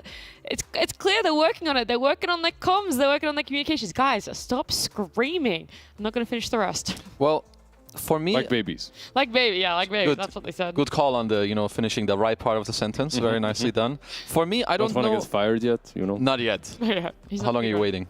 A couple more series and then we can get fired? Yeah, then I'm doing it. I still feel like for like this listen... Thank you. How many times should I try? 6, 7? Okay. For the listen... Yes, anyway, listen. I'm done. No, Kezu, please, Kezu. I don't know how good it was, because I'm like, is that like him telling his team to like just calm down because I want the comms to be more quiet, or was it more like you guys like that they were mad and angry because the mid game wasn't good? Either way, sometimes it's needed, so perhaps it was good, but yeah. I would have really liked to hear especially 10 seconds before. If it happens in team fights, right? Like, it's not good. Like, if you're talking about anything but what's supposed to be happening in the future in Dota, like you're already failing. Damn. If you're crying about he ain't wrong. Game over. If you're crying about something that has happened, then you're in a really bad spot. So. Yeah, better facts. And they're Was it your issue, Kezu? You were crying too much? Yeah, I just always cry, so how can I even move on ever, right? Yeah. You know what? Like, I've played with some people, man. It happens. It does happen. It does happen. I want to look at OG. I want to know what they can do to bring this one back. It can't be said enough times, and I don't want to harp on it, but it's obviously a really bad situation that they're in right now. They've only won one series, and now they've lost game 1 up against Manaspa from a position that they should have won that game. They were pushing high ground. Like, I don't know if there is a worse feeling or a worse spot to be in right now if you are OG, and I don't know how you really do bounce back. It's really rough for them, right? Like not only is it rough because of the situation in which they were in the series, in the game, which was a pretty good situation, they were winning. It's also rough because of the position that they are in at the moment in the whole league. It's not admirable. It's not really that great. They're looking at relegation maybe even if they drop a game or two. So I'm not sure. They really have to find their strength somewhere. The worst part about Game 2, if you are an OG fan, is that the pick order is the exact same. So the pick order that gave Manaspa the draft that they wanted, these counters, these advantages, is happening again this time around in game number 2. So it is OG with first pick, it's Manaspa with second. I'm not really sure how much change is going to happen in bans either. Probably not that much. I feel like that OG are probably happy with their first phase as well. You had Brood into Hoodwink, which, I think was pretty solid. I would also say that Manaspa, they like their own style. They had their opening with Flash CM. If there might be a run it back scenario since the pick order is pretty much the same. Everything again. Yeah, no changes right now. No changes at all. They can either do Undying, but then again that leads to Brood in the pool. They banned out Prophet. They banned out the Primal Beast, which is. No, that was the same. Yep. Was it banned out in the last game? Yep, Primal Beast were the same ones for OG. Rubik's the same one for Manaspa, but it's this second one I think is... Okay, maybe they ban out the Brood. This is Prophet for OG maybe, right? Like, if they banned out the Primal Beast, Prophet is still the Nature's Prophet, that is not DP. Is it? It might be. Tiny, Undying, Prophet is like any of these. They just lost with it, but I think it's still a solid hero. And if you don't pick it up, maybe Manaspa will. Yeah, it is. They get it, I think it's probably the best out of what was left in the pool. The best out of course, maybe. Yeah, out of course, 100%. Maybe if you want to pick a support, you can go some, I don't know, Tiny, Undying, Tusk, Tiny. Rubik, Sure. Like you go any of these. I feel like had they skipped Nature's Prophet, then it's simply because they had like a conversation after the game where they were like, okay, we tried it didn't work. I would rather play, I don't know, Drow Ranger, Sniper, or perhaps a more aggressive carry. But they're going to stick with the Nature's Prophet. I would say nothing wrong with that. Solid hero. It's something that you were talking about quite a lot, Kezu, when you showed us all those heroes that they played. Like, Lesh definitely fits on the right side, the loser side, not on the left side when it comes to BZM, right? Like, you want to see him on something that play makes, something that rotates across the map and scales well. Any of the spirits, the Pangolier, anything like that. Like, don't constrain this guy on something that's as simple as a Lesh, let's put it that way. Agreed. Do you think Manaspa are contemplating picking up a Disruptor here? I know last time when they were in this position, they went that Lesh CM, but that was because of they thought it was the Brood answer. Now, a lot of doors are open for them of what they want as their opening. I mean, I would say for them, like Monaspa for me are usually pretty straightforward. They're gonna pick heroes that allow them to like run forward. Okay. So even though Disruptor isn't amazing against Nature's Prophet, because you don't really deal with the Treants, you're not good in lane against him, it works well for them. Same with the Snapfire. I used to think that it's not that good for them, or like the way they played wasn't that good, but it fits the identity of the team. Snapfire like helps other people run in, gives you all the follow-up damage, so similar story here. Do you remember, or have you ever played versus Screen Squad back in the Screen Squad? Yeah. So like 20 million times. Exactly same, and he was notorious. Whatever team he had in, that was literally the identity. Yeah. Undying, Tusk, Ogre, just run straight. Just go straight, that's it. Like full Davai every single game. And Monaspa for me is kind of carrying the spirit. I agree. It's like the same. Maybe Spartan even played with him at some point. Maybe they're the same person. Maybe they are the Has same anyone person. seen them in the same room? Nope. I haven't. First two Morphling. What? My friend, that's a little based. Okay. I don't know if I would have ever done that, but they must be, they must know something that I don't. It does get Yeah, that's banned why out. they're playing Kizu. Exactly. See, that's why I'm here. I'm sorry. No, it's true. It's true. I'll take it. It does get banned out usually. If Prophet is picked up, Morphling gets banned out in that second banning stage. But now OG perhaps can respond to it immediately. Why so much emphasis on the Morph? You say it gets banned out against Nature's Prophet. It's solid against him overall, like a carry-to-carry matchup. So overall in the lane as well, early on, if it's an offlane Prophet, sorry. Yep. Like Morphling should have a decent time. Like you're covered already with the Undying in the lane, sort of. So I'm not sure. We'll see if OG can answer the Morphling pick instantly. Yeah. I want this to be a big gotcha pick, right? Not that the Hood was disappointing by any means, but this is the only time you'll get to have pick coming out of a phase. So I want this one to be a big emphasis, something that I think is going to impact their lineup a lot. I'm not sure how easy it will be for them to do that since they already picked the core. I would say that Bad Rider is one of the heroes that is very annoying. I don't know how many offlaners you're going to pick here and then you're just going to be like, ha, screw you. I think sometimes that has been Doom. Before Elder Titan here, like or something like that. But they go with the Monkey. Which is probably going to be their 4. I mean, I guess for them it is semi-flex. Because Monkey King can be very annoying against Morphling. We've seen it before with like, you have some Diffusal Blade, you make a pretty big area in the fight, like hard to play. But I would say that a first 2 Morphling, even though you match up well later into Nature's Prophet, the main reason why Nature's Prophet is so good is that he speeds up the early and mid game, which Morphling hates. So it's definitely very volatile. Right. Yeah, and like you said, just going back to the Monkey King, maybe this is that gotcha because it could be a 4 for them, it could be a 1 for them. It does leave a lot of things open. They could have double cored opening here or not. When I see it like this straight away, I'd rather have it as a 4. Like it makes Prophet as well more flexible. Like it can be on the offlane, it can be safe lane as well. So for OG, I like their opener quite a bit more because if nothing else, it's flexible. Yeah. But Something else I like about the Nature's Monkey is that they play pretty nicely together, like in the game. Monkey can give you vision for some pickoffs. Nature's Prophet again also helps you like towers to fight in the areas you want to. And the lane matchup, I don't know if you know more than me, but so Monkey against Undying, can he actually man up against Undying and hit him? As a 4, I don't think so. There's no way. So you'll be creep skipping at least for a little. So they're gonna like pull waves, but then later in the game still you have like this Nature's Prophet who can play fast. You give him vision. You play like well with that. So that's pretty nice. Maybe like Monkey and Prophet, a little bit of tree and blockage. Yeah. You follow up with the Monkey King. Maybe it can happen. It can work, but. I don't know. I see Undying and move away. That's the motto, right? Like you just most heroes need to do that. So just go away, yeah. And they're banning out now the heroes that are good as carries against Morphling, so they're not expecting Monkey to be that position 1. They ban out the AM. Maybe a Naga needs to. Not necessarily a Naga any longer. Maybe a Slark. Slark is one of the bans you can go for. At least if you think this Nature's isn't the carry, which they feel like they don't. I mean, yeah, offlane Nature's with Monkey is pretty chill here. So whichever you feel like is the most annoying for Morph, you just take it out. There's like a lot of mana burn. You have the Pango being taken out, right? Diffibuild we talked about, Teamfight, Anti-Mage, pretty classic counter to Morph. I'm surprised that Disruptor is still in the pool, by the way. Drow as well would be pretty damn solid with her ult. By armor by armor of Morphling. But Elder Titan is still like one of those that back in the day was always picked into Morphling, but I haven't seen him. I have seen him today lose, but I haven't seen him picked under the right circumstances. I feel like it's not the same matchup anymore nowadays. It's a bit hard to like get melee range of this Morphling. I think it's still annoying in the game if you play it nicely around the Spirit with some magic damage and stuff like this. And for Manaspa, I don't know how much Desire plays Disruptor. I feel like he's more the melee bro, you know, the Earthshaker, the Tiny, the Primal Beast, or the Mirana. The melee. The range bros. Oh, that was quick. Hello. The range bro. All the melee bros last game, Mirana this game.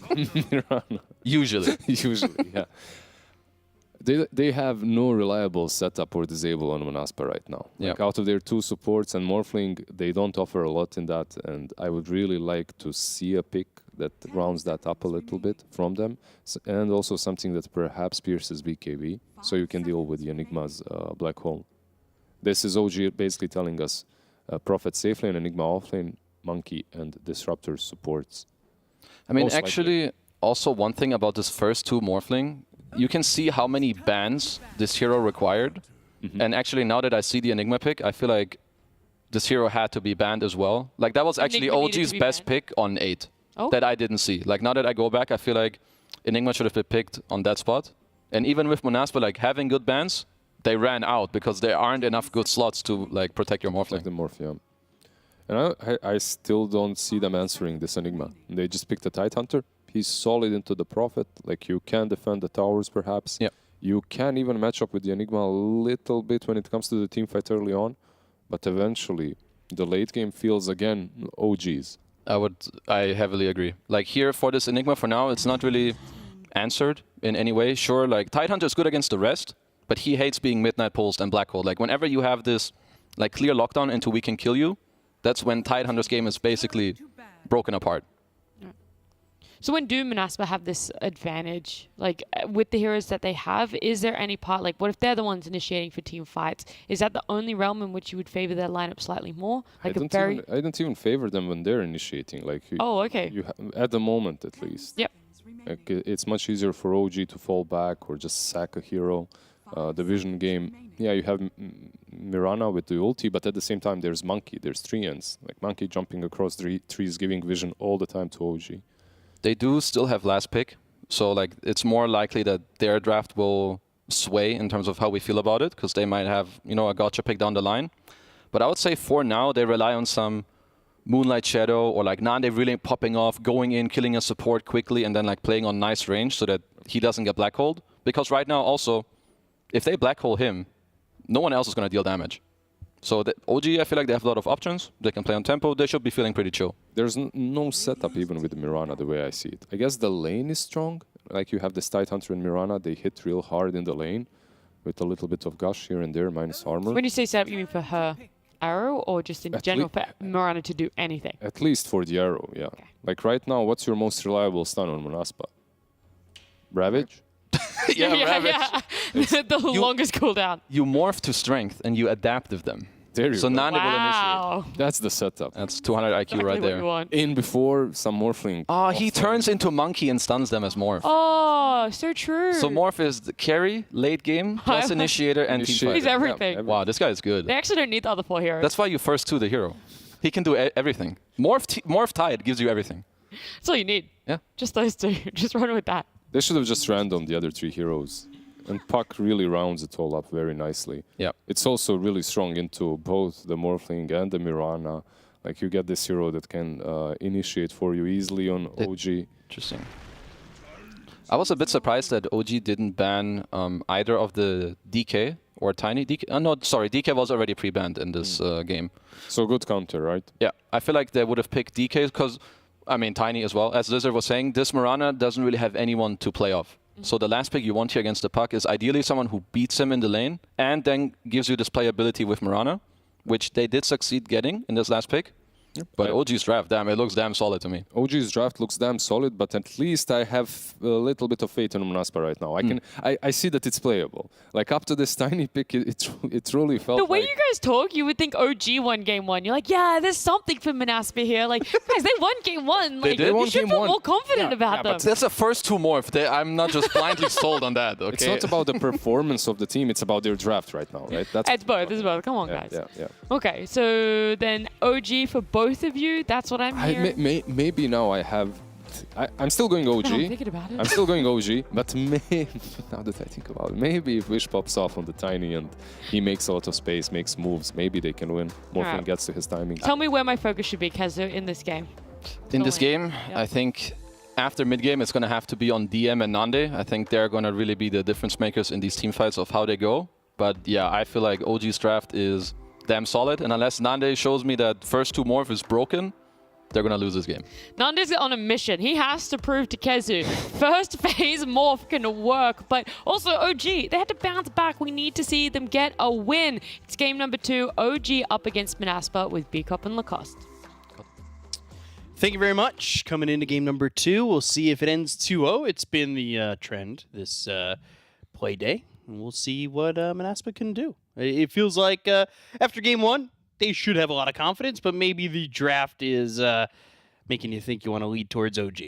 Yeah, I did even like their draft way more in game 1. That's just my personal preference. On OG this time around, the puck, other than this Tiny, he does have a pretty good, pretty early game that...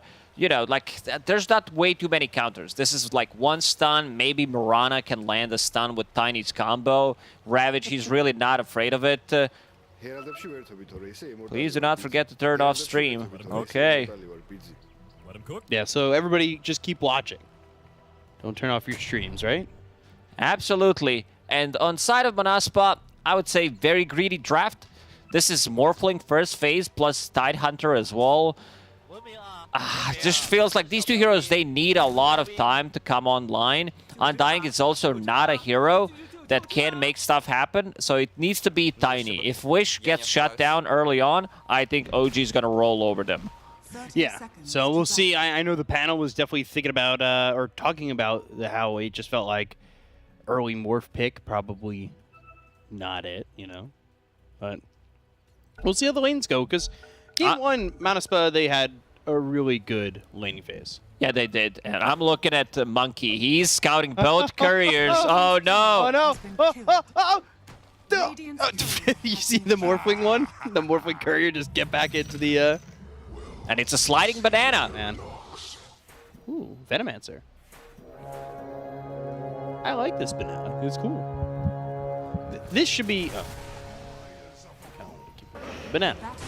2-man decay. Gush. And a tree thrown over at Chu. They're doing enough damage. They're going to get first blood. Spartan grabs it, and this is an Undying making things happen.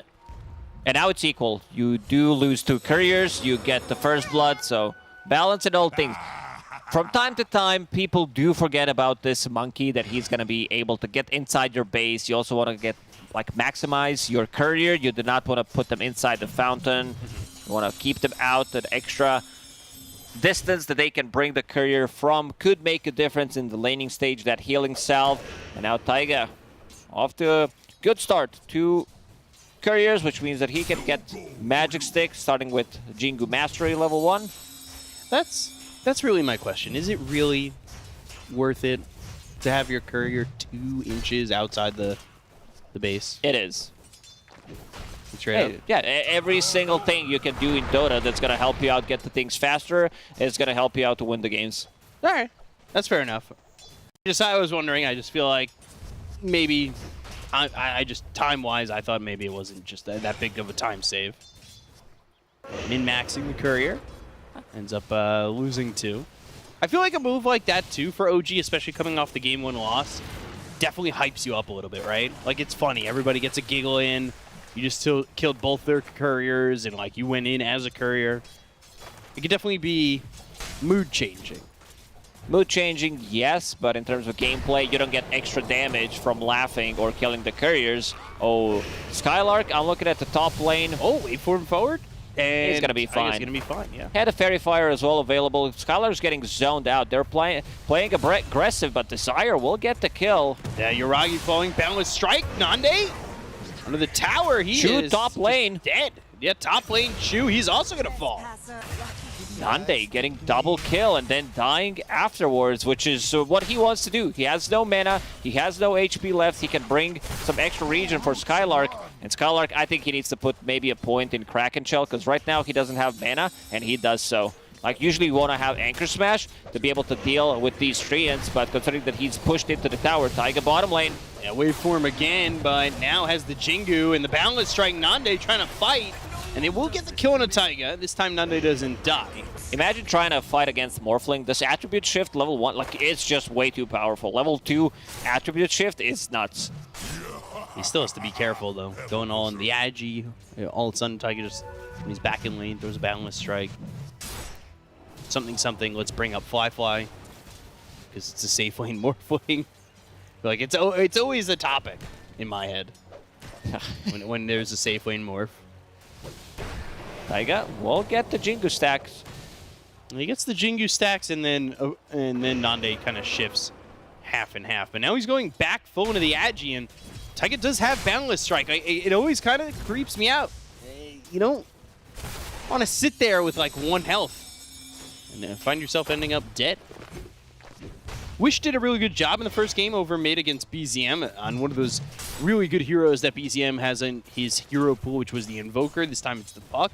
Another signature, I would say, for BZM. Yeah, but this time around he's playing Tiny, so Tiny should have a good time. You always have a kill threat on Puck. And so far it's pretty even. Okay, Tiny with a slight lead, but top lane, Skylark really struggling, sitting at only 6 CS. 13 and 7 on Yuragi. Desire having more CS than Skylark at the moment.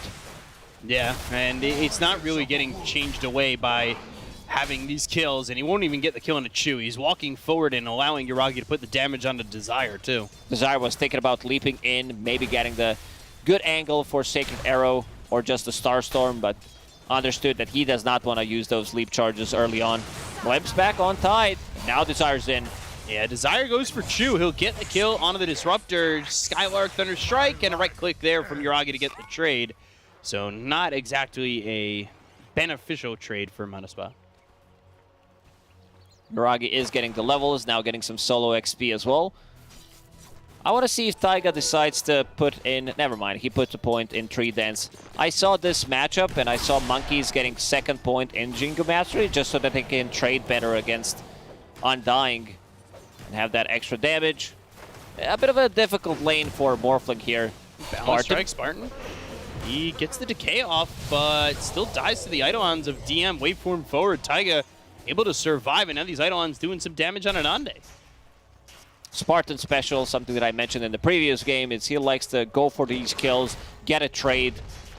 But this time around, there is no trade. Yeah, nothing doing there for Nande. Because he's only sitting 16 and 2. Not exactly having that great of a game. Yeah, that was really well done, threading the needle, but still not able to get the kill there out of Yuragi. They had the glimpse back, so Chu helping out Yuragi to survive. And right now, the laning phase feels all OG. Kind of worrying if you're Monispa, and Taiga comes over with a Boundless Strike. Puck not level 6 yet. He needed this catapult to be level 6, which just got his. Monkey gonna place Observer Ward, but Spartan, he already placed down Sentry, so he knows something is up. What a perfect read from Spartan. Easy gold. 1, 2, 3 for that OBS, and that's quick payback when you throw a Sentry down like that. Oh, this is also a big one. Tiny stealing the rune from Puck, also have an ability to dispel silence coming out from BZM. Could come in very handy. Especially with Spartan here, maybe they want to play a little bit aggressive. But not exactly the best ganking mid-hero on Undying. Primal Spring down, and they're going to get the Jingu, hopefully, as they bring Yuragi in down towards bottom. Nande's fully shifted, and, well, he's got no health. Sprout, Boundless Strike, and the kill. Nande left alone to die. They brought numbers, and now this tower is going to be in trouble. Spartan does have Tombstone available, and he's pinging it out. Someone needs to get here. Used it. So they're just going to try and right-click it down. I don't know if there's anything Spartan can do about losing this Tombstone. That's more gold for the Nature's Prophet. As the Jingu goes off, they get the kill into Spartan. They end up trading for DM, but Yuragi comes down, he gets a kill, he gets a Tombstone. Also damage to tower. Nande will TP back bottom. This is also 2 TP rotation from Monaspa. So very costly. A lot more action happening this time around. 12 kills in 7 minutes. Is that really... I'm just thinking, like, you've now put Yuragi in a great spot with that kill and that Tombstone.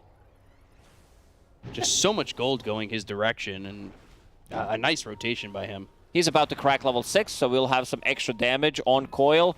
BZM does have TP available and the first Coil. Let's see if he decides to TP to the mid lane. Maybe the other heroes rotate to his lane.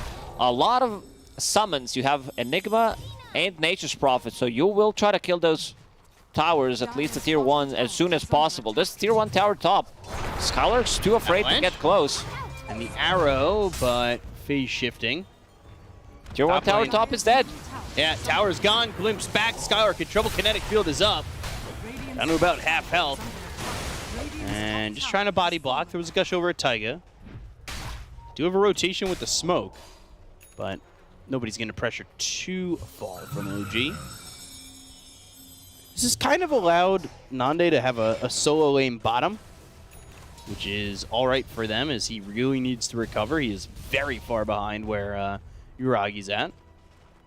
And always stealing his CS, stealing his XP with Enigma. BZM does have double damage in a bottle. Wants to make some kind of an opening here. Would definitely love to kill Nande. Black Hole also available. This time around, DM, the most farm hero on the map, has that mech available already. It's going to be a rough one. I think this is a very difficult game for Monaspa. Tiny needs to pop off. And speaking of popping off, Desire will TP mid, refill Wish bottle. BZM sees Nande for a second. Boundless Strike, Primal Spring with the silence, and Spartan's going to drop down a Tombstone. Going after Taiga, and we'll try to get the trade turns into the Monkey King, and a Boundless Strike is down, and Taiga will fall. So, he won't allow that Tombstone to be taken for gold. Then we'll get at least a trade, like you said, the Spartan special. Oh, a bit of a XD in the chat. Seems like someone is lagging. I'm getting some good laughs about it. Puck lag. Go. All right. Good to go. Bottom tier 1 tower. Double damage from BZM. With the Eidolons, this is very tough for Nande to defend. They do have Wish, but the obs is still there. And yeah, Spartan knows now, but it means, well, they're unable to get a gank going for Wish. Spartan has a pretty good read off wards where they are. That this is the second one that he got dewarded. And they're still gonna go back to this bottom lane. Needs to be careful. There is no team to back him up this time. Tiny does not have TP available. We'll find another illusion rune. Okay, Nande will go back. This tower looks pretty dead. Yeah, I think it's dead. Dead to rights. There's no way for this thing to survive the Eidolon push that's coming through.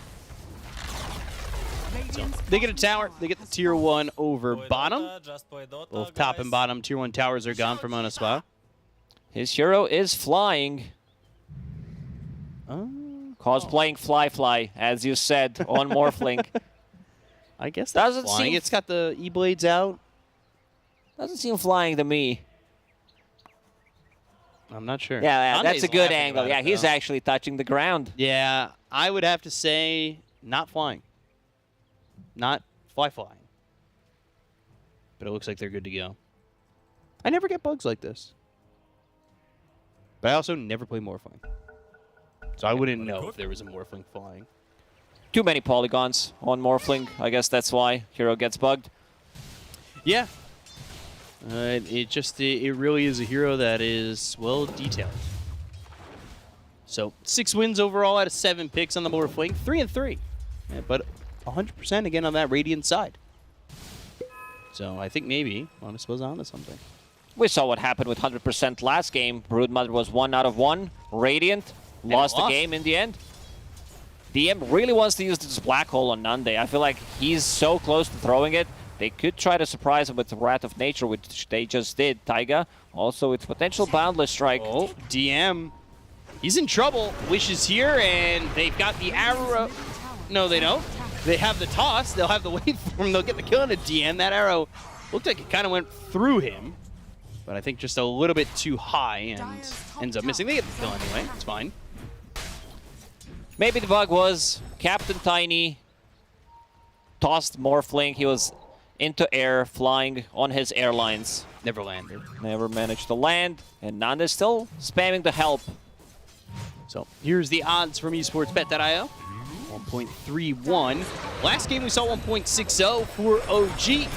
Meanwhile, Wish Avalanche on a 3. Dream Coil was used. Static Storm committed with Wukong, so a lot here to get the kill on a Wish. Taiga. Storm down on him. A lot of damage being taken in the Gush. Spartan, he looks on the high ground, but Desire is going to be enough to get the kill there on to the Monkey King.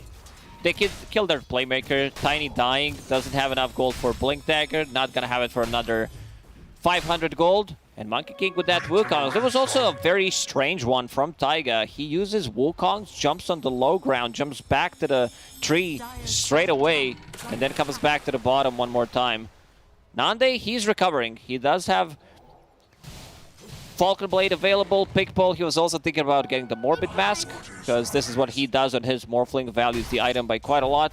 Item did get nerfed. You only get 50, but well, that's why, I guess. You get Possessed Mask. You don't need to buy one for yourself.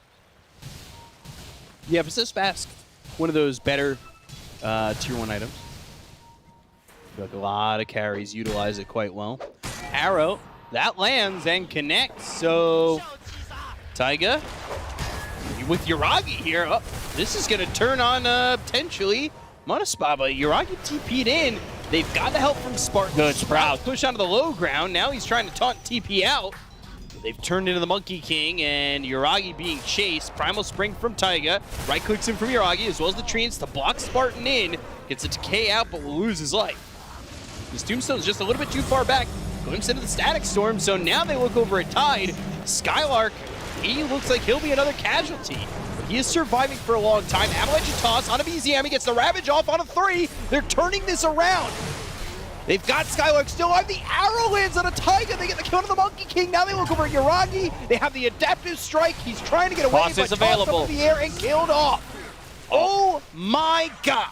Oh, they overlap their abilities. Like, these are two of the best abilities actually against the Tidehunter, where he can't crack it off Black Hole, he can't crack it off Static Storm, but they use it at the same time. And Skylark, this time around, he decided to go for Hood of Defiance as his first item, manages to survive, and after that Ravage, hits Anchor Smash on 3 of them. So Spartan here, it looks like the fight is pretty much over, but they find Skylark, they glimpse him back. They also Black Hold with the Static Storm. I didn't see that initially because it just looks blue. All of it. But, I mean, those two together and they still can't get the kill. And this Anchor Smash on 3, they do lack damage. Uragi still trying to get a kill. Desire with another good arrow. And now Tiny will have Blink Dagger available for the next fight. No Ravage, however. Wukong's again, but Spartan surviving. Lose your orb into the Avalanche toss. Will they call BZM? Dream Coil on the 2. They get the kill on the Taiga. They will lose Spartan as BZM goes back towards Skylark. He's got some help from Chu and DM.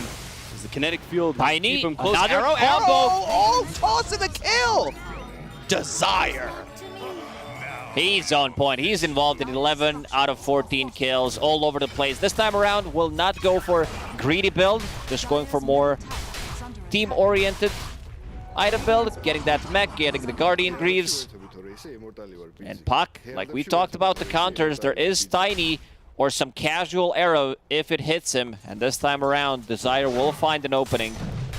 Yeah, Desire has landed some really nice arrows, some that are just really threading the needle, and it's really been beneficial for Monospa.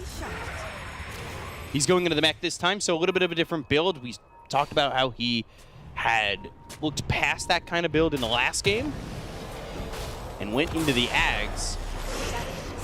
3 heroes here to get the kill on a Spartan again. Kills the Observer Ward. Value. Gets almost as much gold from that as they did from his life. Yeah, that's a good point. They saw Taiga. Avalanche. Static Storm leaped into it. Wish gets out of it, though. And they've got Ravage again. They need to be careful. Desire, he'll die. And then BZM on the back line's looking for Wish. They've got the Dream Coil down with the Boundless Strike. Landing on a 2. Still not looking to commit completely because they know the Ravage is available. They look over at Yuragi. They've got the waveform. They'll get the kill out of Nature's Prophet. They take out Wish. They at least get the Tiny. Now they want to go for more. Kinetic Field. It's on Anande, but Anande's moving around as Black this hole in puck. 5. They need to retreat. Up to the high ground. DM can't land it on anybody. So over to the side as Skylark is tanky and won't die on this high ground. Seems like they learned their lesson. They're not going to go for Tidehunter 2 times in a row. Or will they? We'll glimpse him back. Skylark 0-1-9. He can't get a kill, but he's there in every single fight. Gets the Ravage off. They do get a return kill. I think he might need to be slightly more careful. Yeah, Balance Strike, DM, Glimpse. Wukong's Black Hole, Static Storm, stacking it up again. And again, he'll survive. Soul Rip, Spartan here, Tombstone down. Everything used on Skylark, and he's alive. That feels so bad. We've seen something similar in the previous game when they tried to go for Dragonite early on, not having a good read how much damage they can do to him. They already tried to kill him once, was not successful, and now Skylark, he's getting close, but that's Vlad's. He's super tanky, plus Hood, but this time might be more than enough, but Avalanche on a 4. They've got the Glimpse back. They still can't get the kill on a Skylark. They will bring down Skylark finally, but it's taken everything. Dream Coil on a Wish, snaps. They have the silence of the Illusory Orb hitting him with the right clicks coming in with the Maelstrom powering it up. Spartan off to the side, Soul Rips himself, Eidolons as well as Nande nearby. He's surviving, but, well, he'll die too. Tiger getting that kill on a Spartan, and they do end up finally finding Tiger. Wish is struggling to get the initiations going. Like, he blinks in, gets Static Storm. After that, can't really re-initiate. Does have Eidolons on him, like Wrath of Nature killing him, Monkey, Orb of Corrosion, Witchblade canceling his Blink Dagger multiple times. Can't really get in there and get the stuff done. But still, pretty even game. Skylark, this time around, they did manage to kill him. But we'll have Ravage for the next fight. Yeah, it did seem like Static Storm must have just come off cooldown during that fight because they used it just a moment ago. Not the longest cooldown at 90 seconds, level 1. So having it that often is quite nice, especially with the AoE when you want somebody like Skylark to go in with the Ravage. No Black They're in a Hole. Roche, yeah. No Static Storm, so they're going to use this, and they do have damage. Morphling, Manta Style finished, all Agi. Desire with the casual Blightstone, hits Roshan, lowers his armor, and now is going to stay away. Even though they're underneath the vision, 2 Observer Wards scouting things out from OG. OG seems like they're not going to contest it. Yeah, knowing Ravage is available, probably don't want to risk going in there and giving in any more than a Aegis into the hands of Nande. BZM, tossed, it's at the right time, phase shift. And go to the Illusory Orb. Arrow's not going to land. BZM, though, over to the side with the Blink Dagger. Tiny does have Avalanche. Starstorm, Avalanche, Illusory Orb, jaunts away. Spartan trying to stick with him, but a Blink TP from BZM. He did buy some time. Rest of the team on minimap, if you watch it, they're really spread out. Yuragi also maximizing his damage output, going for full Mjolnir before a BKB. This can be either really good or really bad, depending how the next fight's going to go. So no Gleipnir this time around. No, I guess he just wants more damage against Morphling, because Morphling has way too much armor, so prioritizing that magical damage. They do have a lot of lockdown, I would say. So they probably don't need the Gleipnir either. Coil. Bunch of stuns, yeah. Yeah, Coil, Glimpse, Kinetic Field, Black Hole. Question is, can he farm BKB before the next fight? He gets caught in 1 stun, 1 tiny combo, plus Morphling on top of him. He's gonna die. Ags next for the Disruptor. But that is Sans Philly and Sans Life. So So Wish with a quick kill there. He's going into a BKB, and Desire almost has these Guardian Greaves. He's got a good amount of farm. So does the Disruptor, but Desire is definitely up there. They're really looking to find somebody. Ooh, Courier. They'll still end up having Pipe and Guardian Greaves on Skylark. One of the reasons why Skylark also lived there, I mean, you can say same thing if he had Mech, but he did have Phase Boots, so extra movement speed, extra armor coming out from Phase Boots on Skylark, extra mobility, keeping him alive. Spartan, he's smoked. We'll place Observer Ward, so-called Tinker Ward, to see where they're gonna go. Desire wants to find something. Taiga. I like these kind of wards, especially when you've got heroes like Desire and you've had Nande a couple times just kind of pushing through these lanes. Also gives you some vision on these couriers and a look at over towards the triangle. But will be dewarded by Spartan, so kind of wise to this. Taiga, Wukong's Boundless Strike. Primal Spring down onto this Undying. He'll Soul Rip, he'll try to leave. Avalanche allows him to do so. Now the toss. But Taiga still trying to find Spartan, maybe baiting him a little bit by showing himself. And he'll die under the tier 2 tower to Wish. Spartan was trying to get into Fog of War, realized that Nature's Prophet ulti is going to come in, and this is why Taiga ran forward, to provide visions, but in the end, it didn't hit. Now he TP's bottom, has 100 HP. And threw down a tombstone immediately. Wow. They'll come through, they've got Chu, BZM, and Spartan maybe not this time, as they'll glimpse him back into the hands of the puck and get a kill. Yeah, very ambitious DP. Try to get something done on the other side of the map. Vish, looking at the total plus win probability, 75-25 with only 2k gold lead. This is Morphling effect, I would say. Draghi bottom. BKB, Black hole, there we pop go. it. And they're trying to get this kill. Static Storm arrow comes in, but Chu eats it, so DM can get the black hole off. BKB from Yuragi, they don't have Wish. They're going to try and chase Chu, but they have the glimpse as well as the balance strike on both those heroes. Some treants from Nande, and... Oh no, he cut it. He cut the trees. TPing over, and Chu's going to die. Still looking for Yuragi. Sprout arrow! Oh. That one neutral creep. That was so close. Also, he used Nature's Call, cut down the trees. Taiga could have been in trouble. That extra stun duration, but in terms of the trade, they lose Tiny, they get a kill on Disruptor, which is not that great. Taiga has been causing a lot of issues this game. Playing behind enemy lines, providing vision, setting things up. Yeah, doing a really good job here. But you can see how the net worth has kind of shifted, right? When we were looking before, Skylark didn't have anything. He was sitting middle of the pack. And these heroes on the side of Monospa have caught up to where the Nature's Prophet is, and they are tethering off of him where he's at the top, and then the next three are for the Radiant. Taiga playing behind enemy lines, going for the couriers. Look at him split pushing. Almost killed a full creep wave. Rest of Manaspa will use this Aegis, try to go and finish off tier 2 tower. There is no black hole available, so they should not be afraid. Also, Scotty finished on Morphling. You are playing into 3 range cores, so you will slow them down by 50%. And he even buys the tome for himself. Wants to get that level 18, wants to get that level 20. Oh, got it. There we go. Avalanche, arrow, and going to be thrown over to Desire. There's the Gush kill. Enough of that. He has killed like a dozen couriers.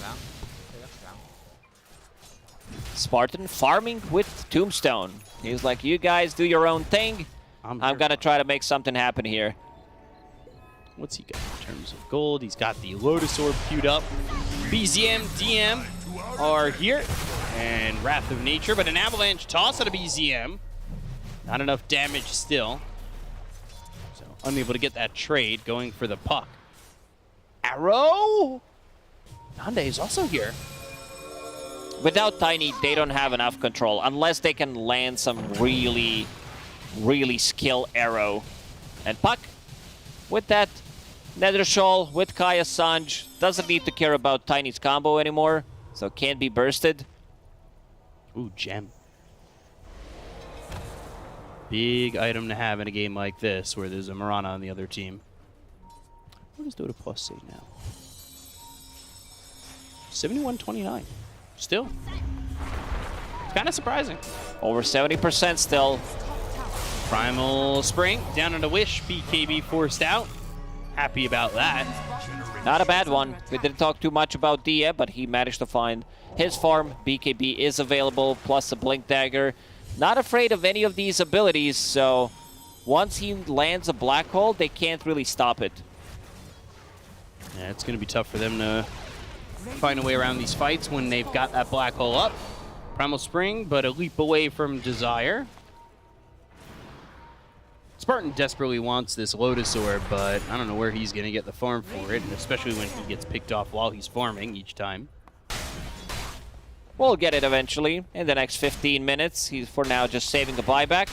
Tide, sitting at 1,700 gold. I want to see what the next item is going to be. I would not mind seeing Aghanim Shard. His career is dead, however, for another 20 seconds, just so that he has another layer of stun. We've seen some clutch Tendrils of the Deep plays. It is a very good shard. I thought you were just going to say Aghanim Scepter, and I was so on board.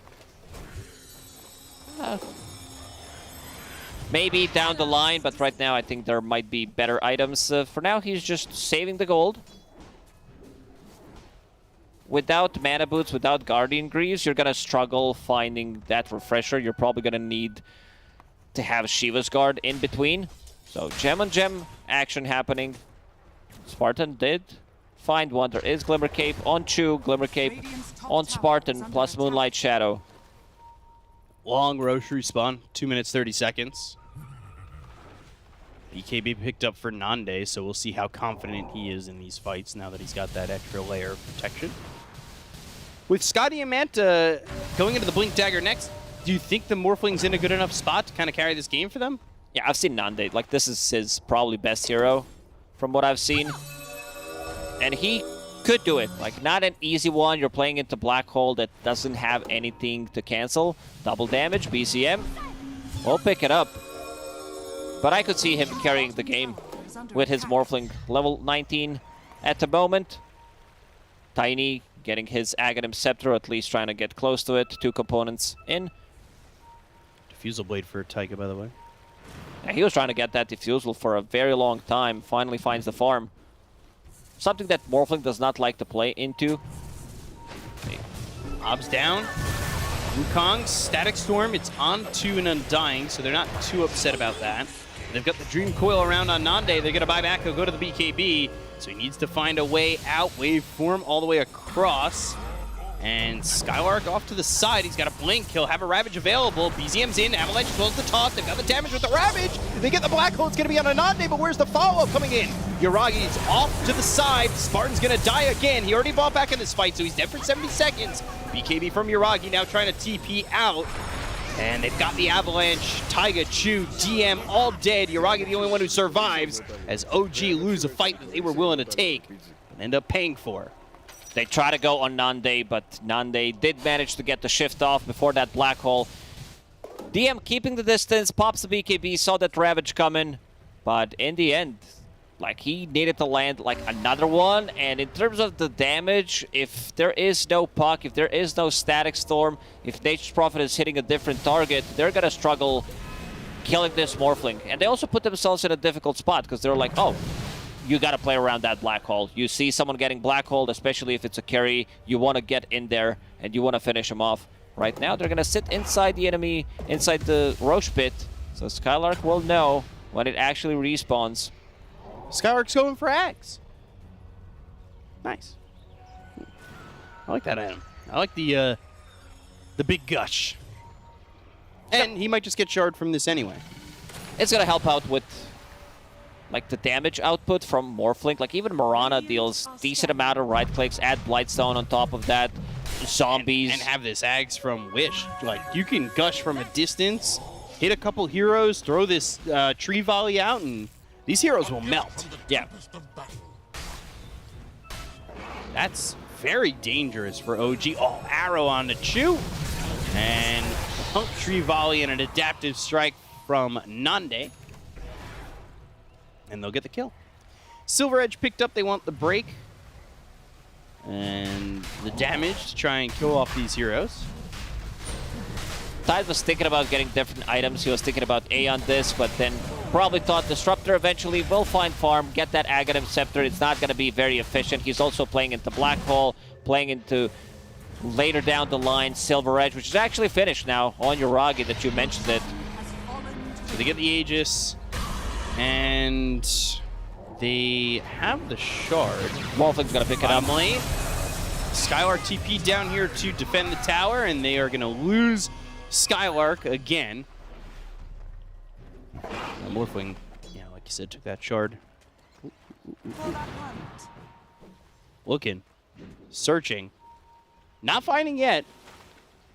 But Spartans here, jumping, waveform, Primal Spring, back into the trees. Taiga taking him on a chase, and will TP away. He tried with the Quelling Blade. Nande does not have one.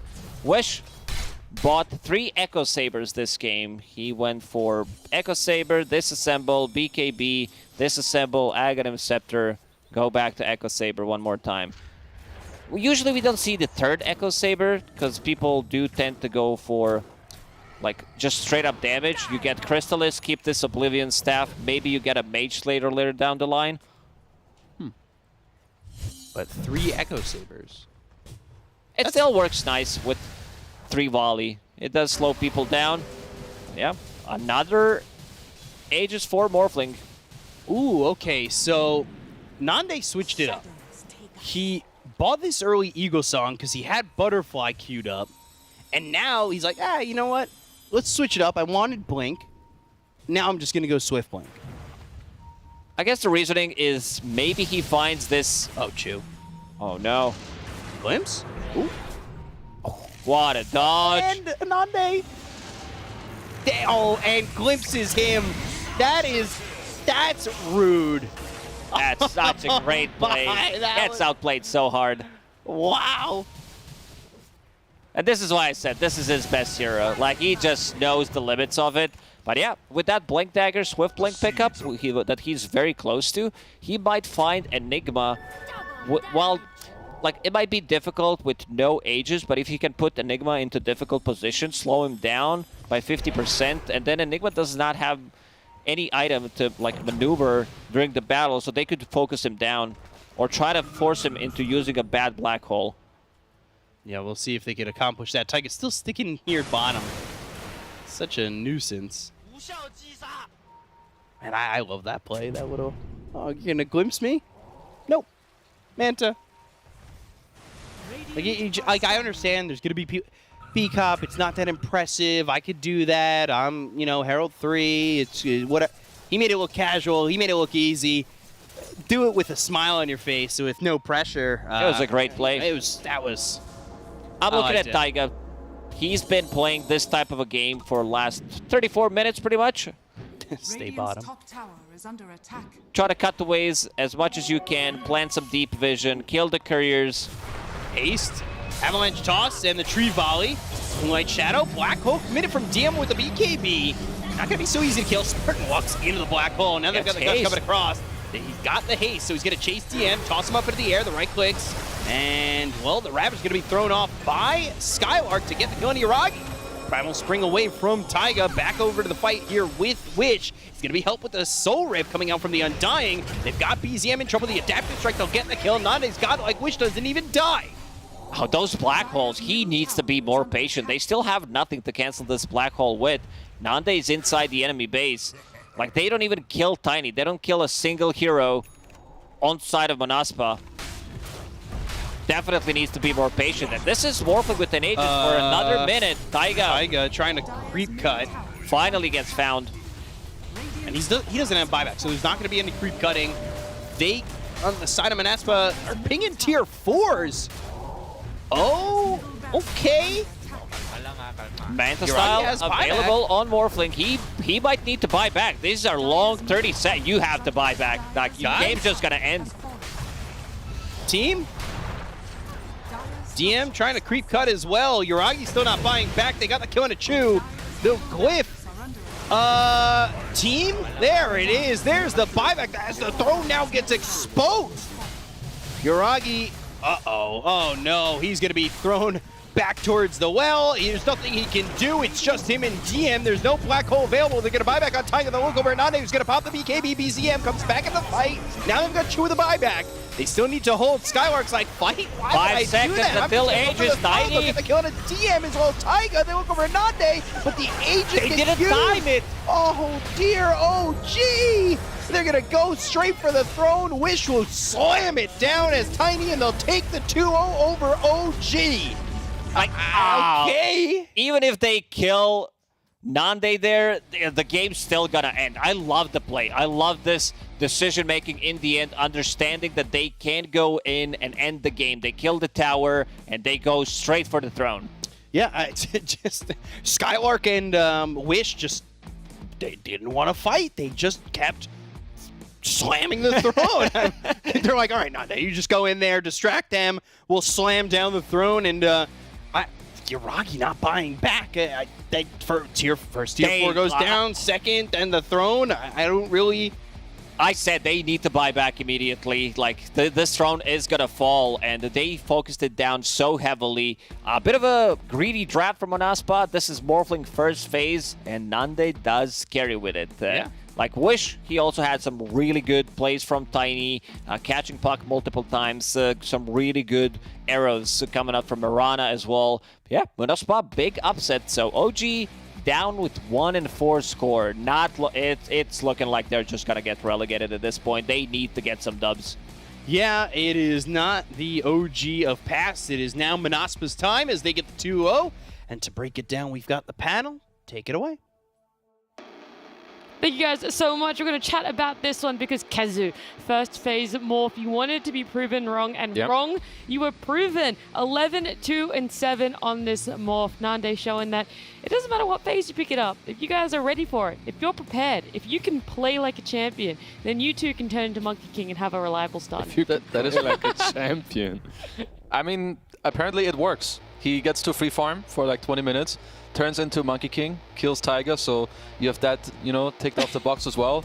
Then, I mean, overall, I would say that he played very well, as did his team. Like, some of his spell usage was really cool, but the biggest thing I have to take away from this game, which, maybe it sucks to say because OG aren't looking good, but this is a really bad performance. They, like, 5 or 6 black holes in a row that don't lead to anything. You stacking up your spells together, so you can tell that something is going on. It's the stacking that really got to me. Like, what is the communication in the team right now? That you're putting down a static storm and a black hole at the same time, and then the Tidehunter gets to walk away at least 2 or 3 times. I saw. Yeah, something's cooking. Something's happening in the OG. I mean, even here, headquarter, it's not looking great. Like all of these games that you guys talked about, and now that what I'm witnessing against Monaspa. This isn't OG from the last season. I expected more from them. I don't think that their drafts were worse or unplayable. This second game, they made it look like it was impossible to play. Like they were completely outdrafted, when in fact, in my opinion, they weren't. Like, yeah, it just looks like a lot of looks like miscommunication, or perhaps even no comms in terms of like what some team fights look like happening. Yeah, I mean, they're young players, they haven't perhaps been in this position, so it is a hard position to be in. But on the flip side, Monaspa, I feel like Desire, he kind of popped off. He was everywhere. He built good items. He always had the arrow connections. Nande, even in a not easy morph game, sure, even with OG perhaps underperforming, I think he played well. He had some miracle, like Manta dodge on the Glimpse, turning into Disruptor, glimpsing him back into him, like some Reddit front page play. So overall, Monaspa looking kind of good. I'm happy for them. Like, if your enemies aren't going to perform, then take the free dub. Let's go. I mean, you're coming out from Division 2. Let's be real. A lot of people put them as a team that was going to go back down to Division 2. So it's really nice to see them to be able to take wins where they can, to keep on trying to keep that momentum, to keep a lot of other teams on their toes, because now you have to question, how good are Monaspa? Like, when they have to come up against their next opponents, like, how are you going to prepare for this? What are you really going to expect when you see Monaspa? So big props to them. MVP though, always time, Lizard. Always time. Nande. I believe it's a simple one this time around. This was First reasonable. phase Morphling, he made it work. It wasn't even extremely countered by OG. Their draft in general counters what Morphling wants to do, but it wasn't countered one-on-one by any certain hero. Still, Nande made it work, made it look super easy. Yeah, I would say, you know, Nande with perhaps a special shout out to Desire, just for like always being in the right place at the right time. Then I feel like they also built nice items in the team to help each other stay alive in these black holes where OG was lacking damage with the, you have Pipe, you have Lance, you have Guardian Greaves on your Mirana as well. But yeah, I would say individual play and making a first phase Morphling work, I'm happy to give MVP to Nande. Yeah, that deserves MVP in itself. A first phase Morph getting a W. I do want to keep it on a positive note, talking more highly about Manaspa. Do you guys see them now being in a really good contending position to stay here in Division 1? Could we potentially see both upcoming Division 2 teams stay in Div 1 over this tour? Who are we kicking out then? That's not, no, that's not, we're keeping it positive. We're keeping it positive, okay? They can, yes, sure. Thank you. Everyone can stay. No, that's not what I'm saying. Next season, Valve is expanding the division. It's going to have 2 more teams. Everyone stays. I mean, you might be joking, but for Europe, you guys should do that. They should give Europe 2 more slots in Division 1. I'm serious. Division 1. 10 teams you reckon up here. We get an extra week going on. Let's go. Why not? Kezu returning to pro scene. That's the play. Let's go. I'm coming back, boys. Let's widen the division as far Just bring everyone. Sind is coming with me. We're going to make everyone is playing. Fog is coming. Yeah, okay. Well, I know how Division 2 is going to look then. Yo. Take it back. I'll take it back. Well, look, for now, we want to keep talking about Manaspa and we want to keep talking to Manaspa. We have an interview ready. Desire is joining us. Desire, congratulations. A 2-0 over OG. It's looking a bit dark, a little bit silent. Has the team already left you?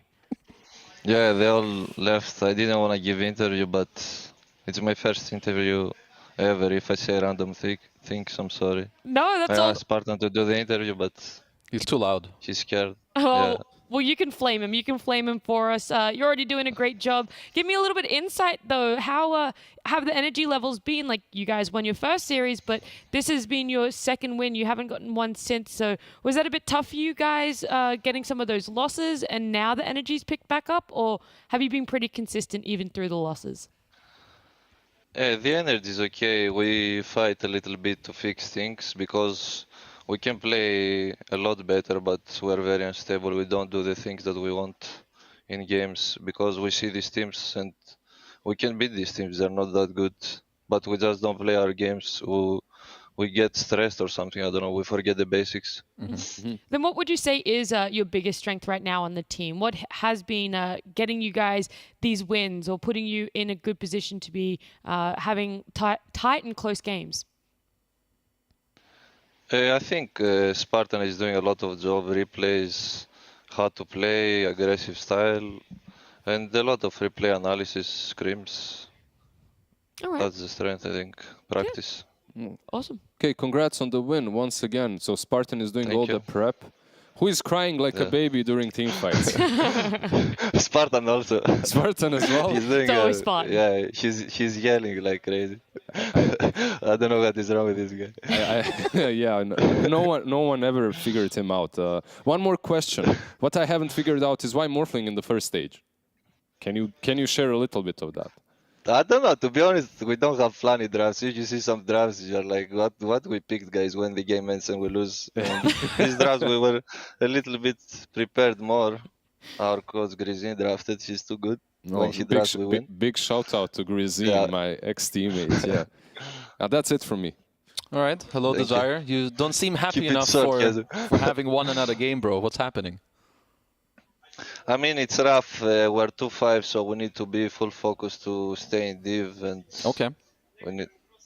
Okay, You had other expectations. But... Right, that's good enough. I have 2 real questions now. So first off, you guys are a team that plays really well with heroes that get to go in, which is one of the main reasons your Primal Beast keeps getting banned, I think. So how about a hero like Io? Why is this hero not in your repertoire of heroes? Do you not play it? Do you not want to? Is it too crazy?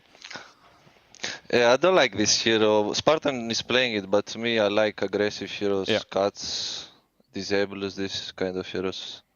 Okay, and then... That's why we don't pick it. So why can Spartan not play it in officials? Is it a feed fest, or do you don't think it's good enough? You think Spartan can play Iron, stay behind the target and not run in first in the hill and put a ward and die? Like, how can you play this hero, bro? That's kind of what I thought. He needs suicide here. True. And so you guys played against Nigma 2 days ago, where you had the Alchemist in one game and the Klings in the other. And I feel like both games kind of fell out of your hands in the mid game. In this Alchemist game specifically, you had this jump like near the enemy tier 2. It looked like not very cleanly executed. Yeah. Is that something you guys are working on, or like why does it even happen in your opinion? This is what I'm saying when we're unstable and we're getting lost in games. These moves are not good. We can just farm 5 more minutes. This Ultimate is gonna have AC, BKB and win the game. We just do random things, and after we watch replays and we say, what are we doing? What is this? So we need to sort it out. What is your guys' move right now to fix that? Is it like, are you guys assigning one guy to be like, yo, you should tell us to not do this? Or is it like, guys, we need to overall like tone it down together?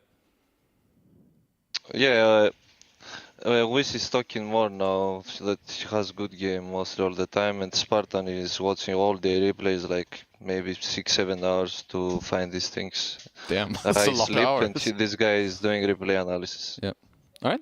Thank you, He's bro. hard worker. Sounds great. Shout Thanks a lot, guys. out to the teammate in the background who probably just started watching the interview and turned the lights on.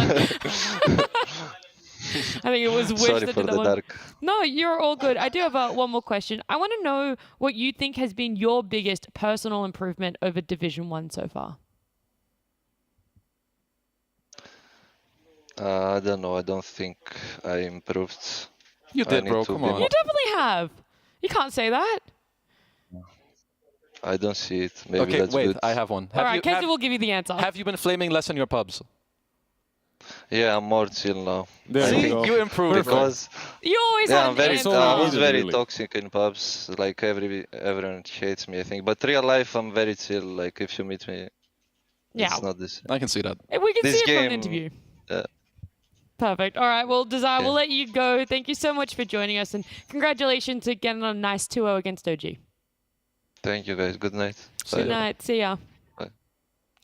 Oh, look at that. Desire just needs a little bit more confidence. The man has grown. The whole Yes. team has grown on I Naspa. don't know. They're saying that they didn't want him to do the interview, that Spartan was supposed to. At the same time, his haircut... No, I think he said he didn't want to do it. He didn't want to. Yeah. At the same time, his haircut looks hella fresh, like that fade. He was preparing for this. or That what? fade was done this morning. True. So, He knew. He knew they were knew. going to get the dub. He knew he was going to be doing the interview, and he said it was his first one, but he did a great job. Big props to him.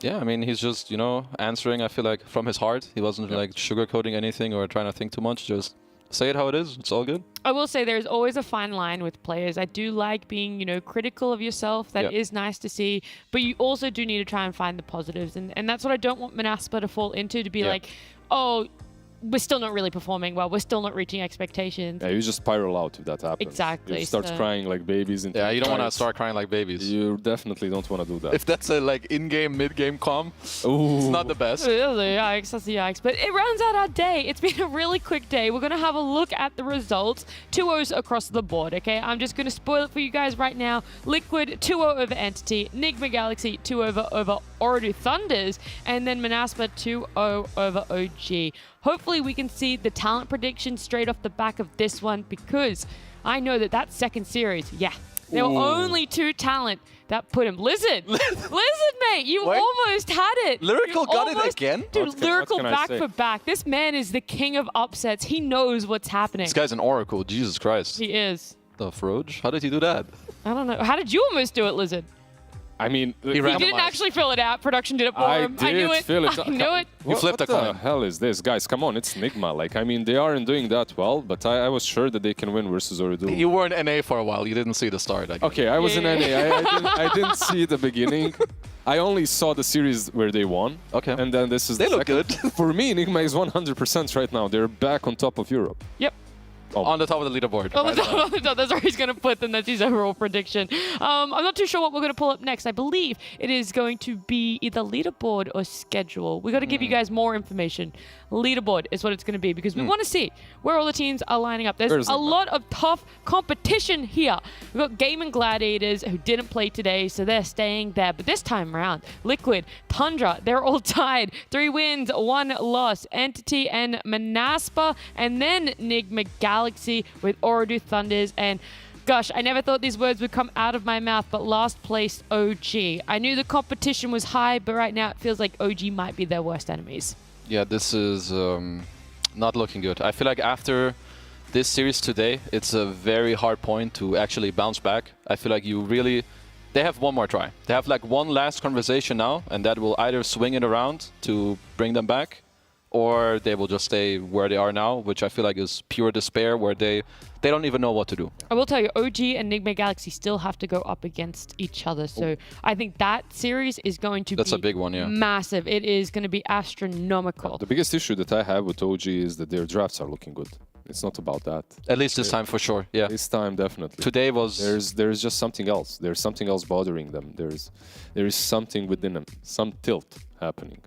Yeah, I don't know. It's really tough. It is tough. It is. When you looked at that leaderboard as well, was there anything else that really stood out? Were you surprised by any other teams? Not so much their score lines, but just where we saw them in the ladder. No, overall, I'm surprised by Manaspa and OT.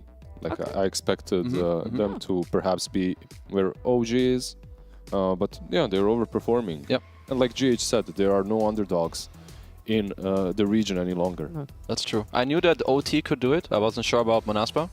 And Tundra were a little bit of a question mark. I think they are back. I've said it a few times now, but they're looking good. They did have a very upsetting loss. Was it against OT like two days ago?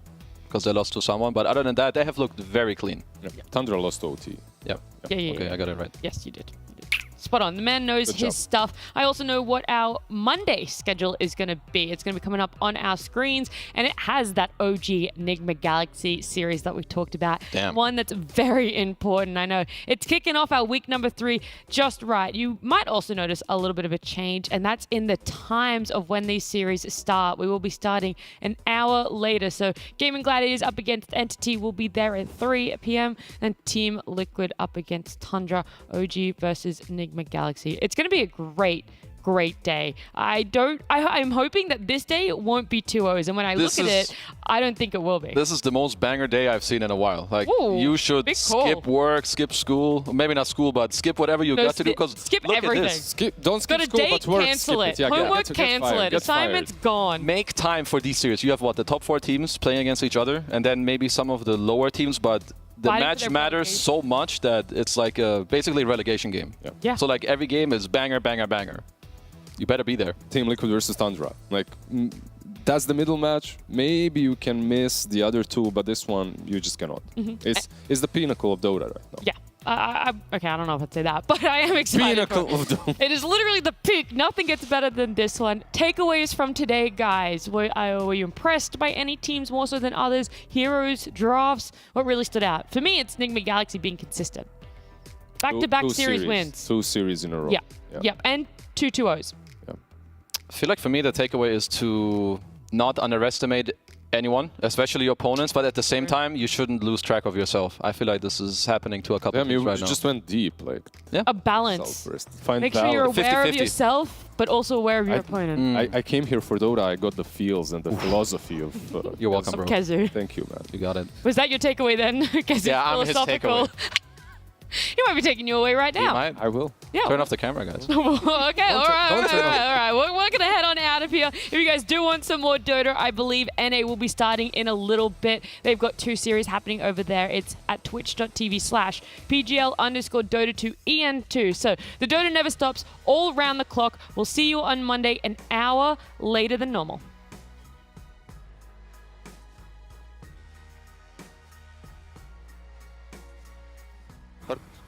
No glimpse.